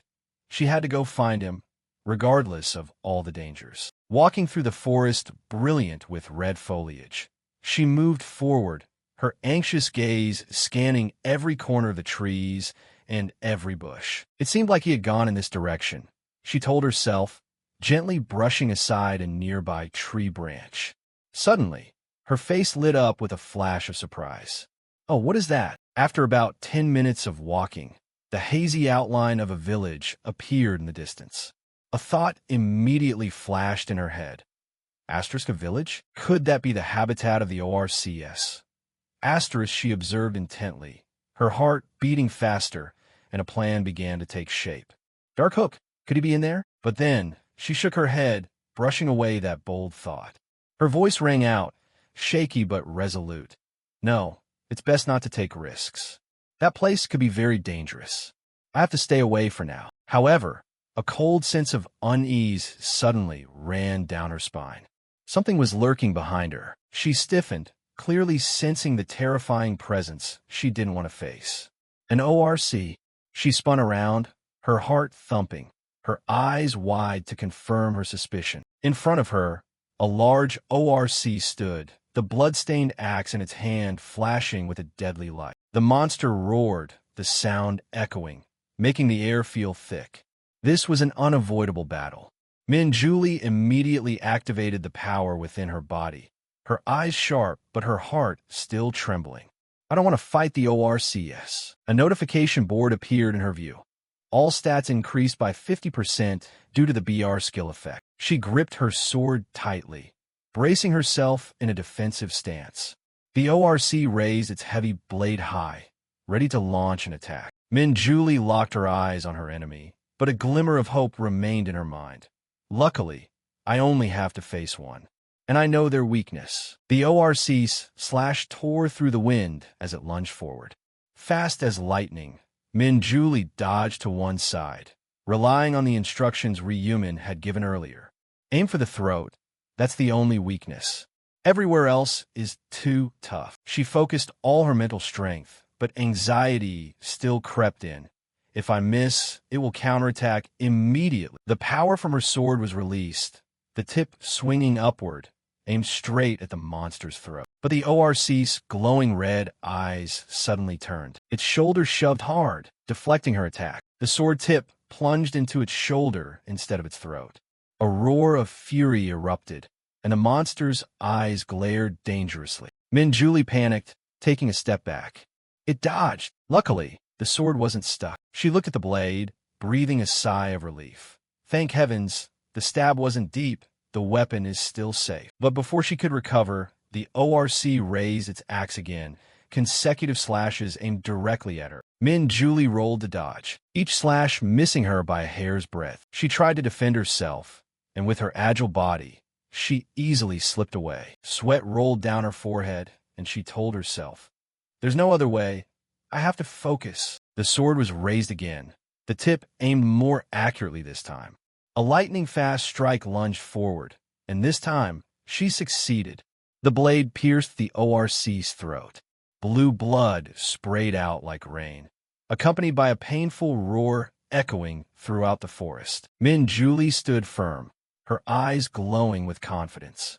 All right, the attack worked. She didn't stop, continuously stabbing fatal strikes in a monster's throat. The riddled wounds made its body tremble, and finally, it collapsed to the ground, out of control. Min Julie panted, wiping the sweat from her forehead. A triumphant smile bloomed on her lips. I finally did it. I defeated an ORC in a direct battle. But the joy didn't last long before someone's heavy footsteps echoed behind her. She startled and turned around, her eyes widening in surprise. A familiar figure appeared. Ryamin, a black scythe resting on his shoulder, his demeanor as casual as if he had just been out for a stroll. Julie rubbed her eyes, unable to believe what she was seeing. What is this? What am I seeing? I rubbed my eyes, and he's still standing there. Her heart skipped a beat when she realized. That's Dark Hook, the person I've been looking for. But Dark Hook just brushed past her without a word, his gaze cold. Min Julie was stunned, a sense of disappointment rising. No, I can't let this opportunity slip away. She spun around and shouted, Ah, excuse me, over there. Dark Hook stopped, turned back, and said calmly, What's the matter? Min Julie took a deep breath, her eyes shining with determination. That's right. What I mean is, Dark Hook, let's form a party together. Dark Hook looked at her, his eyes ice cold. What? Min Julie quickly hid her sword behind her back, her voice stuttering. Party up. Dark Hook raised an eyebrow, as if the word party wasn't foreign to him. He asked back, Why should I cooperate with you? Min Julie was flustered, not knowing how to explain. Suddenly, she reached her hand out toward him. A green light emitted from her palm. Sparkling symbols appeared, and energy permeated Dark Hook's body. His face was briefly surprised. Min Julie smiled and explained, This is BR, my enhancement skill. It lasts for 3 hours and increases all stats by 50%. Dark Hook checked his status window, then turned to her. I checked, and it seems to be so. Min Julie quickly continued. This power of mine can help you during the hunt. See, Dark Hook smirked and asked, So if I want to keep receiving this power, I have to cooperate with you? Without hesitation, she replied, That's right. More accurately, please help me hunt. Dark Hook returned to his expressionless face. Phoenix. But then he continued, his voice cold, I am the one in charge right now. I can use you as a subordinate immediately. Min Julie was stunned, as if struck by lightning. Seeing her surprise, Dark Hook asked further, Can you promise not to stab me in the back? Min Julie was taken aback by the strange question, but quickly nodded, Sure. Dark Hook held out his hand. All right then, let's give it a try. The two shook hands. He introduced himself first. Dark Hook, level 32, Reaper class. She replied, her voice excited. I'm Min Julie, level 13, Buffer class. Dark Hook got straight to the point. Do you need me to help with anything? I saw you handling that ORC pretty well. Min Julie smiled awkwardly. Actually, this is my first time fighting one, so it was very difficult. Dark Hook was taken aback. An hour and a half has passed, and this is the first one. Min Julie was embarrassed. Haha. Actually, it's like this. But then Dark Hook cut her off. It seems we don't have much time left. We need to speed up the progress. Min Julie nodded and asked, What should I do? Dark Hook led her in one direction with decisive steps. Seeing her lagging behind, he turned back, his voice cold but carrying a hint of concern. Don't stay behind. Come on my side. If you aren't in my sight, I can't protect you. Min Julie blushed and walked quickly to stand beside him. A thought flashed through her mind. Through the way he talks, he isn't as cold as I thought. It's so good that I made the right decision. While deep in thought, she was startled when 3 ORCs suddenly appeared in front of them. The swords in their hands flashed with steel. Min Julie panicked. 3 ORCs at once. Dark Hook raised his scythe, his eyes sharp and cold.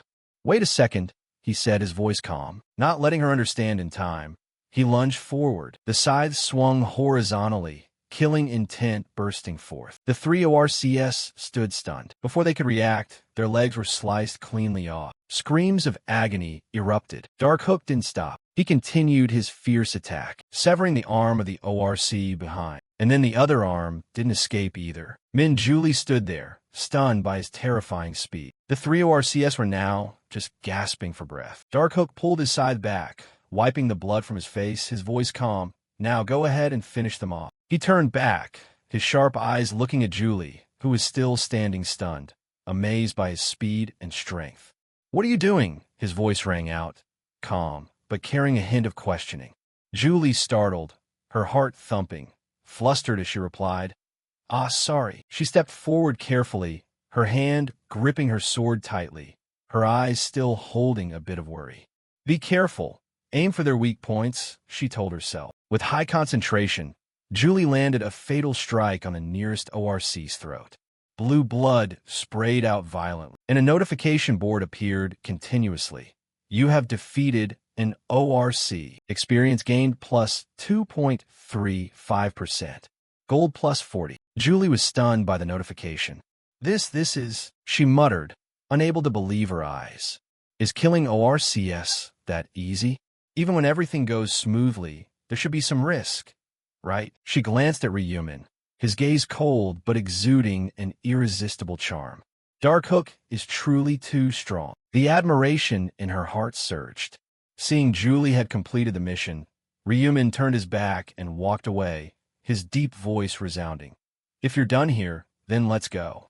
Julie was flustered and hurried to follow, her voice hesitant.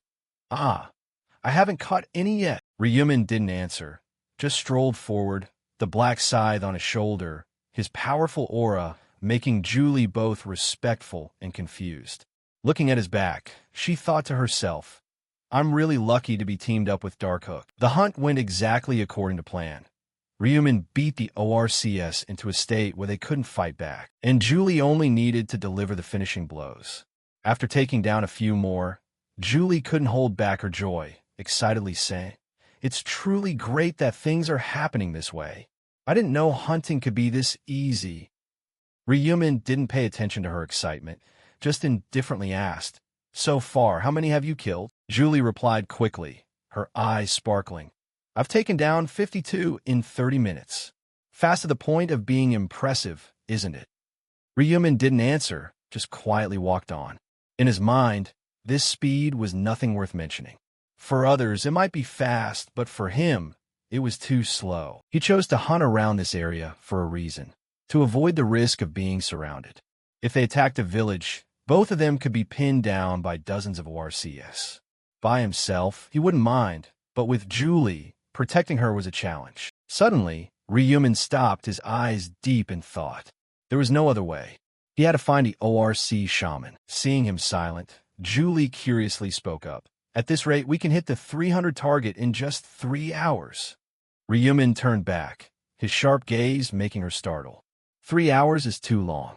Try to aim for under 1 hour. Julie was amazed, her hand instinctively covering her mouth, stuttering. 1 hour? Is that actually possible? Seeing her doubt, Ryumin calmly explained. We will use the ORC shaman. Julie was confused. What is that ORC mage? He answered slowly.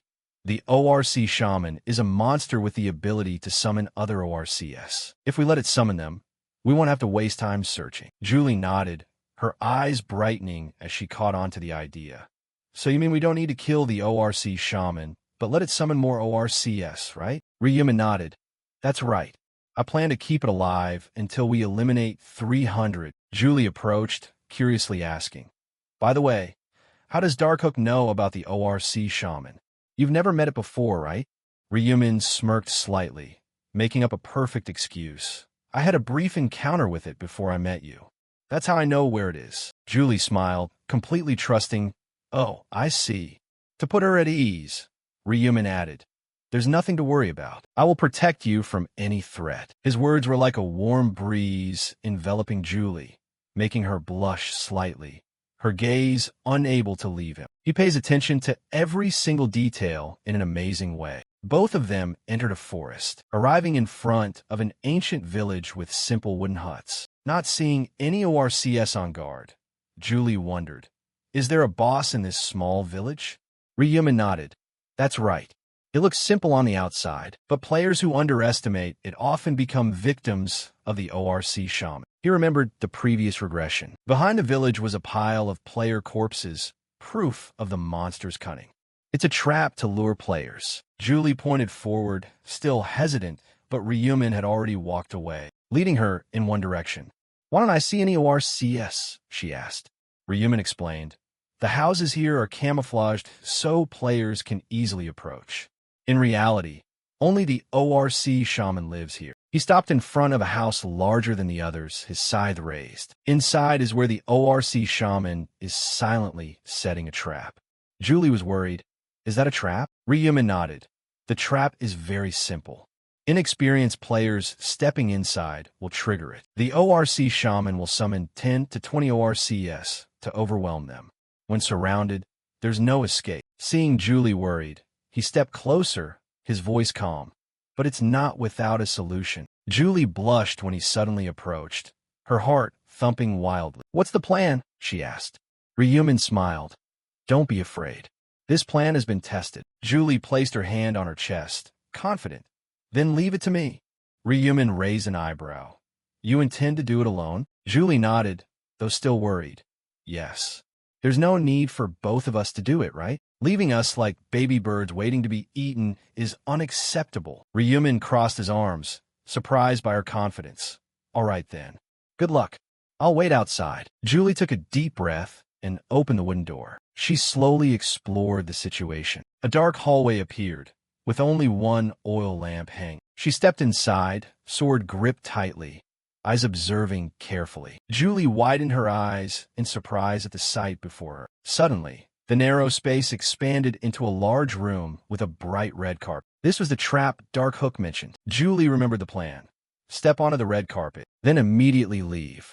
The ORC shaman will think it missed its prey and send out scouts. She tried to reassure herself. Right, it's simple. She advanced toward the red carpet. A light source was suddenly activated. The mystical door seemed to have a switch turned on, glowing unusually bright. Julie didn't dare to delay. She immediately turned and rushed outside. The door slammed shut behind her. Julie panted, her heart still thumping. "Thank goodness I made it out." Ryumin quickly asked, "Are you okay?" Julie smiled confidently. "Ha, of course. I went to the red carpet and turned right back around." Ryumin nodded in satisfaction. "Good. The ORC shaman will send scouts. We just need to wait." Before long, the door opened. 4 ORCs holding weapons stepped out, their eyes searching intently. One suddenly turned back when it heard Ryumin's voice. "What are you searching for so intently?" He lunged from the air, scythe swinging, murderous intent spreading. In just a split second, the limbs of the ORC pack were sliced off. They screamed agonizingly and fell like straw. Ryumin retracted his scythe, coldly saying, "You can come out now." Julie stepped out from her hiding spot, amazed. The torch had been lit. "So that's it." Ryumin nodded. "We'll go back in. Lure them one more time." Julie anxiously asked, "Do you think it'll fall for it again?" He smirked, a confident smile playing on his lips. "They might be smart, but their brains are just like goldfish. They'll forget about it in no time." Julie burst into laughter, her radiant smile reflecting back at him. The two stood still, watching as the crowd of ORCs appeared and then fell like straw, so quickly and easily it was hard to believe. Julie counted the number of monsters they had taken down, her eyes bright with excitement as she turned to Ryumin and said, "Black Claw, I've caught 300 of them in total." Ryumin glanced at her and nodded. "That's right. An hour has passed. In just 1 hour, we've taken down 248 ORCs for a grand total of 300. Julie beamed, her eyes sparkling. "Thanks to Black Claw, we've been able to hunt so quickly and comfortably." She paused, her heart filled with gratitude. "Thank you so much." Ryumin looked at her, his voice calm. "What level have you reached?" Julie held her head high proud. "I've hit level 19. Ryumin nodded slightly, his gaze thoughtful. Just another 10,000 points, and she would level up. Then, she could learn new skills, enhance existing ones, and become a more valuable ally. He thought to himself, her blessing will be stronger, helping me set new records when taking down bosses. He looked at Julie and said, "Let me help you reach level 20. It'll be easier when facing the next ORC. His words made Julie's heart race. Her face flushed. Does he care about me that much? She stammered. Yes, it's so embarrassing that I have to ask for your help with this. Just then, a voice rang out, drawing the attention of both. Hey, look over there! A group of players appeared, heading deep into the village.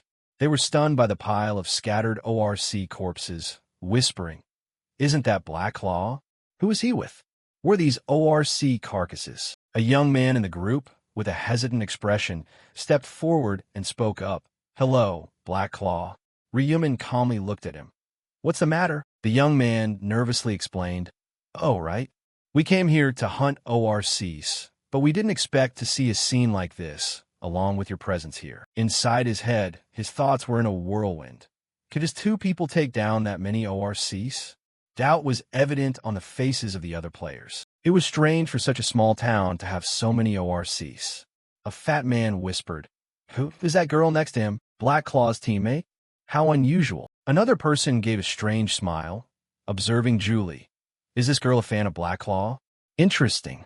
Julie felt anxious, sensing the hostile glares from the group. Suddenly, Ryumin slammed his scythe into the ground, creating a small tremor. Killing intent flared up, his voice cold. Don't bother me. Get lost. The group was startled by his action, his eyes as cold as blades. In Ryumin's mind, a thought flashed. I could kill anyone, but I shouldn't overstep. He continued, his voice icy. If there's nothing else, get out. The young man from earlier got angry, speaking up. Since when do you speak so rudely? Another chimed in. Yeah. Is it not impolite to show such disrespect to someone you're meeting for the first time? Julie was stunned, covering her mouth with her hand, thinking to herself. Is he crazy? Daring to talk back to Black Claw? The young man continued. Even if you're the top-ranked player. Before he could finish, Ryumin swung his scythe, the strike slicing quickly toward the headband on the man's forehead. The cloth tore open, leaving a shallow cut on his forehead. The man was in shock, while Ryumin coldly stated, Get out of here if you value your lives. The group turned pale, hurriedly turning around to run. Sorry. Let's go. Sorry to bother you. They dashed back in the direction they came, thinking to themselves, Damn it. I knew we shouldn't have confronted him. But in their minds, they were still calculating. We have to hide somewhere and see what Black Claw is up to. Ryumin watched them leave, his gaze ice cold. These idiots want to follow me? Want to learn how to hunt ORCs? If they want to kill the boss, I have to take down the ORC shaman first and claim the reward. He turned to Julie. First, we need to get you to level 20. Let's keep going inside and hunt some more. The group that had been chased off stopped in a hidden corner, whispering, We must be out of sight now, right? The scarred man was asked. What do you plan to do? He replied, I wonder how Black Claw hunts. Another was surprised. Oh, I'm curious too. Where does he find so many ORCs? The other crossed his arms. So what should we do? Sneak back and watch. The scar man nodded. As long as we keep our distance, we won't be detected. If you're scared, then quit. Determination overcame their fear. They turned back, stealthily observing from outside the gate. Inside, after the next round of luring monsters, the ORCs swarmed out again. One spotted Ryumin, and the whole pack rushed straight at him. Ryumin swung his scythe, his fists clenched, landing a powerful punch to the stomach of the first ORC. It fell back, crashing into the one behind it, weapons scattering everywhere. Two lost their balance. Ryumin lunged forward, his scythe slicing clean through. The limbs of the ORC pack severed from their bodies. The rest were left bewildered, while the group at the gate stood stunned, whispering. As expected of the top-ranked player, we struggle so much just to take down one. They peered in, questions rising. Why doesn't he finish them off himself? What is that girl doing? Julie slowly stepped forward, her sword piercing the neck of a weak ORC. The people at the gate were shocked. Is he intentionally letting her get the kills? They stirred. Why would Black Claw do that? Man, hunting is so easy. I'm so jealous. Meanwhile, Julie went back into the house. A moment later, the door creaked open again. She rushed out, her eyes full of excitement. The people at the gate were frustrated. This is so annoying, one realized. Every time she goes in and runs out, the ORCs swarm out to chase her. It's so strange. Are there really that many ORCs? Suspicion grew. They whispered, is that house an ORC spawning point? If not, how does it make sense? They commented excitedly. Is there really a respawn point? Are they camping here to hunt continuously? They chased us away to keep this spot all to themselves. An idea flashed. Why don't we wait for them to leave and take the spot? The plan was agreed upon, but they knew they weren't strong enough for a direct confrontation. Meanwhile, Julie beamed as a status window appeared. She turned to Ryumin, excited. Black Claw, I've reached level 20. Ryumin replied, congratulations. Unable to contain herself, Julie added, I've also learned a new skill. She stepped closer, explaining. The effect of the breast blessing increased from 50 to 60%. Ryumin asked, can you cast it on me now? Julie smiled brightly. For sure. She raised her hand, blue light spreading, covering Ryumin. The two stood facing each other for a long moment. A notification popped up, breast skill activated. All stats increased by 60%. Duration, 2 hours, 59 minutes, and 59 seconds. Julie added a new symbol, smiling. What I just did was bless you. This is the new swift skill I learned. A turquoise light enveloped Ryumin, not leaving even his feet behind. The notification continued. Swift skill, attack, and movement speed increased by 60%. Remaining duration, 29 minutes and 59 seconds. Ryumin nodded. Increased attack and movement speed. Not bad, even if the duration is a bit short. Julie hurriedly said, exactly. I'll recast it in 30 minutes when it wears off. Ryumin smiled. Thanks for your support. Seeing him looking doubtful, Julie snapped. I'm not joking. I'm serious. Thanks to the run of inner thoughts, Ryumin understood her feelings clearly, but maintained his indifferent look. All right, let's finish leveling here and focus on the ORC shaman. Julie hesitated. Is there anything I can help you with? He replied. Stay out of danger so you don't become a burden. Suddenly, Ryumin's eyes went cold. Run of inner thoughts activated. He looked at the group of people sneaking around behind them, his voice filled with annoyance. Those people are bad-mouthing me and Julie. Ignoring them, he turned to Julie. Let's see how it goes. Julie nodded, oblivious to the group lurking nearby. Ryumin stepped into the house. While Julie kept watch outside, the lurking group whispered, What's this?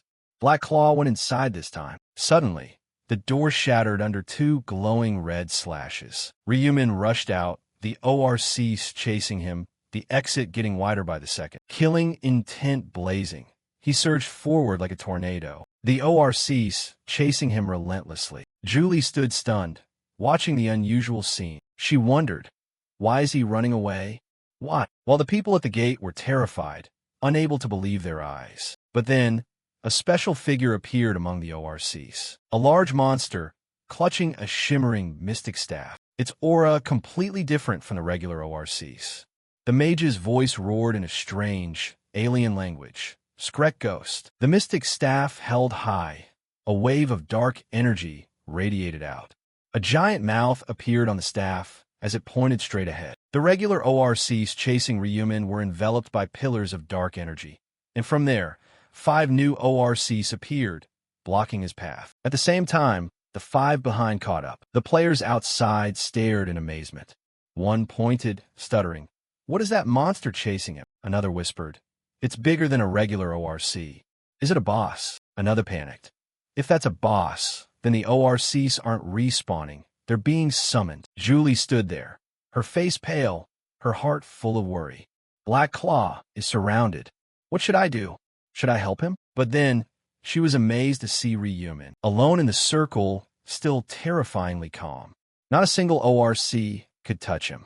The monsters lunged, but he dodged with terrifying speed. Julie thought to herself, he isn't flustered at all. The ORC mage, seeing Ryumin unscathed, raised its mystic staff and summoned 10 more ORCs. The monsters were as numerous as a legion, making the players outside horrified. 10 more ORCs just appeared.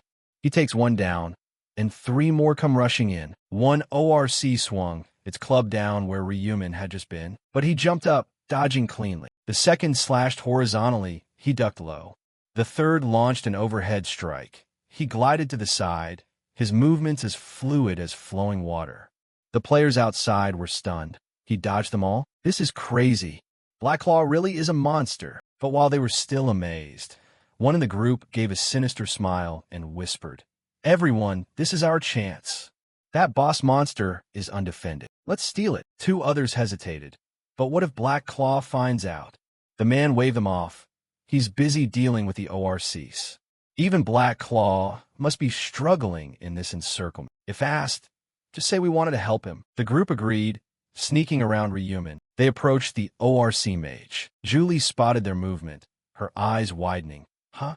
What are they doing? Realizing their intent, she panicked. Don't tell me they're planning to steal the boss while Black Claw is drawing the ORC pack. Unable to stand idly by, Julie gripped her sword tightly and shouted, "Black Claw!" She rushed over near him, her voice full of worry. "I am grateful for your help. Am I getting in the way of your mission?" Ryumin, still composed in the center of the fray, replied, "Don't worry about that. I've already completed the main quest." Julie was taken aback. "What?" Ryumin turned back, explaining, "My main goal isn't the main quest, but the subquest. I already have one balance stone." Julie blinked, still not fully understanding. He continued, "I got it from killing a boss called the ORC Warrior. The others must also drop from the bosses."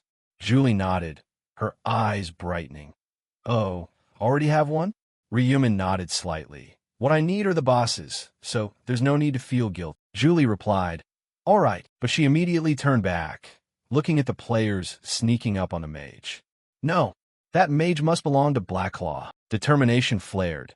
Julie drew her sword and lunged to stop them. The players had already gotten close to the mage, smug smiles on their faces. Suddenly, a night of fire flared up, accompanied by the echoing sound of midnight, causing the group to freeze, turning pale. One stammered, "What is this?" The person next to him hurriedly covered his mouth, whispering, "Hey, keep it down." But it was already too late. The ORC mage turned around, its red eyes burning with killing intent. SCRCK. SCRCK. It roared, the mystic staff held high. The players panicked. The two in the lead quickly turned around, but the three in front were spotted, screaming, "Damn it, we've been exposed." The giant mouth on the mage's body gnashed its teeth, releasing a stream of dark energy. 10 newly summoned ORCs surrounded all 5 of them. With no escape, the players panicked. One took a strike to the shoulder, their eyes rolling back. Another was snatched up, the club smashing straight into the ground, a blood-curdling scream echoing out. One lucky soul crawled away, but was met by an ORC holding a spiked club, preparing to stomp down. He screamed, "Please save," and then, as if someone were coming to save him, he lifted his head. But the giant foot came down. He could only accept his fate. Blood splattered, creating a gruesome scene. On the other side, Ryumin remained composed, his side slicing cleanly through an ORC's neck. The monsters fell, unable to react in time. Sweat rolled down his brow, but he stood firm, his cold, sharp eyes looking toward the group of players under attack. The ORCs crowded together, striking repeatedly. They chose to steal the credit, and that was why they failed. He gripped his scythe and advanced toward the ORC mage. SCRCK. SCRCK. It roared, summoning more ORCs. But Ryumin didn't flinch. One lunged with a vicious expression, but was sliced in two by him, its body torn apart. The others suffered the same fate. As the scythe swung, limbs were severed from their bodies. Ryumin smiled, feeling his power surging. His attack speed had increased significantly thanks to the swift blessing and the nighttime effect. A notification popped up. Reaper's Rune. Scythe damage doubled. At night, attack speed plus 50%, detection chance reduced. He jumped up and lunged at the mage with the speed of the wind. It roared CRCK in panic. The mystic staff was held high. It seemed to want to summon more ORCs, but Ryumin had already glided behind it. The glowing red scythe swept across the mage. "Good boy," he said, his voice cold. "Goodbye." The scythe swung, the mage's head and body parting ways, falling in the perfect arc of the weapon. He landed gracefully, the black scythe shimmering coldly, like the embodiment of death. A notification window popped up instantly, the text glowing as if cheering for his victory. "Congratulations, You have defeated the ORC Shaman. Experience plus 37.73%. Gold plus 4,000. Congratulations. You have leveled up. You have obtained the Eternal Bead. You have received the mysterious wooden totem. You have received a small blue magic stone. You have received a balance stone. Balance stone subquest progress. February 4th. Ryumin gripped the necklace that had automatically adorned him, his sharp eyes filled with pride. I've reached level 33, he thought to himself, a thoughtful smile appearing, as if imagining future conquests. Plus, this eternal bead, a true cheat item. Detailed info appeared before his eyes, like an affirmation of his power. Eternal bead. Type, necklace. Rarity, epic. Effect, gain 1 stack each time a monster is killed. Durability reduced by 1. Every 100 stacks can be converted into 1 stat point. Durability, 1000/1000. Restriction, normal level or higher. Description, a necklace adorned with a milky white bead, containing the souls of the defeated.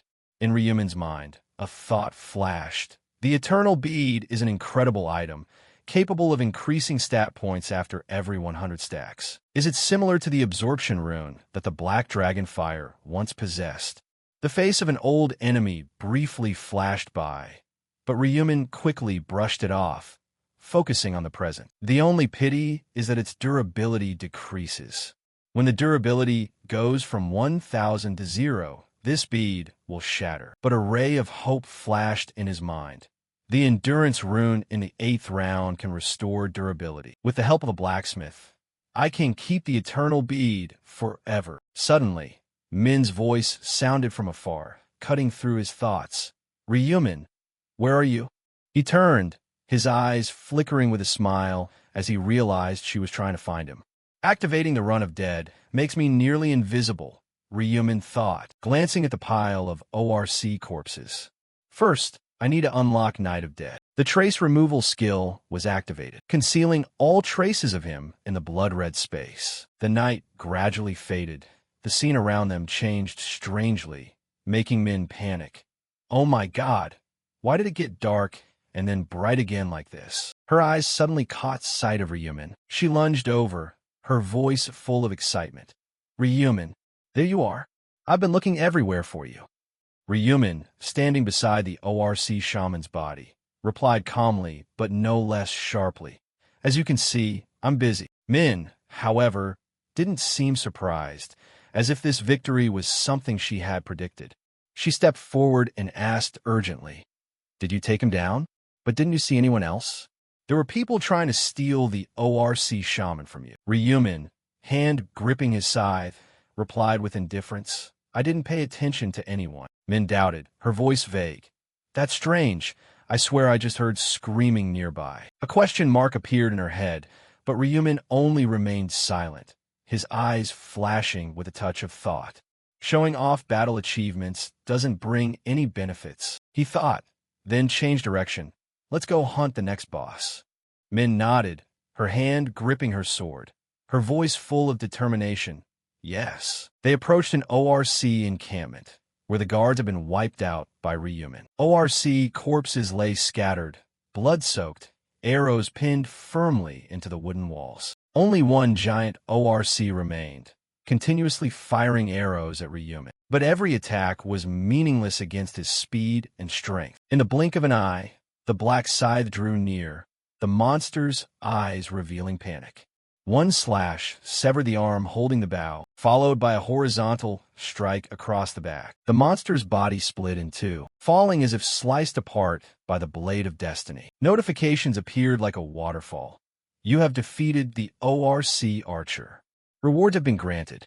Experience plus 37.73%. Gold plus 4,000. Received Nimble Archer Boots. Obtained Rusted Arrow. Obtained Small Blue Magic Stone. Obtained Balance Stone. Subquest Progress. 3/4 Balance Stones. Ryumin looked at the information, his eyes ice cold. I should check the items. The detailed info table appeared. Nimble Archer Boots. Type Boots. Rarity, Epic. Defense, 60. Effect, Agility plus 10. Durability, 1000/1000. Restriction, normal level or higher. Description, boots for nimble archers. Agility increases as you become faster. They're superior to my current boots, Ryumin muttered, his eyes brightening. No reason not to switch. Additional info, quick high boots. Rarity, normal. Defense, 15. Effect, agility +4, movement speed +5%. Ryumin began to arrange his equipment. Combined with the low-level blue magic stone I just received, they'll be even stronger. He confirmed, a notification appearing. Combination successful. Nimble archer boots. Agility +4. He closed his eyes, satisfied, done. I've taken down all the mid-level bosses. The image of the two ORCS flashed in his mind, making his heart race. Only the final boss left, the two ORCS. Unlike the others, it follows the rules of time. Time is everything. He pondered, I have to move fast, really fast. The previous record was 43 seconds. Min approached, her voice excited.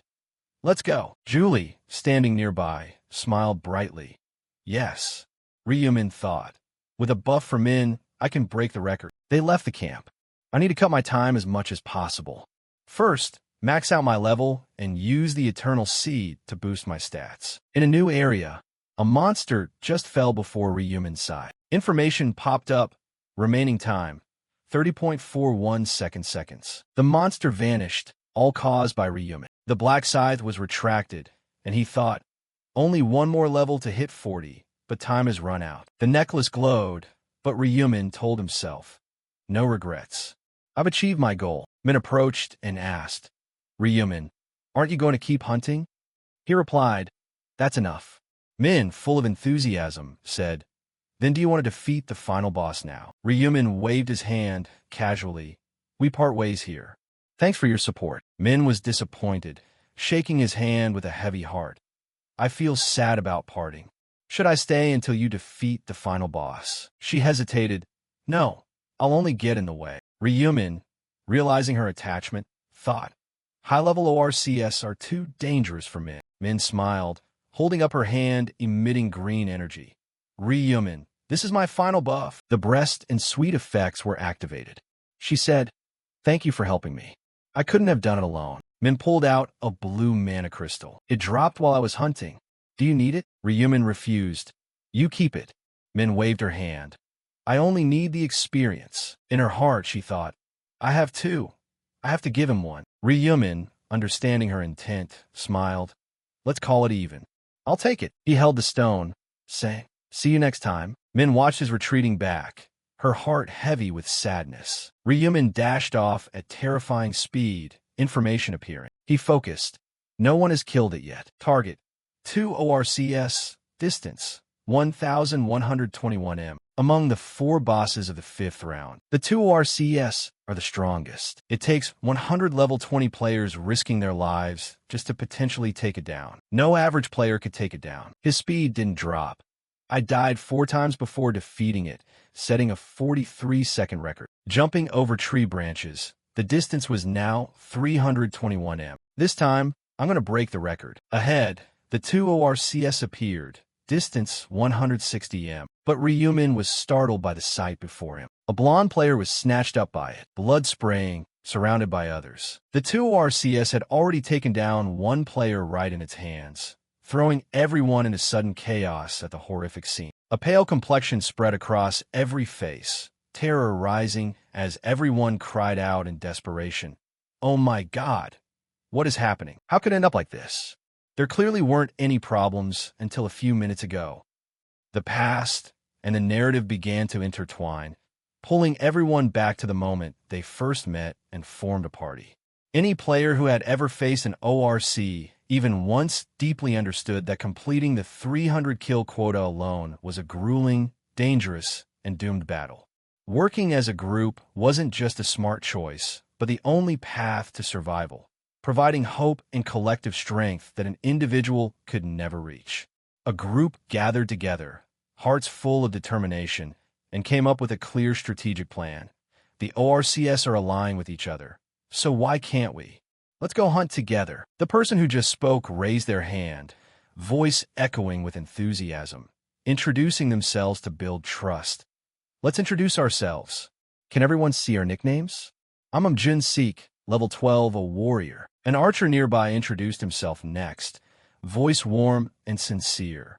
My level is the same as yours. Nice to meet you. I'm Brady Pitt, an assassin. A person in a hooded outfit was next, voice calm but full of pride. I'm an unarmed warrior, level 13.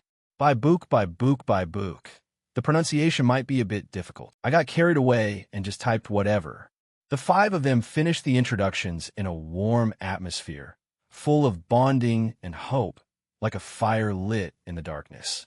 It started with an arrangement beneficial to everyone, but for meeting and cooperating spontaneously, the teamwork and the atmosphere were truly wonderful, making everyone feel empowered by sincere unity, turning fear into undying motivation. Everyone began assigning tasks logically and efficiently. Brady, the archer, said, So, Jun-seek, can you draw the monster's attention? Jun-seek stood up, voice full of confidence and bravery. Sure, I'll do it. And so, heading toward one holding a chain, he provoked it with a challenging tone. Hey, you ugly ORC bastard, look at this. That's how he synchronized. Blowing up a small village of ORCS wasn't a big problem anymore, but became a resounding victory, confirming our collective strength. A female player nearby had restrained one, her voice loud, excited, and urgent. Brady Pitt, now's your chance. Break its neck. But then another one approached, and another player gave an urgent warning signal. By book book, watch your back.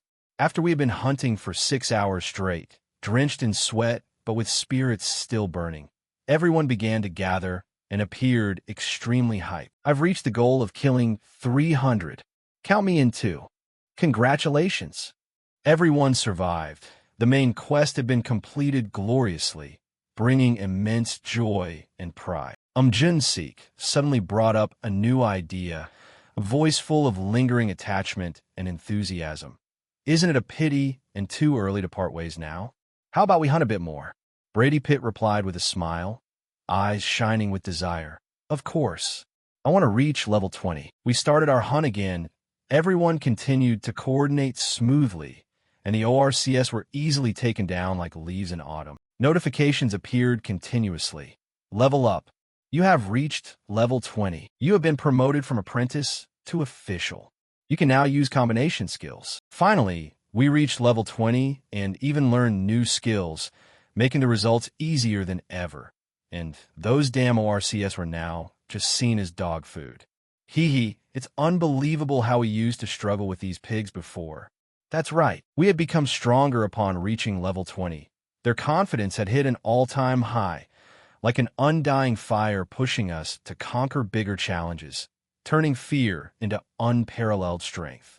They started considering taking on larger ORC strongholds, and by book turned to ask everyone again, voice full of excitement. Should we try to conquer a large fortress for the final challenge? But suddenly, Jun-seek pointed a finger forward, interrupting with a voice full of worry and unease. Huh? Wait, what is that? Jun-seek pointed toward a strange ORC they had never encountered before. It was abnormally tall and had 2 heads on one body, exuding a terrifying look that made everyone's heart tighten. Brady Pitt was a bit suspicious, voice slightly trembling. It looks like an ORC, but Jun-seek raised a hand to observe an extreme anxiety. I've never seen anything like this before. Could it be a boss? Everyone had a bit of doubt. A boss. Previously, they would have been terrified at the mere mention of a boss. But now Jun-seek and his group were at the peak of their confidence. Without any proof, they just felt it could be achieved, and opinions started rising from everyone with voices full of excitement and ambition. Want to try taking that guy down? Can the 5 of us surely handle it? It's a boss, so the rewards must be huge, right? Jun-seek looked over and started talking about the results first, voice fair and united. If there's a reward, we'll split it equally. Note objections? Brady Pitt replied with a smile, voice full of determination. All right, let's do it. And so, they aimed for this big guy, but unexpectedly, the 2 ORCS turned their heads toward the human group. When they met its strange golden eyes, they instinctively felt that their opponent wasn't prey, but but death itself, a primal fear rising that made their hearts pound. I thought we had definitely become stronger. The two ORCS in front made a strange sound from the ground. It vanished, leaving only footprints cracking the ground. An ORC jumped toward them, the giant creature over 3 m tall, landing in front of the group with a loud noise, making the earth shake. One person was thrown away while another tried to brace their body, aiming for the first target, the girl in the purple shirt. It swung its arm with sharp claws at high speed. With just this basic attack, the first player was cut in half and died immediately, blood splattering, making the air heavier than ever. First target completed, it whipped its head around to look at the player sitting on the ground. Seeing themselves as the target, this person trembled uncontrollably, fear engulfing their soul. A hand from the monster lunged straight forward before the sheer terror. Thud died not in one piece. The body crushed mercilessly, the sound of bones breaking echoing like a reminder of the fragility of life. The opponent wasn't prey. Now only 3 people were left. Its next target was Brady Pitt, and before the overwhelming pressure from the strongest boss, he was no different from the 2 before him, trembling all over, despair rising. The hand grabbed without hesitation. It snatched him into the air, a tight squeeze shattering all his bones, blood spraying everywhere, completely helpless against the situation. The monster looked at him with satisfaction. All 3 had died in 3 different ways, leaving only by Book Book standing frozen, and Jun-Sik falling backward. Death was its very nature. Back to reality, Jun-Sik watched everyone sacrifice themselves one by one while he couldn't lift his spirits, the pain of loss tearing his heart. Its tail whipped at high speed toward Bai Book Book, thinking Bai Book Book would be blown away, but it decided to grab him into the air. Its attention shifted directly and no longer cared about the corpse in its hand. Before dying, Bai Book Book could only mutter a few words in absolute despair. "Save me." The body was slammed down and crushed to pulp inside. Leaving the last person, it again shifted its 4 eyes to lock onto the target, invisible pressure like reality engulfing the body. A thought constantly repeating in his head, "We're going to die, we're going to die, we're going to die, we're going to die." Aiming its hideous mouth toward Jun-Sik, it made a continuous growling sound. Using all his remaining strength, Jun-Sik backed away step by step, shouting in extreme fear, "Ah, don't come near here." Monsters usually do the opposite of what humans want. It had closed in, and its shadow engulfed Jun-Sik, tears rolling down one cheek, voice trembling and begging, "Oh no, please." The arm was raised again at high speed. At this very moment, unexpectedly, Rumen had jumped high and aimed for the monster's blind spot. The scythe was ready.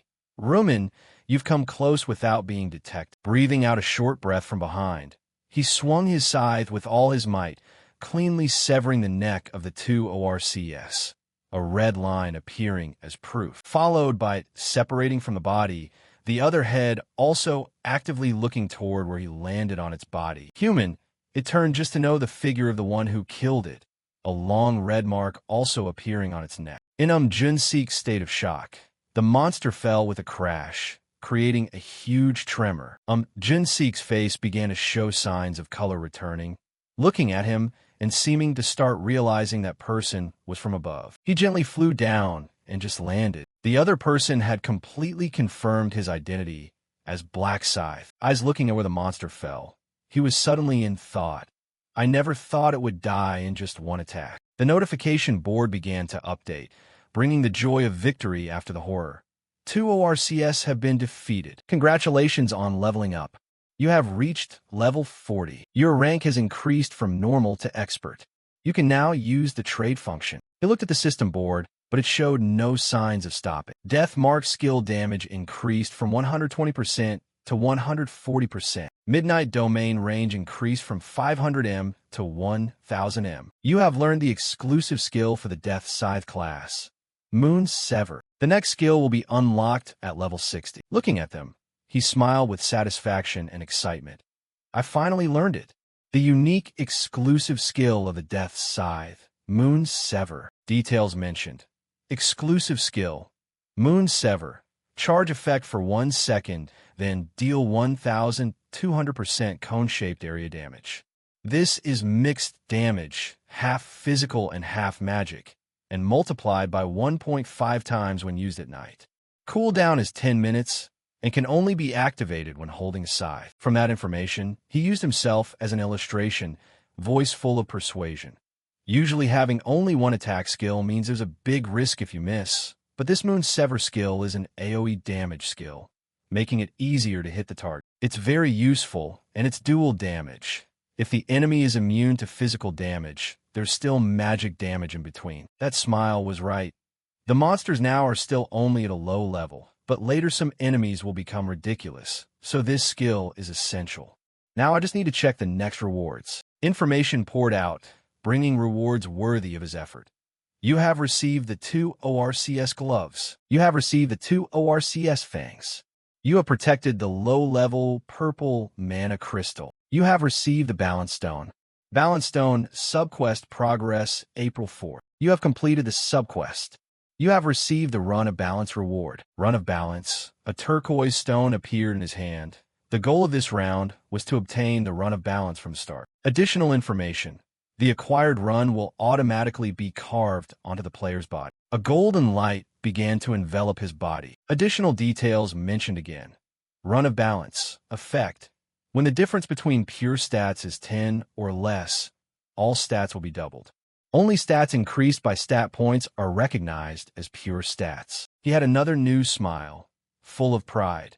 The Balance run requires 4 pure stats, strength, intelligence, agility, and luck, to be balanced to activate its effect, and I distributed the stats evenly to prepare for getting this run. His stat distribution is as follows. Strength plus 27, intelligence plus 18, agility plus 26, luck plus 28. Distributed attribute stats do not trigger the effect. He was a bit thoughtful, voice full of expectation. Now that other things are done, let me see how much the stats will increase. His stat sum increased terrifically. Strength plus 374, intelligence plus 614, agility plus 518, luck plus 374. Distributed attribute stats, none. A bead of sweat suddenly fell on his face. His stats were actually all over 300. Ryumin's eyes widened, surprised by the new stats displayed in front of him. Mostly thanks to BF and B, but the numbers still far exceeded his imagination. Nothing like Jinsik or anyone else. Ryumin had developed to become powerful at an incredible speed, like an unstoppable burning fire. It's time to check the time attack reward. Countless information appeared, as brilliant as the light of victory. You have defeated the 5.2 round boss in just 1 second. This boss follows the time attack rule. Additional gold will be awarded based on your performance. Since you defeated it in under 10 seconds, you receive the maximum reward, 100,000 gold. Congratulations. Ryumin smiled slightly, happy inside. Last time it took me 43 seconds to take it down, and I only earned 23,255 gold. This is truly a breakthrough. With this gold, he knew he could learn all the missing common skills, opening the door to new feats. Information continued to appear. You have set a record never before seen in history. Your achievement will be recorded in the Akashic records. Reward. Unique item selection ticket. Ryumin was momentarily startled. What is this about? He suddenly realized. Victory in 1 second had marked his first record before the angel.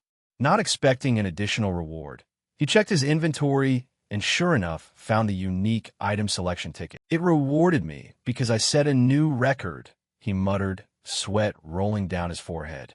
I can choose one unique item. Anything, right? Without hesitation, he pressed the Use button. You are allowed to choose one of the following unique items. Weapon, shield, hat, armor, shoes, gloves, necklace, ring. Ryumin paused, stroking his chin, his sharp eyes considering. I can choose anything. A unique weapon? I'll craft it after I return. Not necessary now. But what about something else? He needed utility more than immediate power. What ability would be most useful in this situation? A thought flashed. A hat. That could be great. His finger touched selection number 3. In the distance, Junsik stared at Ryumin, eyes wide, pupils dilated, clothes soaked in sweat. He couldn't believe the scene before him. This can't be true. The 2ORCS monster, who had once crushed his teammates with just one punch, now lay motionless at Ryumin's feet, like a joke of fate. Is Black Side that strong? How could he single-handedly take down a monster that 5 level 20s couldn't defeat? Anxiety rose, but then Jun-seek suddenly realized, no, now is not the time to be stunned. I must thank him. Just as Jun-seek was about to speak, Ryumin turned his back, disappearing from sight without saying a word. Jun-seek was dumbfounded, heart full of regret. I didn't even get to say thank you. As the round ended, the surviving players gathered at one location. An angelic figure appeared. Priscilla, her voice sounding. How did it go? Did you complete the mission? Looking at the sparse crowd, she assessed. It seems the number of participants decreased significantly after 10 hours. But then she smiled, thinking of Ryumin. Surely he couldn't be taken down by those low-level ORCS. Will he participate in the scramble for prey? Without waiting further, she snapped her fingers. Let's see the results achieved. Summary of Round 5, General Ranking. First place, Break Saha, Level 40, Death, Time, 106 seconds. Second place, Demidius Sam, Level 25, Time, 2 minutes and 30.21 seconds. Third place, Dark Heavenly Demon Knight, Level 24, Time, 2:47 seconds. Area Seed Cess 007. First place, Black Scythe, Level 40, Death, Time, 106 seconds. Second place, Support Corn, Level 21, Time, 2 minutes and 55.38 seconds. Third place, Old Man WOC, Mage, Level 23, Time, 3 minutes and 19.12 seconds. The scene amazed everyone. The achievement of Black Scythe, that is, Ryumin, was too impressive, but his level 40 really took all the attention. He said he killed 300 ORCS in just 1 hour? How is that possible? Whispers buzzed around. He sighed. Wish I had received the reward early. Notifications continued to appear. Congratulations. You reached first place in this area. Congratulations. You reached first place in the general rank. Area reward. Intermediate epic necklace selection ticket. Final reward. Special reward selection box. The reward seemed familiar, but the next message caught Ryumin's attention. Confirmation.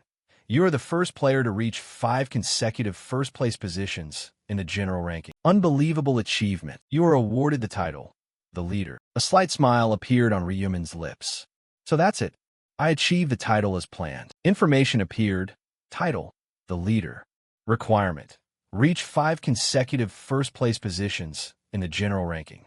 Effect. Increases experience gained by 1.5 times. The reason I kept pursuing first place is right here, Ryumin thought, eyes shining. With this title, I can increase my leveling speed by 1.5 times. This opportunity for rapid development can't be missed. He opened his inventory. Now that I have the desired title, let's choose the reward. Information appeared. You can choose one of the following epic necklaces. Skeleton Knight's Necklace, Java Tribe's Necklace, Perseverance Necklace. Ryumin calculated. Ordinary people might choose randomly, but I've experienced every choice in previous regressions. Without hesitation, he chose number 2, Java Tribe's Necklace. The reward quickly appeared in the inventory.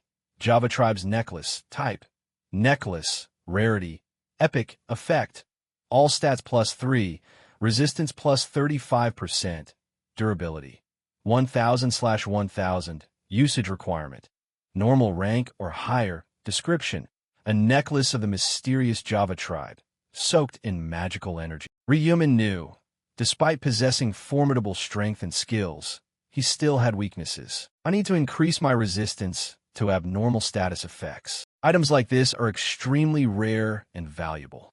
If I don't need it, I can sell it for a good price. Next, information appeared. You can choose one of the following special rewards. Triple experience, limited to round 6, 6,000 gold. Information about round 6. Without hesitation, Ryumin chose number 1. Increasing experience is the best choice. The angel Priscilla clapped, quickly attracting everyone's attention. Have you checked your rankings? She asked, eyes cold. If finished, I announce. 1,585 people completed the main quest, but anyone below position 1211 will be mercilessly eliminated. Those who didn't meet the requirement began to vanish. Oh no, wait. Angel, have mercy, they begged, but Priscilla smirked. Pathetic. Begging like insects. Ryumin, standing below, smiled coldly. You're no different from them, Priscilla. Priscilla's eyes turned toward Ryumin, momentarily uneasy. But I think you can do it, he replied with a confident smile, turning off the summary board. Priscilla radiated brilliant energy. All right, rest up. We'll meet again in the next round. Notifications sounded. Round 5 finished. General ranking. 1,932,755 survivors. Area seed CES 007. 1,211 survivors. Your souls will return to their original state on June 1st, 2022, midnight. Round 6 will start soon. Congratulations on surviving. Returning to reality after 10 hours. Sunlight shone through the glass window. Ryumin stretched, his eyes closed. Ryuin, sitting opposite, looked at him. Ryumin opened his eyes, muttering, finished eating. Let's start. The combination board appeared. Ryumin moved materials from round 5. Main material, Death Side. Secondary components, ORC Heart, Mysterious Wooden Totem, Corroded Arrowhead, 2 ORCS Molars. Last slot, Black Gold, or taken from Hwang Yongmin. Ryumin pondered. If I press combine, the weapon will be enhanced into an epic item suitable for my rank. But with the Black Gold, or I can upgrade it into a unique item. He pressed the button. A blinding white light erupted. Combination successful. Dead Sickle has been created. Dead Sickle. Type, weapon, rank, unique, attack power, 300 effect. All stats plus 10, skill damage plus 10%, durability. 3000/3000, usage requirement. Expert rank or higher, description. A terrifying scythe favored by the Reaper. The shadow of death always follows it. Ryumin looked up at the sky, a strange smile. Finally, I've surpassed beginner-level weapons. Ryuin looked at him, startled. Ryumin opened the info board. I have plenty of gold now. Why not learn more common skills? The store showed 4 skills. Area scan. Perceive the environment like a mini-map. Advanced vision. Greatly enhances field of view. Basic resistance. Increases abnormal status resistance by plus 15%. Basic resistance. Increases abnormal status resistance by plus 15%. Dexterity. Increases skill accuracy by plus 20%. With 220,000 gold, I can learn all of them, Ryumin thought. After purchasing, he had 140,000 gold left. Nothing else worth buying. He opened his status board. Name, Ryumin. Nickname, Black Scythe. Rank, Expert. Level, 40. Job, Reaper. Titles, Time Regressor, hidden. First Angel Slayer, hidden. Challenger of Rich Buzen, hidden. The One Dovich, hidden. Stats, Strength 106, Intelligence 150, Agility 136, Luck 106. Attribute points, none distributed. General skills, Tracking, Detection, Stealth, First Aid, Area Scan, Enhanced Vision, Basic Resistance, Dexterity. Exclusive skills, Death Mark, Midnight Domain, Moon Sever. Runes, Rune of Slough, Raybun Illumination, Innerthas, Dopager, Balance. Additional functions, Shop, Item Purchase, Combination, Trade. Ryumin smiled. These are the total stats from the Balance Runs buff. If I use the Rune of Sultur, they'll double. He closed the system board. I've reached maximum potential. Now it's time to proceed with the plan regarding Ma Jianglock, then Hwang Yongmin. He was startled. Wait, how is Hwang Yongmin doing? Activating his tracking skill. Ryumin smiled, still alive. Good, I can use him one more time. His gaze turned cold. But this will be the last time I use Hwang Yongmin, both in-game and in real life. The next day, when everyone returned to the real world, the scene shifted to a cozy cafe. Ryumin, looking calm but mysterious, sat across from Julie, who was nervous as if waiting for something important. Why did Ryumin want to see me? Julie wondered, her heart racing, a strange thought flashing through her mind that made her shake her head repeatedly to shake it off. Stay calm. Can't let my emotions show. Right at that moment, the cafe door opened. Ryumin entered, his sharp gaze sweeping across the space. He approached Julie's table, his voice gentle but confident. "You're here? Been waiting long."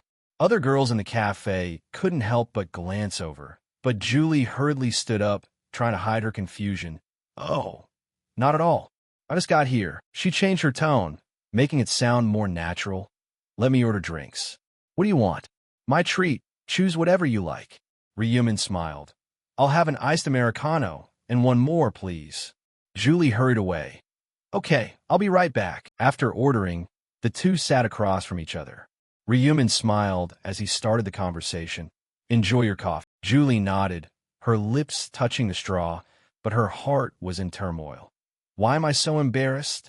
Is it because of that strange thought earlier? The brief moments of silence became uncomfortable, as if the space was testing her confidence.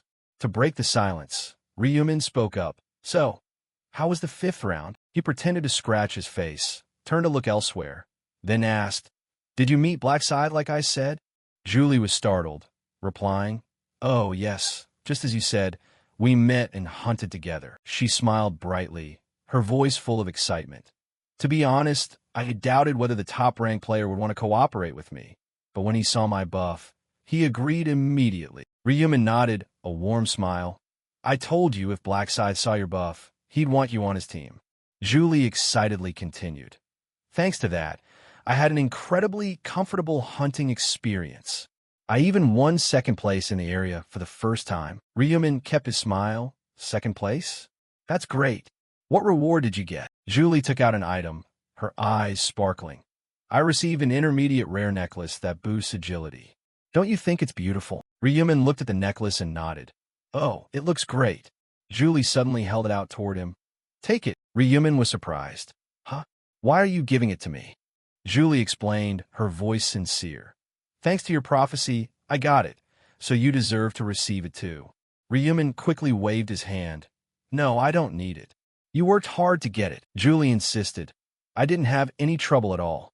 Thanks to Black Scythe, the hunt was a piece of cake." Ryumin frowned and asked, "Then why didn't you get it to Black Scythe?" Julie laughed naturally. "Do you think a high-level player like him needs a low-level necklace like this?" Ryumin thought to himself. Of course not, but still politely refused. "I really appreciate it, but I honestly don't need it. I haven't even reached the normal rank yet." Julie was startled. "Huh? You haven't reached the normal rank yet? What level are you?" Ryumin replied, his voice slightly hesitant.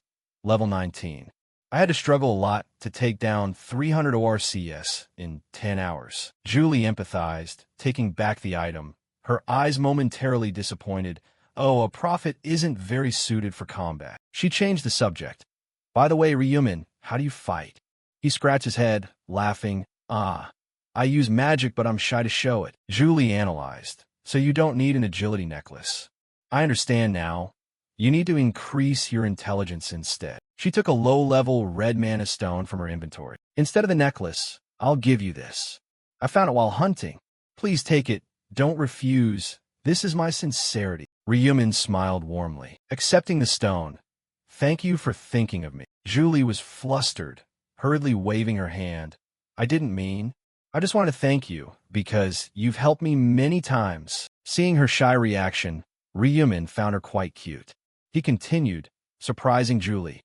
"I should also give you something, shouldn't I?" Julie was surprised. "Huh? For me?" Ryumin laughed. "Information about the 6th round." Julie was momentarily disappointed, but quickly brightened up. "If you tell me, I'll be extremely grateful." Ryumin didn't hesitate. "All right. About the 6th round mission." Both continued their exchange. Julie's eyes widened. "So I have to cooperate with Black Scythe again?" Ryumin was confident. "Maybe he won't refuse, considering the strength you proved in the 5th round." Julie was excited. "It looks like we'll have a new collaboration." Ryumin was startled, sweat rolling down. "You're happy about that, aren't you?" Julie smiled radiantly. "Of course. Black Scythe is very good to me, more thoughtful than I thought, even though he's a bit conceited." Ryumin was blank. "Really?" Julie continued. "He's also very insightful. It feels like he understands everyone's heart." Ryumin looked down, thinking to himself, "That's thanks to the regression ability." Julie, unaware of the regressions, only found black scythe impressive. Ryumin recalled, I failed 99 times. The final round requires a 5-person group. Information appeared in his head. The boss room requires 1/5 players to enter. Returning to reality, Ryumin mused. In any case, we must make it to the final round. Julie has to go with me, along with the American priest. Seeing him silent, Julie asked, Ryumin, what are you thinking about? He replied, Huh? Nothing, don't worry about it. Julie continued, You're worried about the next round, right? Ryumin smiled. Yeah, I'm not very strong, you know. Julie comforted him. If the areas are merged, I'll help you. Ryumin was surprised. Of course, Julie sighed. I've always been helped, so I feel a bit inferior because I haven't helped you yet. Ryumin smiled. You're more than useful. Thanks to you, I defeated the 2 ORCS in 1 second. He comforted her. Don't worry, we'll meet again soon. Julie smiled. You think so too? Determination flashed in her eyes. Try your best until then. Ryumin was momentarily embarrassed. I'm worried about how she'll react if she finds out I'm Black Scythe. The scene shifted to the next day at Shionma Company. The assistant bowed. Sir, the major shareholder Ryumin has arrived. Ryumin, in a sharp suit and glasses, stepped in. Ma Jianglok stood up, smiling. Welcome, major shareholder. He arranged. Please sit. Manager in, bring 2 cups of chamomile tea. Manager in replied. Yes, sir. Ma Jianglok turned to Ryumin. Was your trip comfortable? Ryumin smiled. Very comfortable. Your driver is very kind. Ma Jianglok was relieved. Haha, that's good to hear. If anyone makes you uncomfortable, let me know. I'll deal with it immediately. Ryumin kept a smile, but thought, hard to imagine Ma Jianglok, a serial murderer, talking about appropriate measures. He replied, Ah yes. The atmosphere was a bit tense. Ma Jianglok changed his tone. Have you eaten anything before coming? If not, we can have a meal together. Ryumin refused. I have more important work. Ma Jianglok understood. Perhaps you came to provide information about the 6th round? Ryumin smiled, thinking, he's desperate. He said, Of course, I will share the information. But in exchange, I want to convene an extraordinary shareholders meeting. He interlaced his fingers, voice serious. It's time to talk about business. We need to change the industry and the company name. Ma Jianglok was serious. How can I help? Ryumin presented. At the meeting, I want you to support the project I'm about to propose, which means he has to persuade the other shareholders. Ma Jianglok was worried. They won't be happy. What kind of business is this? Ryumin paused intentionally, eyes confident. The business I'm about to launch. He smiled. An exclusive social networking platform for players. Ma Jianglok was still confused by Ryumin's bold proposal. You mean a sales website? Ryumin nodded, his eyes sharp. Yes. But with a major change, only players can access it. Instead of regular posts, they will trade in-game items, not ordinary goods. Ma Jianglok frowned, asking a question. So they could trade items for cash? Ryumin explained. That's the seller's choice when listing items. They can choose to trade for real money or exchange items with others. Ma Jianglok looked at Ryumin, his eyes full of curiosity. I understand the idea of exchange, but do players need real money? Ryumin smiled, confident. Surely some players will need cash, don't you think? Especially when there aren't many feasible trading options currently. Ma Jianglok's expression didn't change, but he asked further. Currently? Do you mean there will be other options in the future? Ryumin's eyes lit up, as if he had been waiting for this question. He's sharp, just as expected. He laughed. I've foreseen the future. Players reaching level 40 will soon trade with gold instead of cash. Gold? Ma Jianglok was surprised. Ryumin nodded, explaining. When reaching level 40, the trading function will be unlocked. Players can exchange gold with each other. As intermediaries, we will build a safe trading system, charging commissions in cash or gold. Ma Jianglok clenched his fists, lost in thought. An electronic social market exclusively for players, not a bad idea. No one has dared to venture into this field yet, so we have a significant first-mover advantage. He looked up. If successful, we can monopolize this market. Although optimistic, Ma Jianglok remained cautious. But will players really use a platform like this? Ryumin interrupted, his voice persuasive. We are in the 5th round. Players have accumulated large quantities of items. As you know, monster items cannot be sold in regular stores, causing players headaches in managing them. Furthermore, most have reached level 20 when the crafting feature is opened. They will be eager to test new crafting recipes. He stopped, letting Ma Jianglok visualize. If a website appears where they can buy and sell those items, what do you think? Ma Jianglok nodded, beginning to understand. People will flock there. Ryumin finalized. Yes. Now is the perfect time. Ma Jianglok sipped some chamomile tea, musing, if the profit is right, building the system now could be a huge success. He was excited.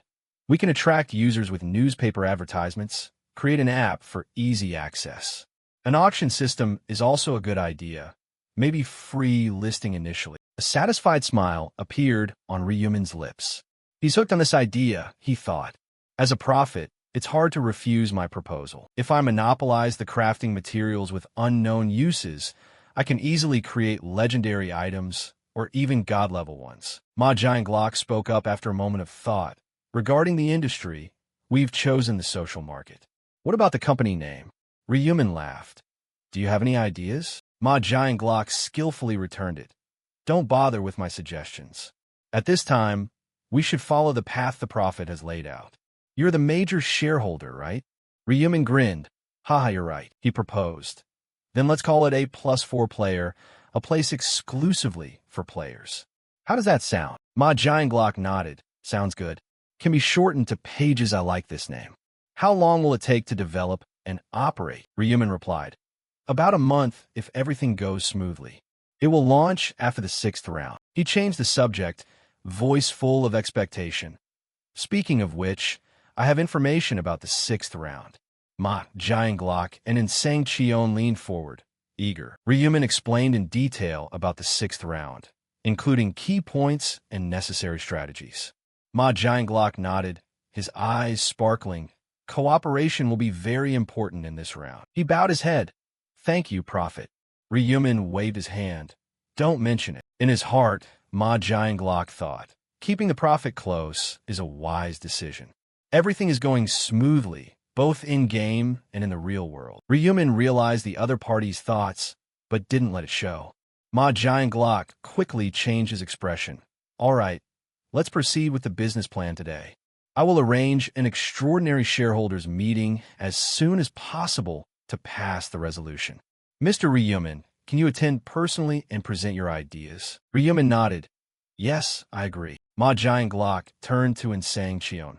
Manager in, escort the Prophet back. By the way, visit CO Aaron's house and share the information we just received. Insang Chion replied. Yes, sir. He went first. Ryumin followed. Ma Jianglok gestured. Let's go, Prophet. A few days later, Ryumin sat on his bed, scrolling through his phone. Today is the day the epic item appears. He muttered, opening the system board, checking the store. An item appeared. Wanderer's tattered cloak. Type, armor, rank, epic defense. 1. Effect, attack speed plus 30%, movement speed plus 30%, durability. 1000/1000, usage restriction, normal level or higher, description. A dirty, tattered cloak, unable to perform its original function, but still possesses superior advantages. Purchase price, 20,000 gold. Time remaining, 23 hours, 59 minutes, and 59 seconds. Ryumin smiled. Finally, the epic item has appeared. Bad defense, but attack and movement speed are wonderful. He pressed the buy button. An epic item for only 20,000 gold. What a bargain. Closing the system board, Ryumin thought. This marks the end of relying on the store.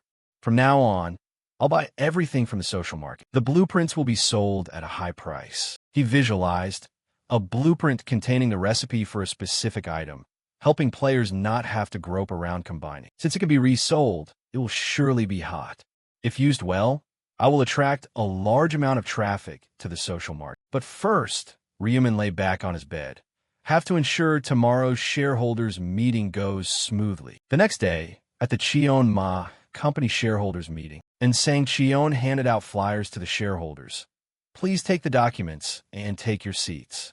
The shareholders glanced at the flyers, then focused on the stage. Ryumin stepped up, his voice calm, but persuasive. Today's meeting is going smoothly. As expected, there were some skeptical voices, but I answered every question without hesitation. The number of questions decreased, and the resolution was passed without obstacles. After the speech, Ma Jianglok approached, smiling. Major shareholder, you did well, confident without any worry. Ryumin replied, Haha, I practiced many situations at home. It seems effective. Ma Jianglok placed his hand on his chest. Really?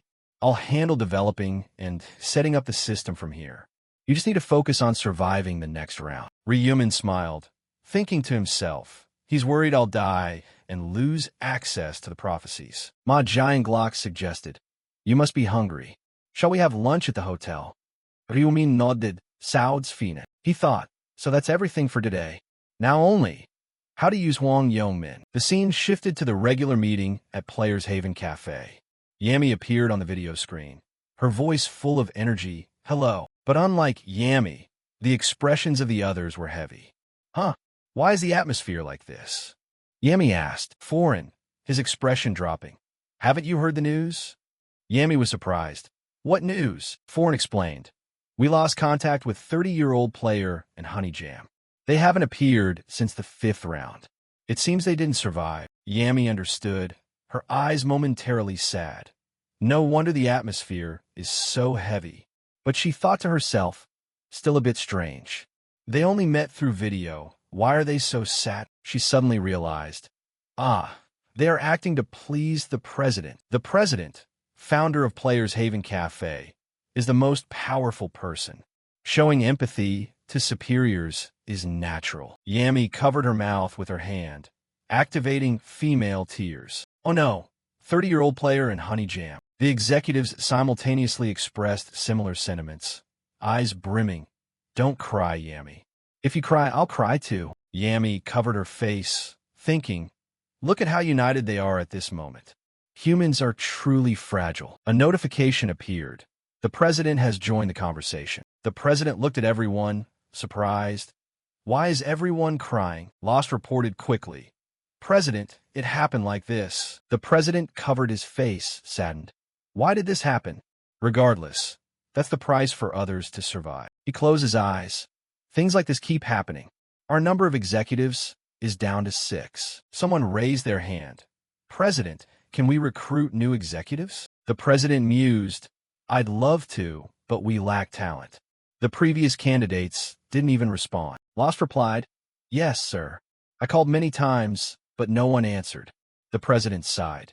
Did they not survive the 5th round? Lost interrupted. Well, I don't know about the other two. Black Scythe is still alive. The president listened carefully to Lost's presentation. Everyone has seen the results of the 5th round, right? Such a strong person is surely safe in both the game and real life. Recalling the 5th round rankings, when Black Scythe was at the top, the president wondered, so why Black Scythe? Why has he stayed anonymous until now, even though he applied? Lost and another person on the screen were also confused. I don't know, Lost replied. Is he trying to trick us? Hopo Ring, as if realizing something, spoke up. Wasn't that person not Black Scythe from the start? The reason we couldn't reach him might be because he died in the 5th round. The president nodded. Makes sense. Could be an imposter. Miobang, with a sluggish appearance, suddenly chimed in. Yeah, no way someone like Black Scythe would want to join this cafe. Realizing he slipped up, he hurriedly shut his mouth. But the president's expression had turned cold. Lost and Jamdi showed concern. The president's voice was icy. Hey, Miobang, did you just say this cafe? Does our cafe have a problem? Miobang was flustered. I didn't mean that. The president was uncompromising. Our cafe pioneers a new era, connecting players through cooperation. Is there something you're dissatisfied with? Miobang stood up, waving his hands. I apologize, President. I didn't mean it. But the president had decided. Every mistake is unforgivable. From now on, Miobang, you are removed from your executive position and permanently expelled from the cafe. Miobang was amazed. The president continued. We don't accept those who belittle the organization. From now on, you're on the blacklist. Adapt to the new era. Miobang's screen went dark with a notification. Chat window manager. Mio Bang has been removed from the conversation. The president returned to a cheerful appearance. Now that the troublemaker is gone, shall we continue the meeting? The faces of the remaining executives were tense, realizing the president's words were law. Law suddenly cried out, "Ah!" The president asked, "Lost, what's wrong?" Law stared at the screen. "A player just applied. The nickname is Black Scythe." The president and everyone were stunned. Black Scythe appeared again. Lost analyzed. "Yes, but the real name is different from the previous Black Scythe. The applicant this time is Hwang Yong-min." After a moment of thought, the president decided, "Visit his house. We aren't sure it's Black Scythe, but we must meet to verify." Someone asked, "What if it's not, President?" The president's voice was cold. "Then he will pay the price for trying to play tricks on us." The scene shifted to an internet cafe. Ryumin sat musing in front of the screen, eyes sharp. There's an imposter of Black Scythe, and PHC leadership can't sit still. His plan is to use Hwang Yong-min as bait to lure the PHC executives. They will use the interview as an excuse to come to his house. I provided detailed addresses to Hwang Yong-min. Ryumin stood up, leaving his seat. PHC's recruitment method of forcing players to kill, alienating, and enslaving civilians is wrong. These actions only divide players and civilians, leading to destruction. He thought further. That's why I can't stand by and watch. It's best to eliminate the roots, the executives, and control the organization myself. One day, PHC will become a major power with over 30% of domestic players as members. Instead of destroying it, I will use it to control players. Therefore, I registered to join PHC from the beginning. When I use Hwang Yong-min to bring down the executives, I will take the chairman's seat. Ryumin opened the door, stepped outside. The scene shifted to a small store. A shrill bell rang as the door opened. A masked person, carrying a large black bag, approached the counter where the store owner was reading a newspaper. Hearing the footsteps, the owner looked up. "Hello." The bag slammed onto the counter. The masked person, voice icy, "Put all the cash in this bag. Don't make trouble for me." The store owner hesitated, confused. The masked person narrowed his eyes. A fist slammed onto the counter, as strong as a sledgehammer. "Damn it. What are you hesitating for?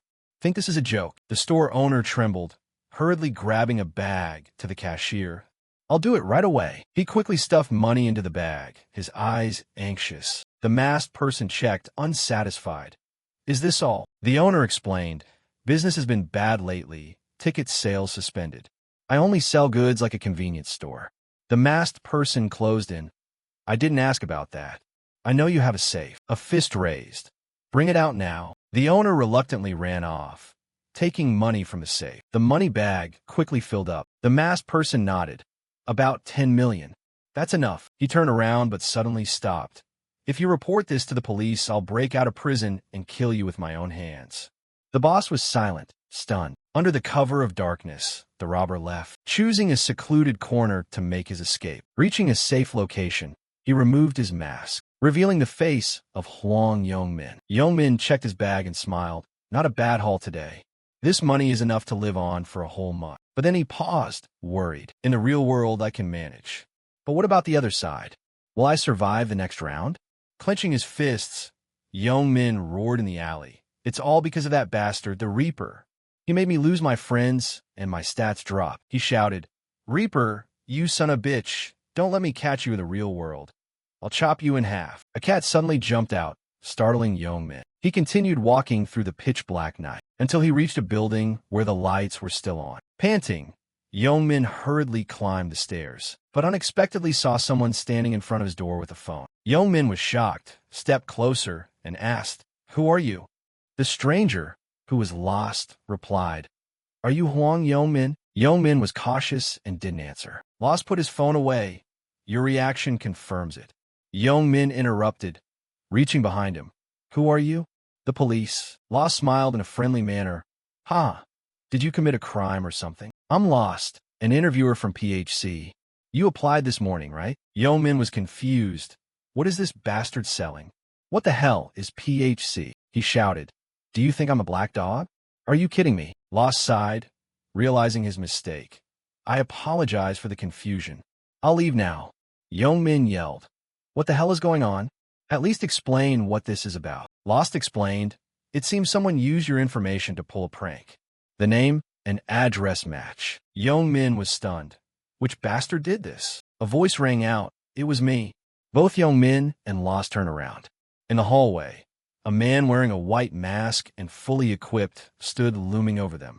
The cold voice locked them in place. I used your name, Huang Yongmin. Huang Yongmin looked at the sudden arrival, his voice full of caution. Hey, what the hell? Who is this crazy person standing in front of me? Do you know who I am? Ryumin, his cold gaze piercing through the mask, replied. I know, and this matter isn't hard to understand. Huang Yongmin roared. Who the hell are you? Instead of answering, Ryumin took the Reaper's scythe from his inventory. You asked who I am? He raised the giant weapon, leaving both Lost and Huang Yongmin stunned. Ryumin added an affirmation. Does this answer your question? Players rarely use scythes, especially one as large and ferocious as that. Lost looked at the weapon, thinking, this scythe, is it the Reaper's scythe? But he is too short, not even 170 centimeters, and his build is small. Completely different from the image of the black dog I imagined. He looks easy to deal with. But Huang Yongmin, having faced a black dog before, felt the fear rushing back. He muttered, today is truly a terrible day. The figure is different, but the voice, the aura, and especially the eyes piercing through the mask, they are unmistakable. Instinctively stepping back, Huang whispered, he is really here in the real world. With a level difference of double, Huang's face turned pale. A series of questions swirled in Huang's head. Why is he here? More importantly, why is he using my identity? We have nothing to do with each other anymore, right? Appearing with a weapon is not a good sign. He clenched his fists, sweat pouring out, trying to reduce his tension. Lost looked at Huang, thinking, is he trembling? Because the person in front is really the black dog? He turned to Ryumin, worried. I haven't met the black dog in real life, but if this is him, at level 20, I'm no match for him. Ryumin shifted his gaze to Lost, his voice cold. You didn't come alone, did you? Tell the others to come out. I know they're there. Lost was shocked. Does he even know the other executives? Before he could answer, two people emerged from the stairs, Saburo and Popo Ring. Saburo exclaimed, oh man, we've been caught. Popo Ring asked, how did you know we were here? Ignoring the question, Ryumin raised his scythe, warning, don't come any closer if you don't want to die. Saburo mocked. Are you talking that big in that tiny body? Popo Ring raised a hand to stop him. Hey, are you the black dog? Ryumin swung his scythe. Is looking at this not clear enough? Popo Ring replied bravely. I've heard the black dog uses a scythe, but I haven't seen it with my own eyes. Just a scythe isn't enough to be convincing. Ryumin frowned. If you don't believe it, why ask? You want to hear it from my own mouth? He said coldly, fine, I am the black dog. Is that enough? When Ryumin admitted it, Popo Ring's expression changed. A status board appeared. The target is telling the truth. The truth tremor confirmed it. Popo Ring turned to Saburo. He's telling the truth. Lost looked at Ryumin, amazed. I don't want to believe it, but it's true. Saburo, the only one trembling, thought, it's over, my big mouth ruined everything. What should I do? Apologize? Or did he not hear me? He raised his hand, his voice trembling. Black dog, it's a pleasure to meet you. Ryumin interrupted.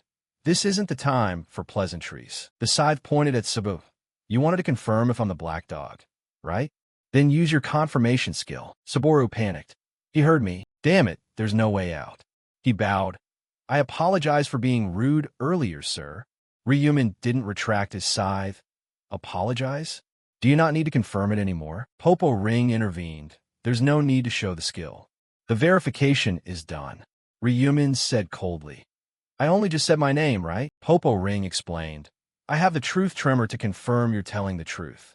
Ryumin nodded. Fine, but I won't let this go. If he can block my strike, I'll forget about his rude behavior. Saburo's face turned pale, trying to speak. Please, black dog, just this once, spare me. Ryumin signaled. I'm starting. Click. With a cold sound, Saburo's head fell to the ground. Lost and Popo Ring were shocked, unable to believe it. Lost shouted, damn it, what is this freak doing? Ryumin was as calm as if he were handling a trivial matter. Lost was horrified. I didn't even see him swing the scythe. Ryumin stepped forward, his voice calm. What do you think? I proved I'm the black dog with a skill. He grimaced. I already told you that wasn't necessary. Lost clenched his fists, grinding his teeth. We came here to recruit him, but he kills people without warning? How can we accept him as an executive? Popo Ring thought. The black dog is too dangerous to be an ally. If we can't recruit him, we have to kill him right here. Both agreed. He's level 40, not easy. We have to fake a surrender, catch him off guard, and then ambush him. Ryumin sighed. How ridiculous. You're radiating killing intent, and think I don't notice. Popo Ring was startled. Huh? What are you saying? Ryumin exposed them. You intend to kill me, right? Faking a surrender, and then ambushing me. Ryumin turned to Huang Yongmin. Do you know why I use Huang Yongmin's name and address to apply? To lure the executives out here. Lost was uneasy. What do you intend to do? Ryumin raised his scythe. Simple. You will all die by my hand. Popo Ring trembled, trying to persuade. We can talk. But before Popo Ring could finish, click, Lost fell down, becoming a corpse. Popo Ring felt a chill down his spine. He lured us here to kill us. I didn't even see him swing the scythe. Popo Ring's voice trembled. Why do you have a grudge against us? Ryumin placed the scythe against Popo Ring's neck. You ask what grudge I have when you kill innocent civilians to conduct a recruitment test. Popo Ring justified. They aren't innocent. They look down on and are jealous of players. Those two-faced people deserve to die. Ryumin interrupted. What about you? You treat others harshly, but are lenient with yourselves. Isn't that a double standard? Popo Ring was skeptical. You're really annoying. You don't even know who I am. Ryumin laughed coldly. How would I not know? My truth tremor sees through everything. Click. The scythe sliced Popo Ring in two, blood splattering onto the mask. Ryumin thought. Only scum kills innocent people. He turned to Huang Yongmin, who was trembling. Ryumin spoke, his voice cold. Don't be afraid. I'll take you to your friends right now. Ryumin spoke, his voice cold. Don't be afraid. I'll take you to your friends right now. Ryumin glanced over, seeing Huang Yongmin trembling as he approached. Huang backed away, cowering against the wall, his voice tense. How do you know about my friends? Ryumin smiled coldly, his footsteps slow. How would I not know? We used to play together, right? More accurately, I was dragged around by your group. Huang looked at Ryumin, his eyes seemingly asking, what kind of nonsense is he talking about? The blood of those who were just killed was still on Ryumin. He slowly removed the white mask, revealing a familiar face, accompanied by a smile devoid of killing intent. It's me, Ryumin, the one you used to bully. Huang was stunned, his face as stiff as stone. Two images appeared in his mind. Ryumin cowering, being beaten by Huang. You bastard, I told you to bring money, didn't I? And the black dog, his black scythe severing the limbs of his opponents, overwhelming everyone. That loser is the black dog? Huang raised his head. Even after rubbing his eyes, he recognized the person in front of him was Ryumin. They are the same person? Impossible. Trembling because of what he had done, Huang heard Ryumin probing. You don't believe I'm the black dog, do you? Ryumin closed his eyes, put the mask away, and continued. Just last year, I was still being beaten to a pulp by you. Huang didn't want to believe it. You? Have you been fooling me all this time? Why did you pretend to be a loser? Ryumin frowned. What are you talking about? Since when did I pretend to be stupid? The black scythe spun once, slashing through Huang's arm. The money bag fell, cash scattered all over the hallway. Huang collapsed, pain spreading throughout his body. Ryumin held the scythe, explaining, hearing someone like you call me a stupid loser really pisses me off. Huang moaned, but Ryumin barked, shut up, unless you want to lose your tongue. Huang held back his tears, blood oozing from the cut. Ryumin didn't want him to die easily. Good, stay still. I'll give you first aid. He raised his hand, a turquoise light covering the wound. The bleeding stopped, the cut healed like new. Huang was bewildered. What? My arm? Is it severed? Ryumin replied coldly. Doesn't matter. You're going to die, soon anyway. Huang trembled, trying to steady his voice. Are you? Really, Ryumin? Ryumin shook his head, his gaze cold. No, the Ryumin you knew is gone. He raised his scythe, like an executioner preparing to carry out a sentence. Goodbye. Huang shouted, desperately, wait, Min. I bullied you a lot, right? I was wrong, I regret it. Please don't kill me. The scythe stopped in midair. Ryumin looked at Huang, his voice cold. You regret it? Huang saw a ray of hope. choosing his words carefully. Right? Killing me doesn't benefit you, right? Why don't you use me instead of killing me? I can be your exclusive servant. Crawl if you want me to crawl. Run if you want me to run. I'll do anything you ask, from running errands to supporting you in hunting. Ryumin brought his hand to his chin, as if thinking. Huang looked at him, his eyes filled with hope. But a moment later, Ryumin shattered his dream. No, not good enough. Huang was stunned, huh? Ryumin continued. You're still thinking about stabbing me in the back, right? This servant thing is just to buy time to kill me. Huang broke into a sweat. What are you saying? Why would I think that? He acted surprised, but inside he was terrified. Who is this bastard? How does he know? Just guessing? Ryumin said slowly. A mutt trying to bite its master. I can't keep something like that around me. He raised his scythe high. Huang panicked. Wait, please give me a reason. Swish. The scythe swept across Huang's neck, quick and clean. Huang fell, his body motionless. Money scattered throughout the hallway. Looking at the mundane death, Ryumin sighed. I gave you a chance. In the previous regression loop, why didn't have the truth tremor? I was deceived by you and let you live. The result? A stab in the back. At that time, I was someone who was easy to bully. He looked at Huang's corpse, saying his final words, Goodbye, you bastard. Our shitty relationship ends here. Ryumin narrowed his eyes. This is the last time I have to see his cursed face. He brushed his hands, first cleaned this place up. Huang's body and the 3 other corpses disappeared using the trace erasure skill. No witnesses, no evidence. Ryumin put away his scythe, smiling clean. Now let's go to his house. Ryumin vanished into the darkness. Scene change. A message appeared. Jambi has joined the chat room. An unusual meeting took place. Jambi appeared on screen, waving her hand. Nice to meet everyone. The president, T-Wind, greeted her back. Oh, Jamti, you're here. Looking at the screen with only 3 people, Jamti felt uneasy. Is the interview with the black dog over? Where are the other executives? T-Wind sighed. They're dead. They went to the interview and were killed. Jamti was startled. He was able to do that. She panicked, immediately thinking of someone. Could it be? T-Wind nodded. That's right, the black dog. He's hunting down the cafe members. Jambi waved her hand. Her voice hurried. So Saburo, Jetting, and Popo Ring all died at the hands of one person? T-Wind confirmed. That's right. Jambi asked, but what did they do wrong? The president answered immediately. Does a killer need a reason?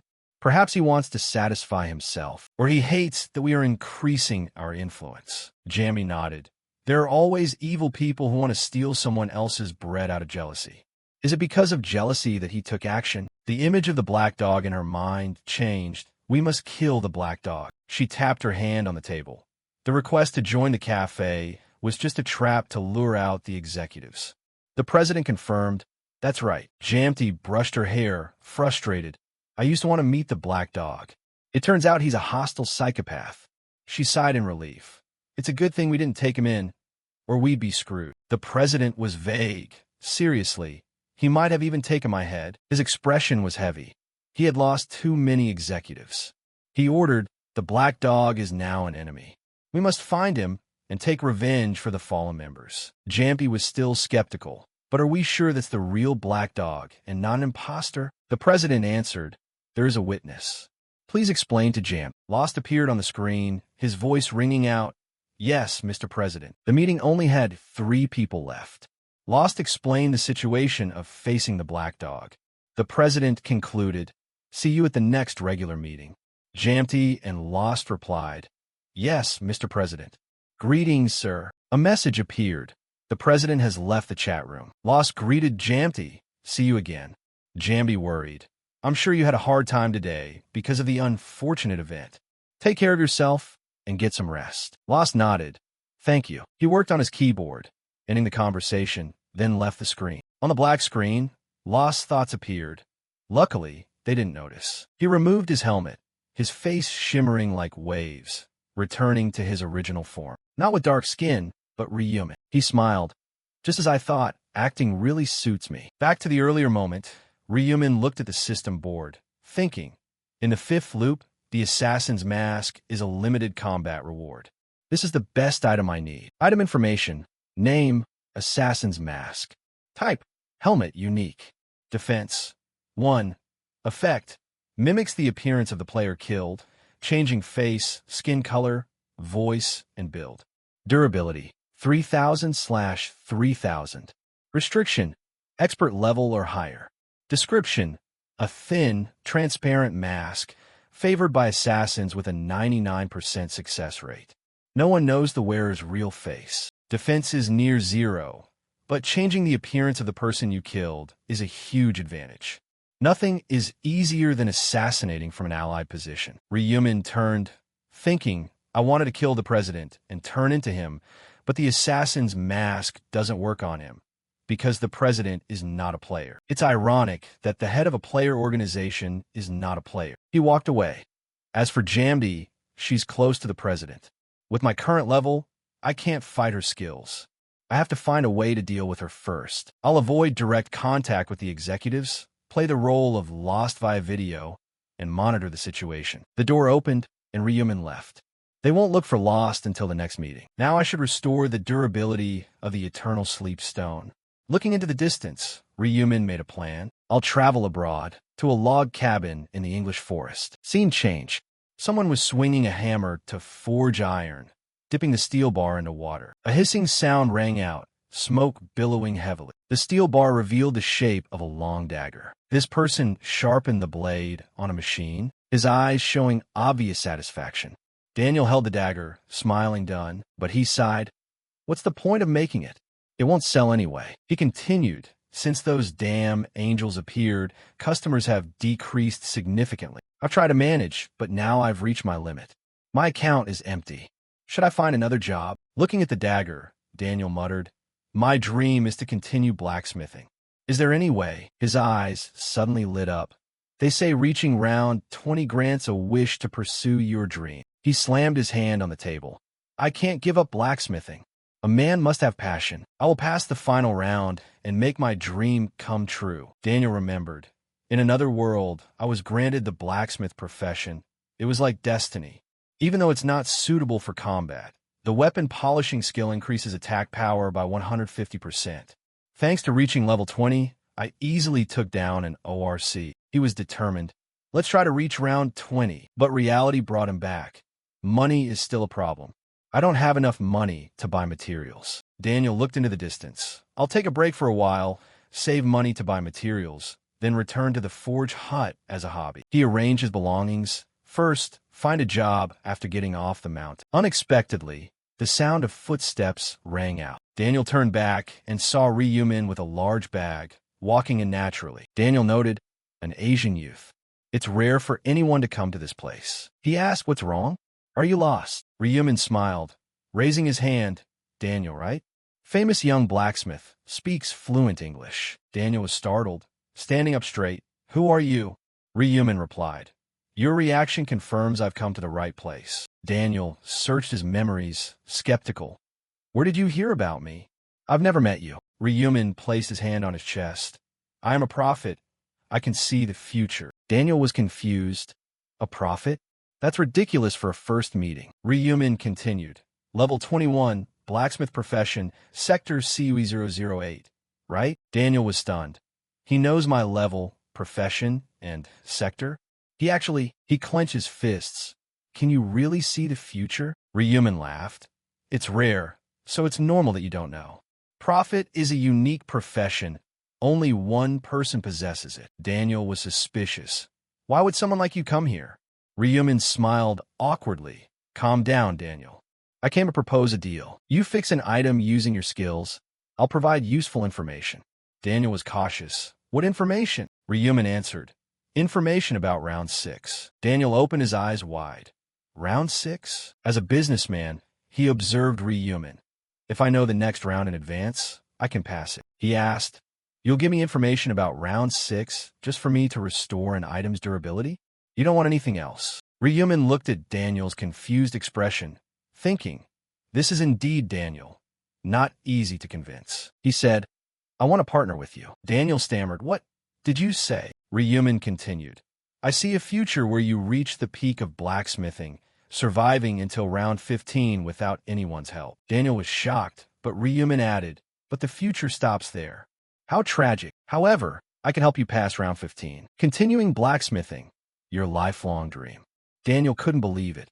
He even knows my dream? He asked slowly, "What do you want from me?" Ryumin smiled. "Nothing huge. Just that we help each other." Knowing that Russell was feeling down, Ryumin gave him some time to decide while adding a new thought of his own. Russell was the only blacksmith who had managed to survive until the 15th round. Being able to maintain a good relationship with such a talented individual would be helpful in many ways. He looked at him, puzzled by his hesitation. It seemed like he had a lot on his mind. "Do you want me to help you make a decision?" Ryumin had practiced his English over and over again for situations exactly like this. He smiled and said fluently, "My requirements aren't much. You just need to repair my equipment whenever necessary and cast a few skills with me. In exchange for that, I will provide you with information about the upcoming rounds. If you can do that, you'll be able to gain advantages you would have otherwise missed and grow stronger much faster." The offer kept getting better, which only made his suspicion grow. It was an offer he didn't even need to think about. But could he really trust a person like this? If he looked at what he said, he seemed like an honest person, but it was still better for him to be cautious. After a series of these thoughts, Russell slowly took off his gloves and reached a compromise. "I appreciate you thinking so highly of me, but I'm still not sure. So, I will decide whether to proceed with the deal after seeing the results of the 6th round." Ryumin smiled confidently at that decision. "Do whatever makes you feel comfortable. I'm not asking you to sign any contracts, either.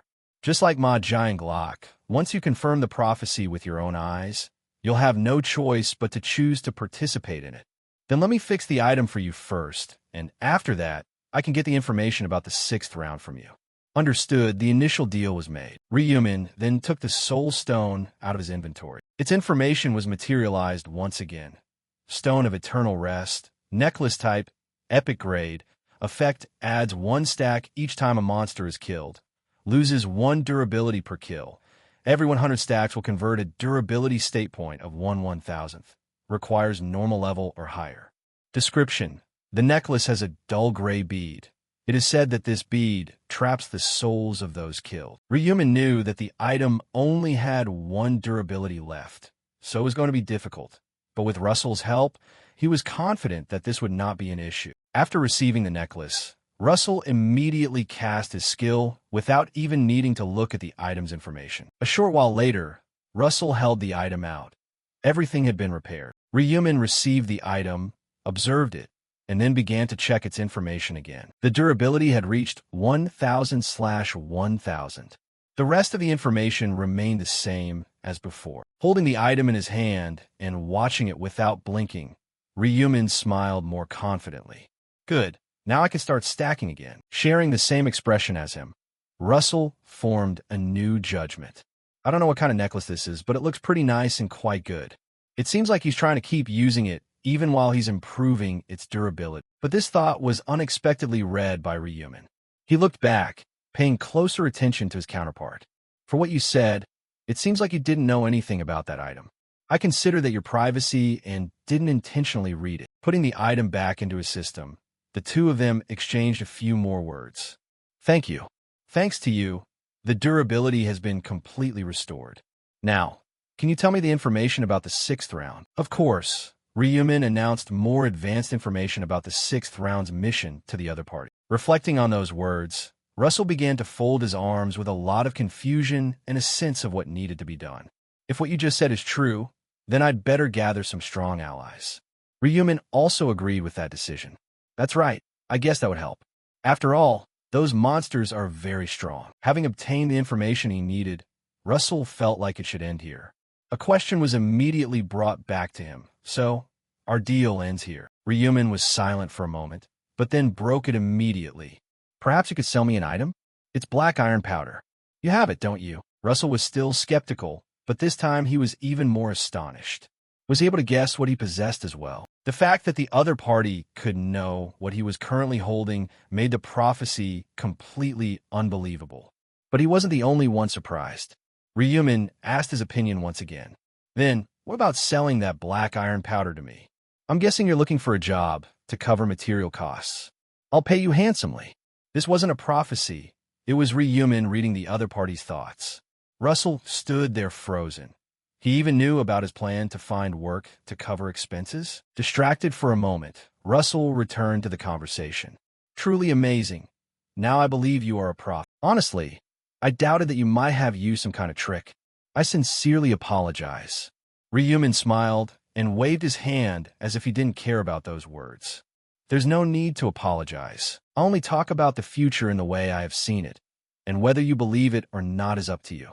According to these words, it seemed like Russell had a major shift in trusting him more. Although his thoughts were a bit deep, Russell made his new decision. I will give that black iron powder to you. Ryumin was stunned right there. Huh? And the explanation was added by Russell. I feel like I've received much more from you than what I've done. A black pyramid-shaped bag was taken out by him. I'm not that helpless or heartless. Take it. The information was materialized again. Black iron powder supply category described as black iron powder. A bit of magical power can be felt from it. Not believing the other party was actually giving it to him, Ryumin was stunned for a long time before thinking, is he giving me this rare item for free? Black iron powder is the material for crafting god-tier items, and he seemed unaware that it was very difficult to find until entering round 11. Thinking this, he knew he had to be ashamed of that kindness. I'm the one who needs to say thank you to him. Although he knew what he needed to do, Ryumin wanted to ask the other party's intention again. Are you sure you can give me this? Russell scratched his head and replied hastily to that. I'm Fine. Honestly, I don't even know what it's used for. Only you, the prophet, can know its true value. Besides being talented and intelligent before, Russell now had a deep understanding, and he turned that into his thoughts. If you look at the exact request, it must be something quite important. But I won't be curious about that. I've already received help. It would be very greedy if I asked for something new. Russell had gathered all the important and necessary elements. Previously, he only lacked luck, but now he had obtained it when Ryumin officially set foot here, and he even added a beaming smile. You have a good personality. Seeing Ryumin smile so dangerously, Russell had more question marks of suspicion than before. Just as planned from the beginning, Ryumin then threw his slightly large black bag toward Russell in front. Here, open it. Naturally, something was thrown at me. Russell reflexively caught it and froze in the next episode. As requested, he opened the bag, and inside were countless stacks of money printed with Queen Elizabeth's image on them. Handing over another stack, Ryumin immediately explained to him what it was. A total of 20,000 pounds. I would feel uncomfortable receiving that item for free. That should be able to cover more of your costs, right? Russell didn't hesitate to reply. Of course. If we estimate now, 20,000 pounds is equivalent to more than 37 million won. Landlord Ryumin successfully gained a new member, and Russell was tearing up. With this much, I won't need to worry about finding another job to do anymore. However, there's no way a giant mountain of money falls from the sky for no reason. Both of them then measured their own cuteness, and Russell zipped the bag back up, leaving all the coldness and seriousness behind. Russell was confused and voiced his worries. But can I take this much money? Ryumin confidently explained, as the other party had faced reality too late. It's worth that much, so you can take it without any worries. And of course, it's not like I'm giving it to you to get any materials or anything. Russell was at a loss for words by now.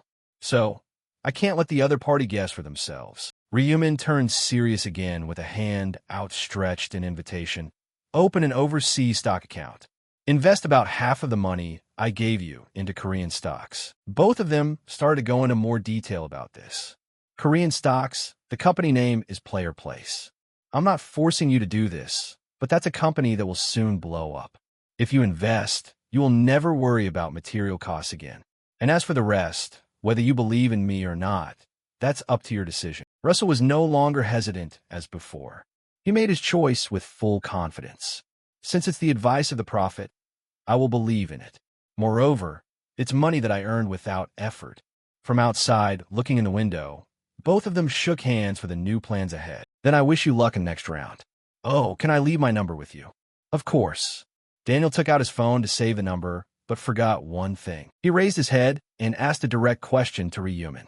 Oh, I completely forgot to ask your name from the moment you appeared until now. Your name is Ryumin. Putting his hands into his pockets and smiling, he answered briefly, Just call me Mr. Ryu. Time cannot stop. And that day arrived as usual. Midnight on June 1st.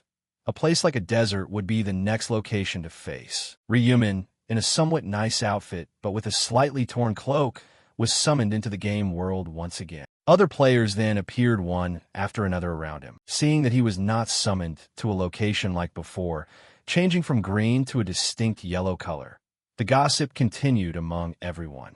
There's so much dust and sand after this round. This time, have we been summoned to a wasteland? What kind of hellish mission could bring us to a place like this? Turning on his tracking skill, Ryumin added a few new thoughts. The next round is a cooperative one. I need to find someone I can work with. The first person I need to find is Julie. To be honest, other than Julie, I don't really need anyone else, but I need 3 more people to form a team of 5. Just at this moment, he unexpectedly looked to one side when someone called his nickname. Julie had discovered his location and immediately waved her hand, running over with a smile. Just as she approached him, Julie kept that smile and asked him right away, "It's so good to see you here. How have you been lately?" First, he greeted her back. "Has it been that long?" The current Julie laughed radiantly, and she was no longer as fearful as before. "Hey, it's already been a month since we last met." However, the conversation between the two accidentally caught everyone's eyes, and thoughts were continuously added. Who is that woman? Who can talk so comfortably with someone who is standing in first place?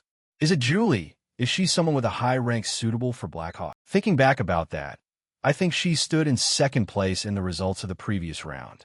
I'm a bit jealous now, having another high-ranking person in a row. Without paying attention to everyone's expressions or actions, the two walked together and exchanged small talk. In the previous round, you were the one who defeated the final boss, weren't you? He replied coldly. That's right. Although she knew he was very strong, Julie still had her questions. Time was short, but he could solve it really quickly. Did you actually manage to complete the collection of all those balance stones as well? Knowing what she was going to ask next, interrupted first, I did, but I'm not going to say what the reward was. Julie pouted at those words. Why? I was going to ask. He replied concisely. Just looking is enough to know. Although she wanted to ask, Julie replaced that with her own thoughts. I felt this for a long time too. Black Hawk, you truly have a deep insight. He stopped to look at Julie, and it seemed like he couldn't say another word. Feeling it by his side, he stopped and looked at himself. Puzzled after saying those words himself, Julie's face turned red, and her heart began to beat erratically. Hey, why is Julie suddenly saying something so strange? So embarrassing. I can't let the atmosphere get any worse. Julie decided to take a step back, bowing her body quickly and speaking loudly. Embarrassing, right?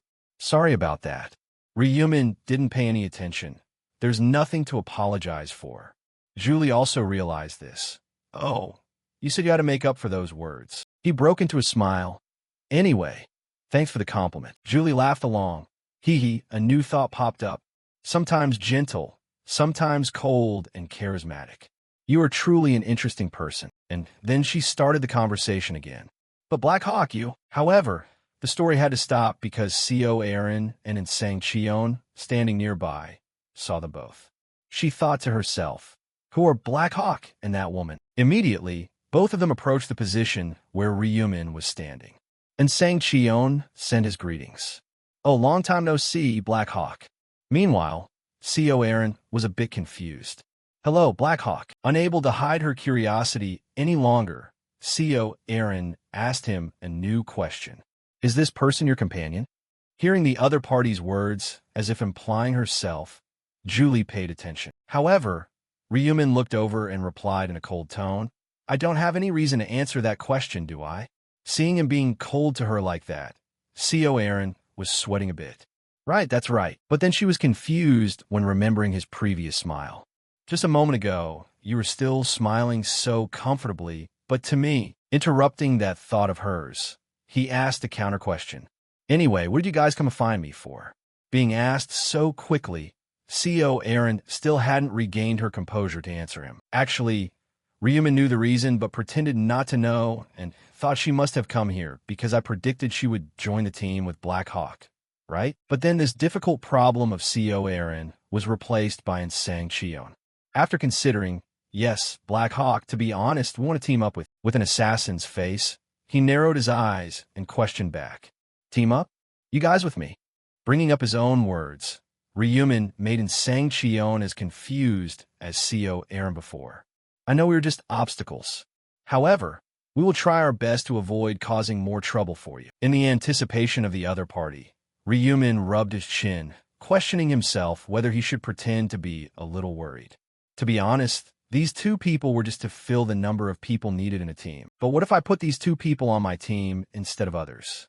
Ma Jianglock would have a more favorable view of Black Hawk. Seeing Ryumin show obvious confusion, and Sang Cheon became impatient and started to make his own proposal. I want to ask you to join us for free. I currently have information about this 6th round. If you can let us join a team, I will be very happy to share that information with you. His eyes narrowed a bit more at the other party's determination. What information? Bringing that information to trade with me? I guess I need to see how it is first. Ryumin crossed his arms and replied concisely with 3 basic words. Not necessary. With just this, and Sang Cheon, who could not know that he was the person who leaked that information, looked at him with confusion. Not necessary? Wouldn't it be more useful to know the information about the 6th round in advance? Ryumin then gave his reason for the other party to understand. I can solve everything in my own way. I have no intention of relying on any unreliable information. And Sang Cheon was confused. But still, Ryumin didn't give the other party time to think, and the question was added continuously. Where did you get that information? Who was this source provided by? Being questioned so abruptly, and Sang Cheon was startled and couldn't give a clear answer. It was this hesitation of the other party that brought him a few more new questions. Can't you say it? Even if I let you join the same team. Faced with consecutive problems, and Sang Cheon, who was confused before, bowed his head deeply. Sorry, see, with 2 eyebrows raised at this result created by the other party himself, Ryumin reflexively had a new thought, without telling him about the prophet. You seem more tight-lipped than I thought. Not bad. On the contrary, and Sang Cheon looked sad. Then I probably... However, his words were suddenly interrupted. I will let you both join my group. And Sang Cheon quickly changed his mood to surprise, as if not believing those words. What did you say? He smiled, still crossing his arms, and explained one more time to the other party about this new decision. Because you didn't reveal the source of the information, which makes me think it's a reliable source. I don't like people who can't keep their mouths shut. Julie added her own surprise at his way of behaving. And Sang Cheon took a breath. A thought suddenly flashed, silently happy with the right decision just now. Thank God. If I had mentioned the prophet just now, it would have been a bad judgment, and I would have been watched by the other party. Responding quickly to this problem, perhaps Co Aaron was better at it. She bowed her body. Thank you, Black Hawk. Because of that, and Sang Cheon was able to react in time and bowed deeper. Truly, thank you for accepting us on the same team. Knowing that everyone was still wondering about Julie by his side, without hesitation, he introduced her to the other party. This is the buffer I contracted to join the group. Vague about this introduction of his, both were stunned and asked themselves in their heads. A contract? And what is a buffer? How did they meet each other? Although that was the thought, they still had to get acquainted. Co Aaron approached and extended an arm to introduce herself. Hello, I am Co Aaron. It's nice to meet you. Julie then replied similarly. Oh yes, I am Julie. However, Julie blushed a bit and seemed to remember the name and instinctively added afterwards. Wait a second, you're not actually the actress Co Aaron, are you? Did you just change your face to look like her? Before this quick question, Co Aaron handled it easily and replied quickly. No, this is my real face. Getting the result, Julie jumped up and grabbed Co Aaron's hands. Oh, I really like it. Oh, it's my destiny. This is my father's favorite TV series, and you're his favorite actress in that series. Being praised, Aaron was a bit awkward. Really? Thank you for loving me. While the two seemed closer, and Sang Cheon paid more attention to him. So you're really okay with me not providing information about the 6th round, right? Still in that cold manner, he said, I don't need it. Don't bother me with that. I don't want to owe anyone anything. And Sang Cheon was a bit disappointed because of this. If he had said that, then, from Black Hawk, and Sang Cheon was more disappointed as he had drawn a line like a knife. I just want to repay him by providing information, and if he acts against our strategy, I'll give him a little hint when the time comes. Feeling unaccustomed to his recent lack of knowledge, and Sang Cheon approached Julie to exchange words. Julie, your profession is a buffer. What does that mean? Faced with this question, Julie clarified the doubt. It's a class that creates stat-boosting spells for others, which I'll apply to everyone later. Seeing Julie smile at that answer, CO Erin, moved by the mood, placed her hand over her chest and added, I also have something similar to a buffer. I can perform a summon, which is a fairy spirit that can add a protective shield. Julie's eyes lit up. Wow, a fairy spirit. CO Erin smiled and replied, I'll show it to you later. Seeing himself uselessly ignored while having nothing to offer, and Sang Cheon stood there frozen, not wanting to feel left out, and Sang Cheon intervened. He bowed toward Julie. My name isn't Sang Cheon, he thought to himself. I think I should at least introduce myself. Julie looked over in surprise. Nice to meet you. Shortly after, the conversation shifted toward Ryumin, who was staring at something. I noticed that you seem to have known Black Hawk for a while. And Sang Cheon recalled an old story. Yes, Black Hawk once saved the lives of the two of us. Looking back at him again, Julie felt an increased sense of affection toward him for saving someone in danger. As expected, my eye for people wasn't wrong at all. Just then, golden feathers appeared, falling from the sky. Angel Priscilla appeared after a flash of light, her smile directed at everyone. She began to address them all. Hello, everyone. Have you all rested well for the past month? Observing and counting the number of people present, Priscilla analyzed with satisfaction. There are 1,010 participants in this round. What a perfect number. Her wings spread out afterward. Then let's get straight to the point. To everyone's surprise, a notification window slowly appeared in front of them. Detailed information materialized. Round 6, main mission.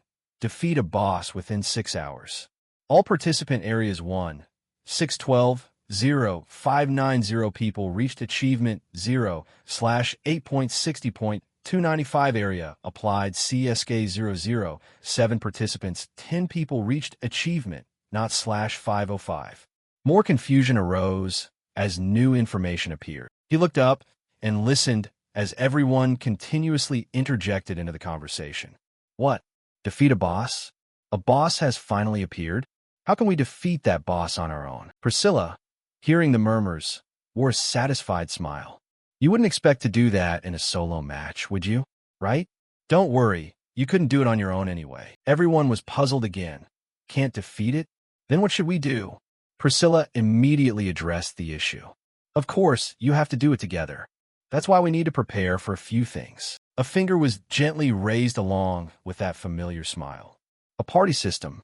A party is a system that allows people to form groups and cooperate with each other. You need to have 5 people to form a party.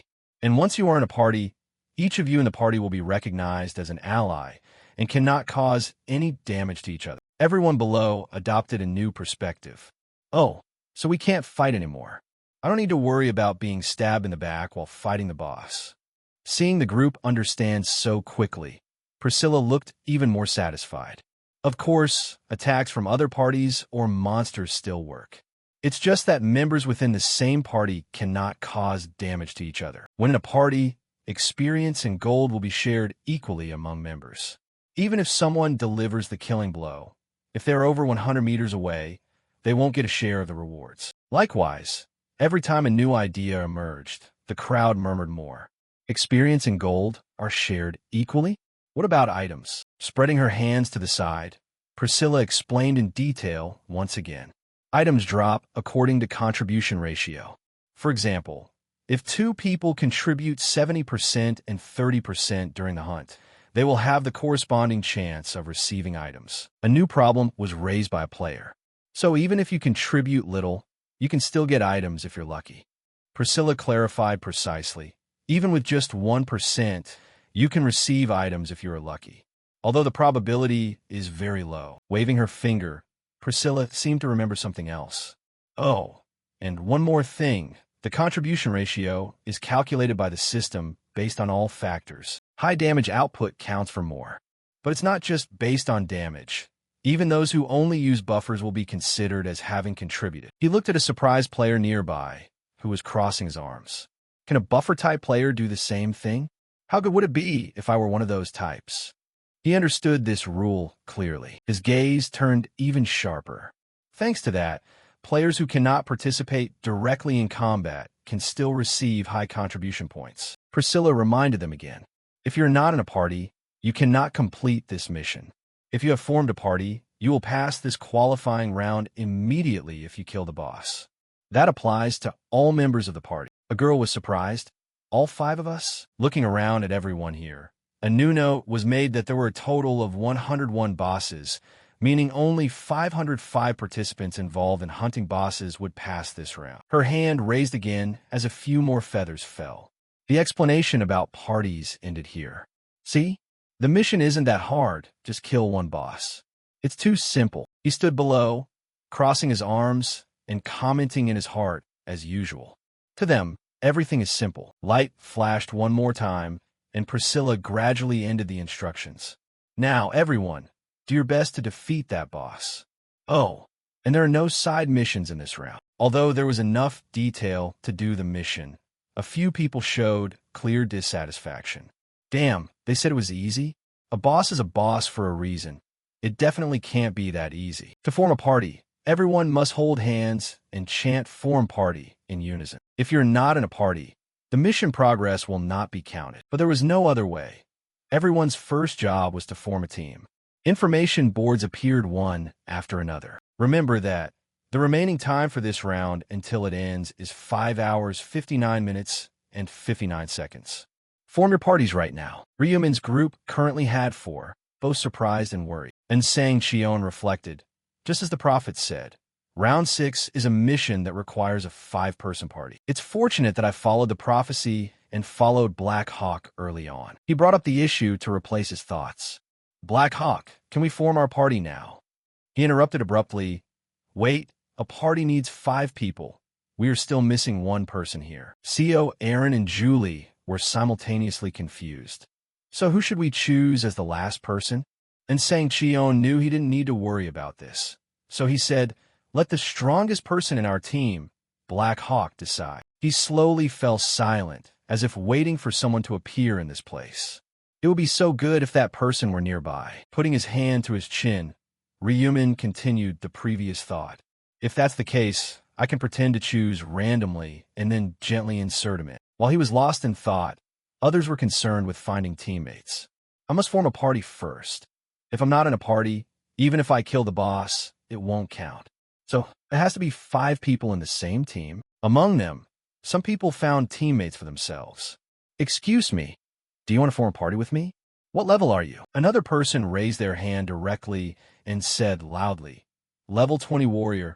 Does anyone want to form a party? But there were also some people staring at Ryumin's back, harboring their own desires. If I join a party, it must be Black Hawk's party. Just like that, someone gathered the courage to approach behind him. Bowing slightly, this person smiled and opened the conversation. Hello Black Hawk. Could you consider joining our party? He was cold, not bothering to turn around and answering curtly. No, get lost. Confusion occurred immediately. Yes. They slumped back with sad faces. But above all, those words directly created a sense of shame for everyone. He told us to get lost without even bothering to think. So humiliating. Damn, no chance to mooch off Black Hawk. The message was delivered, but Ryumin didn't care about those idiots. In the past, I would accept anyone to fill the numbers. But this round, I have to recruit those with the potential to grow with me. Anyway, it seems like in every round I attract a bunch of strangers, and some others still hadn't given up hope when approaching him, Black Hawk. However, the other party still received the same result as the others. Don't bother me, get lost. Because I'm a girl, another player smiled and said right after, Can I join your team? He kept his eyes closed and stood there. Not interested. The first people who harbored hope now had a sense of disgust toward him. What? Is it that hard to let 1 person into the party? Damn, so stingy. At least you should have listened to me finish. The previous 2-person party suddenly noticed other people around him. Did those people standing next to Black Hawk get into the party? Lucky for them. They're almost guaranteed to survive. It wasn't just the others who were confused. His party, and Sang Cheon, was just as confused when watching him intently. Don't know who he will choose for the last spot. Looking in another direction, his worry increased. If only Chairman Ma Jianglok were here, then I would nominate him for the party. Julie similarly considered someone. If Ruin were here, he would definitely fight for the last spot. What a shame. Just when everyone didn't know what to do next, someone with a familiar voice approached everyone. Black Hawk. Although this person was somewhat familiar approaching, and Sang Cheon still compared this person to the previous ones. Who is it again? What other nameless guys? However, this time Ryumin noticed this person unexpectedly. Upon realizing it was Jong Ho, he completely changed, while Jong Ho smiled, reaching out an arm to him. It's great to see you again, Black Hawk. A smile in response. Ryumin took that outstretched hand. That's good. You're still safe. I thought you had been eliminated in round 5. Jong Ho laughed loudly at that. Don't underestimate me too much. The smile gradually became perfect and brighter. Watching you fight back then gave me the motivation to quickly finish my hunt. Is that so? Anyway, thanks to you this friend survived too. Jong Ho turned around to look for someone, calling Man Ki's name loudly. Like a bolt of lightning, Man Ki immediately appeared next to Jong Ho and bowed deeply toward Ryumin, saying, Black Hawk, thank you for healing my shoulder back then. Thanks to you, I was able to extend my life. Feeling that sincerity clearly, he asked a question to break the ice. Can you even kill 300 with that body? Choi Man Ki was startled, bowing again to reply. It's all thanks to you, Black Hawk. You are my lifesaver. Stopping the greetings here, Ryumin unexpectedly received another question. Black Hawk, are you looking for party? Knowing he had spoken too freely, making him have a strange expression, Jong Ho quickly waved his hand to explain in more detail. Don't worry. We didn't come to ask for a spot. We have already formed a party. Ryumin still had his usual expression, and he confirmed that statement in his thoughts. I knew they already had a party. On everyone's wrist, there was a golden chain, a symbol of the bond. Interrupting his thought, he directly brought up the issue. I wasn't thinking much about it. But why did you come to meet me? Jong Ho smiled and replied, partly to greet you, partly to make a proposal. A proposal? Jong Ho was excited and didn't hide anything. How about our party and you cooperate with each other? We're not aiming for experience or items. If a boss appears, we will yield it to you first. Everyone in our group is looking forward to it. However, Ryumin didn't say a single word about this issue. That was why confusion appeared in Jong Ho. We just want to help out. You don't need to be so guarded. Really, Ryumin could read the other party's thoughts and knew the truth. He made his decision immediately. I refuse. Jong Ho became awkward. And then he kept stammering and asked him back, Why? Because we will get in your way. He shook his head in disagreement and said, No, I just don't like unnecessary trouble. Thanks for the offer, but I'm fine. Ryumin didn't misunderstand, but Jong Ho felt let down. What a shame. I wanted to help. He interrupted that bad feeling. If I really need help, I will speak up myself. Immediately, Jong Ho regained his confidence. Are you serious? One side happy, one side clueless. The two just aimlessly responded back and forth. Then promise us that if you need help, you'll call us. Okay, promise. I told you I got it. Don't know why, but the whole group bowed deeply once again. Jong Ho, leading, added, Then we will take our leave. If you need help, call us anytime. When they had left, and Sang Cheon reminded him, Black Hawk, it's time for you to decide who will be the one you choose for the last spot. Ryumin suddenly turned to one side with a cold look and said, I have decided. His finger pointed straight in one direction without hesitation. Everyone just started looking in the direction he was pointing. In the direction he pointed, a person covered completely in a cloak, turning their back to everyone, was startled when he spoke to them. Person in the cloak, request immediate verification here. This person then turned back, covered but revealing black hair, a small body, hunched shoulders, a young man who didn't look strong at all. When he had reached a decent distance, Ryumin directly questioned, You've been following me for a while, haven't you? Stammering before his coldness, yes. He asked again, Why are you confused?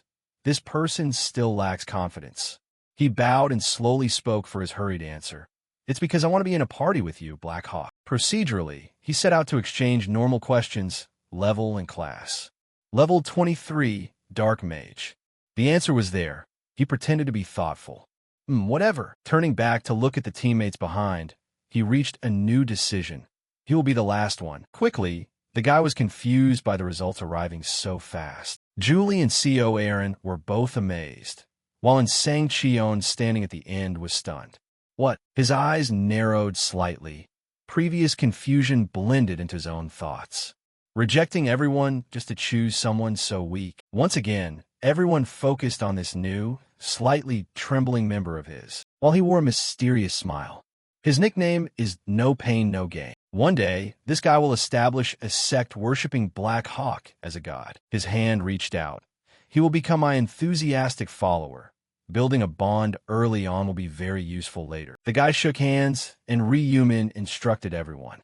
Then we will form a party like this. Everyone put your hands on. As soon as everyone placed their hands on, golden connecting light was born.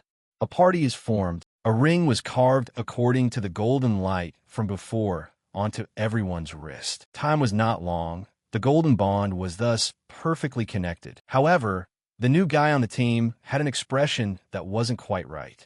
No way, Black Hawk chose me. Yeah. Hey, what kind of expression is this? Going together with Finn? Not good. Just when that joy hadn't lasted long, a tragic past rushed back to the fifth member of the team. For me, the one everyone turned their backs on from the first year of high school, I became what was called a puppet for bullying violence. A group of 3 tall guys surrounded me. You bastard. What are you looking at so furtively? I wasn't looking. This damn guy is really scary. My heart is pounding. There is no reason to bully. I just look easy with them. From mocking, they moved to threatening.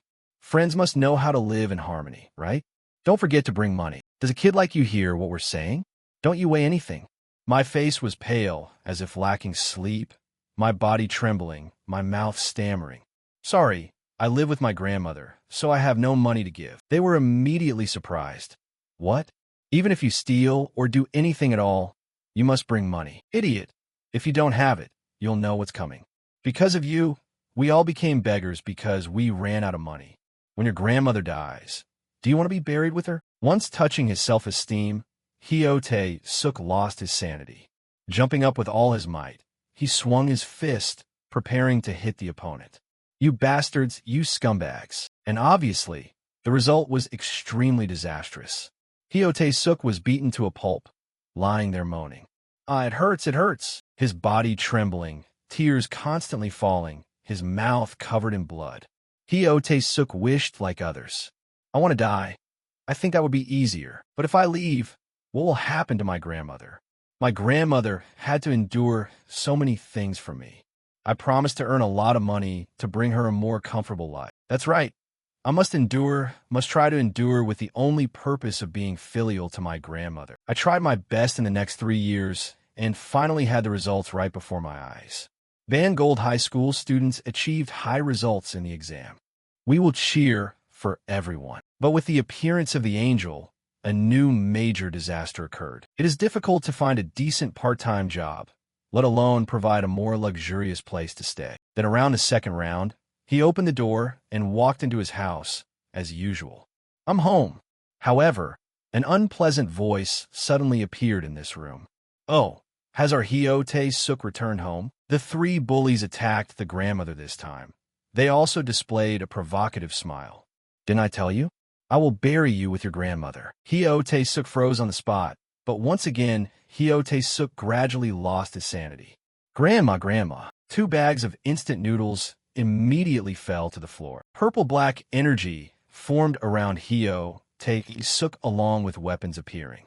Break arrow, black arrow. One by one, 2 attacks pierced one side of the red-shirt guy's face and pierced the blue-shirt guy's shoulder. The red-shirt guy, hit in the eye, foamed at the mouth and suddenly blurted out, "Oh no, what the hell is this?" The spot where the arrow pierced was rotting. The remaining yellow-shirt guy took out a blade, his pale weapon trembling in fear. Damn, don't touch this damn guy. Have you changed your profession? In a moment, he destroyed all 3.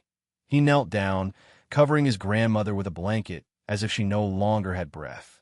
Perhaps since then, I have built a wall separating myself from everyone and become stammering when talking. And I decided to enter the final round and use the wish to save my grandmother. A summary information board appeared.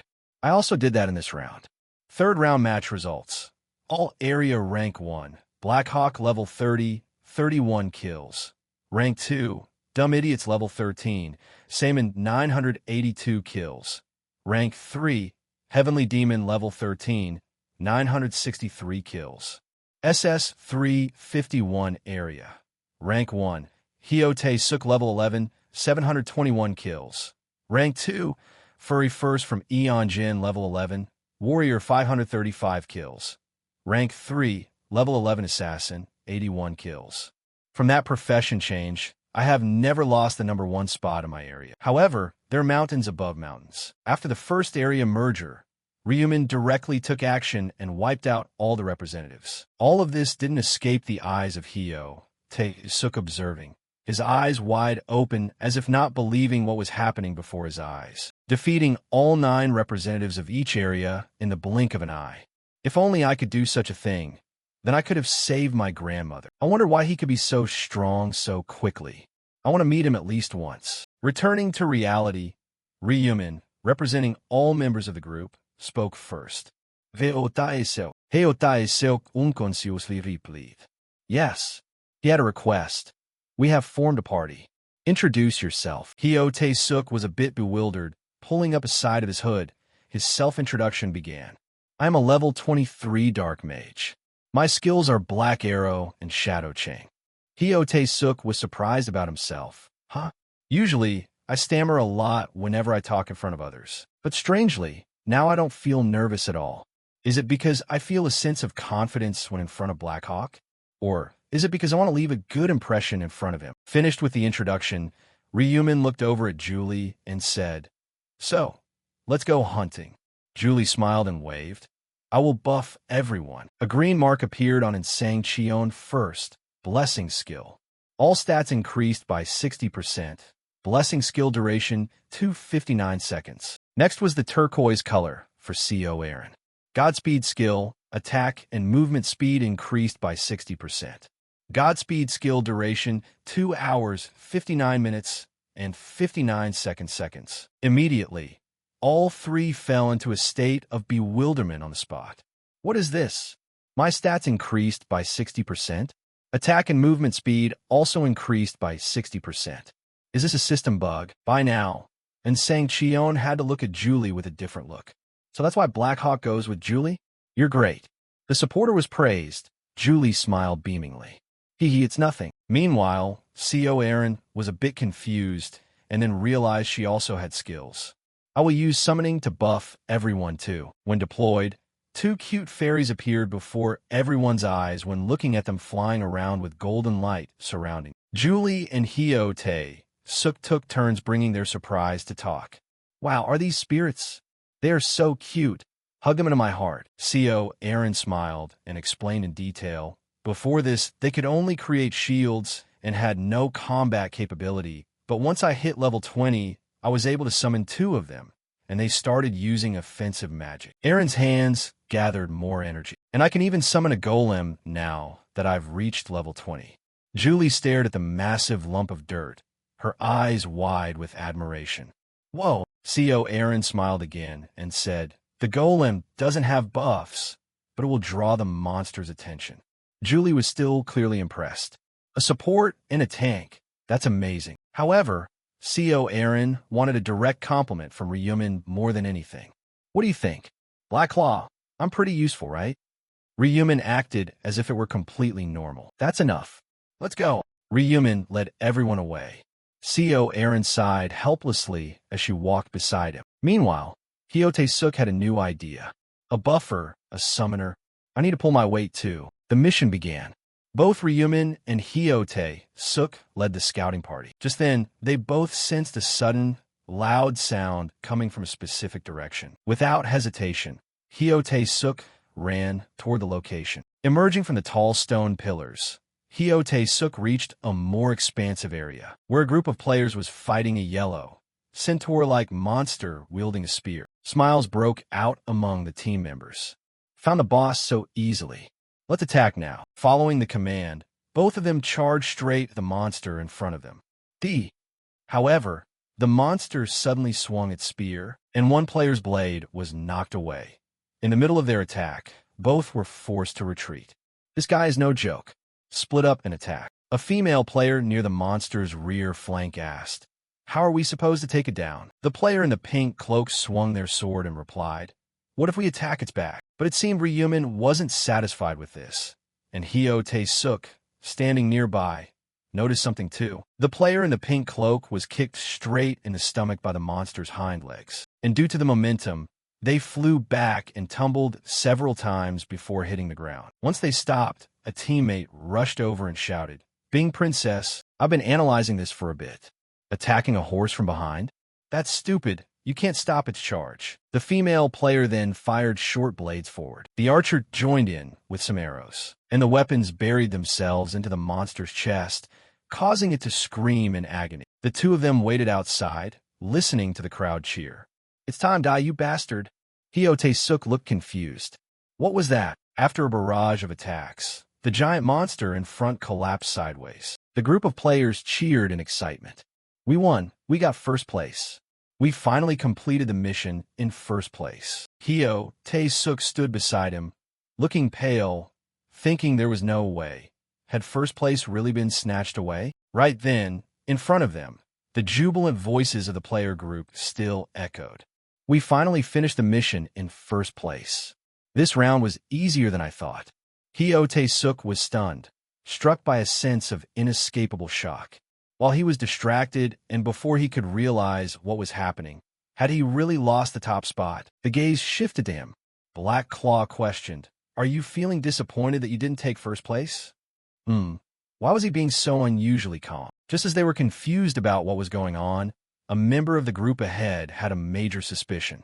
"Hey, did everyone else get a mission completion message except for me?" Another person was equally startled and hurriedly checked their messages.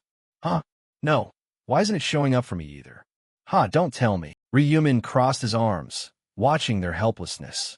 So, someone finally realized, the centaur we just killed isn't the final boss. The real final boss is the Minotaur. To defeat the Minotaur, you need at least 20 players at level 20. That meant at least 4 5-man squads were needed to have a chance at winning. That was the trap of this round. It was designed to trick people into thinking a 5-man group could beat a boss. The problem with the angel's statement was revealed. Once in a party, if they could kill the final boss, the group members would pass immediately. But she never said that 5 people could actually defeat the boss. Those damn angels knew how to pretend to make things look different. I can't go around telling everyone about this, so, for now, I could just stand back and watch. Looking at Hyo Tae-suk, who was sulking in regret, he stood there helplessly without explaining anything to the other guy. Except for Hyo Tae-suk, who knew nothing of the prophecy, everyone else seemed very calm. The calmness he mentioned was actually the confusion of all three. To break the awkward atmosphere, he cleared his throat as a signal. "Maybe I really need to put on a bit of a performance." His handsome, thoughtful expression was etched onto his face. Judging by the reactions of the other teams, that wasn't the final boss. The real final boss is out there somewhere else. Then let me tell you about our plan from now on. We'll put aside killing the final boss and farm the centaurs around here to level up. As time slowly reached its limit and the end approached, everyone seemed surprised by this decision. With his overthinking nature, Hyo Tae-suk said what everyone needed right now. What? His eyes narrowed as he explained. It takes 5 level 20 players just to kill 1 centaur. And that's just a regular monster. So to engage the final boss, it would take at least 3 or 4 teams to even have a chance of defeating. We don't know how strong it is. So rushing into fighting the boss is an unwise decision. There could be many other traps lurking for us there. What if we kill the final boss early and get stuck in a pillar of light? We just waste the remaining time for nothing. Hunt monsters first and observe the situation. This seems to be, and certainly is, a better choice. From their first meeting until now, and Sang Cheon was constantly amazed by his accurate judgments. To be able to find the strategy yourself without even hearing the prophecy I really didn't think Black Claw could have such deep insight. However, Hyo Tae-suk, standing next to him, still hadn't managed his mentality well, sticking to that same obsession. But if you wait to fight the boss like that, you might lose the first place spot. Are you okay with that? Ryumin gave the other man a satisfying answer.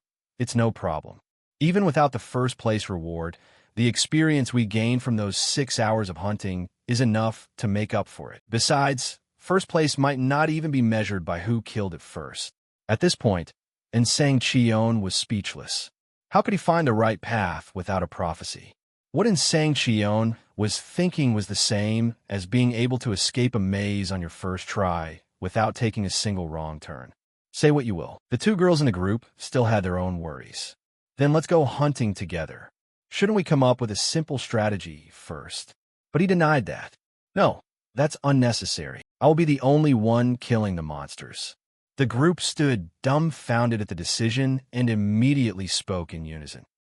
CO Aaron thought she misheard and asked for confirmation. Black Claw, are you really going to fight alone?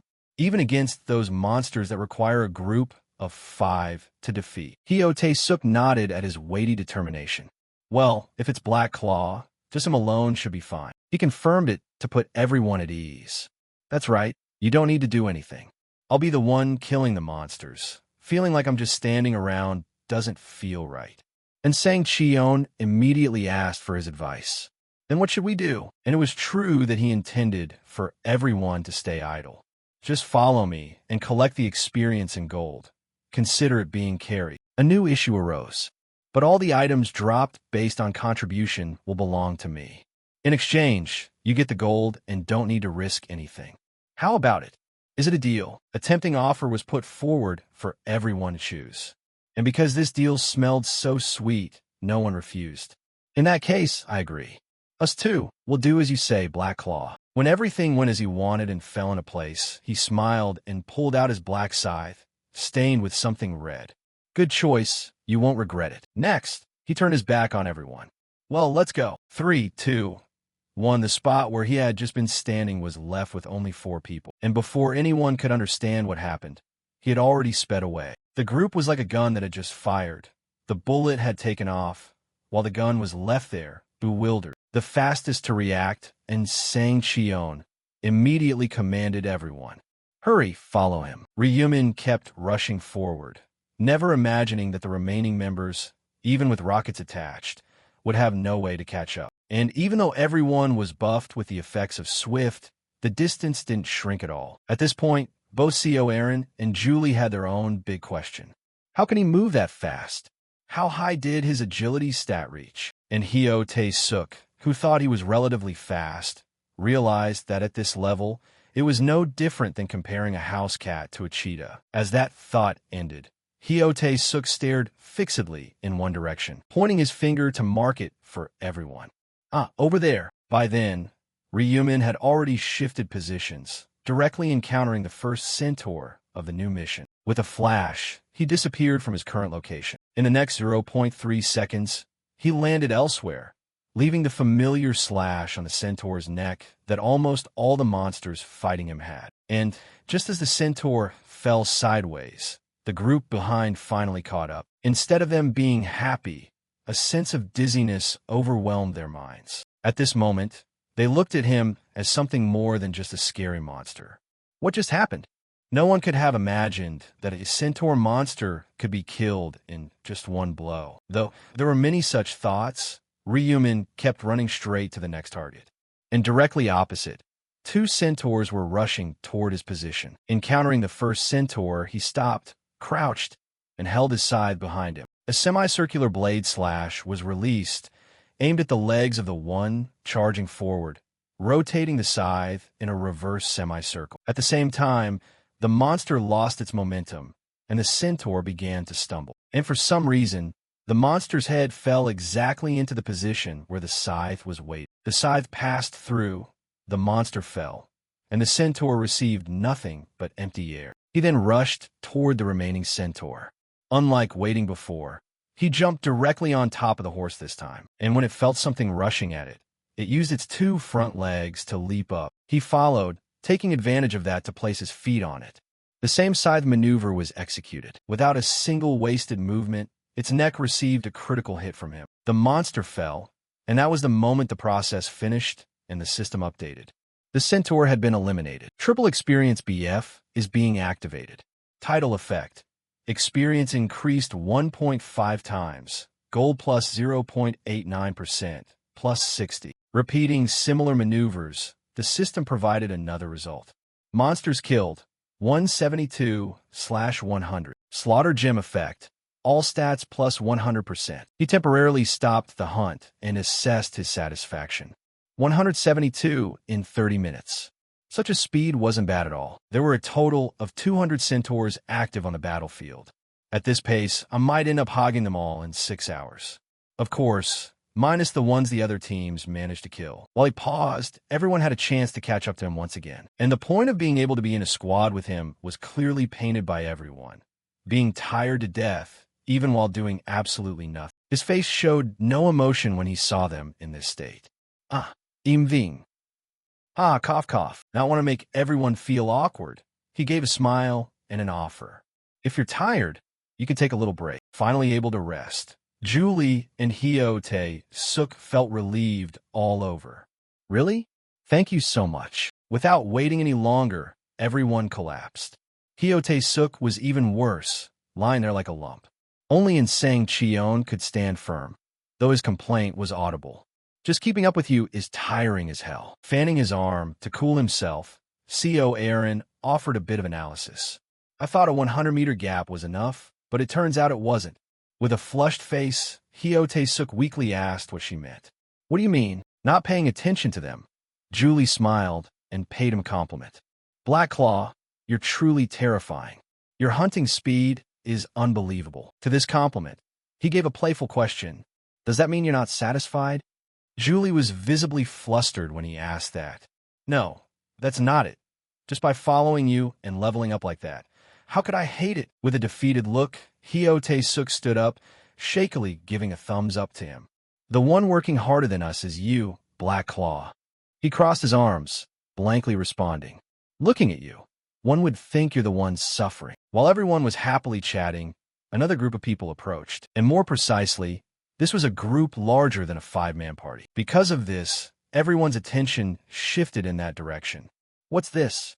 Is someone coming toward us? When everyone stood up, it was the moment this mysterious group had moved closer. A player from the group of 20 stepped forward to greet everyone.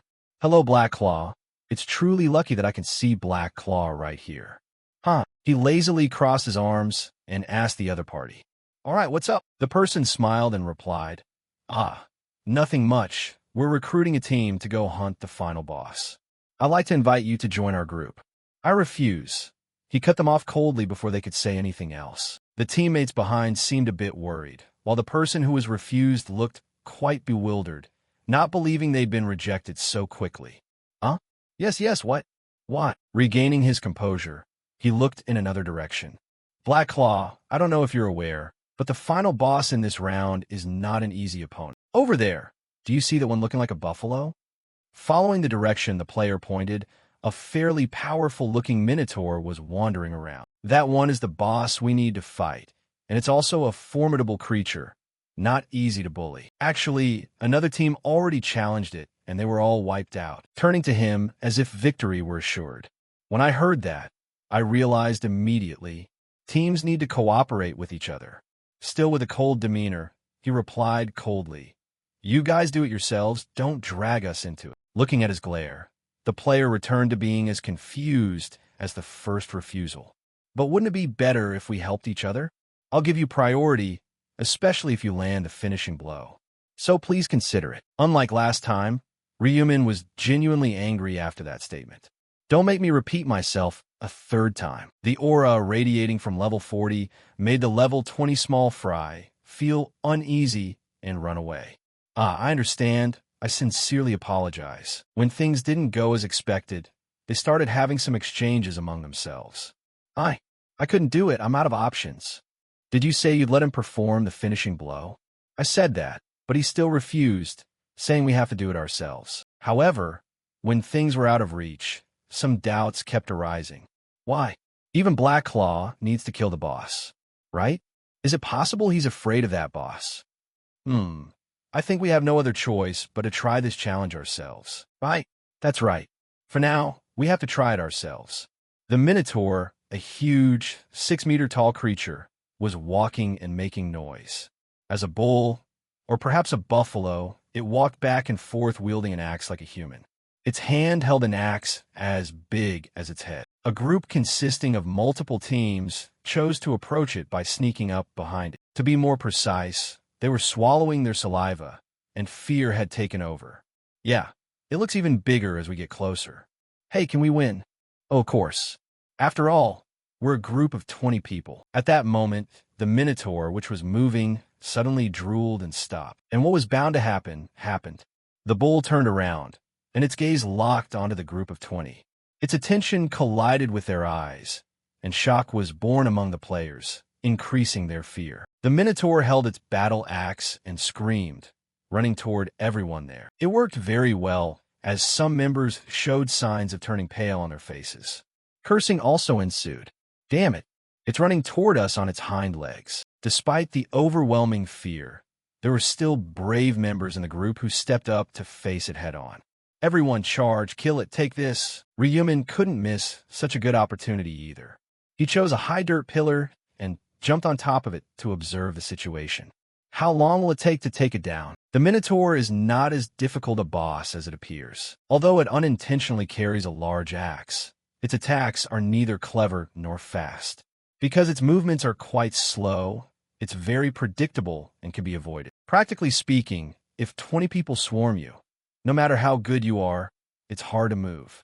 However, the Minotaur's strength lies in its durability being harder than stone. This was proven by a player trying to inflict a wound on it. It's so big, its skin really is tough. Another player attacked its leg, but the result was the same. The sword is useless. Slashing it doesn't do anything. To deal with it, the first problem Ryumin analyzed was its thick skin, which was the difficult point. But if you attack dozens of times, there will definitely be one time you hit its weak spot. And in the end, once the Minotaur is hit by that blow, it won't be able to do anything else. A long-range attack was launched by a player using a bow. The arrow flew out and hit the elbow joint. And right at that moment, the Minotaur stopped for a beat. He was still observing the battlefield from above without looking away. It really will take a bit of time. The players still showed their determination. Attack that big guy, it's really hard. The archer also had a strategic reminder. Focus on avoiding its attacks as much as possible. But above all, something that would occur would bring an advantage to the others. The player holding the large axe focused mana into the axe. Taking a deep breath, the axe tilted at an angle, dragging a long line backward. You giant bastard. After cursing the opponent, the axe left their hand and formed countless arcs flying forward. It was because of this surprise that one side of the Minotaur's chest received a deep wound. When the opportunity arose, the other simultaneously rushed in with their weapons without hesitation. Charge, its chest is wounded. Everyone focus on attacking. Based on the large wound, the first person landed another painful blow in the same spot. Another person also carried out a similar attack with their twin short swords. However, the wound shifted downward, and this triggered the monster's anger. It roared and locked onto this player. Because of being careless and not quickly moving away after executing the attack, this player was grabbed by the Minotaur. What was bound to happen, happened. A tight squeeze of its grip shattered the person's bones and joints, and their useless body was tossed far away. Unintentionally, this triggered some other players. A fireball was formed that couldn't be wasted. Magic attacks replaced physical attacks aimed at the target. Suffering more heavy damage, the bulls stood in place, continuously screaming. And that was their final struggle, as they collapsed to the ground amidst the excited cheers of other players. I get it now. We finally did it. We're the first team to kill it. Because the boss was successfully defeated, a pillar of light appeared from the sky and enveloped the player. The remaining 4 people were then surrounded by the same pillar of light. Our team survived. The mission window finally shows complete. Nice. Although they had succeeded in their first attempt at coordinating, The members who weren't part of the killing squad had disappointment clearly written on their faces. Damn it. So we have to fight it again. It seems that once the boss is defeated, that pillar of light appears and you can't do anything else. The members inside the pillar of light confirmed it. But are we just going to sit here and wait until the time runs out? I guess so. Thinking about it, it was good to be first, but why do I feel like we're losing an advantage? We can't waste any more time. The remaining members made a new decision. Then let's find another group to team up with. At that moment, a player noticed a direction, the spot where he was standing. The words slipped out involuntarily. Black Claw, our team, but they extinguished that thought and left dejectedly. It's useless to say anything anyway. When everyone had left, he jumped down from above and said, "Good thing. If we had killed the boss early, we would have wasted all the remaining time." Julie gained a bit of new confidence. That's right, just as you predicted, Black Claw. Gathering everyone together, he laid out the next plan. Rest is over. Let's keep going. Just stick close to me. Once again, the group members started running. He took the lead, and his teammates trudged along behind. There was only one goal, tracking down the centaurs. Time silently passed by quickly. Now that there were many pillars of light shining down from the sky. When a team finished, they could only wait for the time to tick away, their boredom becoming deeply apparent. I wonder what rank we're in.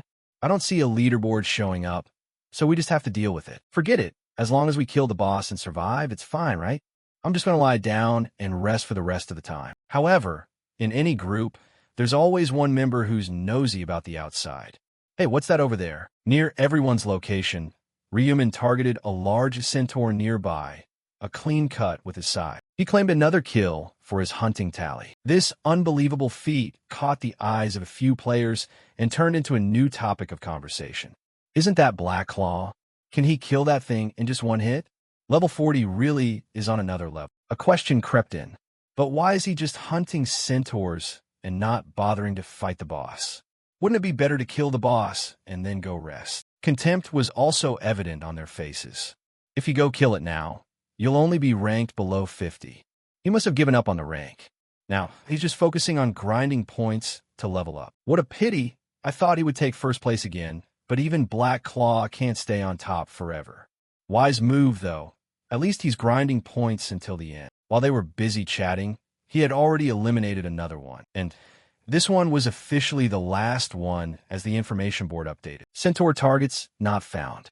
Current kill count, 1920/2000. There were a total of 2,000, and he realized the remainder had been killed by other teams. Time remaining before the round ends. 20 minutes and 43 seconds. He let out a sigh and started a new task. Looks like we finally finished them all. And just as he paused his actions, the other team members caught up, breathing a bit heavily. Black Claw, can we take a short break? He stood with his hands on his hips and replied curtly to everyone. Fine, the hunt is over. Now it's time for us to hunt the final boss. Julie looked at him with slight bewilderment. The hunt is over. He directed her gaze toward the last centaur he had just hunted. I used my tracking skill and discovered that there isn't a single centaur left on the battlefield. Julie finally understood what he meant. Equally curious as Julie, and Sang Cheon hurriedly opened his status window. But something spurred him on. He shouted to the remaining members, "Oh my God!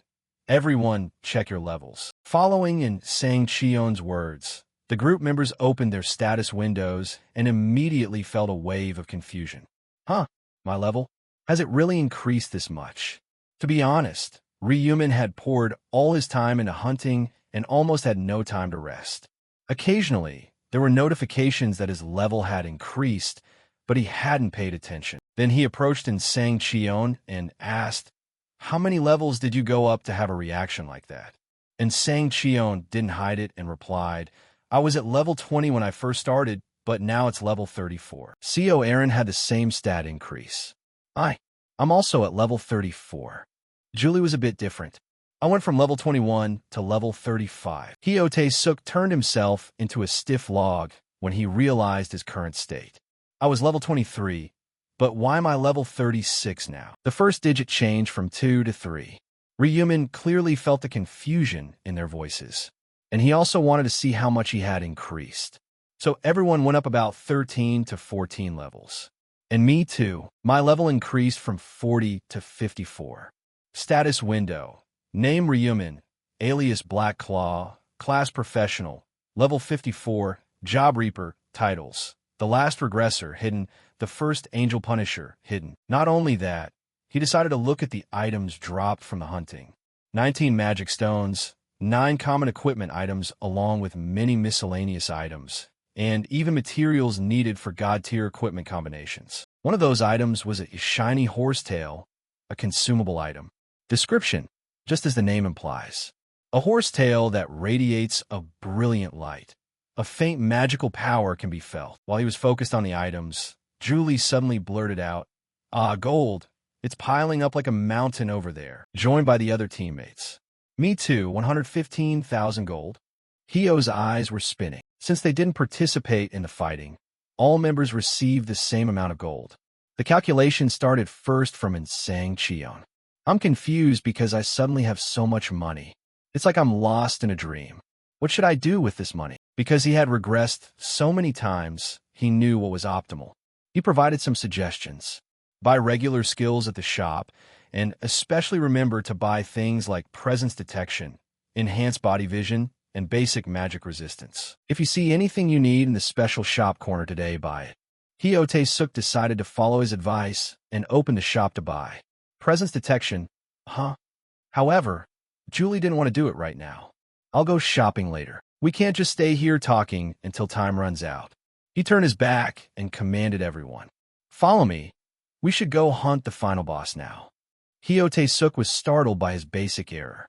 Yes, sir. Broad-range observation skill activated. His eyes turned blue with the color of the Minotaur, tracking energy. Once the location was pinpointed, acceleration was the next step he took like a gust of wind. He continuously observed the surrounding terrain and decided to stop at a specific location. The giant shadow of the Minotaur appeared from afar, but it seemed a few teams were already targeting this one, and they had also noticed his appearance. The strongest person has appeared, and they simply approached to invite him. Black Claw, please come and join us. The decision was made. Ryumin shook his head without a second thought. No, I don't intend to share my contribution with other groups. Then I'll fight the final boss alone. The comment was normal from him, but when it hit the ears of those around, it was incomprehensible, mixed with confusion. He wants to take down the boss alone, even if it's Black Claw. Isn't this the Minotaur boss that only 20 people can defeat? Piecing it together, they thought he had the level and skills equivalent to 20 players over level 20, being proud of his abilities. But their pride didn't allow for that. Looking back, it seems like you're bragging a bit. Black Claw is bragging? Ryumin's gaze turned cold. You underestimate me too much. If you can kill it, why can't I? The players were confused by his presentation. But don't we have a numerical advantage? A smile appeared on his face. Numbers don't help you, do they? That's a bit. What else? Ryumin ignored that and stepped forward. The team members were also surprised. They had never heard that he would charge into battle alone. Black Claw wait. Despite the intervention from his teammates, he slowly took his steps forward. I'll get this done soon. And it was precisely because of his unusual movement that those who had already finished the mission took turns interjecting their emotions. Don't tell me he's going to fight alone. I'm feeling bored anyway. Perfect timing. Not only did they notice him, but he also noticed them. Judgments accelerated in every thought of his. Including those inside the pillars. There must be dozens of people watching. If possible, it's best if I hide my ultimate special moves. But this could also be the perfect opportunity for me to show them my true strength. If I show them how fast I can take down the Minotaur, they won't look down on me anymore. I'll make it quick. The back of the final boss fell into his line of sight. Next choice, Ryumin stopped at a set distance. Because they had entered the attack zone, the Minotaur sensed it and quickly pivoted its vision backward. At the same moment the monster saw him, the black scythe began to move. Those in the pillar of light tried to squint to see this new fun. What is he doing? It looks like he's about to use some kind of skill. What kind of strange stance is that? Turning on his judgment mode, the system timer began to count. When the distance was close enough to attack the boss, he flipped his wrist. The angle was adjusted according to the movement of the scythe, meaning it was still in the preparation stage. The clock hadn't started yet. With a simple defensive expression, the Minotaur let out a loud roar, raising its giant axe high and charging straight toward him. In attack range, 3 seconds. He adjusted his wrist to rotate forward. 2 seconds, crouching deeply as the Minotaur jumped high into the air. 1 second, he activated Night of the Reaper. Darkness covered everything, and the bull stopped its action. He knew this was the moment, and energy spread into the scythe. It's time. A semicircle was drawn. A beam of light appeared in the endless darkness. Moonslash cast a brilliant light onto the Minotaur's face. The sound of cutting through an object was clearly loud, and the light flashed across the neck in a blink of an eye. The thick neck, which was difficult to cut even with 20 swords, was severed by a single black scythe. The square suddenly became silent, with only the sound of the bull's head falling remaining. Once everyone could hear again, it was the shocking sound of the rest of the body falling. The players were instinctively scared pale by the scene he had created. Look, the Minotaur's head was chopped off. Did Black Claw kill it in one hit? They couldn't understand what had just happened. Impossible. He smiled amidst those loud exclamations. Impossible. What? Do you know how high my stats are? The system reconciliation gradually appeared. You have defeated the Minotaur. Received cowhide. Received Minotaur armor design. He knew that's what he would receive, so it wasn't strange. Minotaur design and cowhide. Item data materialization. Cowhide. Item category. Description: high-quality cowhide. Very durable and good for crafting armor. While everyone was still frozen in fear, Ryuman headed toward his teammates. I guess I can sell it for a high price. The display wasn't over yet. Minotaur armor design. Consumable item category. Description: an item containing 6 combination formulas to create a unique Minotaur armor set. You should prepare notes before using. When everyone was sharing the same expression, he approached and snapped them out of it. Are you all okay? Julie hesitated and replied, We're okay. They hadn't thought he would use a move that fast, but among them, Hyo-Tae-suk's expression was the most spectacular, as if he wanted to kneel before him right there. Ryuman responded to that cute expression. Ryuman didn't dare accept it and worriedly looked elsewhere. This kid, what's with that strange expression? I can understand that he's a person tracking me later, but I definitely need to keep more distance now. The sun gradually reached its zenith, signaling that the time for the players to participate was nearing its end, no different from those before. A pillar of light covered and locked him inside. When the game officially ended, yellow feathers flew everywhere. So you finally defeated all 101 bosses.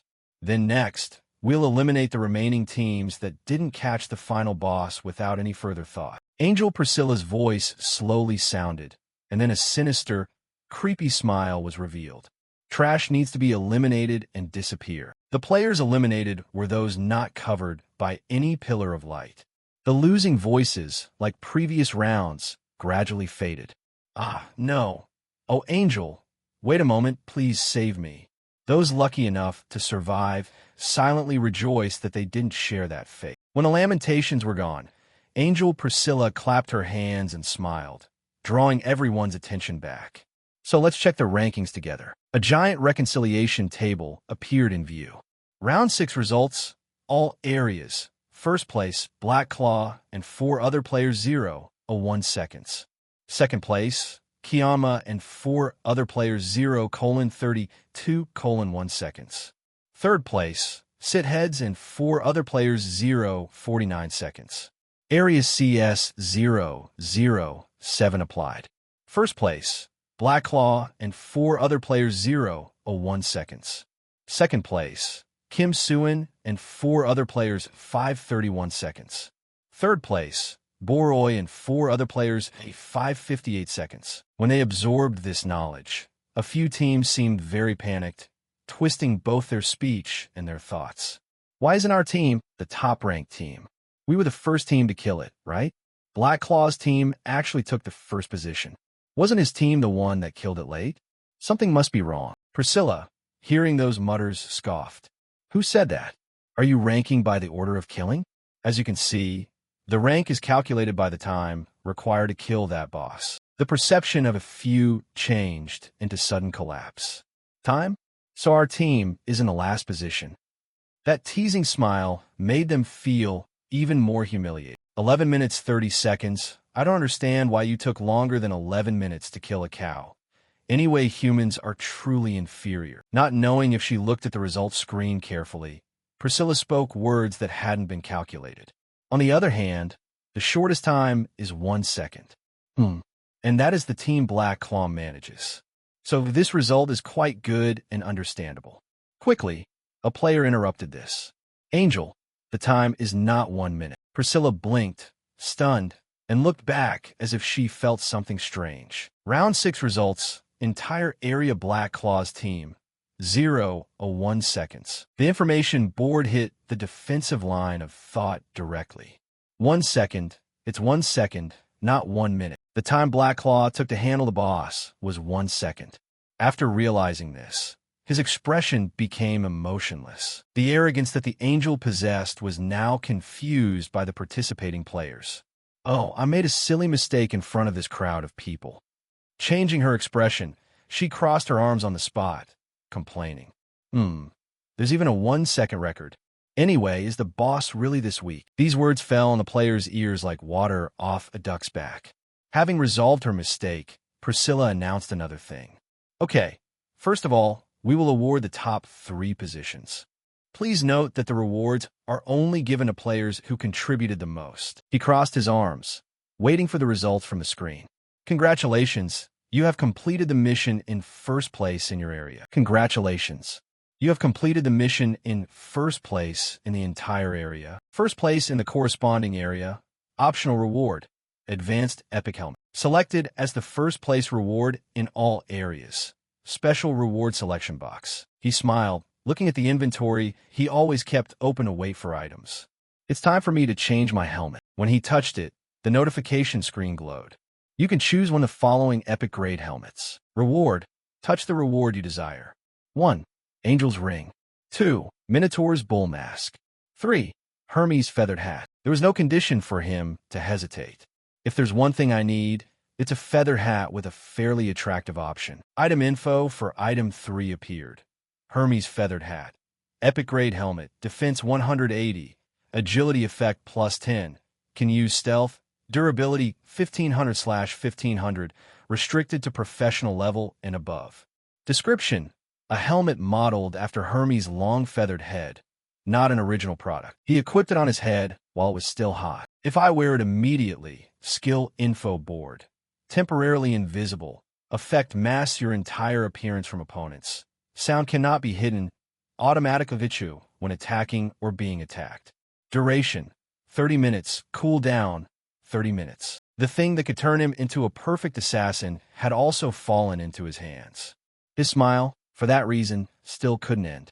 From now on, I can use the stealth skill. Its downside is just that it can't hide sound. If I get an additional rune to hide my presence, your stealth capability will become invincible. There was one more thing he wanted to activate on the spot. You can choose one of the following special rewards. Reward.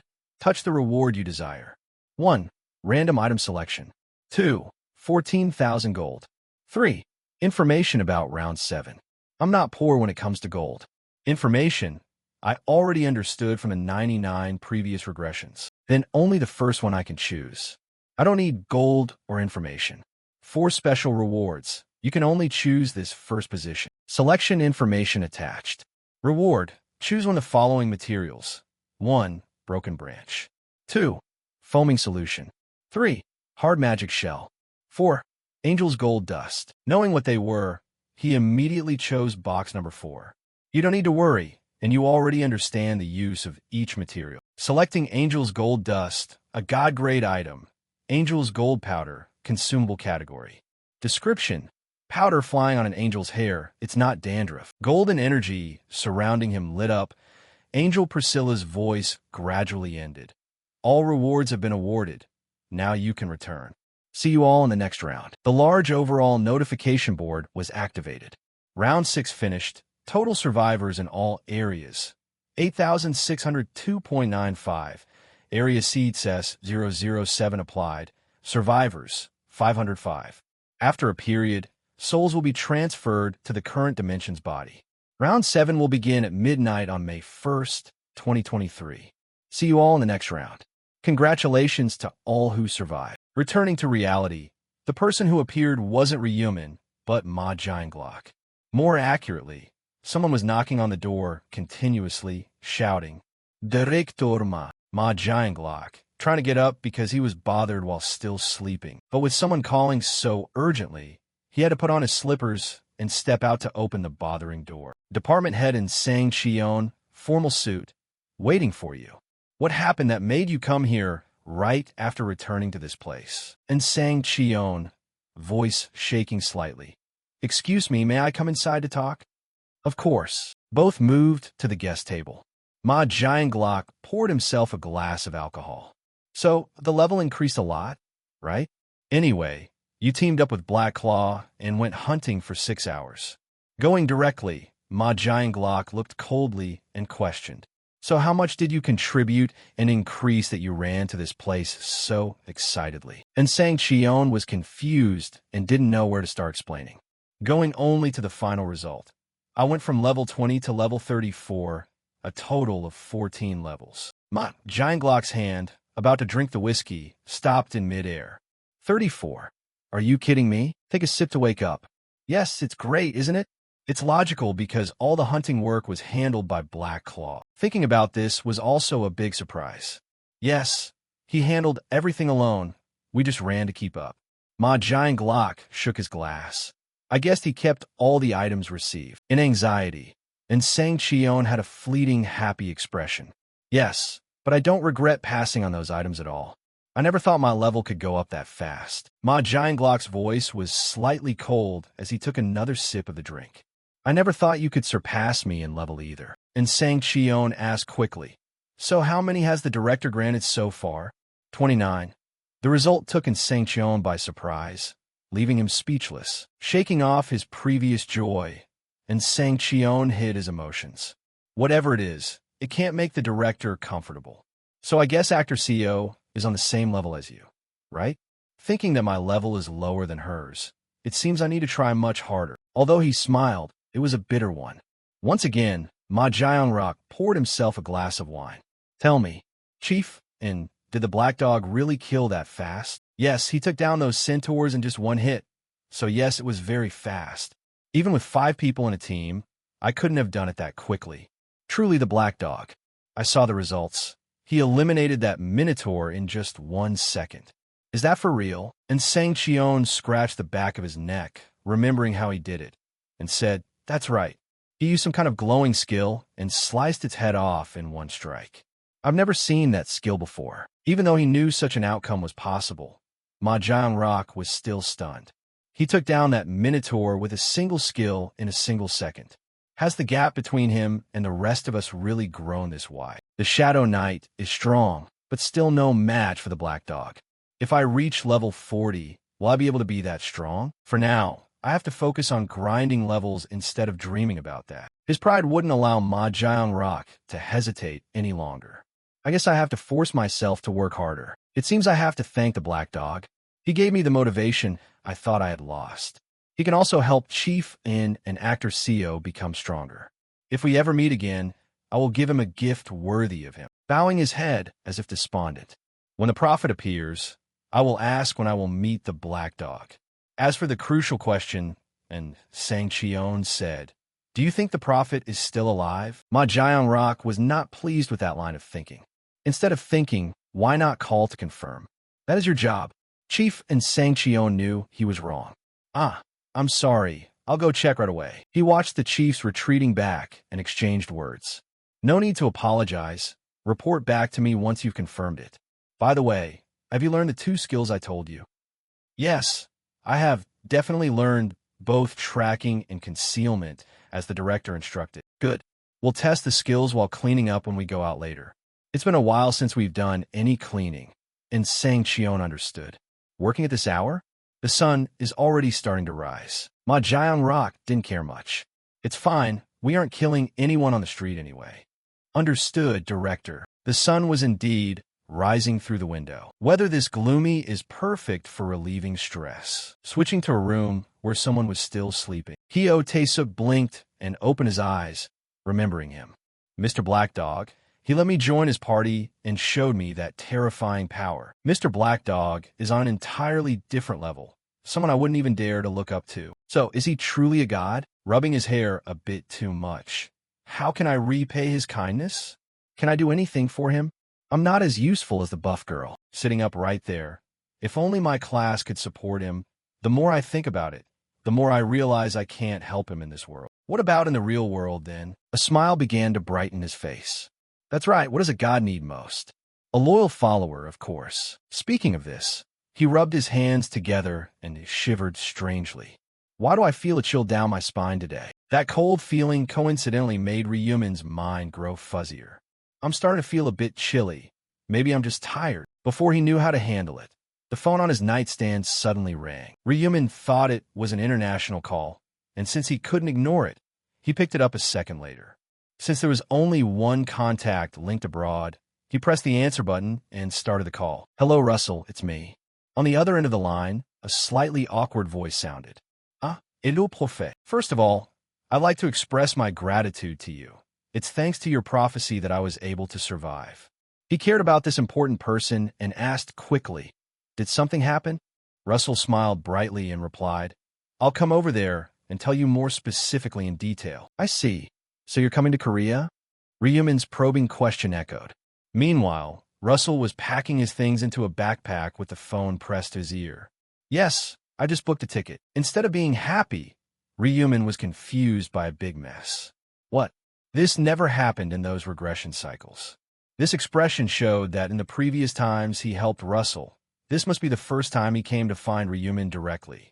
And he noticed that slight confusion, so he asked him back. Mr. Russell, have I inconvenienced you? If you find it bothersome, please tell me, and I'll cancel the schedule immediately. Not at all. I'm really looking forward to meeting you. It's great that you could come all the way to where I am. Shaking off that confusion, he responded with a smile without stuttering. And by some kind of miracle, the previous expression had infected Russell on the other side. Moving to the next day, the encounter between the two happened again, but this time it was in Ryumin's own country. Russell, in simple attire with a small backpack on his shoulder, waved at him as he stood waiting. Since he was a foreigner, Russell was a head taller, so he shook hands and spoke first. It's so good to see you again, really. He smiled and welcomed him. Welcome to Korea, Russell. After the greetings, it was time for Ryumin to show his new friend around his country. Let's go, I'll guide you. In parking lot A3, a new conversation began. There are really a lot of things I want to say, but I don't know where to start or how to say it. For now, I'll hold back a little. The first place he led Russell to was a large restaurant. A hot pot dish with countless meticulously prepared ingredients was set up. Both sat down in that area, and it was easy to see how surprised and fond of the dish Russell was. How was it possible to have so many types of food like this? This is the first time I've seen such a lavish table. He couldn't let his partner and future important teammate feel embarrassed. So, without hesitation, he added, Eat as much as you like, it's my treat. Russell happily accepted this kindness, but some words needed to be said right now. That won't do, Mr. Russell. I can't keep receiving favors from you. Please, at least let me pay for this meal. Everything has a bit of a reason for the action, and Ryumin wouldn't let him do that. He didn't hide it and spoke without hesitation. Russell, don't do that. Just let me pay for this meal. But in return for that, please fix the durability of my item like last time. Russell was astonished, but quickly adjusted his mood. Durability? Of course, that is something I naturally must do. After putting that familiar item into Russell's hand, Ryumin observed every gesture and action intently, a skill that was helping to restore the durability of the eternal sleep item in a short amount of time. Afterward, he received the just-enhanced item back. Thank you, I'll pay for this meal. A quick intro to the item. Eternal Sleep Orb, Necklace Type, Epic Grade. Effect. Every monster killed increases 1 stack and decreases 1 point of durability. Every 100 stacks convert into 1 attribute point. Durability 1000/1000. Restriction. Players from normal level and above. Description. A necklace with a dull gray sphere. It absorbs the souls of the killed. While that information appeared, Russell's voice became a bit shy. I still feel like I haven't done much to help you. We can't keep talking about the same thing. Ryumin changed the subject after putting the item away. It's okay.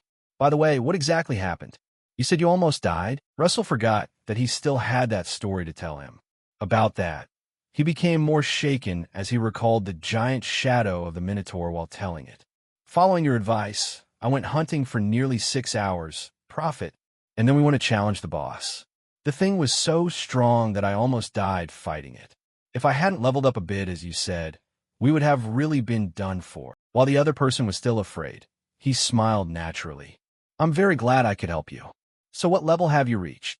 Russell replied quickly. I've reached level 29, but I feel a bit embarrassed asking this. But will I really become a top-tier blacksmith, as you said? Russell stammered in his speech. It's hard for me to believe that. Ryumin answered that issue confidently. If you keep working hard, yes, with my help, you might even be able to do more than that. Russell's cheeks suddenly flushed red at those words. Haha, that's enough to put my mind at ease. As long as I have guidance from a prophet like you, I have nothing left to fear. Both seemed to have not eaten anything yet, and the conversation continued. Have you looked over the company I told you to invest in? I opened an account that very day. However, I'd invested a little more than half the money you suggested. He nodded in praise.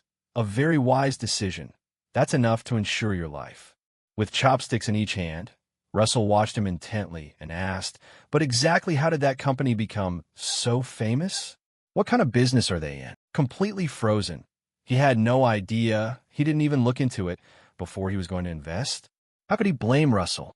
I only believe in your words. Prophet, I think everything will surely be fine. If that's the case, let me properly introduce you to this company. Instead of just talking about it, he led him straight to that company. Here we are, a building with a unique architecture reflecting great sophistication. Not just that, a special area and pathway for players. So the Kiyama construction sign had been replaced. With one hand in his pocket, astonishment took hold of him again. It seems like all the preparations have been completed. Stepping inside, Russell couldn't contain his curiosity. So he looked at him and asked, so this is the company I invested 70% of my total assets in? To be more precise, it's your money, profit, not mine. Ryumin replied shyly with his words. That money is yours. Don't feel too pressured. Standing by the elevator area and pressing wait. Ryumin analyzed the previous statement and looked back. But if you only keep 30%, will your daily life be okay? Russell was a bit bewildered but told the truth. It's a bit tight, but I can manage. I'll reduce from 3 meals to 2. I can't let my important person eat like that. He made an offer. I'll earn you some money after leaving this company. 10,000 pounds should be enough, right? An offer that made it hard for Russell to refuse. His lack of self-confidence increased even more, and then an unlikable figure was brought out as an example. Prophet, are you like an angel? No, not that kind of angel. Ryumin tried to laugh after that strange thought. From a moment he stepped into the elevator, Russell gradually realized something wasn't quite right. By the way, now that I think about it, is it okay for us to just walk into someone else's company like this? He replied seriously, it's fine, although I'm not a major shareholder, it's no different from saying this is my company. Recently, we changed the company name and completely overhauled our business model. I'll explain this business model when we get inside. Russell listened intently to those words from him, only for himself to become cheerful again and say, actually, I don't need to hear the explanation. If it's something you put your all into, profit, it will surely be a resounding success. As the elevator reached the 48th floor, Ryumin added, anyway, you've invested a lot of your money, so at least I should tell you what kind of company it is. After hearing it, he would surely be even more excited, because it was a business that any player would be interested in. Bringing Russell along the long hallway, he continued to guide him. As soon as they entered an office, he noticed the strange gazes from the employees. What's this? Walking a bit further, he caught sight of Chief and standing at the door, intently watching his phone. Why is there a barrier? Are there guests?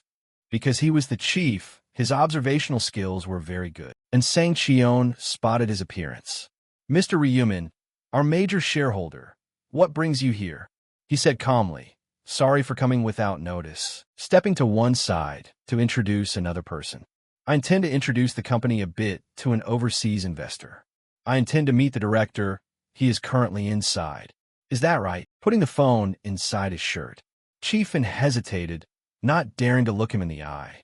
Yes, he is here, but currently, he is busy with a guest.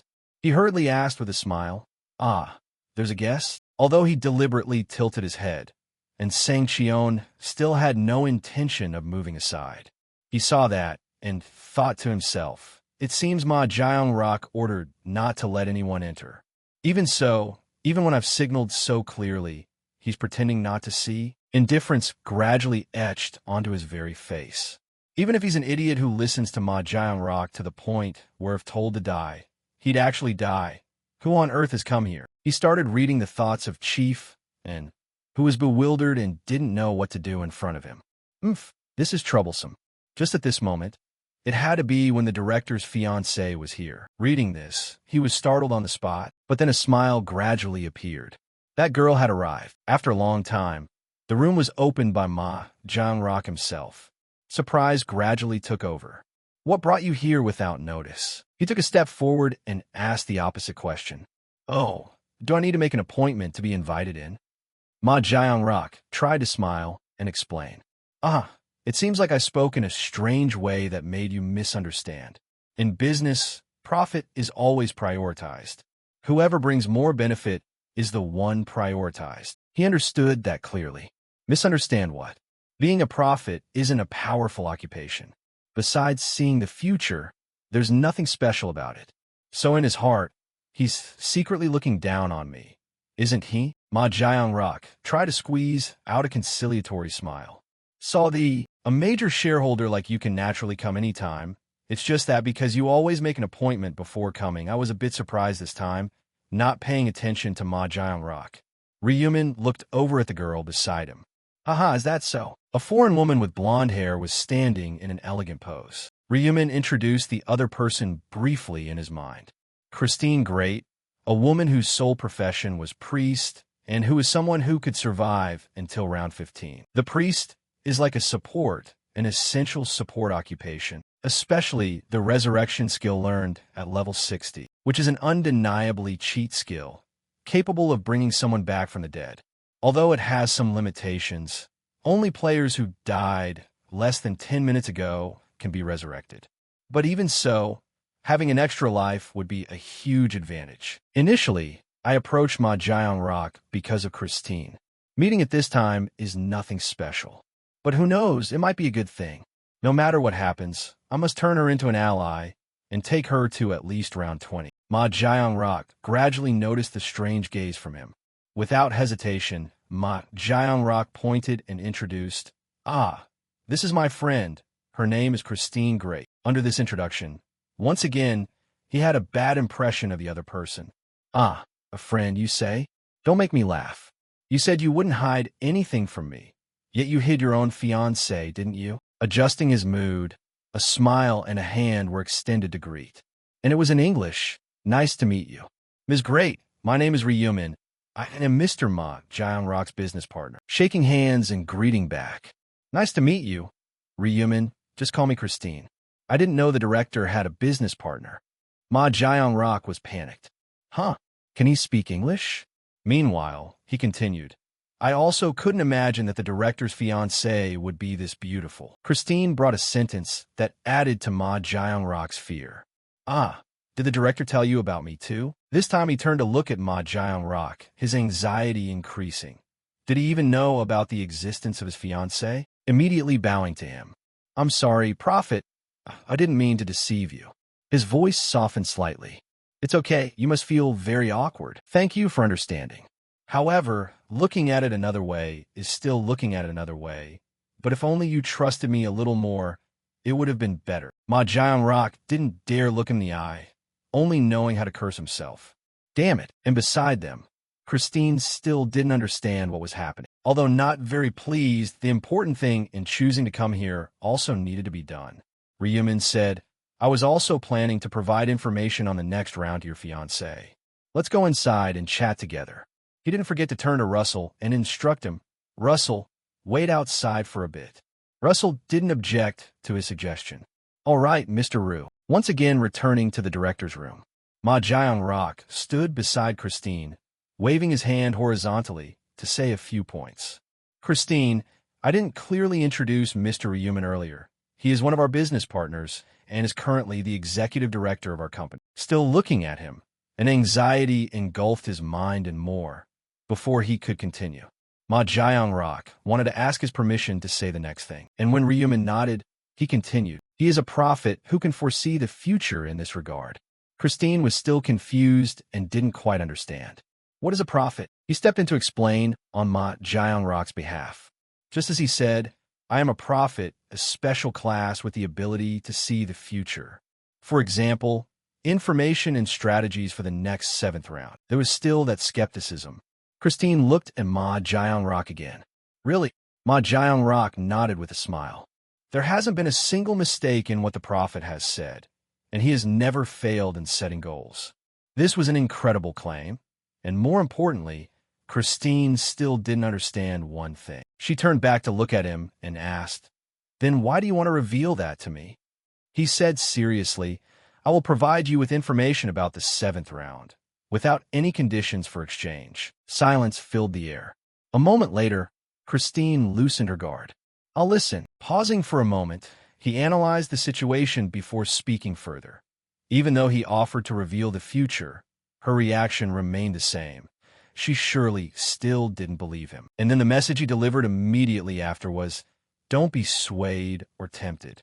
For the 7th round, that is all everyone needs to remember. Having received only one sentence, Ma Jiang-rak was truly worried. Is that all? Prophet. He nodded in confirmation. I cannot say more. If I say more, everyone will be in danger. Do not be tempted. Memorize it like you are learning a spell. That is all I can say because there is an extra person here today. He turned directly to initiate another conversation. Christine, I have something else to tell you. Yes, part of the reason I arranged this meeting was to tell you about that. He sat down and said with a serious expression, Christine, by the 11th round, you will be in danger. Your life could be threatened. Sounding like a threat, Christine pointed at herself. Me? Not wanting her to carry that mentality any longer, Ryuman added the method. But don't worry about that. A rope will be lowered to save you. The subsequent exchange was top secret. A flight took off, the flight returning Christine to the United States. She was looking out the window, but was focused on a major issue. To be more precise, she was bewildered by the prophet's declaration that she would be in danger in the 11th round. Analyzing further, if her father were here, it would be a huge problem. With his temperament, he would definitely go crazy. But revealing a few more details from that exchange, a lifeline would appear. What does that mean? He said it means someone will save her. Who will save me? Regarding this, he raised his hand to stop her. That I cannot say. Christine gradually took it as something that could not be more absurd. Can't say who? Is it really seeing the future? It's all vague prophecies. Could that person be planning to deceive me? The flight announcement sounded at this very moment. The plane will soon land at Dallas-Fort Worth International Airport. Dragging her luggage to leave the airport, she met the familiar person waiting to pick her up, Butler Bishop. He was quite handsome and smiled as a way of greeting. Christine, did your trip to Korea go well? Let me take that. Christine paused for a beat. I didn't expect you to come all the way to the airport to pick me up. Taking the suitcase from Christine, both continued to walk forward. Because he instructed me to take you straight back, not to take any other route. Christine didn't find anything strange. Would it be difficult? Let's go. Leaving the international airport, both went to the largest hall in America, the Sheening Hall. They continued walking down a wide corridor. Reaching a room, Bishop knocked on the door to ask for permission. Sir, Miss Christine has returned. Inside, no one was seen yet, but a voice confirmed, let her in. The door opened. This time only Christine went in. Waiting for her was a middle-aged man with blonde hair, sitting opposite. You're here. That was Christine's father, Nathan Gr. She happily responded to his remark. Yes, father. When his daughter sat opposite him, he exchanged a few questions with her. So, how is he living lately? He's still living well and is as proper as before. He was slightly serious. Has he ever behaved rudely to you? She didn't look at her father. That has never happened once. On the contrary, He treats me very politely. Hearing his daughter's words, he smiled with satisfaction. Naturally, he must be polite. Whose daughter is she? So, does it seem like you two have become closer this time? Christine shook her head and sighed lightly. I still don't know. Her father opposite him paused in his emotions. What do you mean you don't know? You two have been dating for 6 months already. To this, Christine was not pleased and could even feel a hint of disgust. Dating? Just seeing each other without any feelings. Can that be called dating? He knew his daughter didn't like it, but there was a matter that needed further discussion. Ocean Group is a large Korean conglomerate famous worldwide. A marriage with the eldest son of such a tycoon only benefits you. There's nothing bad about it. Even if you hate him now, won't you develop feelings later? A sadness welled up within her. I don't know, I still feel repulsed because he seems to be hiding something and plotting something. He changed his tone. As a child of God, your cultivation is still quite poor. Why do you keep doubting like that? Because I am your daughter. A response that left him unable to utter any further reprimands. A moment later, the awkwardness still hadn't dissipated. Cough. All right, what is he doing lately? Did he say he is preparing for business? The world has connected with God's world, yet he still hasn't discarded his worldly greed, has he? Christine spoke without a hint of hesitation. That applies to you too, Father. He objected. I have not received God's choice. At this moment, a light radiated from Christine's palm. Do you truly believe that this is God's choice and God's power? He nodded decisively. I believe that my daughter has received the angel's grace. Christine was speechless with her father. Angel's grace. I've told you so many times about what the angel has done, yet you still don't understand anything. Wanting to exchange more with his daughter, he continued, is your fiancé also making good use of God's gift? He is level 29. His regional ranking is also 23rd. It seems he is a person of considerable ability. Seeing that his level is even higher than Jeffrey's says it all. Not wanting to hide anything, Christine looked at her hand and told the truth. This time he said he would create a trading market for players, and there are investors too. I forgot the name, but that investor calls himself a prophet, someone who can see the future. Her father once again had to hear something strange. She crossed her arms and shook her head as if to dismiss what she was about to say. He acted grand while giving me information about the 7th round, but I don't know if it's reliable, because he just says nonsensical things. Her daughter didn't care, but her father was the opposite. A prophet, you say? In this chaotic era, there is no ability more attractive than seeing the future. What do you think about keeping a good relationship with that person? Christine's answer remained the same. I'm not sure. Sighing wearily because he always said unbelievable things, like she would die or she would be in danger. Hearing that someone dared to curse his daughter, he flew into a rage on the spot. What? What did you say? She replied as before. It's just nonsense prophecies. You don't need to pay attention to it. In that mess, how can there be any normal players? If one just makes vague prophecies like that, anyone could become a prophet. Although that was the case, he still reminded his daughter, don't be careless. Who knows if someone among the people following you will betray you? She confidently closed her eyes. Don't worry, Father. Have you forgotten I am the regional representative? Compared to betrayal, the number of people protecting and accompanying me is even greater. I will be safe. He seemed to make fewer demands. If you say so, then that must be it. But always be prepared for unexpected situations. The conversation gradually ended, and Christine stood up from her chair. Understand, Father. Carrying a sense of discomfort and fatigue, Christine walked out of the room. Bishop happened to notice. He had been observing her throughout the process, and then an order was gradually imposed on him afterward. Jeffrey. Yes, sir. The coldness of the leader emerged. I heard that Ma Jung-rock's investor is a prophet. He dares to impersonate a prophet and spout nonsense that my daughter will die. He paused for another beat to think. If the prophecy that she will be in danger is a lie, I will make him taste hell a bit early. In Bishop's wait, the direct order was issued. Investigate whether he is a fraud or not. He seriously obeyed. In the name of God, I will carry out the order. The chat room information screen was connected. Lost Ark has joined the chat room of player SEBA.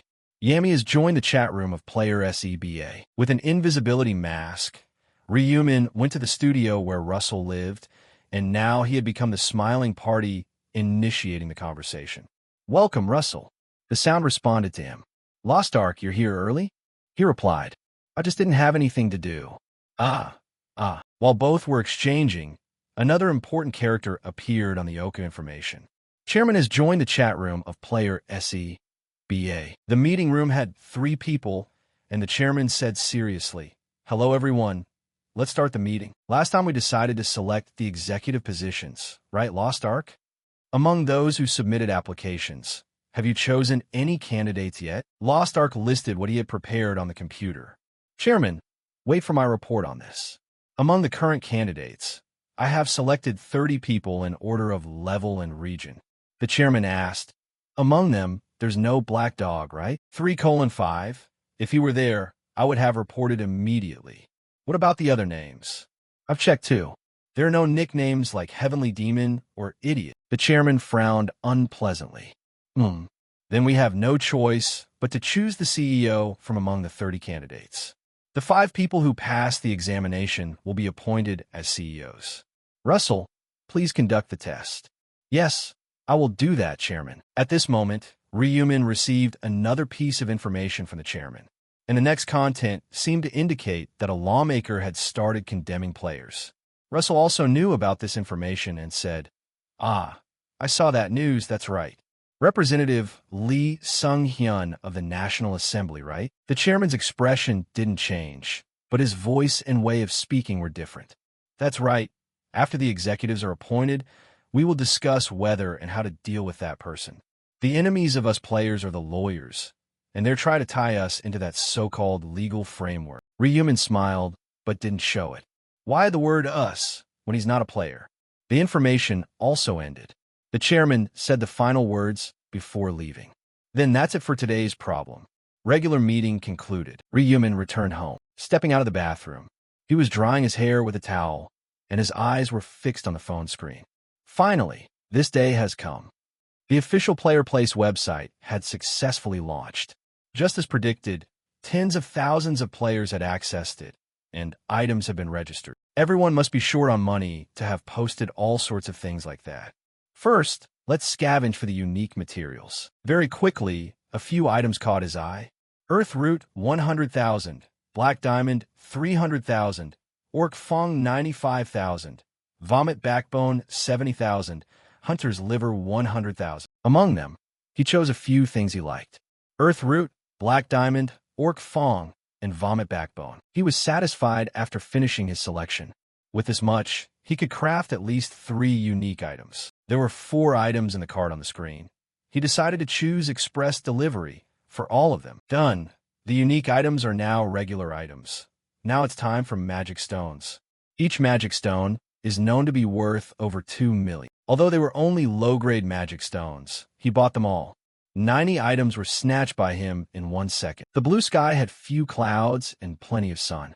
2 days passed very quickly. From outside the room, Ryu-1 returned holding a somewhat large bag. Just opening the door, Ryu-1 was completely surprised to see the room stacked with many shipping boxes containing items. Ryumin sat slumped on the sofa, hearing his younger sibling's tragic voice echoing from over there.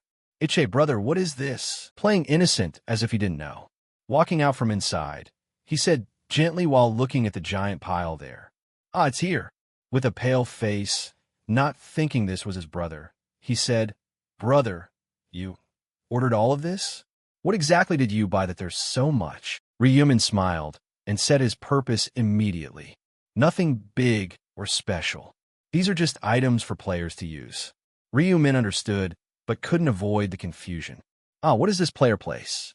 Is it the market area exclusively for players? After a long time to calm down, Ryumin brought those item boxes inside and left them as messy as if he were living alone. Most of them were magic stones of various colors. Holding a purple one, he made a decision in his mind. Everything was complete, nothing was missing. Then he would start trying to combine them. First, start with the magic stones that had the largest quantity. Opening the combination status board, he placed a red stone in the center and 15 identical stones in the smaller link slots. The reason for this was explained in detail. With 16 low-grade magic stones, you can create a highest-grade magic stone, and then a magic stone is formed. Combination successful. Continuous feedback notifications flowed in without end. You have created a highest quality red magic stone. You have created a highest quality orange magic stone. You have created a highest quality yellow magic stone. Done.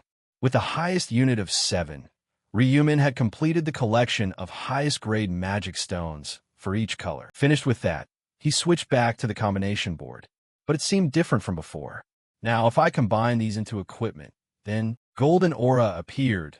Combination successful. Grim Reaper's Scythe, damage plus 16% added. He continued the process rhythmically. Head's Feather Hat, strength plus 32 added. Traveler's Cloak, luck plus 32 added. Attribute Resistance Ring, all stats plus 16 added. The next thing to do was to equip them on himself. It was already beautiful, but adding accessories made it even better. Now I've equipped them all. Status window, your stats have been increased by a significant amount. Strength plus 206, Intelligence plus 284, Agility plus 244, Luck plus 202, Stat point 0. Even without the Slaughter Rune or the Blessing buff, all my stats were over 200. He smiled with satisfaction because of that change. If I apply buffs, it could increase from 600 to even 900. Raising one arm, and above all was the additional information. You have equipped 7 highest grade magic stones based on 7 colors. The rainbow effect buff has been activated. The worn equipment radiated a delicate light. With the rainbow effect buff, resistance to unfavorable states increased by 50%. The only threat regarding status types had been improved. He sat satisfied for a while. I've increased resistance to unfavorable states by 50%. Adding Java's necklace 35%, attribute resistance ring 35%, plus applying the general skill of basic resistance 15%. What about that? By applying composite multiplication, I can block the effects of unfavorable states with a rate of 82.1%. At the present time, I'm probably the only one filling equipment with highest grade magic stones, because I've monopolized all types of magic stones. Of course, new stones will appear over time, but by then, their value will skyrocket and scarcity will begin. Even the lowest grade stones are now worth over 20 million, so I need to stay one step ahead. I looked at a few boxes on the side. First, I need to store the remaining unique items. If possible, upgrading wearable equipment of high grade to unique would be more beneficial. But that's a matter for later. I'll combine them when I reach level 60. Standing up from the chair, he checked the phone screen. Until then, I will keep an eye on any unique materials that appear. Without asking, suddenly he realized something that even he found hard to believe. Wait a minute. The reason for his surprise was nothing strange.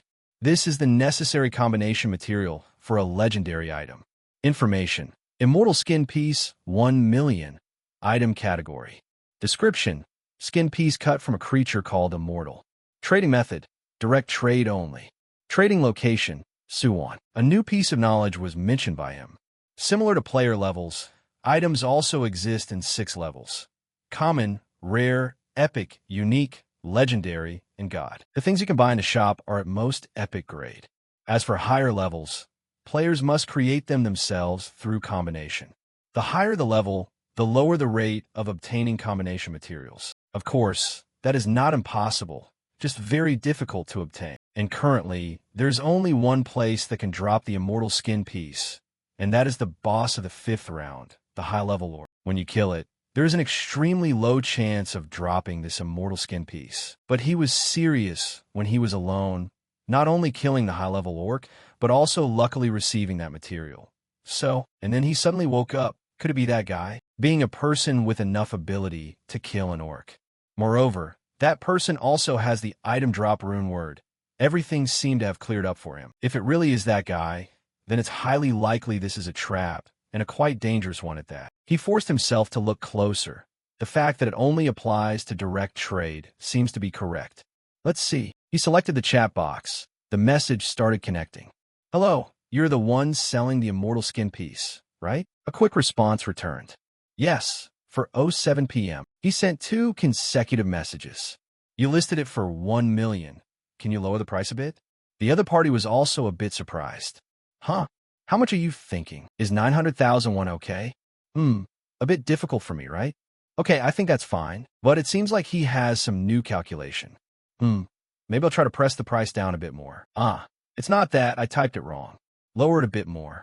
800,000. Very quickly, he seemed to be slapped in the face by that choice. Are you kidding me? Why? Anyway, the market value hasn't been set yet. Honestly, I don't even know how to use it. If you don't know what it's for, why are you trying to buy it? His eyes welled up. I just want to try combining a few things. Everyone buys materials for that, right? My wallet is a bit tight right now, so please, can you give me a discount? Gradually, he doubted his life regarding his messages when the other party no longer responded. Sorry, are you not intending to sell it? Hello. However, the other party's pause was hesitation, but when the hesitation ended, the response was very fast. All right, I'll sell it for 800,000, but only trade in cash. Can you come Suwon? The smile returned. This guy is definitely him. I lowered it by 200,000 won, and he still sold it. So, of course, I can assess the other party a bit more. The item is just bait to lure others. With a psychotic scumbag like him, it's not strange at all. Opening a room door. Then, before more victims appear, let's go and see what he looks like. Gear up. Gear up. Of course I'll take that legendary grade item too. The sunset shone through a few corners of large apartment buildings, deep in a deserted alley. Ju Sung-tak was holding a bloody knife as if he had just killed someone. His voice sounded disgusting, just like how he had just acted. This damn guy is ridiculous. Listed for 1 million and pressed down to 800,000. He scrolled through his phone to look closer, and his eyes constricted, full of ferocity, along with a mess of deep thoughts. Do you know what kind of item this is? This is an item dropped after killing the round 5 high-level orc boss. The high-level orc that I had to use the strength of 20 other orcs to kill with difficulty. At that time, I thought I was dead for sure. Yet that dog was trying to rip me off for an item I worked so hard to get for 800,000 won. That cheap soul dog.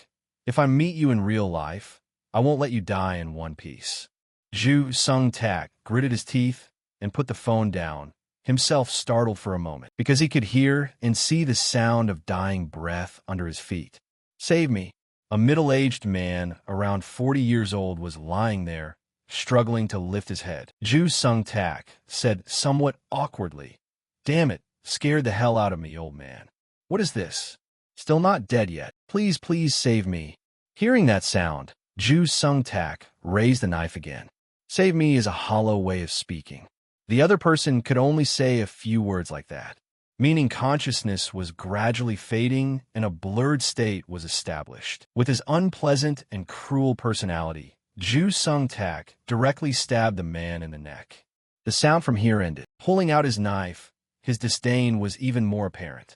"Tisich, you startle me for no reason. How annoying, you've ruined my mood."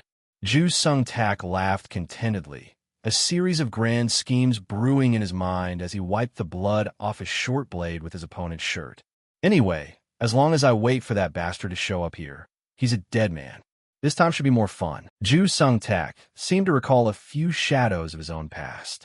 Living in this world, there will come a day when you suddenly feel bored to the point of wanting to throw everything away. Nothing felt fun, nothing felt interesting. Everything felt incredibly dull. It was the same when I reached middle school.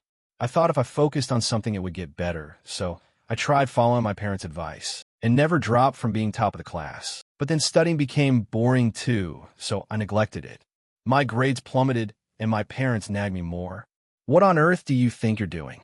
What's going on? How could you suddenly fall this far? Because of you, I've lost face and can't look anyone in the eye. Thinking about all that, he sneered again. His madness showed through every gesture. Thinking back, that time was the best. The moment Ju Sung-tak committed his first murder.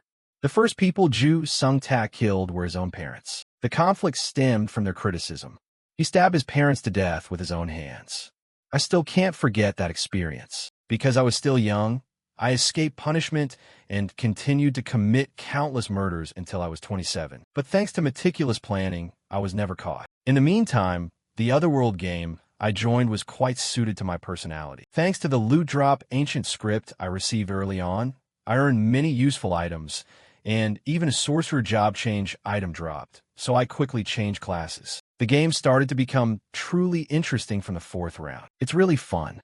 I've decided that when I complete all the rounds and am granted a wish, I'll wish for even more rounds because it's extremely interesting. That feeling of excitement watching the world collapse like this isn't bad either.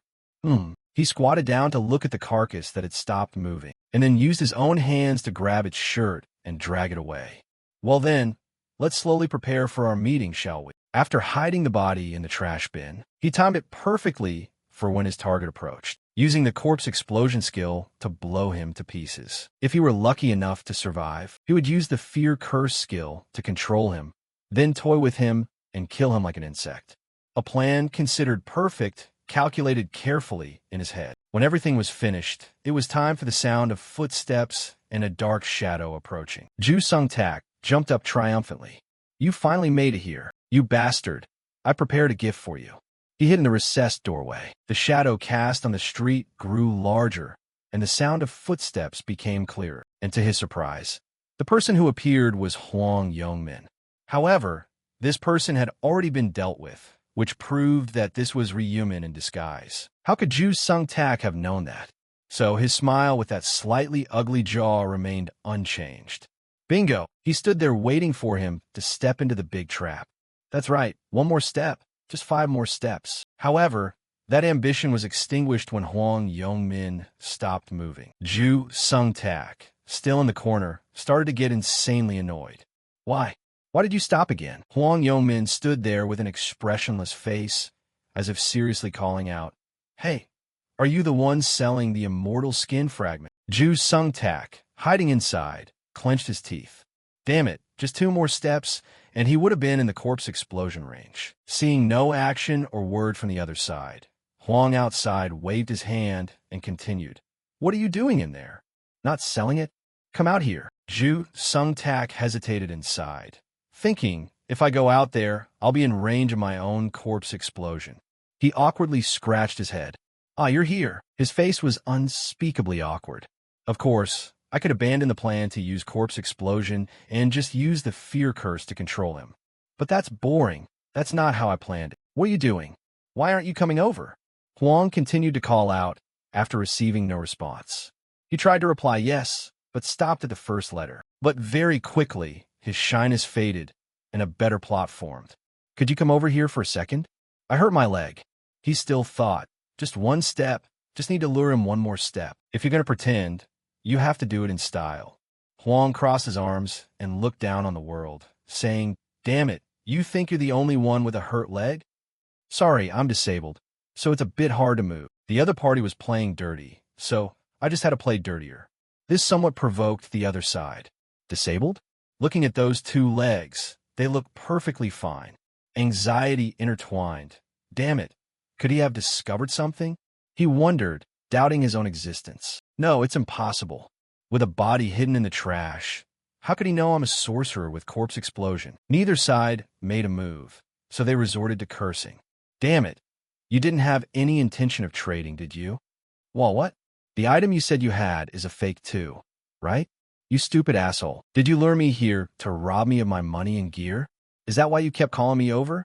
Right, you deadbeat piece of shit. Ju Sung Tak immediately felt guilty after those words. TSH, calm down. Don't get swept up by that bastard's pace. Anyway, just need to make him take 1 more step. His words served as evidence for his point. Hey, you seem to have misunderstood something. That's not it, okay? Hwang replied, annoyed. It's not what? Damn it, please stop cursing. Ju Sung Tak tried to shout. But how could Hwang stop? Curse? You bastard. Do you think I'd talk nicely to someone selling fake goods to set a trap? Ju Sung Tak couldn't believe his ears. Fake goods. Losing his ability to regulate his thoughts, he hurriedly took out the immortal skin fragment. Come over here and see. Is this a fake? Hwang stood still, staring fixedly at the item to inspect it, and stopped cursing, replaced by a gentle smile filled with love. Although it was filled with love, it was precisely because of that smile that Ju Sung Tak got goosebumps. What's this? Why is that damn bastard smiling in such a creepy way? Puffed. The arm holding the immortal skin fragment silently dropped. The pain immediately brought Ju Sung-tak back to his senses, with blood gushing out. He looked ahead in shock, his brain working at full capacity to understand what had just happened. He was clearly over there, so how the hell did he not move a single step? Very quickly, he realized where he had gone wrong. A chill ran down his spine as he held his arm to stop the bleeding. Ju Sung-tak discovered another Huang, a twin, standing next to him with a clown-like smile and a weapon in hand. "You're way off base this time, buddy." And how on earth was Huang's smile like a thug's, while Ryumin's smile was so friendly? Ju Sung-tak turned his head normally and realized something his perception couldn't keep up with. Two of you?" Huang smiled fake ly and replied. "Two of what? What are you babbling about? There's only one person here." His face was already purple and now turned even deeper. In the blink of an eye, the distant Huang had completely vanished. Huh? How? The only thing left was the person holding the knife next to him, bending down over the item that could upgrade objects to legendary grade. Do I have to explain that to you too? The 1 million credit immortal skin was now in his hands without needing to pay. Ju Sung-tak stared fixedly at that action, and was so stunned he couldn't close his mouth. You damn bastard." Shifting his gaze, Ju Sung-tak decided to use his second option, Fear Curse, and the expressionless Huang waited there. The news showed he had gained an exclusive skill. Fear Curse inflicts a fear status effect on the target for 5 seconds upon eye contact. Success rate and duration vary, depending on the target's status resistance. Cooldown is 1 minute. It suddenly clouded Ju Sung-tak's emotions once more. The opponent has resisted the fear. The use of Fear Curse has failed. What? Failed? He reminded his opponent lightly. What's there to panic about? Before Ju Sung-tak could ask, a powerful fist landed on his chin, distorting it. Not only was it distorted, a few of his teeth flew out. Yeah, his thoughts formed only subconsciously. God, just how high is this guy's strength stat? But the arm that just punched from Huang replaced it by grabbing his collar, and another punch landed on his remaining cheek, no different from the one before. A feeling of dizziness surged through his body, and he fell powerlessly to the ground. Cough. Being on the brink of death made his body shake uncontrollably. You madman. But with Ju Sung-tak's level of danger, Ryumin wouldn't let him die that quickly. He raised his hand, and a healing rune activated. A stream of healing bandages surged over the body of Ju Sung-tak, lying there.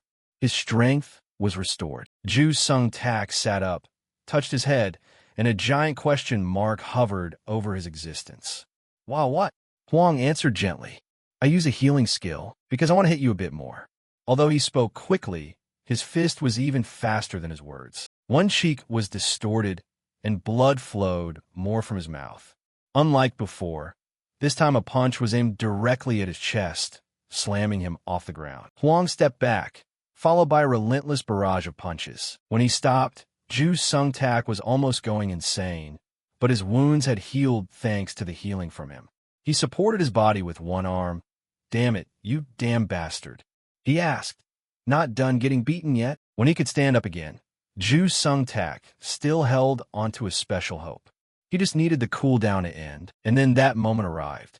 Fear Curse cooldown has ended. A twisted smile appeared. You're dead.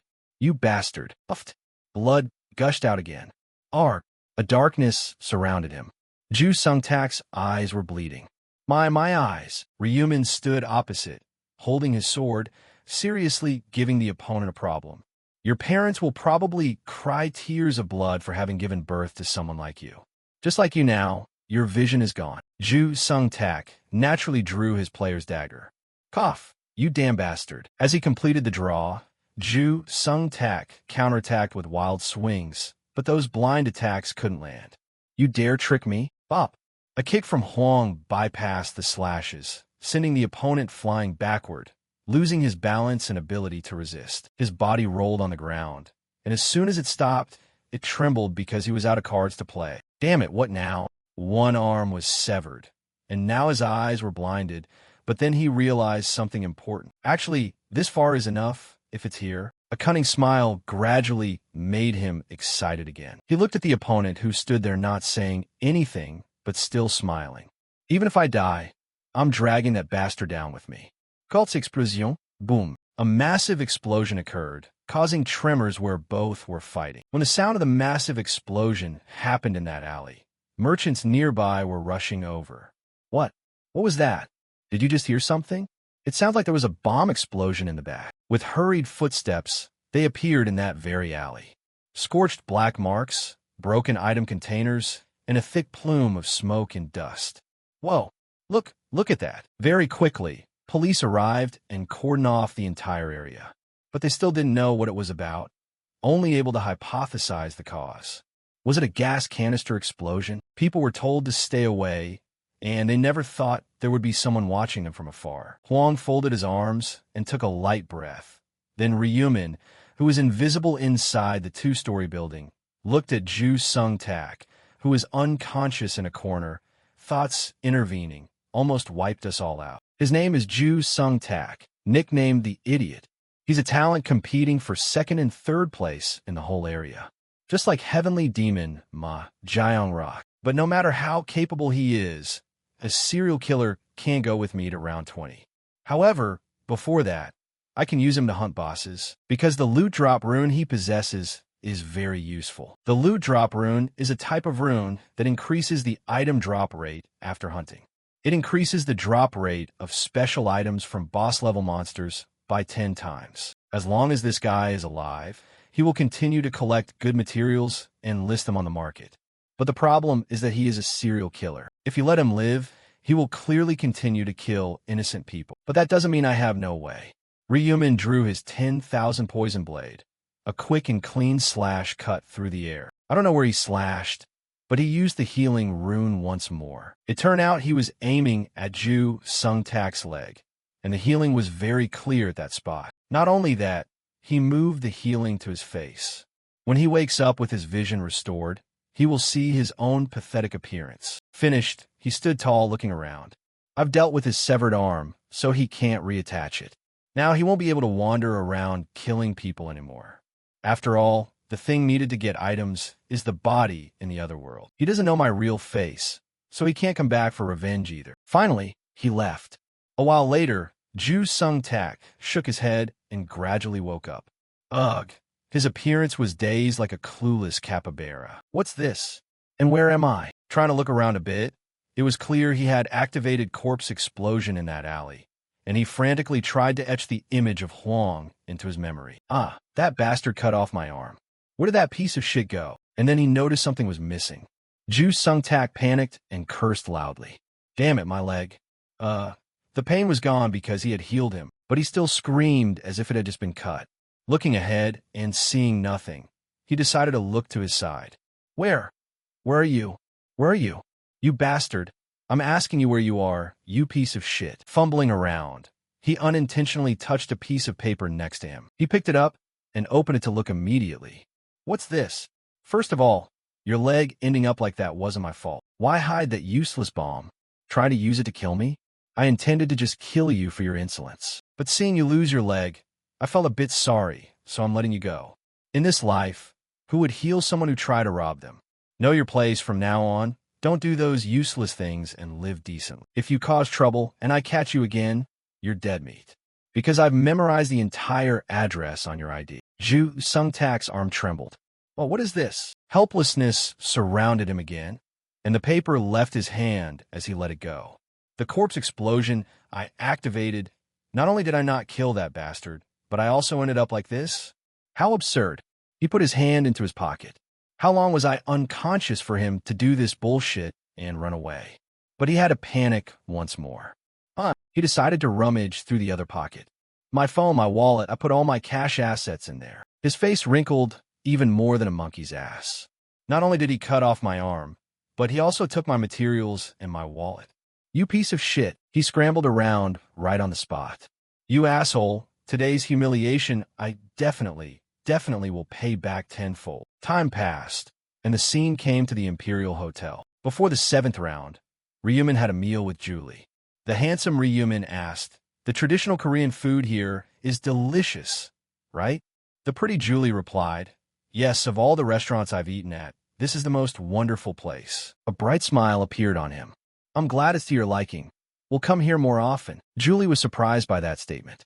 More often, a handsome guy and a pretty girl became shy together. He corrected his words. Not often, just occasionally. Julie understood the meaning. Ah, yes, that's fine too. But then a little disappointment from Julie came out. But Min, you seem very busy lately? Every time I contact you, you say let's meet later. Ryumin hurriedly replied.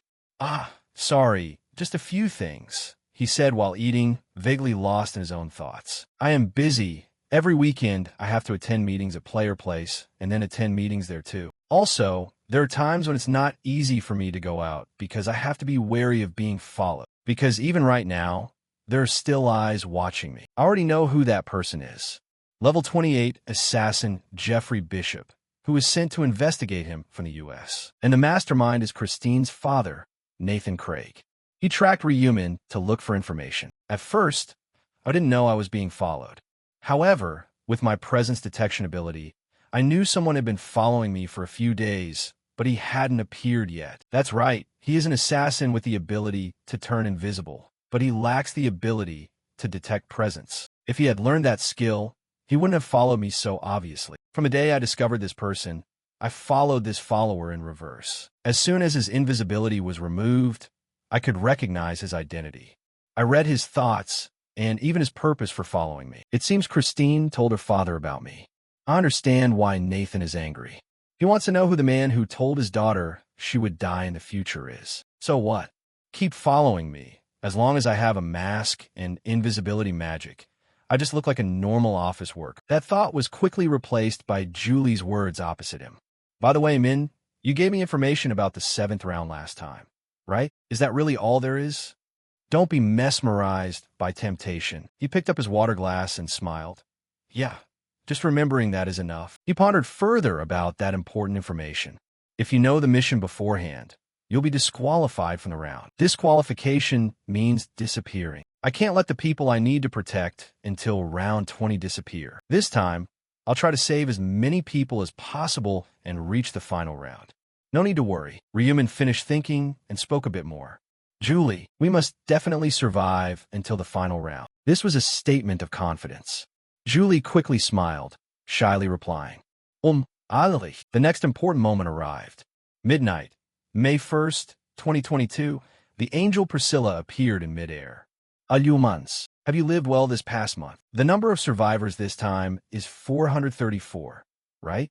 As you can see, because there are too few people, rules cannot be established, right? Then, the angel's wings spread. The ground where the players originated shook violently. This time as well, we will proceed with regional integration. The process of integrating 10 regions became fascinating to witness once again, just like a process where pieces of a puzzle fit together without a single error. Very quickly, people in this region saw others.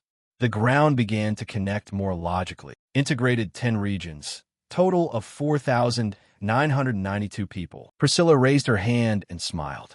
The new region name is C2ESA003.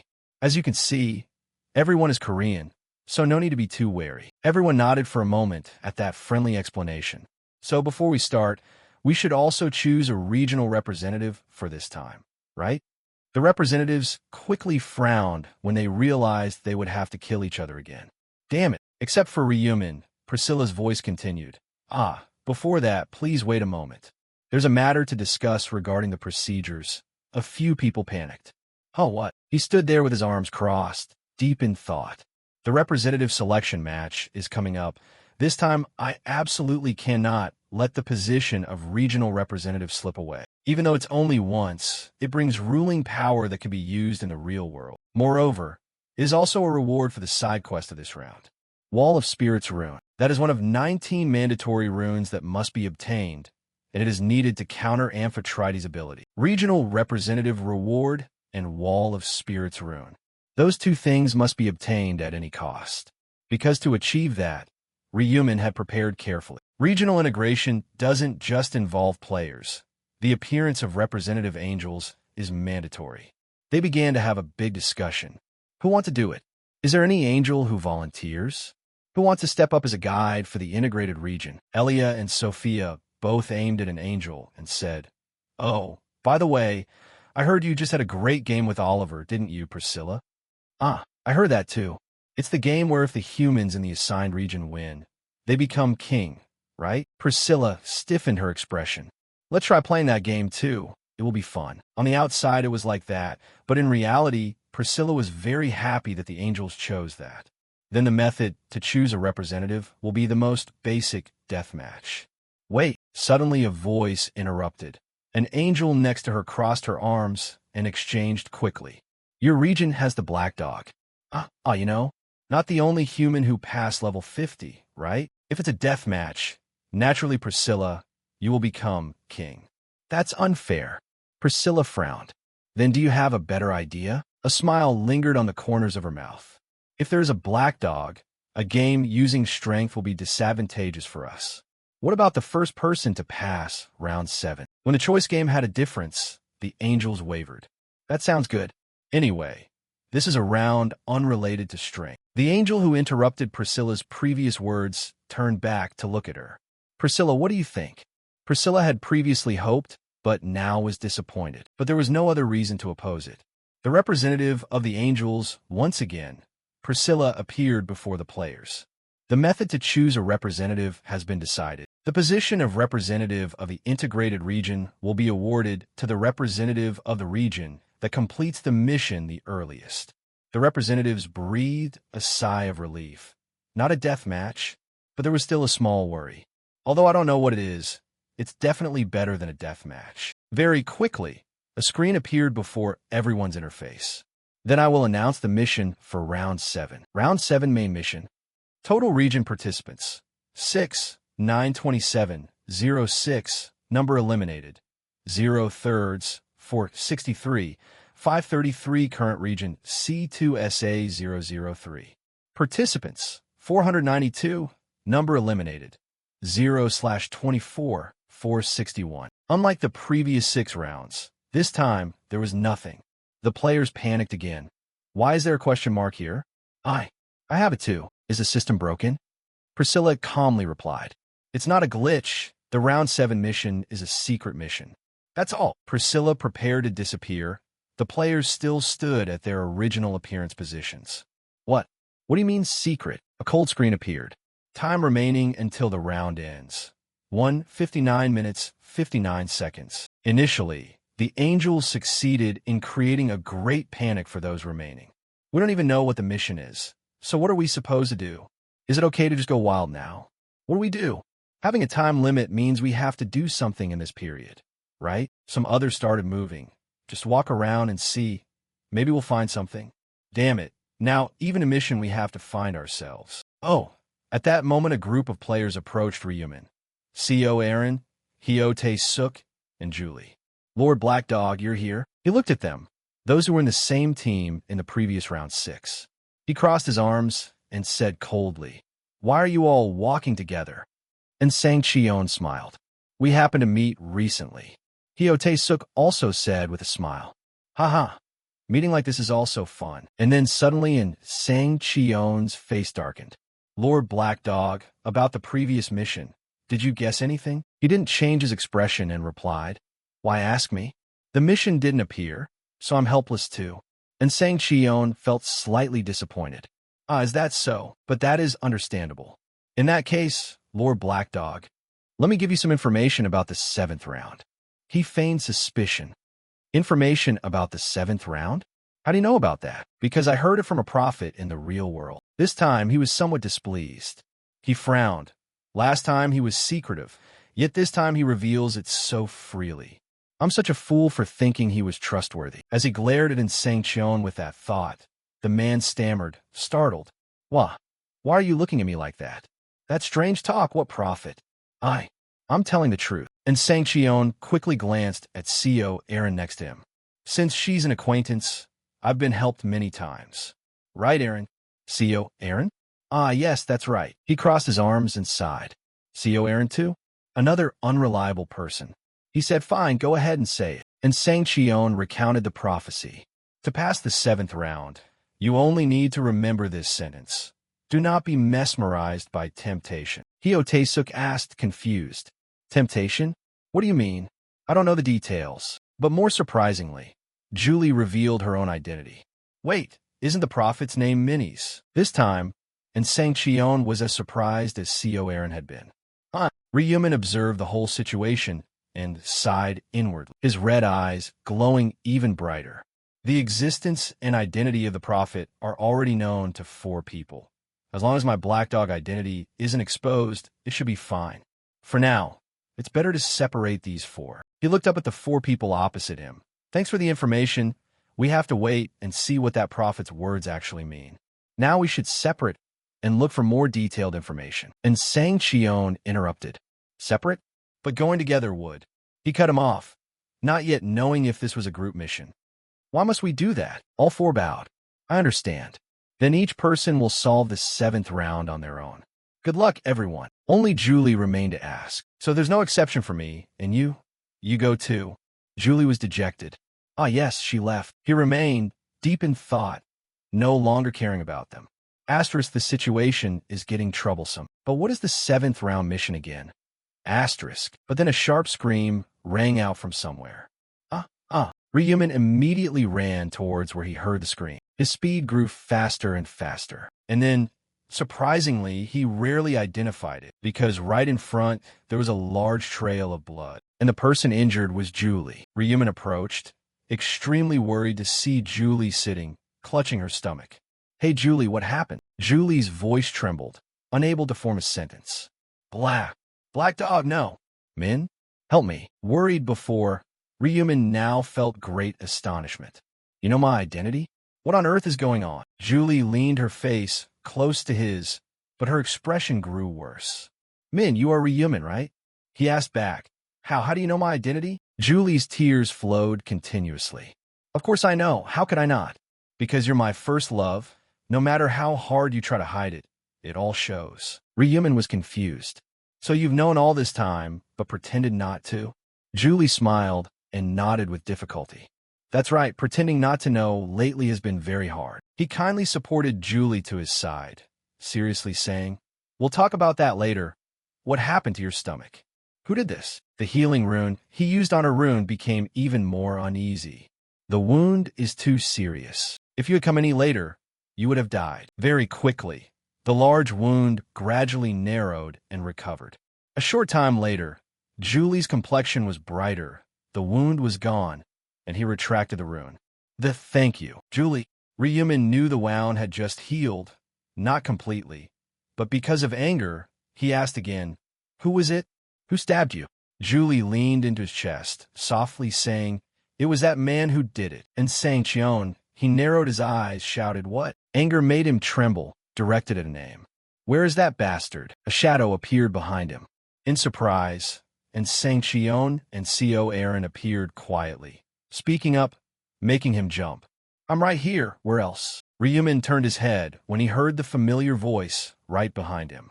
He scolded, You disgusting damn bastards. And Sang Cheon flashed a villainous smile.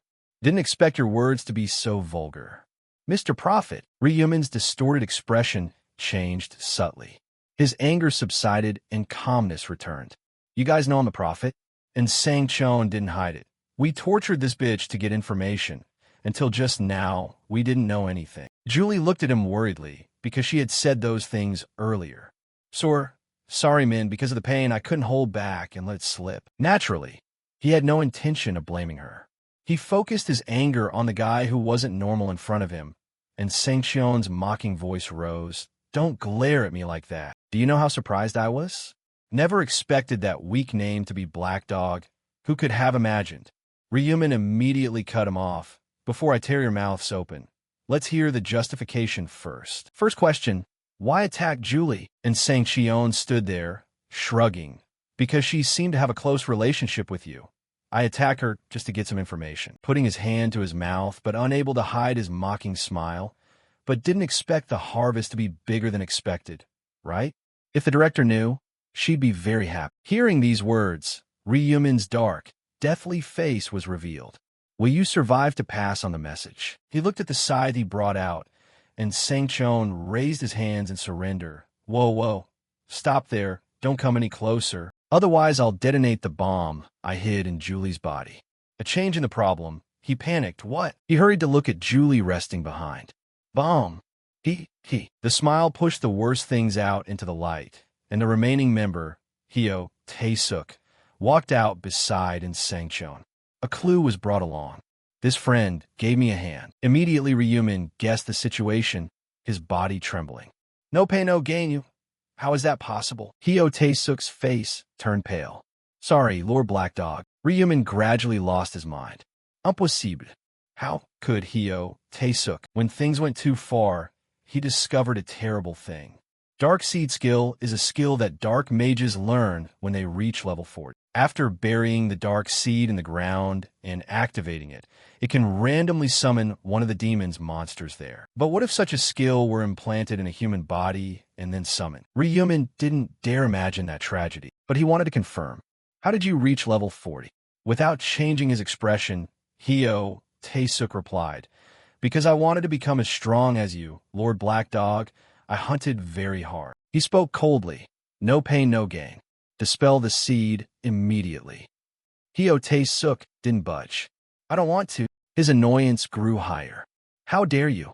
Don't you always admire me in your heart? Placing his hand on his chest, Hyo Tae-suk looked him straight in the eyes. Of course, Lord Black Dog is no different from a god to me. But the deceit couldn't be hidden anymore from Hyo Tae-suk.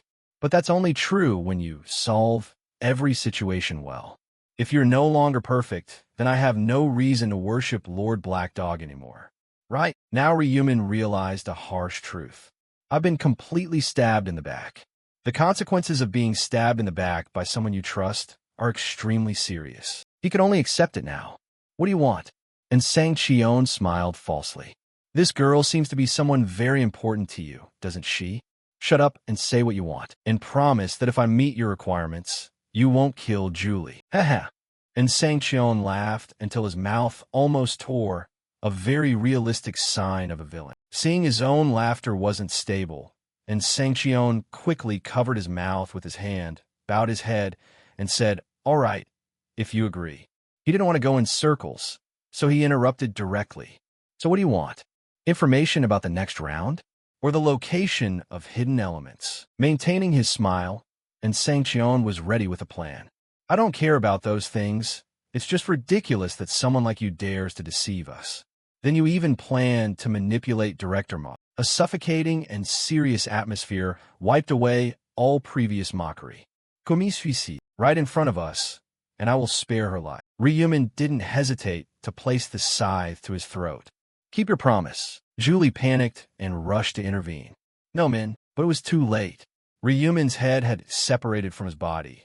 His final words in his heart, as long as I can save Julie, it's enough. His vision gradually blurred. The faces laughing at himself appeared filled with dark plots. End of story, but it seems not. A screen appeared suddenly. There's a hidden side mission. Crackling sound, crackling sound. At that moment, everything you saw shattered, as if the world Ryumin had seen wasn't the previous world. Slowly opening his eyes, Ryumin realized he was standing on an endless plain. Notifications rushed in, unable to handle them. Player Black Dog has escaped the illusion. You have completed the main mission. Escape the illusion within 2 hours. Side mission you have completed. Commit suicide without hesitation. He was surprised, he was calm, and he tried to process the words to realize. This is so is an illusion. Right, now that you mention it. I just remembered. Played 99 times, and just now I remembered. Ryumin now folded his arms, looking toward that unclear distance. Asterisk, the main mission of the 7th round is to escape the illusion. But if one knew beforehand that this was an illusion, the mission progress would turn off and lead to annihilation. Therefore, as soon as I entered the 7th round, I used control over myself.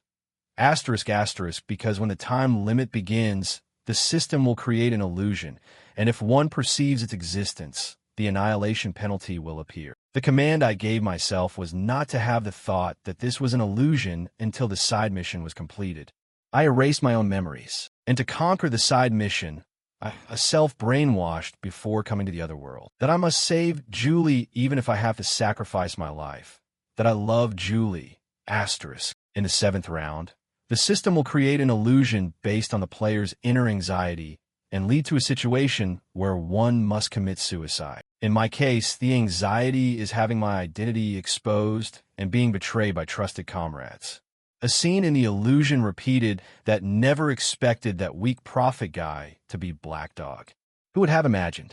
The system relied on that to create the illusion. In the system's eyes, it seems like I'm in love with Julie, so we'll rely on that to build the plot and lure me into committing suicide. A bright smile returned.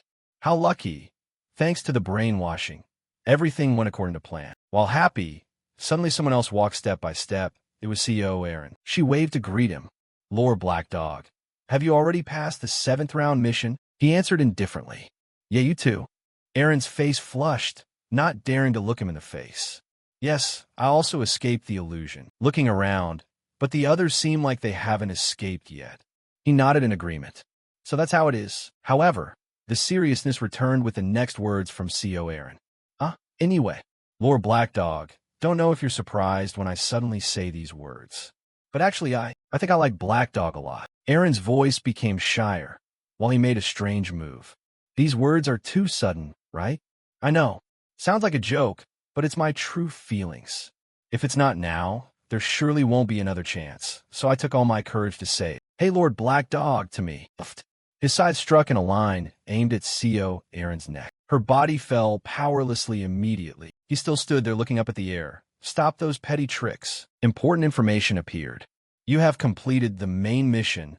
Escape temptation within 2 hours. CEO Aaron slowly dissolved into streams of data. At the same time, other players also appeared near him. From afar, Priscilla was deep in thought, then suddenly turned to one side. Moving fast while looking like that. Someone woke up at this time. In an instant, she appeared right near the position where Ryumin was standing. The answer to the previous question was given. Black Dog. Ryumin tilted his head and saw. He directly asked this angel, "What kind of situation is this?" A smile gradually appeared on Priscilla's surprised face. Priscilla laughed for a while. Seeing it was enough, she looked at him and answered, "Black Dog, you are the first person to escape the illusion of temptation. Congratulations." Ryumin pretended to raise his hand to count the time. Illusion. Right at that moment, a pillar of light shone down and trapped him inside. Please wait until the specified time ends. Reward will be given after the summary table. Time remaining until the end of the round. 1 hour, 30 minutes, and 51 seconds. Only he had the pillar of light. The others still stood still without moving. Priscilla seemed satisfied and chose to leave afterward. However, the smile remained the same. He stayed, satisfied in his own way, which was analyzing the whole event. Sure enough, the most important thing is still the main mission, escape temptation. The main mission is also like the first illusion. The system will rely on the player's data to offer temptation. It could be material temptation, temptation to want to escape suffering, or temptation of the opposite sex. If one doesn't escape temptation and lets the time run out or is eliminated right before facing it, one will be eliminated. But if one escapes, the ranking will be determined based on the time that person used. Standing made his feet a bit tired, so he decided to sit, resting his chin on his hand. I don't know exactly, but it's definitely around 1 second. Just like last time, while waiting with that thought, a few people woke up from their illusion, their faces slightly pale. The number gradually increased, so the words became chaotic. Oh my God, what is this? Temptation is useless. I already have a girlfriend. Oh, what happened? Priscilla reappeared and clapped her hands when someone succeeded.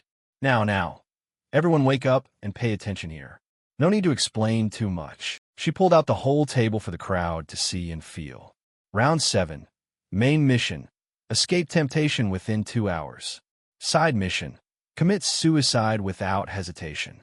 When successful, the reward will be calculated. Now is the time to smile and wait to see the crowd scramble. What? Suicide is a side mission? How can there be that kind of miserable mission like this? Information went into detail, summarizing the 7th round results for the whole region. Rank 1. Black Dog. Level 54 class. Reaper. Completion time, 1 second. Rank 2. Chrysy. Level 27 class. Priest. Completion time, 5 seconds. Rank 3. Heavenly Demon. Level 29 class. Black Knight. Completion time, 6 seconds. Region applied. C2SA003. Rank 1, Black Dog, Level 54 Class, Reaper. Completion time, 1 second. Rank 2, Insangchon, Level 34 Class, Knight. Completion time, 18 seconds. Rank 3, CO Aaron, Level 34 Class, Summoner. Completion time, 24 seconds. Looking at the result again, it was familiar, so the crowd was stunned, unable to dodge. Black Dog is rank 1 again. How did he finish this damn mission in first place? Truly unbelievable. Standing up with a slightly hunchback from sitting too much, he received more information boards just for himself. Congratulations on completing the mission in first place in the region. Congratulations on completing the mission in first place in the whole region. Congratulations on completing the mission in first place in the whole region. A special reward selection box will be given as a reward for the first position in the whole region. When the announcement was complete, it was also the time the game ended. Other angels also appeared to observe the situation. The situation returned to one focal point. The mental strength also had nowhere to criticize. Does that mean that? In the end, Priscilla became king. Priscilla didn't care and continued to preside over the situation. So those humans who didn't complete the mission in the specified time, goodbye now. Wait, not in time to say anything more. Half of the players gradually turned into dust and vanished. Continuing where Black Dog is, it is a regional status board. Player Black Dog has become the representative of the new region C2ESSA003. Player Black Dog, who became the representative of the unified region, is the reward. The power of the skill is temporary. Ruling rights will be changed. From now on, you can use the ruling right a single time in reality. He smiled, receiving the reward in his hand, and began to state his thoughts. Finally, there's a way to counter Yambi. Now I can control player place at any time. The scene changed. A new day began. The chosen location was Ma Giantglock's bedroom.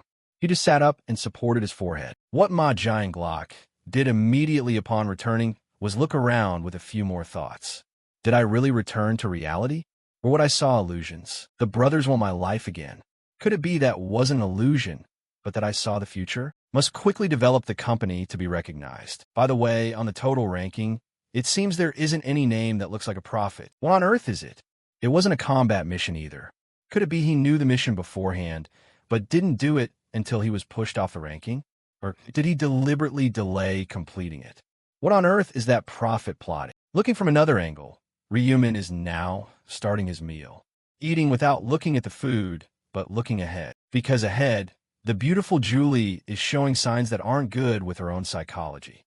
Using a fork to stab into the small red apple. Julie on the other side thought, is inviting to meet right now a bit rushed? Her state was still a bit changed, the atmosphere he initiated. Julie? What's wrong? Not to your taste. Not very delicious. It is delicious.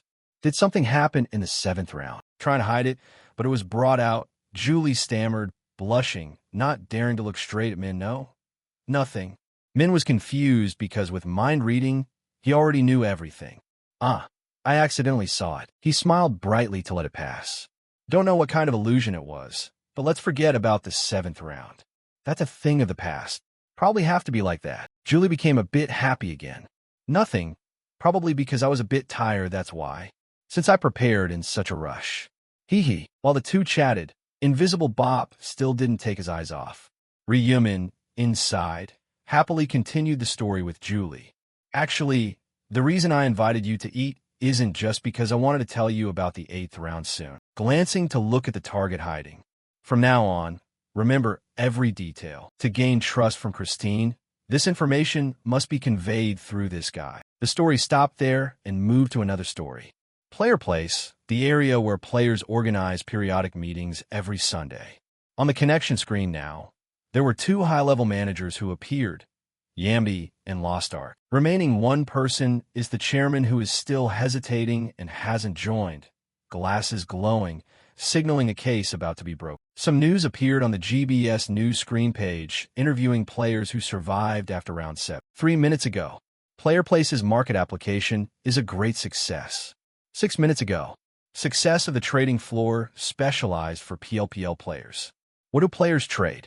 10 minutes ago, I tried trading on PLPL. Discomfort surrounded. Only a few minutes, and there's already a new article, digging up a few old memories. Heard the youngest son of Osong Group succeeded with items aimed at those players, right? He is 3 years younger than me, but already has an eye for business. Meanwhile, I didn't become a player, nor did I get any news line with my name on it. Thinking back and looking back made me even more uncomfortable. Unexpectedly, player place belongs to that bastard. All was because of that damn guy Ma Jianglok. If only I could also become a player, then I could compete fairly with Ma Jianglok. The news reports continuously extend. I really tried trading on PLPL. A direct experience interview. 13 minutes ago, Congressman Leon Hyen passed the anti-player bill. An anti-player force has been established. The anti-player bill allows arrest without a warrant. To expand the influence and to prove to my father, I must immediately implement the plan. The corner of the screen now. Finally, the chairman has joined as usual. Yambi smiled and spoke first. Are you here, Mr. Chairman? Ryu Min folded his arms and listened. The chairman went straight to the problem. Ms. Yampi told about the interview for the executive director position earlier. You said there were 3 people who passed the murder test, right? Yami answered. That's right. The chairman smiled, but exuded a serious look. Tomorrow, I will proceed with the plan to go somewhere further. Special Holy See in America. A voice spoke inside. Christine, maybe it's better to keep that prophet nearby. Yes, Christine was startled when her father said that. She asked again, could it be father believes in that statement? It could just be a coincidence. He interrupted. I sent Jeffrey to investigate and realized that young man isn't a dangerous person. Heard he's just a young man who works and then returns home. Your fiancé also trusts him, right? And they are business partners too. Christine still hasn't truly put her trust. But I still can't. Speaking midway, both suddenly looked to one side. So how about this? Craig Bishop has returned. I just received information about the 8th round from that person. He seemed quite interested, so he asked immediately. 8th round? You mean you already heard the prophecy? Yes, this time he spoke quite in detail. If the lady doesn't believe, she can wait until after the 8th round to judge. So let's hear what it's like. Bishop waited for this sentence and nodded. The 8th round will change depending on the choice, and the experience received will be different based on that. And another thing, he said there will be a new element in the 8th round. That made Christine catch the rhythm. A new element? Bishop spoke coldly about a detail. NPC. Heard there will be an NPC in the 8th round. Inside the deserted garage, Yambi hummed happily. On the screen, Congressman Song Hyen seriously declared, I think players are the cancer cells of society. Of course, I mean the players who commit crimes. It's been 6 months since players appeared. Haven't mass murders, assaults, and robberies been happening? This is not an issue we can fold our arms and watch. She gave a sarcastic smile. MC calmly spoke. But Congressman, even if we leave players alone, their number will drop sharply. Is this law really meaningful? He nonchalantly retorted, the fire is burned to your feet. Do you still intend to wait for it to go out by itself? Of course not. Similarly, from the perspective of the victims, they will want to grab those players and crush them as soon as possible. Every evil player in this world must be eradicated. Song Hyen spoke and then hurriedly defended. I repeat, I'm talking about players who commit crimes. Don't misunderstand my meaning. The screen suddenly went black. Misunderstanding? Misunderstanding the hell what? All those players should just die to be out of debt. You damn bastards. In her heart, she couldn't help but say to herself, only then will victims like our Song Hyen not appear anymore. What on earth is a good player? All of them are potential criminals, able to use that hidden power at any time. We just need to push this law and perfect. The notification sound echoed in the elevator going down. The bodyguard respectfully opened the car door. Please get in the car. Congressman Song Hyen replied flatly. Thank you. He had just sat in the car and spoke. Good morning, driver. Having just finished speaking, Song Hyen suddenly stopped, his face turning pale. He was startled, blurting out, who are you? Yampi waved happily. Good morning, Congressman. It's a pleasure to meet you this way. Song Hyen roared in anger. I'm asking you. Who the hell are you? You bitch. Before he could even finish his sentence, he was knocked unconscious. Yamti looked down coldly at Song Hyen as he slumped over in the back seat. The bodyguard finished his task and walked over to report, "My lady, everything is ready." Yamti ordered calmly, "Close the back seat door." He quickly obeyed. Yes. The car drove off into the distance. The bodyguard was still standing there, looking dazed and empty-headed. As Yamti drove, she mused happily. "You really should have managed your subordinates better, don't you think?" Her gaze shifted to the back seat. "Even if someone finds you now, it won't do any good.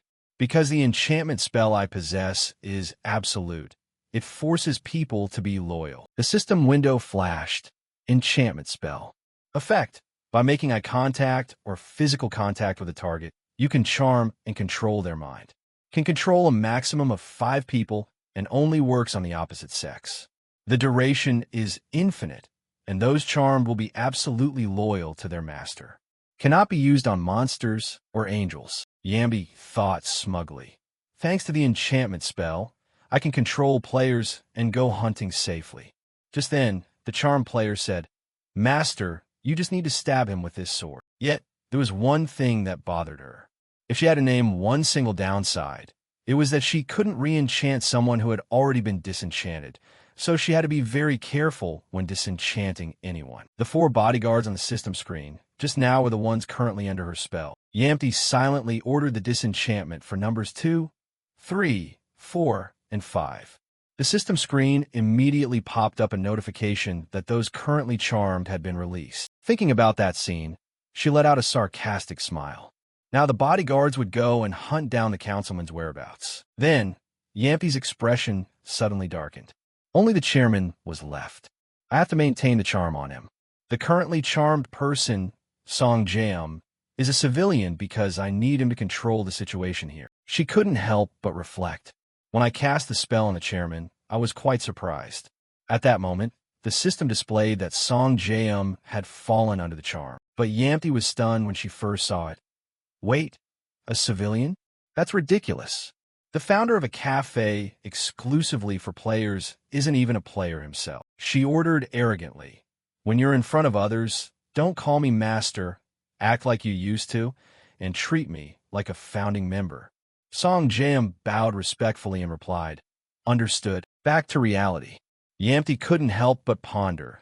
But the chairman had suddenly started planning to kidnap the councilman without any prior programming. The previous night, Jeffrey had spoken slowly.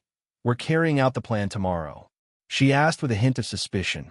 "What plan?" He outlined the strategy coldly. "The plan to kidnap Councilman Song Hyen.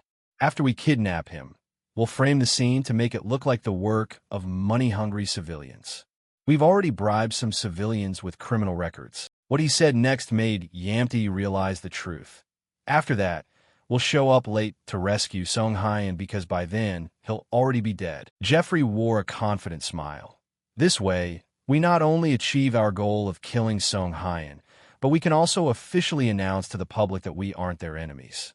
Moreover, the bill against players will lose its effect once the councilman who proposed it perishes." She looked back on it and couldn't help but feel impressed. A pretty interesting plan. But before plotting something, shouldn't you have told me first? At this moment, the car had left the inner city. Yamti carried Song Hyen on her shoulder and slowly walked in a house. Inside the wooden house, bathed in the ceiling lights, he suddenly jolted awake. Yamti bowed slightly and spoke. "You're awake?" Councilman Song Hyen turned pale with fear and shouted, "What is this? Who are you people?" Yamti ignored him and turned away. "Wait a moment. I'll go get some rope so you can't move around." Being ignored drove him insane. "You bastards, do you know what you just done? You just kidnapped the councilman. You idiots." The brown-haired guy clicked his tongue upon hearing that. "So what? We know." Song Hyen couldn't believe it. "What?" The person next to him continued. "Councilman, do you think we're just kidnapping you? Soon, we'll be sending you to the afterlife too." He laughed with amusement. "Although, we won't be the ones doing the dirty work." The other guy added, "We have to be hailed as the heroes of the people, after all." As he listened, his face turned deathly pale. "What the hell are you bastards rambling about?" Yamti suddenly interrupted. "That's enough, you guys." She provoked him. The councilman is still alive and kicking, right? Don't reveal the plan so easily. The two guys immediately replied, "We're sorry, my lady." Yambi lifted the rope and smiled, saying, "Done, I brought the rope. Please be a good boy in that chair." Song Hyen stood up abruptly to question her. "What exactly are you guys planning to do?" Yamti laughed sarcastically. "And what exactly are you doing?" He was taken aback. "What?" Yamti's faint voice rang out. "Listening to how you talk about the kidnapping, it seems you already understand everything. So why do you keep provoking us?" She suddenly clapped her hands with amusement. "Do you want to reunite with your child as soon as possible?" Every word made Song Hyen tremble with fear. "Don't worry. As soon as those criminals arrive, we'll send you off to the afterlife right away." He gritted his teeth. Song Hyen raised his fist. "You damn dog." Yamdi easily dodged the attack. She immediately delivered a knee to his stomach. Song Hyen clutched his stomach and collapsed to the floor. Yamti bowed slightly and mocked him. "Do you think I'm easy to bully just because I'm a woman? I don't understand why you keep rushing in like that." With that, she grabbed his collar. Yambi lifted Song Hyen up with one hand. She began to activate the enchantment spell. "Sit still. I already said we'd send you off gently. Don't you want to see your child again?" The system screen immediately popped up. "Civilian Song Hyen has fallen under the charm." He replied in a daze. "Understood." Yampi let go and sighed, thinking, what a waste of another enchantment slot.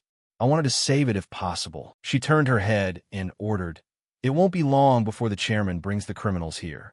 When they arrive, have everything ready to start immediately." The minions shouted in unison, "Yes." A moment later, the camera was ready. He stepped forward to report. "Everything is prepared," Yamti replied calmly. "The chairman will be here soon. Everyone wait a little longer." As soon as she finished speaking, the door opened. Seeing who had arrived, she frowned. "Why is this person here? Why did he come in? He was supposed to be guarding downstairs, wasn't he?" "Don't tell me the police have already arrived," Lost Ark explained with a bored tone. "It's nothing. I was just bored of guarding, and I was curious to see how things were playing out." She hurried over to question him. "Hey, what are you talking about? Do you know how important today is?" He replied calmly, "I do." Yamti gritted her teeth in anger. "Then why are you acting so suspiciously? I told you to stay and guard. We have to finish this quickly before the police swarm in." Lost Ark didn't pay much attention and asked back, "But before that, don't we need to bring the criminal we recruited here to proceed with the plan?" She replied irritably, "Obviously, but the chairman hasn't brought them yet." He immediately chimed in, "Exactly." At that moment, Lost Ark seemed to be overshadowed by Black Hook. "Why hasn't that chairman arrived yet?" Yamti questioned angrily as soon as she heard that. "Are you talking down to me? Did you forget I'm your superior?" He tilted his head sarcastically. "In this world, what the hell is a superior or a subordinate?" She was so angry she laughed. "Now you're not even bothering to act anymore. I'll let this slide for now, since the situation is urgent. You better watch your back after this." Deep down, she couldn't help but feel anxious. Why wasn't the chairman answering his phone? There was no way he would dare to defy her orders. Just then, Lost Ark spoke up again. "You're pathetically slow-witted. At this point, you should have realized by now, right?" Yamti asked with suspicion. "What?" She lowered her voice to interrogate him. "What the hell are you planning to do to me now?" He played dumb. "Do to you?" Yamti hesitated before saying the answer. "Don't tell me the reason the chairman hasn't appeared is because of you." Lost Ark laughed mockingly. "So slow. Took you this long to realize." His taunts made her explode. "Hey you, what did you do to the chairman? Where is he?" His sarcastic voice rang out. "Why should I answer you?" Yamti suddenly roared. "You damn traitor.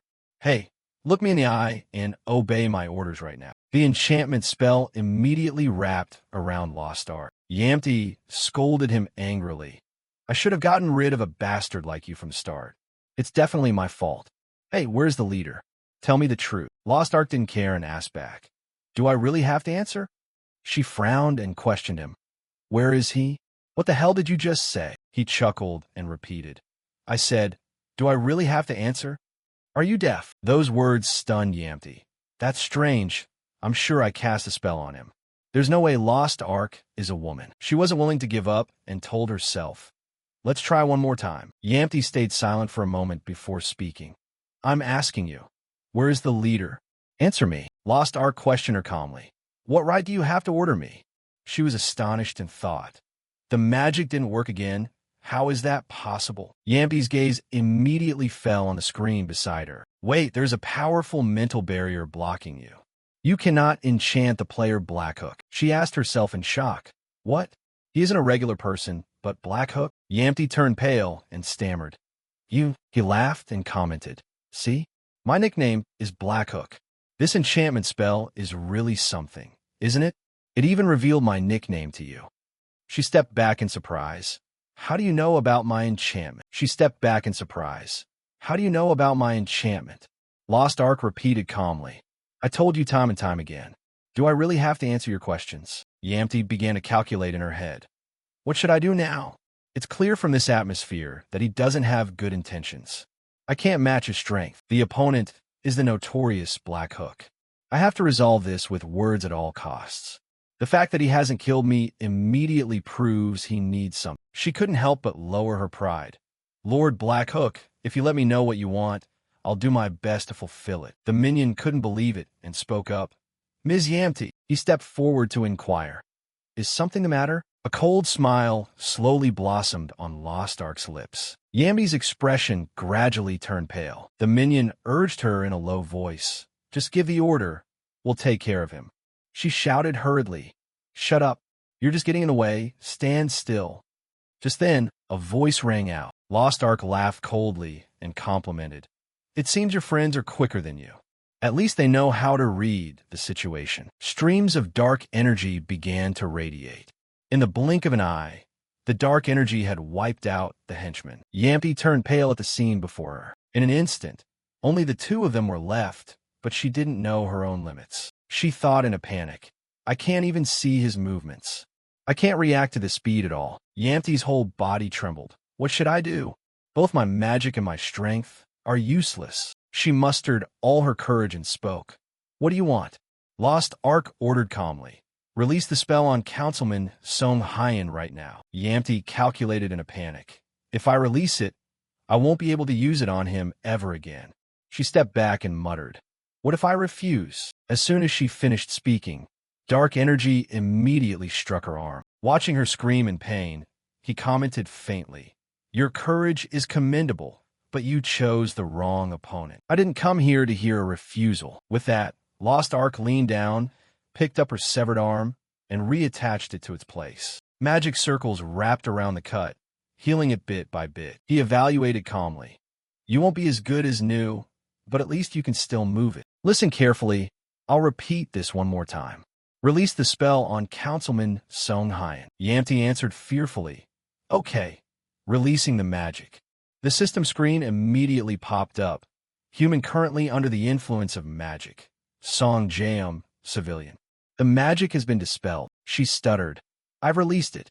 Deep down, she couldn't help but sigh. What about the kidnapping plan now? But Lost Ark was also deep in thought. Reading her mind, it seems she isn't lying. A second later, Song Hyen moaned, My head hurts. He quickly shouted, Hey you guys, hurry up and untie me. How dare you? Kidnapping a councilman. You've just made a fatal mistake. Are you listening to me? Song Hyen was startled when the blindfold was removed. Lost Ark walked over slowly. Councilman Song Hyen, I'm here to rescue you. Please rest assured and wait a moment. I'll go finish my business with that woman. Hearing that, he looked over. The bloody scene made Song Hyen quickly avert his gaze. Lost Ark spoke thoughtfully. Should I let you live or not? Yampi begged in a panic. Please spare my life. He pondered. If I spare you, can you live without ever using your powers again? She quickly clasped her hands and swore. Yes, I swear. From now on, I will never use my powers again. I swear to you. Lost Ark nodded in agreement. Good. I'll show mercy. Yampi asked in surprise. Am I really free to go? You won't slash my throat the moment I turn my back, will you? He scolded her with a bit of irritation. Have you lived your whole life in deceit? Get lost.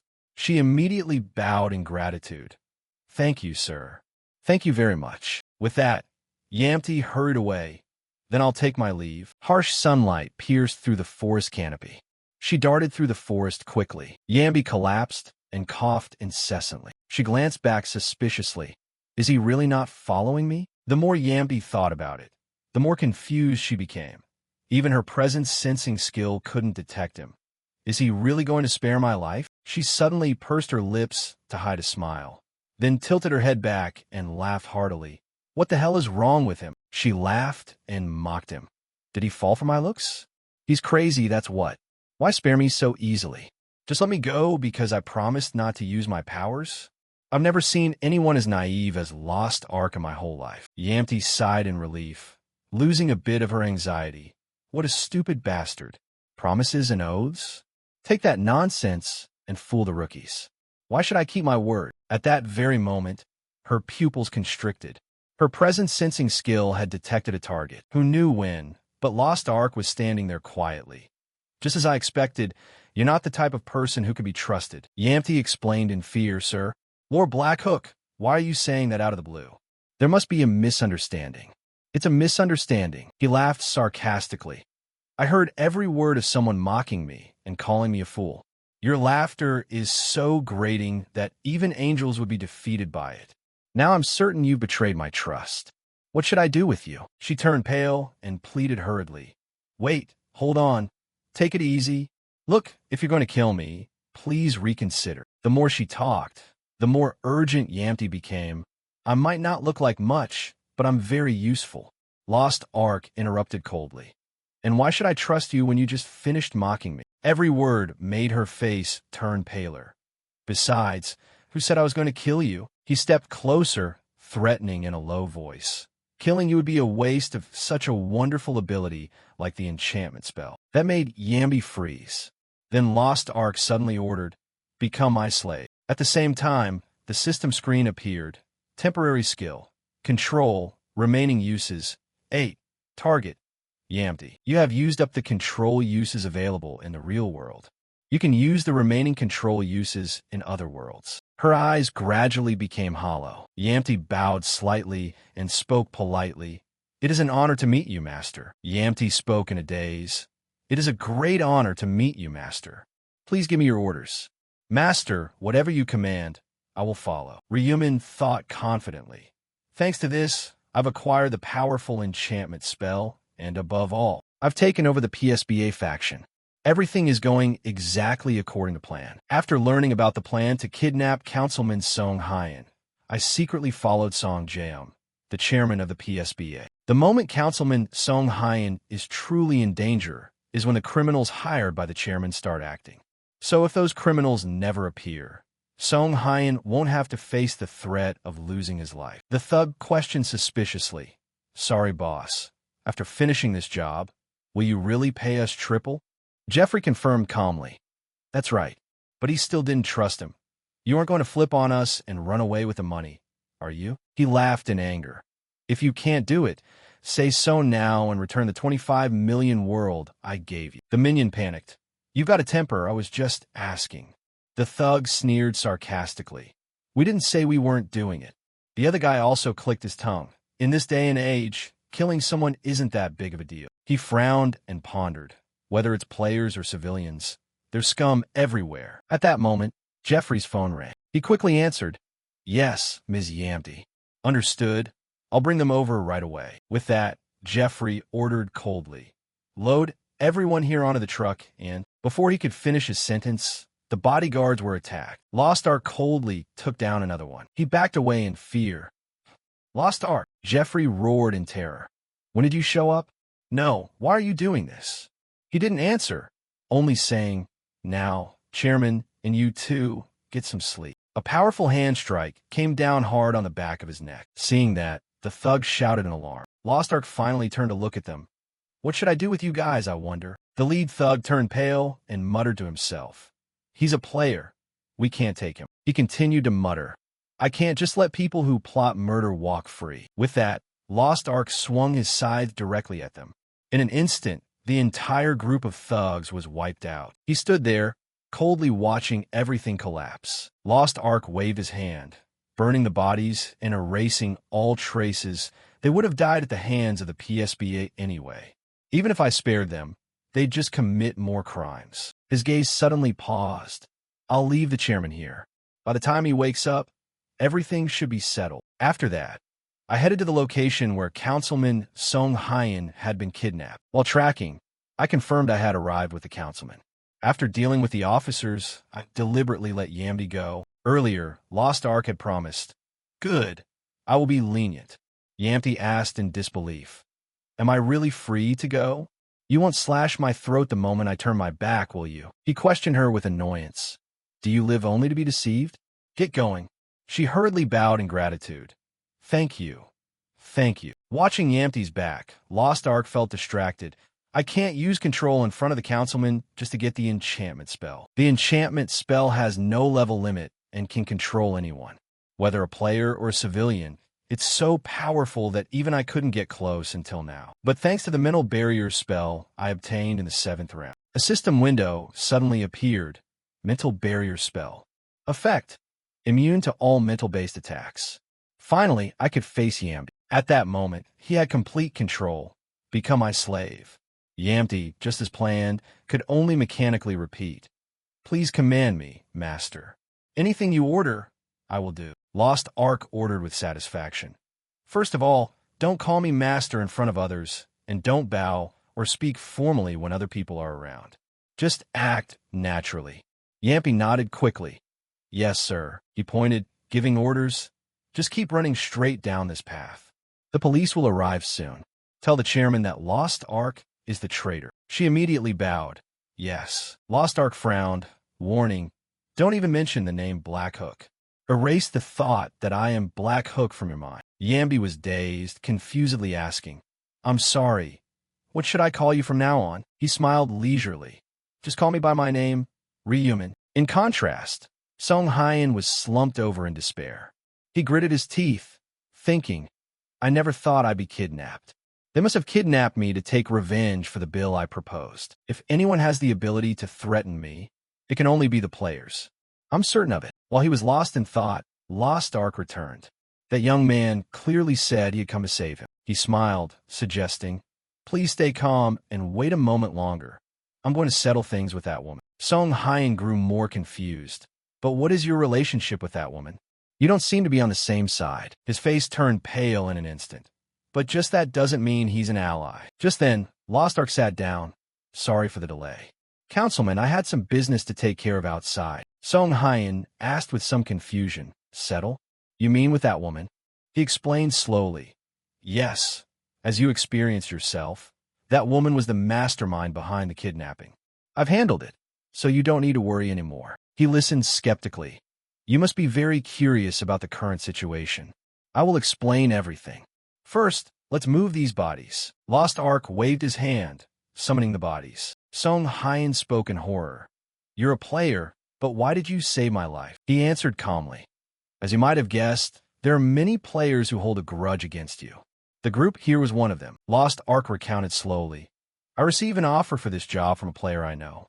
However, I believe the bill you proposed is absolutely necessary in this day and age." His voice was steady in his ears. "So I betrayed them because I couldn't let someone like you die meaninglessly." He asked with a trembling voice, "Then those bodies earlier?" Lost Ark clarified calmly, "Yes, they were all players complicit in this case. If you want, I can provide their identities." Song Hyen asked guardedly, "What do you want from me? What do you want in return for saving me?" He suggested seriously, "Please continue to push for the bill. Stand firm in defending your ideals like you did earlier. That is all I want." Hearing that, he was suspicious. "Is that really all? What about a reward?" Lost Ark immediately expressed his stance. "I don't need anything else. I simply act according to what I believe is right." Song Hyen looked away, flustered. "Anyway, thank you. You saved my life, so I have to repay you somehow." Song Hyen looked away, flustered. "Anyway, thank you. You saved my life, so I have to repay you somehow." He watched him go in shock. "Are you just going to leave? At least I should know the name of my savior." Song Hyen couldn't help but call out, "Wait, what is your name?" Hearing that, Lost Ark turned back with a smile. "I am Black Hook." After that, newspapers reported in unison. City 21 magazine. Breaking news. Councilman Song Hyen returned safely after a few hours. CT21 GBS News. Crisis from the anti-player bill. Councilman Song Hyen even threatened with kidnapping. The savior who disappeared after rescuing Councilman Song Hyen from the kidnapping has been revealed as Black Hook. The player Black Hook single-handedly rescued Councilman Song Hyen after hearing news of the kidnapping plot. Yampy read through a series of comments in shock. "Master, look at this." She approached excitedly. "There are so many comments praising Black Hook." Ryumin asked with surprise. "Really? Let me see." At this time, both were at Yampy's house. He looked down at the phone, quietly assessing. "Overall, the public opinion isn't bad. It would be greedy to expect my name to be famous just for saving one person. Reputation could be built gradually. No need to rush." At this point, what was more important? Ryumin ordered in a cold voice. "From now on, cancel the PSBA's murder interview round. Instead, focus on interviewing based on personality, and use the chairman's authority to look up criminal records as well. Absolutely do not recruit anyone with a stain." Yampy responded quickly. "Understood, sir." He suddenly asked, "How many of the players who participated earlier remain?" She reported while looking it up. "More than half perished in the previous round, so there are about 4,000 people left." Ryumin asked skeptically, "And all of them passed the murder interview?" Yampy immediately replied, "Yes, sir. All of them passed successfully." He muttered pensively, "Then they are all pieces of trash who deserve to die. The problem is how to handle these remaining ones." As soon as he finished speaking, Ryumin suddenly realized. He smiled and calculated silently. "That's right. Trash should be handled by a cleaner." Time passed quickly. At exactly midnight on the first of, a white light engulfed everything. When they opened their eyes, all the players were standing in the middle of a completely foreign land. Not a familiar blade of grass. Not a single recognizable landmark. Everyone looked around in confusion. Before they could understand what was happening, a voice rang out from afar. "Lord Black Hook, found you." Ryumin turned around, the corners of his mouth curling into a slight smile. Yuri had appeared before him, her eyes strangely radiant. "That was fast. You found me already." She smiled and replied, "Of course, if you have a tracking skill, you can find anyone." The moment the sentence ended, Yuri suddenly froze with a look of confusion, her face reddening. Ryumin looked straight at the other person, his voice calm. The list of skills I advised you to learn earlier didn't have tracking in it, did it?" Yuri could only laugh awkwardly. Just then, No Pain No Gain also appeared beside them, smiling at Ryumin. "Greetings, sir." Black Hook looked at them both, silently sighing. Did this guy learn tracking too? Yuri and No Pain No Gain shook hands, looking as excited as if nothing had happened. "Hello, Yuri." "Hello to you too." Ryumin stood watching, his heart beginning to stir with annoyance. Gold shouldn't be used to learn useless skills, but instead poured into things like this. Yuri turned to continue speaking. "All right, Lord Black Hook, I just read the news in the papers. It's rumored that you were the one who personally rescued Councilman Song Hyen, right?" No Pain No Gain, hearing this, excitedly added, "I read that too. I was so excited that I flew into every article to leave comments cheering for Lord Black Hook." Ryumin smiled awkwardly, trying to remember the recent comments. Beside him, No Pain No Gain looked at him with eyes shining so brightly with admiration that it was almost impossible to hide. "You're truly the best." A cold breeze suddenly blew past, and the air froze. A snow-white figure landed in the middle of the crowd, with large white wings on her back. A voice sounded sweet but full of complacency. "I am Ariel, the new managing angel of Sector C2SK003. You may applaud to welcome me now." But unfortunately, no one applauded. Not a sound. Ariel stood watching, her expression darkening instantly. "I was expecting at least one person to clap. How very disheartening." The players frowned in discomfort. Even Ryumin felt goosebumps. Was she trying to make everyone kneel? Ariel brushed her hands, her expression returning to indifference. "Fine. Thanks for the enthusiastic welcome. Now let's take a look at the 8th round mission." The system screen flared brightly in front of all the players. Main mission: escort the merchant caravan to the destination safely. Side mission: find and eliminate the traitor hiding in the ranks. Side mission reward: not yet revealed. Murmurs broke out immediately. Escort a merchant caravan? Where are the merchants? Who is playing the role of the merchants? Or are we pretending to be them? Ariel laughed with contempt. No one was brought here to perform a play. I heard humans were pathetic, but I didn't expect it to be to this extent. She explained concisely. The merchant caravan comes from another world, consisting of 3 races to choose from: humans, elves, and dwarves. Each race is divided into a difficulty level. Players choosing the same caravan will automatically form a team. The mission is completed when the caravan is escorted to the destination within exactly 5 hours. Ariel paused, her mouth curling into a smug smile. And one more thing, among you is a traitor. The player who contributes the most to finding and eliminating him will receive a special reward. So the game will officially begin in 10 minutes. May you all be safe and sound. After finishing, she disappeared amidst echoing laughter. The crowd immediately became chaotic, most heading toward the groups. Some were curious about the elves, while almost no one mentioned the dwarves. I'll choose to follow the human group. The other races look a bit weird anyway. I'll choose the humans too, to save myself the headache. Ryumin stood still, silently analyzing. As always, people will choose in order. Humans first, then elves, and finally dwarves.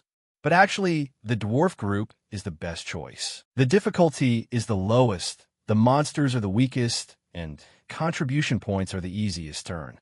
The human group is actually the hardest of the 3. If you want an easy run through this round, just choose the dwarves. However, a successful escort is only a necessary condition to pass. The high or low ranking will be determined based on the individual's contribution points. Meeting weak monsters makes it easy to earn high contribution points, very beneficial when competing for rankings on the leaderboard. But in exchange, the amount of accumulated experience will be extremely meager. Conversely, in the hard stages, even though you have to fight tooth and nail to win, the experience points are extremely abundant. Yuri approached, her voice hesitant. Which group does Lord Blackhook intend to choose? Ryumin didn't answer immediately, only looking back. I don't know yet. What about you? Yuri's face suddenly tensed, a silent anxiety rising in her heart. I'm hesitating. If I choose an easy path, I'll level up very slowly. And being this slow, the gap with Lord Blackhook will only grow further. At some point, you won't need my support anymore. Ryumin looked straight at Yuri and thought to himself, worrying about such useless things.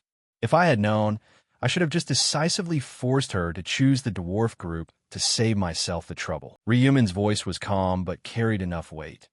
Yuri, I'm not sure what you're calculating, but take this to heart. Excessive greed will bring disaster upon yourself. Focus on keeping yourself alive for as long as possible. That is the best path for you, for me, and for everyone involved. Yuri stood frozen, her shoulders trembling slightly, her eyes mixed with shame and admiration. Is he truly capable of reading people's thoughts? It's as if he could see through all the insecurities in my heart. Ryumin thought silently. With this, surely she'll choose the safe path. The system screen flared up again. Begin choosing merchant caravan, human caravan, elf caravan, dwarf caravan. The crowd was noisy and bustling. People chose the humans because they were familiar. Others chose the elves out of curiosity to see them with their own eyes. The atmosphere was chaotic, as if it were about to fall apart. Yuri approached, lowering her voice. I've chosen the dwarf caravan. Does Lord Blackhook intend to come along? Ryumin waved his hand gently. You go ahead, don't worry about me. Yuri nodded, her hand forming a small mana symbol to buff Ryumin before leaving. Who knows if this is the last time we meet? Let me boost your stats for you. Ryumin nodded, his eyes warming slightly. Thank you. Saying that, she turned and disappeared. Then I'm off. Afterward, No Pain No Gain also approached, his voice restless. I'll take my leave now. Ryumin nodded. Yeah, go ahead. One by one, they left, the area becoming sparse, and then almost completely empty. Ryumin stood still without moving. Most people had already left. There was 1 minute left to choose. Players who hadn't confirmed would be penalized. 10 seconds. 8 seconds. 5 seconds. The corners of Ryumin's mouth curled up in a cold, calculating smile. My choice is to not bother choosing any side at all. The countdown hit 0. Player Ryumin did not choose a merchant caravan. Player Ryumin has joined the traders group. The 8th round mission has changed. New objective: prevent the merchant caravan from reaching the destination. Reward for success: when failing, suffer a debuff reducing all stats by 20% and must restart from the beginning. When failing 3 times in a row, completely erased. All players who failed to choose in time were dragged to the same assembly point. Damn, what is this? The Traders Association? Ariel appeared before the bewildered crowd, her smile undisguised. Oh, it turns out the components suffering from indecision until the last second who refused to pick a side were all dragged to this trough. Everyone, gather in one place. You only have this opportunity to see each other, so at least identify each other's faces, right? The crowd realized that standing in the middle of the eliminated group was Black Hook. Why was even Black Hook pushed into this place? It turns out even Black Hook couldn't make a choice. Ariel continued to disseminate the rules, ignoring the whispers. Have you all read the updated challenge content carefully? As traders, your current mission is to disrupt, preventing the merchant caravan from reaching the finish line. And even though you share the same goal, you're not considered a team. Because the nature of traders is to never share the experience pie with accomplices. The rule in this place is to absolutely never place trust in anyone. Ariel explained further. What if one of the traders here goes crazy and exposes the identities of the members in the group? If it comes to that, what will you do? You'll have to personally send that guy to the afterlife, obviously, even if you have to get your hands dirty with an ally's blood. Correct? But the annoying part is, as you know, if you're on the same team, the system will block you from killing each other. So that's the implication. That is the core reason why we aren't allowed to form parties with each other. Note that the identities of all players will be completely hidden, because once you see each other's names, it will be very easy for traders to read and identify one another. A player spoke up, yeah. But having said that, all our faces are exposed now anyway. Ariel shrugged indifferently. Either way, memorizing a face is always harder than remembering a name with many letters. In a flash like that, how can any brain remember all the faces of more than 20 people here? Hearing this, Ryumin smiled to himself. There's one person who can do it. The person who started taking pictures of every face from the moment they stepped foot in here. Hearing this, Ryumin smiled to himself. There's one person who can do it. The person who started taking pictures of every face from the moment they stepped foot in here. Ariel glanced at the crowd one last time, her voice both warning and challenging. Now, it's time to march, traders. Pull off a glorious comeback to provide entertainment for the superiors. The system screen flared up. Mission: escort the dwarf caravan. Total players: 230. Number of traders: 29. Protect the dwarf merchant caravan to the designated location safe. The surrounding scenery shifted to a place filled only with treacherous cliffs. The players began to whisper and discuss. Is this another world? It's miraculously unbelievable. Haven't we always been surviving in another world all along? Is your brain malfunctioning? Wait, why can't I see anyone's nickname? Black Hook also appeared in the group. A system board appeared before his eyes. Mission: escort the dwarf merchant caravan. Participants: 230 people. Traders: 29 people. Protect the dwarf merchant caravan to the specified location safely. If the escort is completed, all members will receive experience rewards. The individual who contributes the most to eliminating the traders will receive additional rewards from the side mission. In the case of wiping out all traders without leaving a single one, bonus rewards will be given to everyone. What's happening? Is even a number of traders displayed clearly? Our side has 29 traders. That means every 8 people or so, there's a backstabber. Are they currently hiding right in this crowd? Black Hook looked around and thought to himself. The atmosphere is starting to become stifling and tense. That's inevitable when no one knows who the traitor is. He turned to look at a guy who had appeared earlier. That guy. Does he want to reveal the identity of his fellow traitors himself? Need to deal with them before Black Hook exposes this entire rebellious plot. Suddenly, a familiar voice rang out. Oh, is that Black Hook? Wow. I never expected to have the chance to meet you in this place. Yuri approached happily and spoke. Did you also choose to follow the dwarf merchant caravan? Could it be that you are following me? Ryumin replied calmly. Your support skills generally have some use. Oh, right, but the number of players gathered at this dwarf caravan is smaller than I imagined. That is true. At the same time, another acquaintance approached. Are you the famous Black Hook? Is that CO Aaron? I'm truly surprised to meet Black Hook in a place like this. She smiled eagerly. It's a pleasure to meet, but then everything suddenly went silent. Ah, it turns out Ms. Min Yuri is here too? It's the actress CO Aaron. Hello, Mom. It's an honor to meet you in real life. Ah, yeah. CO Aaron's face bowed slightly. It's strange. The feeling is just really uncomfortable. Suddenly, envy arose in her heart. Ryumin looked around and wondered. What about the person who usually accompanies you? The bodyguard? No. Mr. Insanctual decided to join the human merchant caravan. The human merchant caravan? I don't know why he insists on going over there. So that's how it is.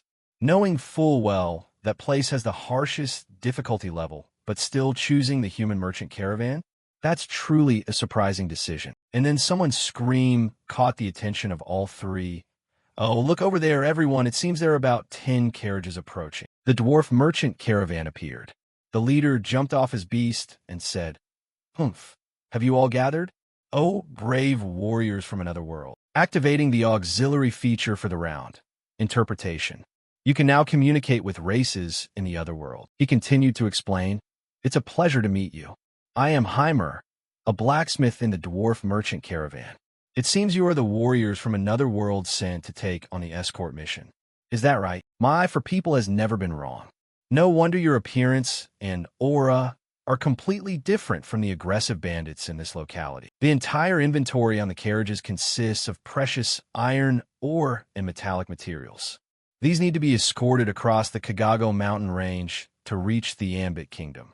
The problem is there are too many monsters surrounding the route. That's why we had to seek help from the temple like this. The players looked at each other in confusion. What is this? Are they real flesh and blood? How is that possible? Maybe they're just artificial creatures like the goblins. The only goal is to complete the mission to get the reward, right? However, Black Hook thought differently. Those who encounter races from another world for the first time usually reveal such confused reactions. Later on, the otherworldly races will appear with increasing frequency, so from now on, one must accumulate reputation points well to receive many privileges later. The dwarves, in particular, are renowned for their ability to craft and supply legendary-grade weapons and divine materials. Because of that, there's certainly no player stupid enough to give up such immense benefits just to make enemies with the dwarves. It was precisely because they were completely clueless about that information that the traders' eyes looked so shifty and uncertain.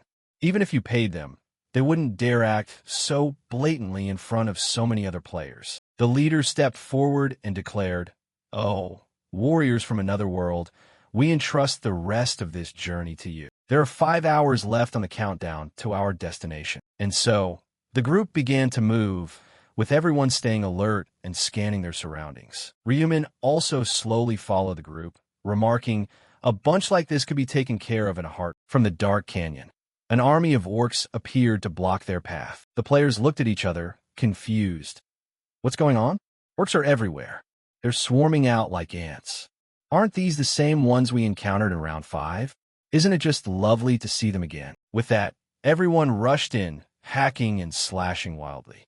Today, I'm sending every last one of you straight to the afterlife. The players looked down at the pile of corpses and chuckled to themselves. So much for that.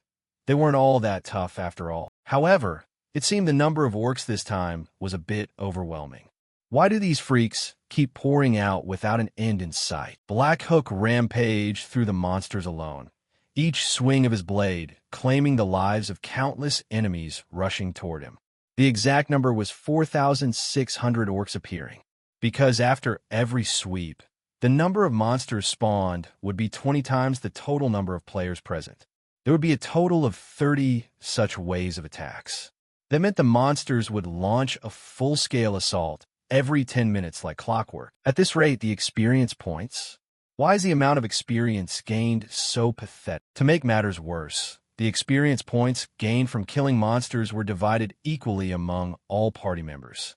However, the traders were reaping a full 100% of the experience from the monsters they killed with their own hands. One by one, they fell under his relentless, storm-like attacks. After a while, Black Hook stood atop the pile of orc corpses and calculated, "That brings the total to 463 down." The system is applying a triple experience point effect, plus an additional 1.5 times experience thanks to the title effect. Congratulations, you have leveled up. I've leveled up already after just the first wave.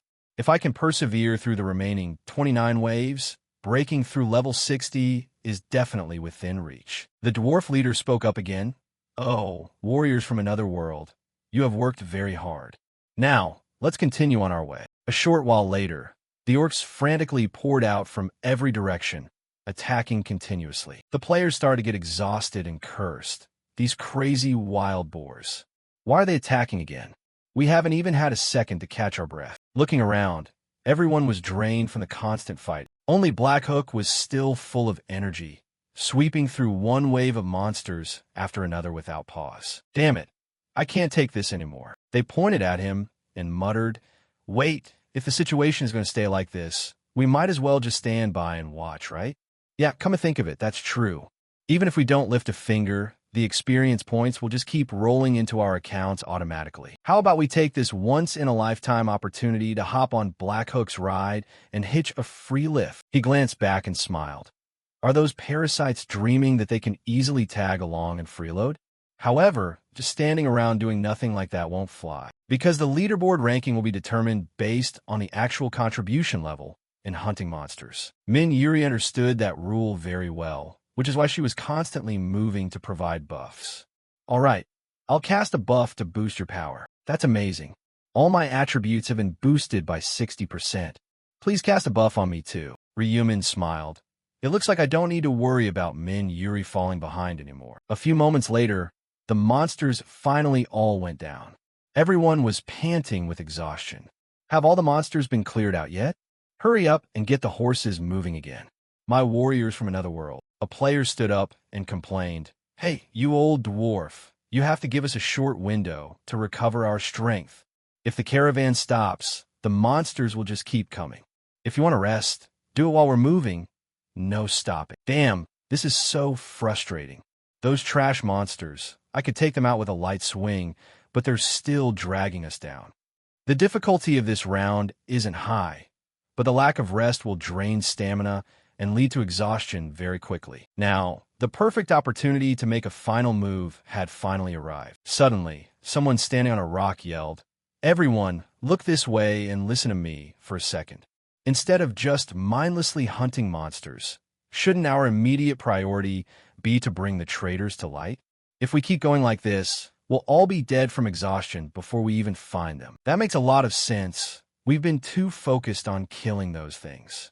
The mission to find the hidden traitors is also vital, but the problem is, how are we supposed to identify them? The traitors aren't in the same party as us, so when they attack, they'll definitely deal real damage, right? How about we try attacking each other to check? What does everyone think of this plan? Oh, that's for sure. Using this method, it'll be easy to root them out. Let's agree to go with that method. What is everyone hesitating for? Let's just try stabbing the person next to us to check. Then, a guy walked up in front of Black Hook and raised his sword. He swung it forward decisively, but it hit a person next to him, and the protective barrier deflected his blade backward. The clear effectiveness made him smile. "Oh, it really doesn't deal damage. They're completely normal. Let's try it too. On the count of 3, let's stab, okay? 1, 2, 3. Both of them swung their weapons at each other, but the result remained unchanged. It feels like stabbing a block of metal. This side is definitely our teammates too. At this rate, we'll quickly find all the traitors." A traitor stood there, bewildered with a look of fear. "Damn, what do I do now? At this rate, I'm going to be exposed. In this situation, I have to kill those dwarves quickly." But then suddenly from behind, a sword slashed straight down onto his shoulder, and the pain silenced everything. What? My sword actually pierced right through him. A traitor? Found a traitor? Kill him. So, 3 or 4 others ran over to attack him relentlessly. Huh, there's another traitor here. There's one over here too. So there were traitors here too. Kill them all. In an instant, everything became chaotic as the traitors were easily exposed with such a simple method. Hey, what are you hiding over there for? You're a traitor, aren't you? As soon as his cover was blown, he struck down the person in front of him. Damn it, you bastard. The other two immediately rushed over. That bastard just attacked our party. He's a traitor. Get him. Anyway, if I just stand still, I'm dead for sure. There's only one way to survive. I have to kill the dwarves and finish the mission. Two other traitors caught on and rushed over to help. Here's the chance. There won't be a second one. To kill or not to kill. Wait, warriors from another world. What on earth is the meaning of all this? All four jumped in simultaneously with fierce killing intent. Just as the dwarf gave up, someone suddenly appeared from the shadows and saved his life. He softly asked, "Are you okay?" The merchant wondered, Who is it? Stand behind me. These bastards are targeting you. Who is that bastard? Where did he crawl out from? Get lost if you know what's good for you. Don't block our way if you don't want to die. Then one boasted, No, we don't have time to wait. Kill him too. Right. You brought this on yourself. Don't blame us. All four attacked relentlessly, but he calmly parried everything with ease. A horizontal slash finished off the spear wielder, his cold eyes showing no mercy. To those who dare point their blades at me, I won't hold back. All four were taken down in the blink of an eye. None of them could resist even a single strike. Their heads were severed before they even knew what happened. You brought this on yourselves. Don't blame me. The players in the distance witnessed the scene and couldn't help but marvel. Wow, who is that? His skills are top tier. How come no one knew someone this strong before? Anyway, it doesn't matter. At least our group has a strong player. He stepped in front of the panicked dwarf. What's going on? Why did they attack me? He slowly explained. There are traitors in our group trying to prevent the escort mission. Traitors? So the reason we were attacking each other earlier was to root out traitors. I never expected there to be people like that among the warriors from another world. What close call. Thanks to you, this old life of mine was saved. Please, benefactor, tell me your name. He thought to himself that he had deliberately hidden his identity, so he couldn't say he was Black Hook now. In times like this, he just needed to use his title. Others saw that and wondered, what's that? Why is he the only one displaying a name? How did he manage to make it appear? He smiled to himself. It was natural they didn't know, since they had never received a title. Titles were even harder to find than ancient scripts. And when using a title, wait, are you the pioneer? People from another world often react as if they're following a pre-written script. So you're the pioneer. Oh, that explains it. Dear pioneer, I've heard of you for a long time. Really? I didn't know I was that famous. The pioneer is truly humble. They bowed respectfully. Thank you for saving my life, O pioneer. The dwarf faction's affinity toward the pioneer has increased from neutral to friendly. Just as I wanted, I've gained the trust of the dwarf race. I'm sure I'll receive the reward I'm aiming for after the escort trip ends. But increasing my reputation a bit more wouldn't hurt. I'll hunt another wave or two in this form. So, let's leave finding the traitors for later. Kill the orcs first. The new wave has begun, and everyone is diving back into the fight. Every swing of the blade brings down more monsters. The dwarves watched in admiration. Having the pioneer here is such a relief. His skills are clearly superior to the others. If I gave him a weapon crafted by my own hands, I wonder if he'd use it. While fighting, Ryumin thought to himself, Tisich, too slow. How annoying. If I had my scythe here, I could have sent 4 monsters on their way with just 1 slash. But either way, if I can win the favor of the dwarves and get a reward, it'll be worth it. A while later, the battle finally ended. After the 29th wave, current personnel status, number of participants, 190. Remaining traitors, 10. There's only 10 minutes left, and yet there are still 5 traitors? Are they assassins or something? Assassins can use stealth skills. Is there anyone we haven't attacked yet? I'm not sure. I thought we tried stabbing everyone already. Are you sure you didn't miss anyone? Then did you try stabbing Black Hook? What? Black Hook? Stab Black Hook? Any normal person with a sound mind wouldn't dare do that. In my shoes, I'd just have to accept my death. If I were a spy, my life would be over. Exactly. Couldn't be more right. So that means no one has dared to test him yet, right? If everyone is too cowardly, then let me go first. Black Hook turned to look at him and said, Go ahead. If you got the guts, step up and try it. Oomph. Looking at that threatening attitude, he's clearly the traitor, isn't he? When was I threatening you? What? Just a moment ago, you were glaring at me like you wanted to finish me off in one hit. Do you expect me to smile and be happy with someone who suspects me? I'm no saint. Being falsely accused makes me angry, of course. If you like, go ahead and stab me. Hearing that, the guy with blue hair backed away in fear. This is troublesome. If I attack, and he turns out to be innocent, I'll be asking for trouble and end up being targeted for no reason. He looked at him and thought, no matter how suspicious they are, given the consequences, nobody is stupid enough to step up. But this suspicion still won't fade away. What does Black Hook's attitude mean? Is he really the mole? It probably doesn't go that far. In the end, is there really no one brave enough to check? But suddenly, someone stepped forward and said clearly, you don't need to suspect Black Hook anymore. Because I already checked him myself. You tested him yourself? That's right. I just did it a few minutes ago. But the weapon was deflected as soon as it touched him. If Min Yuri has confirmed that, then maybe Black Hook allowed her to test him. Her word is completely trustworthy. Ryumin's eyes narrowed as he looked at her. Why is my pride suddenly so deeply wounded? She wins people over even better than I do. Does using a positive influence yield better results than using violence to suppress people? Yuri winked at him and whispered, Black Hook, did I do well? Don't worry. Your secret identity as a traitor will be kept by me. I really don't understand what you're rambling about. Come on, you don't need to be on guard against me. Yuri walked away happily. I'm always protected by him on normal days.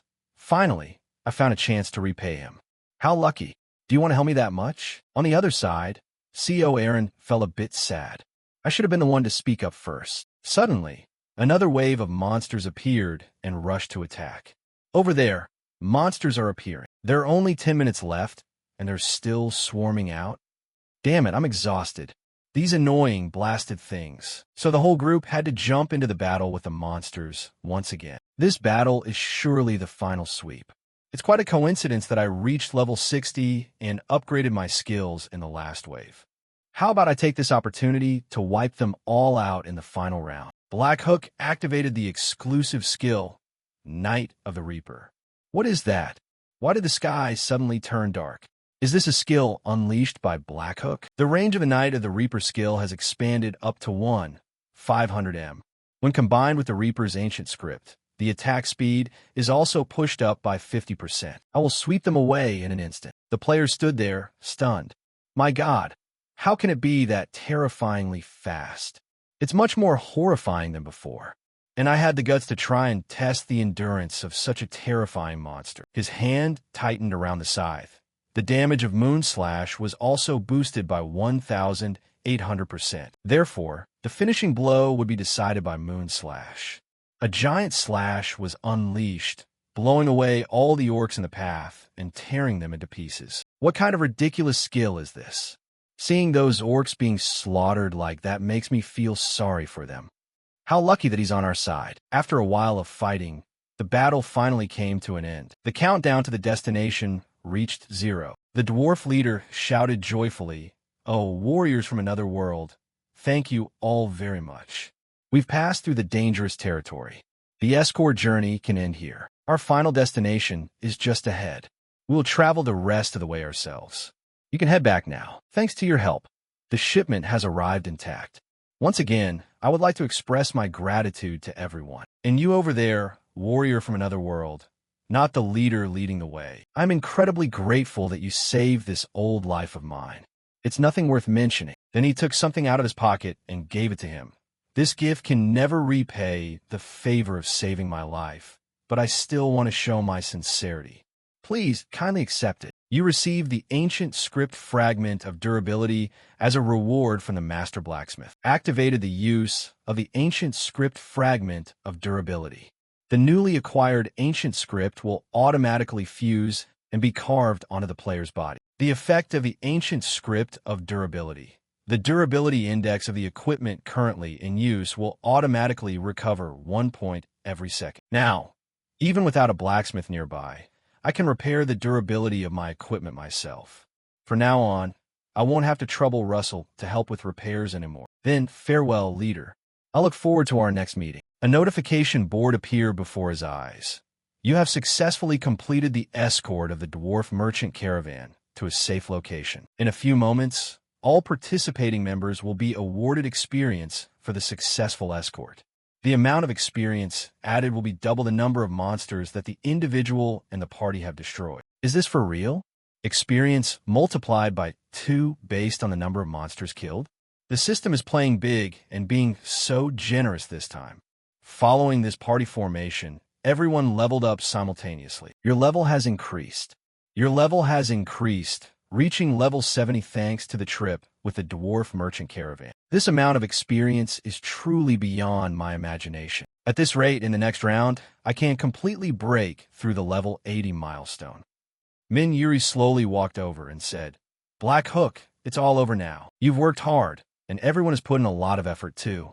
See you all in the next round. The escort mission for the dwarf merchant caravan has officially concluded. Statistics: number of participating players, 190. Number of traders, 5. The traders' mission failed because they were unable to stop the caravan from reaching its destination. All attribute stats will be reduced by 20% until this round ends. In a moment, the system will teleport you to the waiting room reserved for the traders. Ariel laughed loudly as soon as she appeared. A warm welcome back to you, my beloved traders. Oh my, has our side finally been reduced to just 5 survivors? This number is lower than I calculated. Calculated?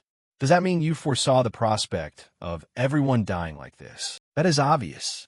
Because the scale of the dwarf caravan is quite small, the process of screening and hunting down the moles would happen very quickly.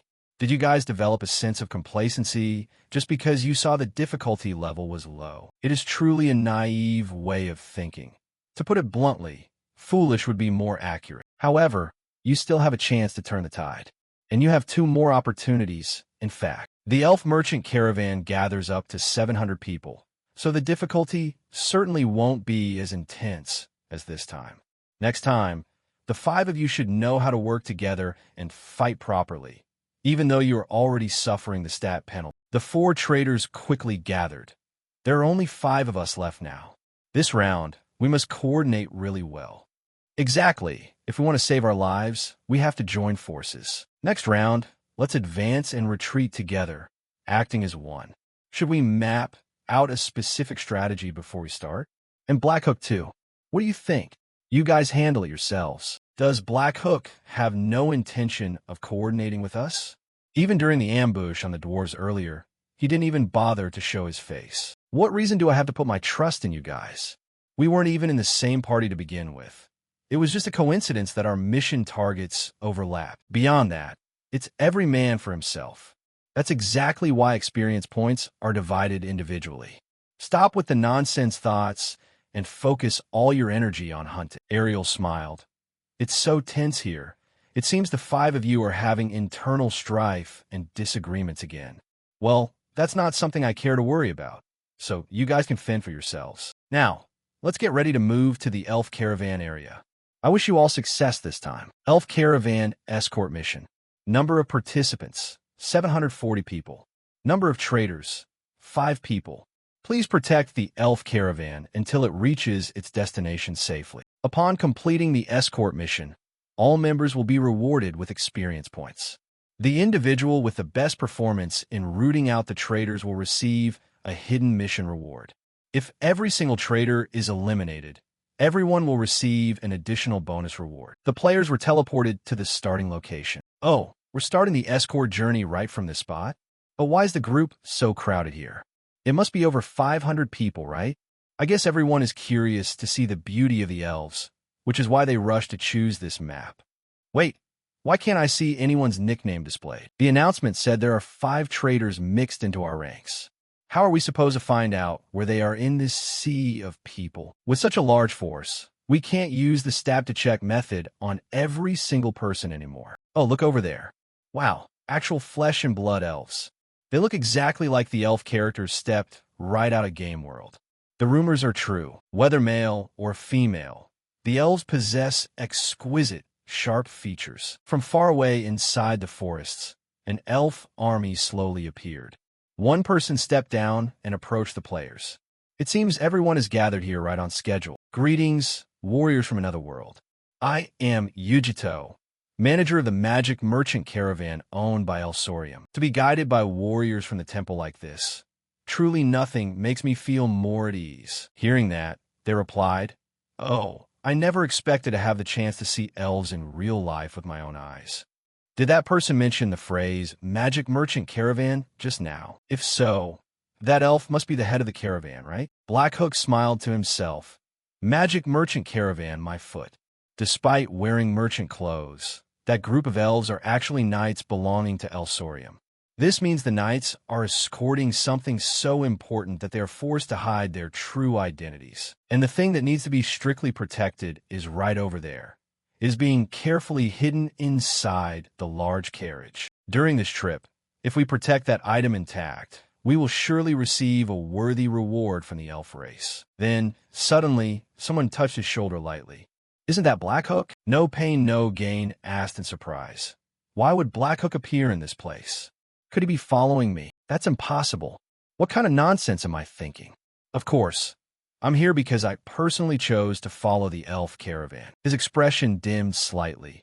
But then again, how could he know my choice and follow me? If that's the case, is this a twist of fate? An opportunity ordained by destiny for me to accompany Black Hook once again? Why are you looking at me with that expression? Huh, nothing at all. Then another person walked up. Are you Black Hook? Who are you? Who are you? It's Yoon Seo. You still remember my name? I just happen to remember it vaguely. Is there a problem? Yes. The thing is, last time you saved my life, but I didn't get to thank you, so I've been feeling uneasy about it. Thank you very much for saving my life. Being in the same team as you on this trip is a great honor for me. Wait a minute. You said your name is Jun Suk, right? What do you mean by Black Hook saving your life? Oh, about that. So that's how it is. So Black Hook appeared just in time to save you back then? That was very lucky in such a dangerous situation. May I ask who you are? Sorry for just introducing myself now. My nickname is No Pain, No Gain. Jun Suk, are you following any religion or sect? What religion or sect? Truthfully, I'm looking to recruit more members to my organization. So let's step over there and chat for a bit. What religion or sect? Truthfully, I'm looking to recruit more members to my organization. So let's step over there and chat for a bit. All right, now let's start moving. All movement from here on out will depend on you all. Oh, warriors from another world. The group began their journey in silence. Suddenly, from the sky, a swarm of monsters appeared and flew down to attack. Hey, there are monsters flying this way. Everyone, be on high alert. How are we supposed to attack those things flying in the sky? I only have a sword in my hand right now. Black Hook summoned his scythe and thought. Dealing with harpies is no different from common monsters, because whenever they want to attack, they have to swoop down low to the ground. Furthermore, their only weapons are using their beaks and claws to scratch. Just wait patiently for them to fly close and swing your sword to slash. Immediately, a lethal blow split the monster's body in two easily. Others saw that and were happy. Oh, so the method to deal with them is actually that simple. Using a sword works just fine. Let's go. One by one, the harpies were taken down. Their attack patterns were too easy to predict. Another one dove toward No Pain, No Gain, but it was easily controlled by his dark magic. Dark chains. Following that, an arrow pierced straight through its head, finishing it off easily. While he was celebrating the kill, another one dove from behind his back. Cleaned up. Sharp claws were aimed straight at him. Oh, what's this? Luckily, someone appeared just in time and delivered a slash to save him at the very last second. No pain, no gain. Be careful. Thank you very much, Jun Suk. By the way, have you thought carefully about the joining offer I mentioned earlier?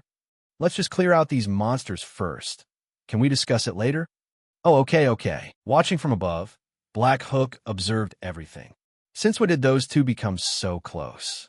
But all things considered, a dark mage paired with a melee warrior can perfectly compensate for each other's shortcomings. Just as that thought finished, two other monsters lunged toward him. Stop nagging me constantly. Even if you didn't urge me, I would still finish you off, so don't worry. A slash cut across the monster's mouth, splitting its body into two pieces. Black Hook landed gently on the ground. Behind him were the scattered corpses of the harpies. He turned his head slowly. A large swarm of monsters was still hovering in the air. Blackhook decided to use his ultimate move to wipe them out in one strike. Moon Slash. A wave of terrifying power cleared the sky in an instant, leaving behind corpses burned to the bone. That was close. I didn't expect flying monsters to appear here too, but after fighting them, I realized they aren't as scary as I imagined. Right? They're fast, but their durability is incredibly weak. That was only the first wave of attacks, and the experience points received are as thin as a mouse's tail. With 740 people sharing, it's obvious the points are low. However, there are a lot of monsters here, so if we just keep hunting persistently, we'll level up eventually. Did everyone observe what happened earlier? When Blackhook fought, did you see? He used that scythe to slice them in half. Slicing in half is nothing. He even minced them into tiny pieces. This is the first time in my life I've felt sorry for monsters. This group seems quite relaxed and comfortable. But this leisure will surely turn into sighs of frustration sooner or later, because there are still 29 more waves of monsters waiting ahead. Harpies, lizardmen, and wolves. Although the number of monsters here is only half compared to the dwarf caravan, every 10 minutes, monsters with twice the strength of orcs will continue to pour out. By then, there won't even be a second to rest. They will soon realize the intensity of this challenge. As he was walking with the group, suddenly someone noticed something unusual. Wait, it sounds like there's some noise coming from inside the bushes. Just as the words finished, a monster army rushed out like a swarm of bees. Monsters appeared. Everyone, get your weapons ready. Leading them was a lizard man carrying a massive blade. His strength was definitely superior to the harpies earlier.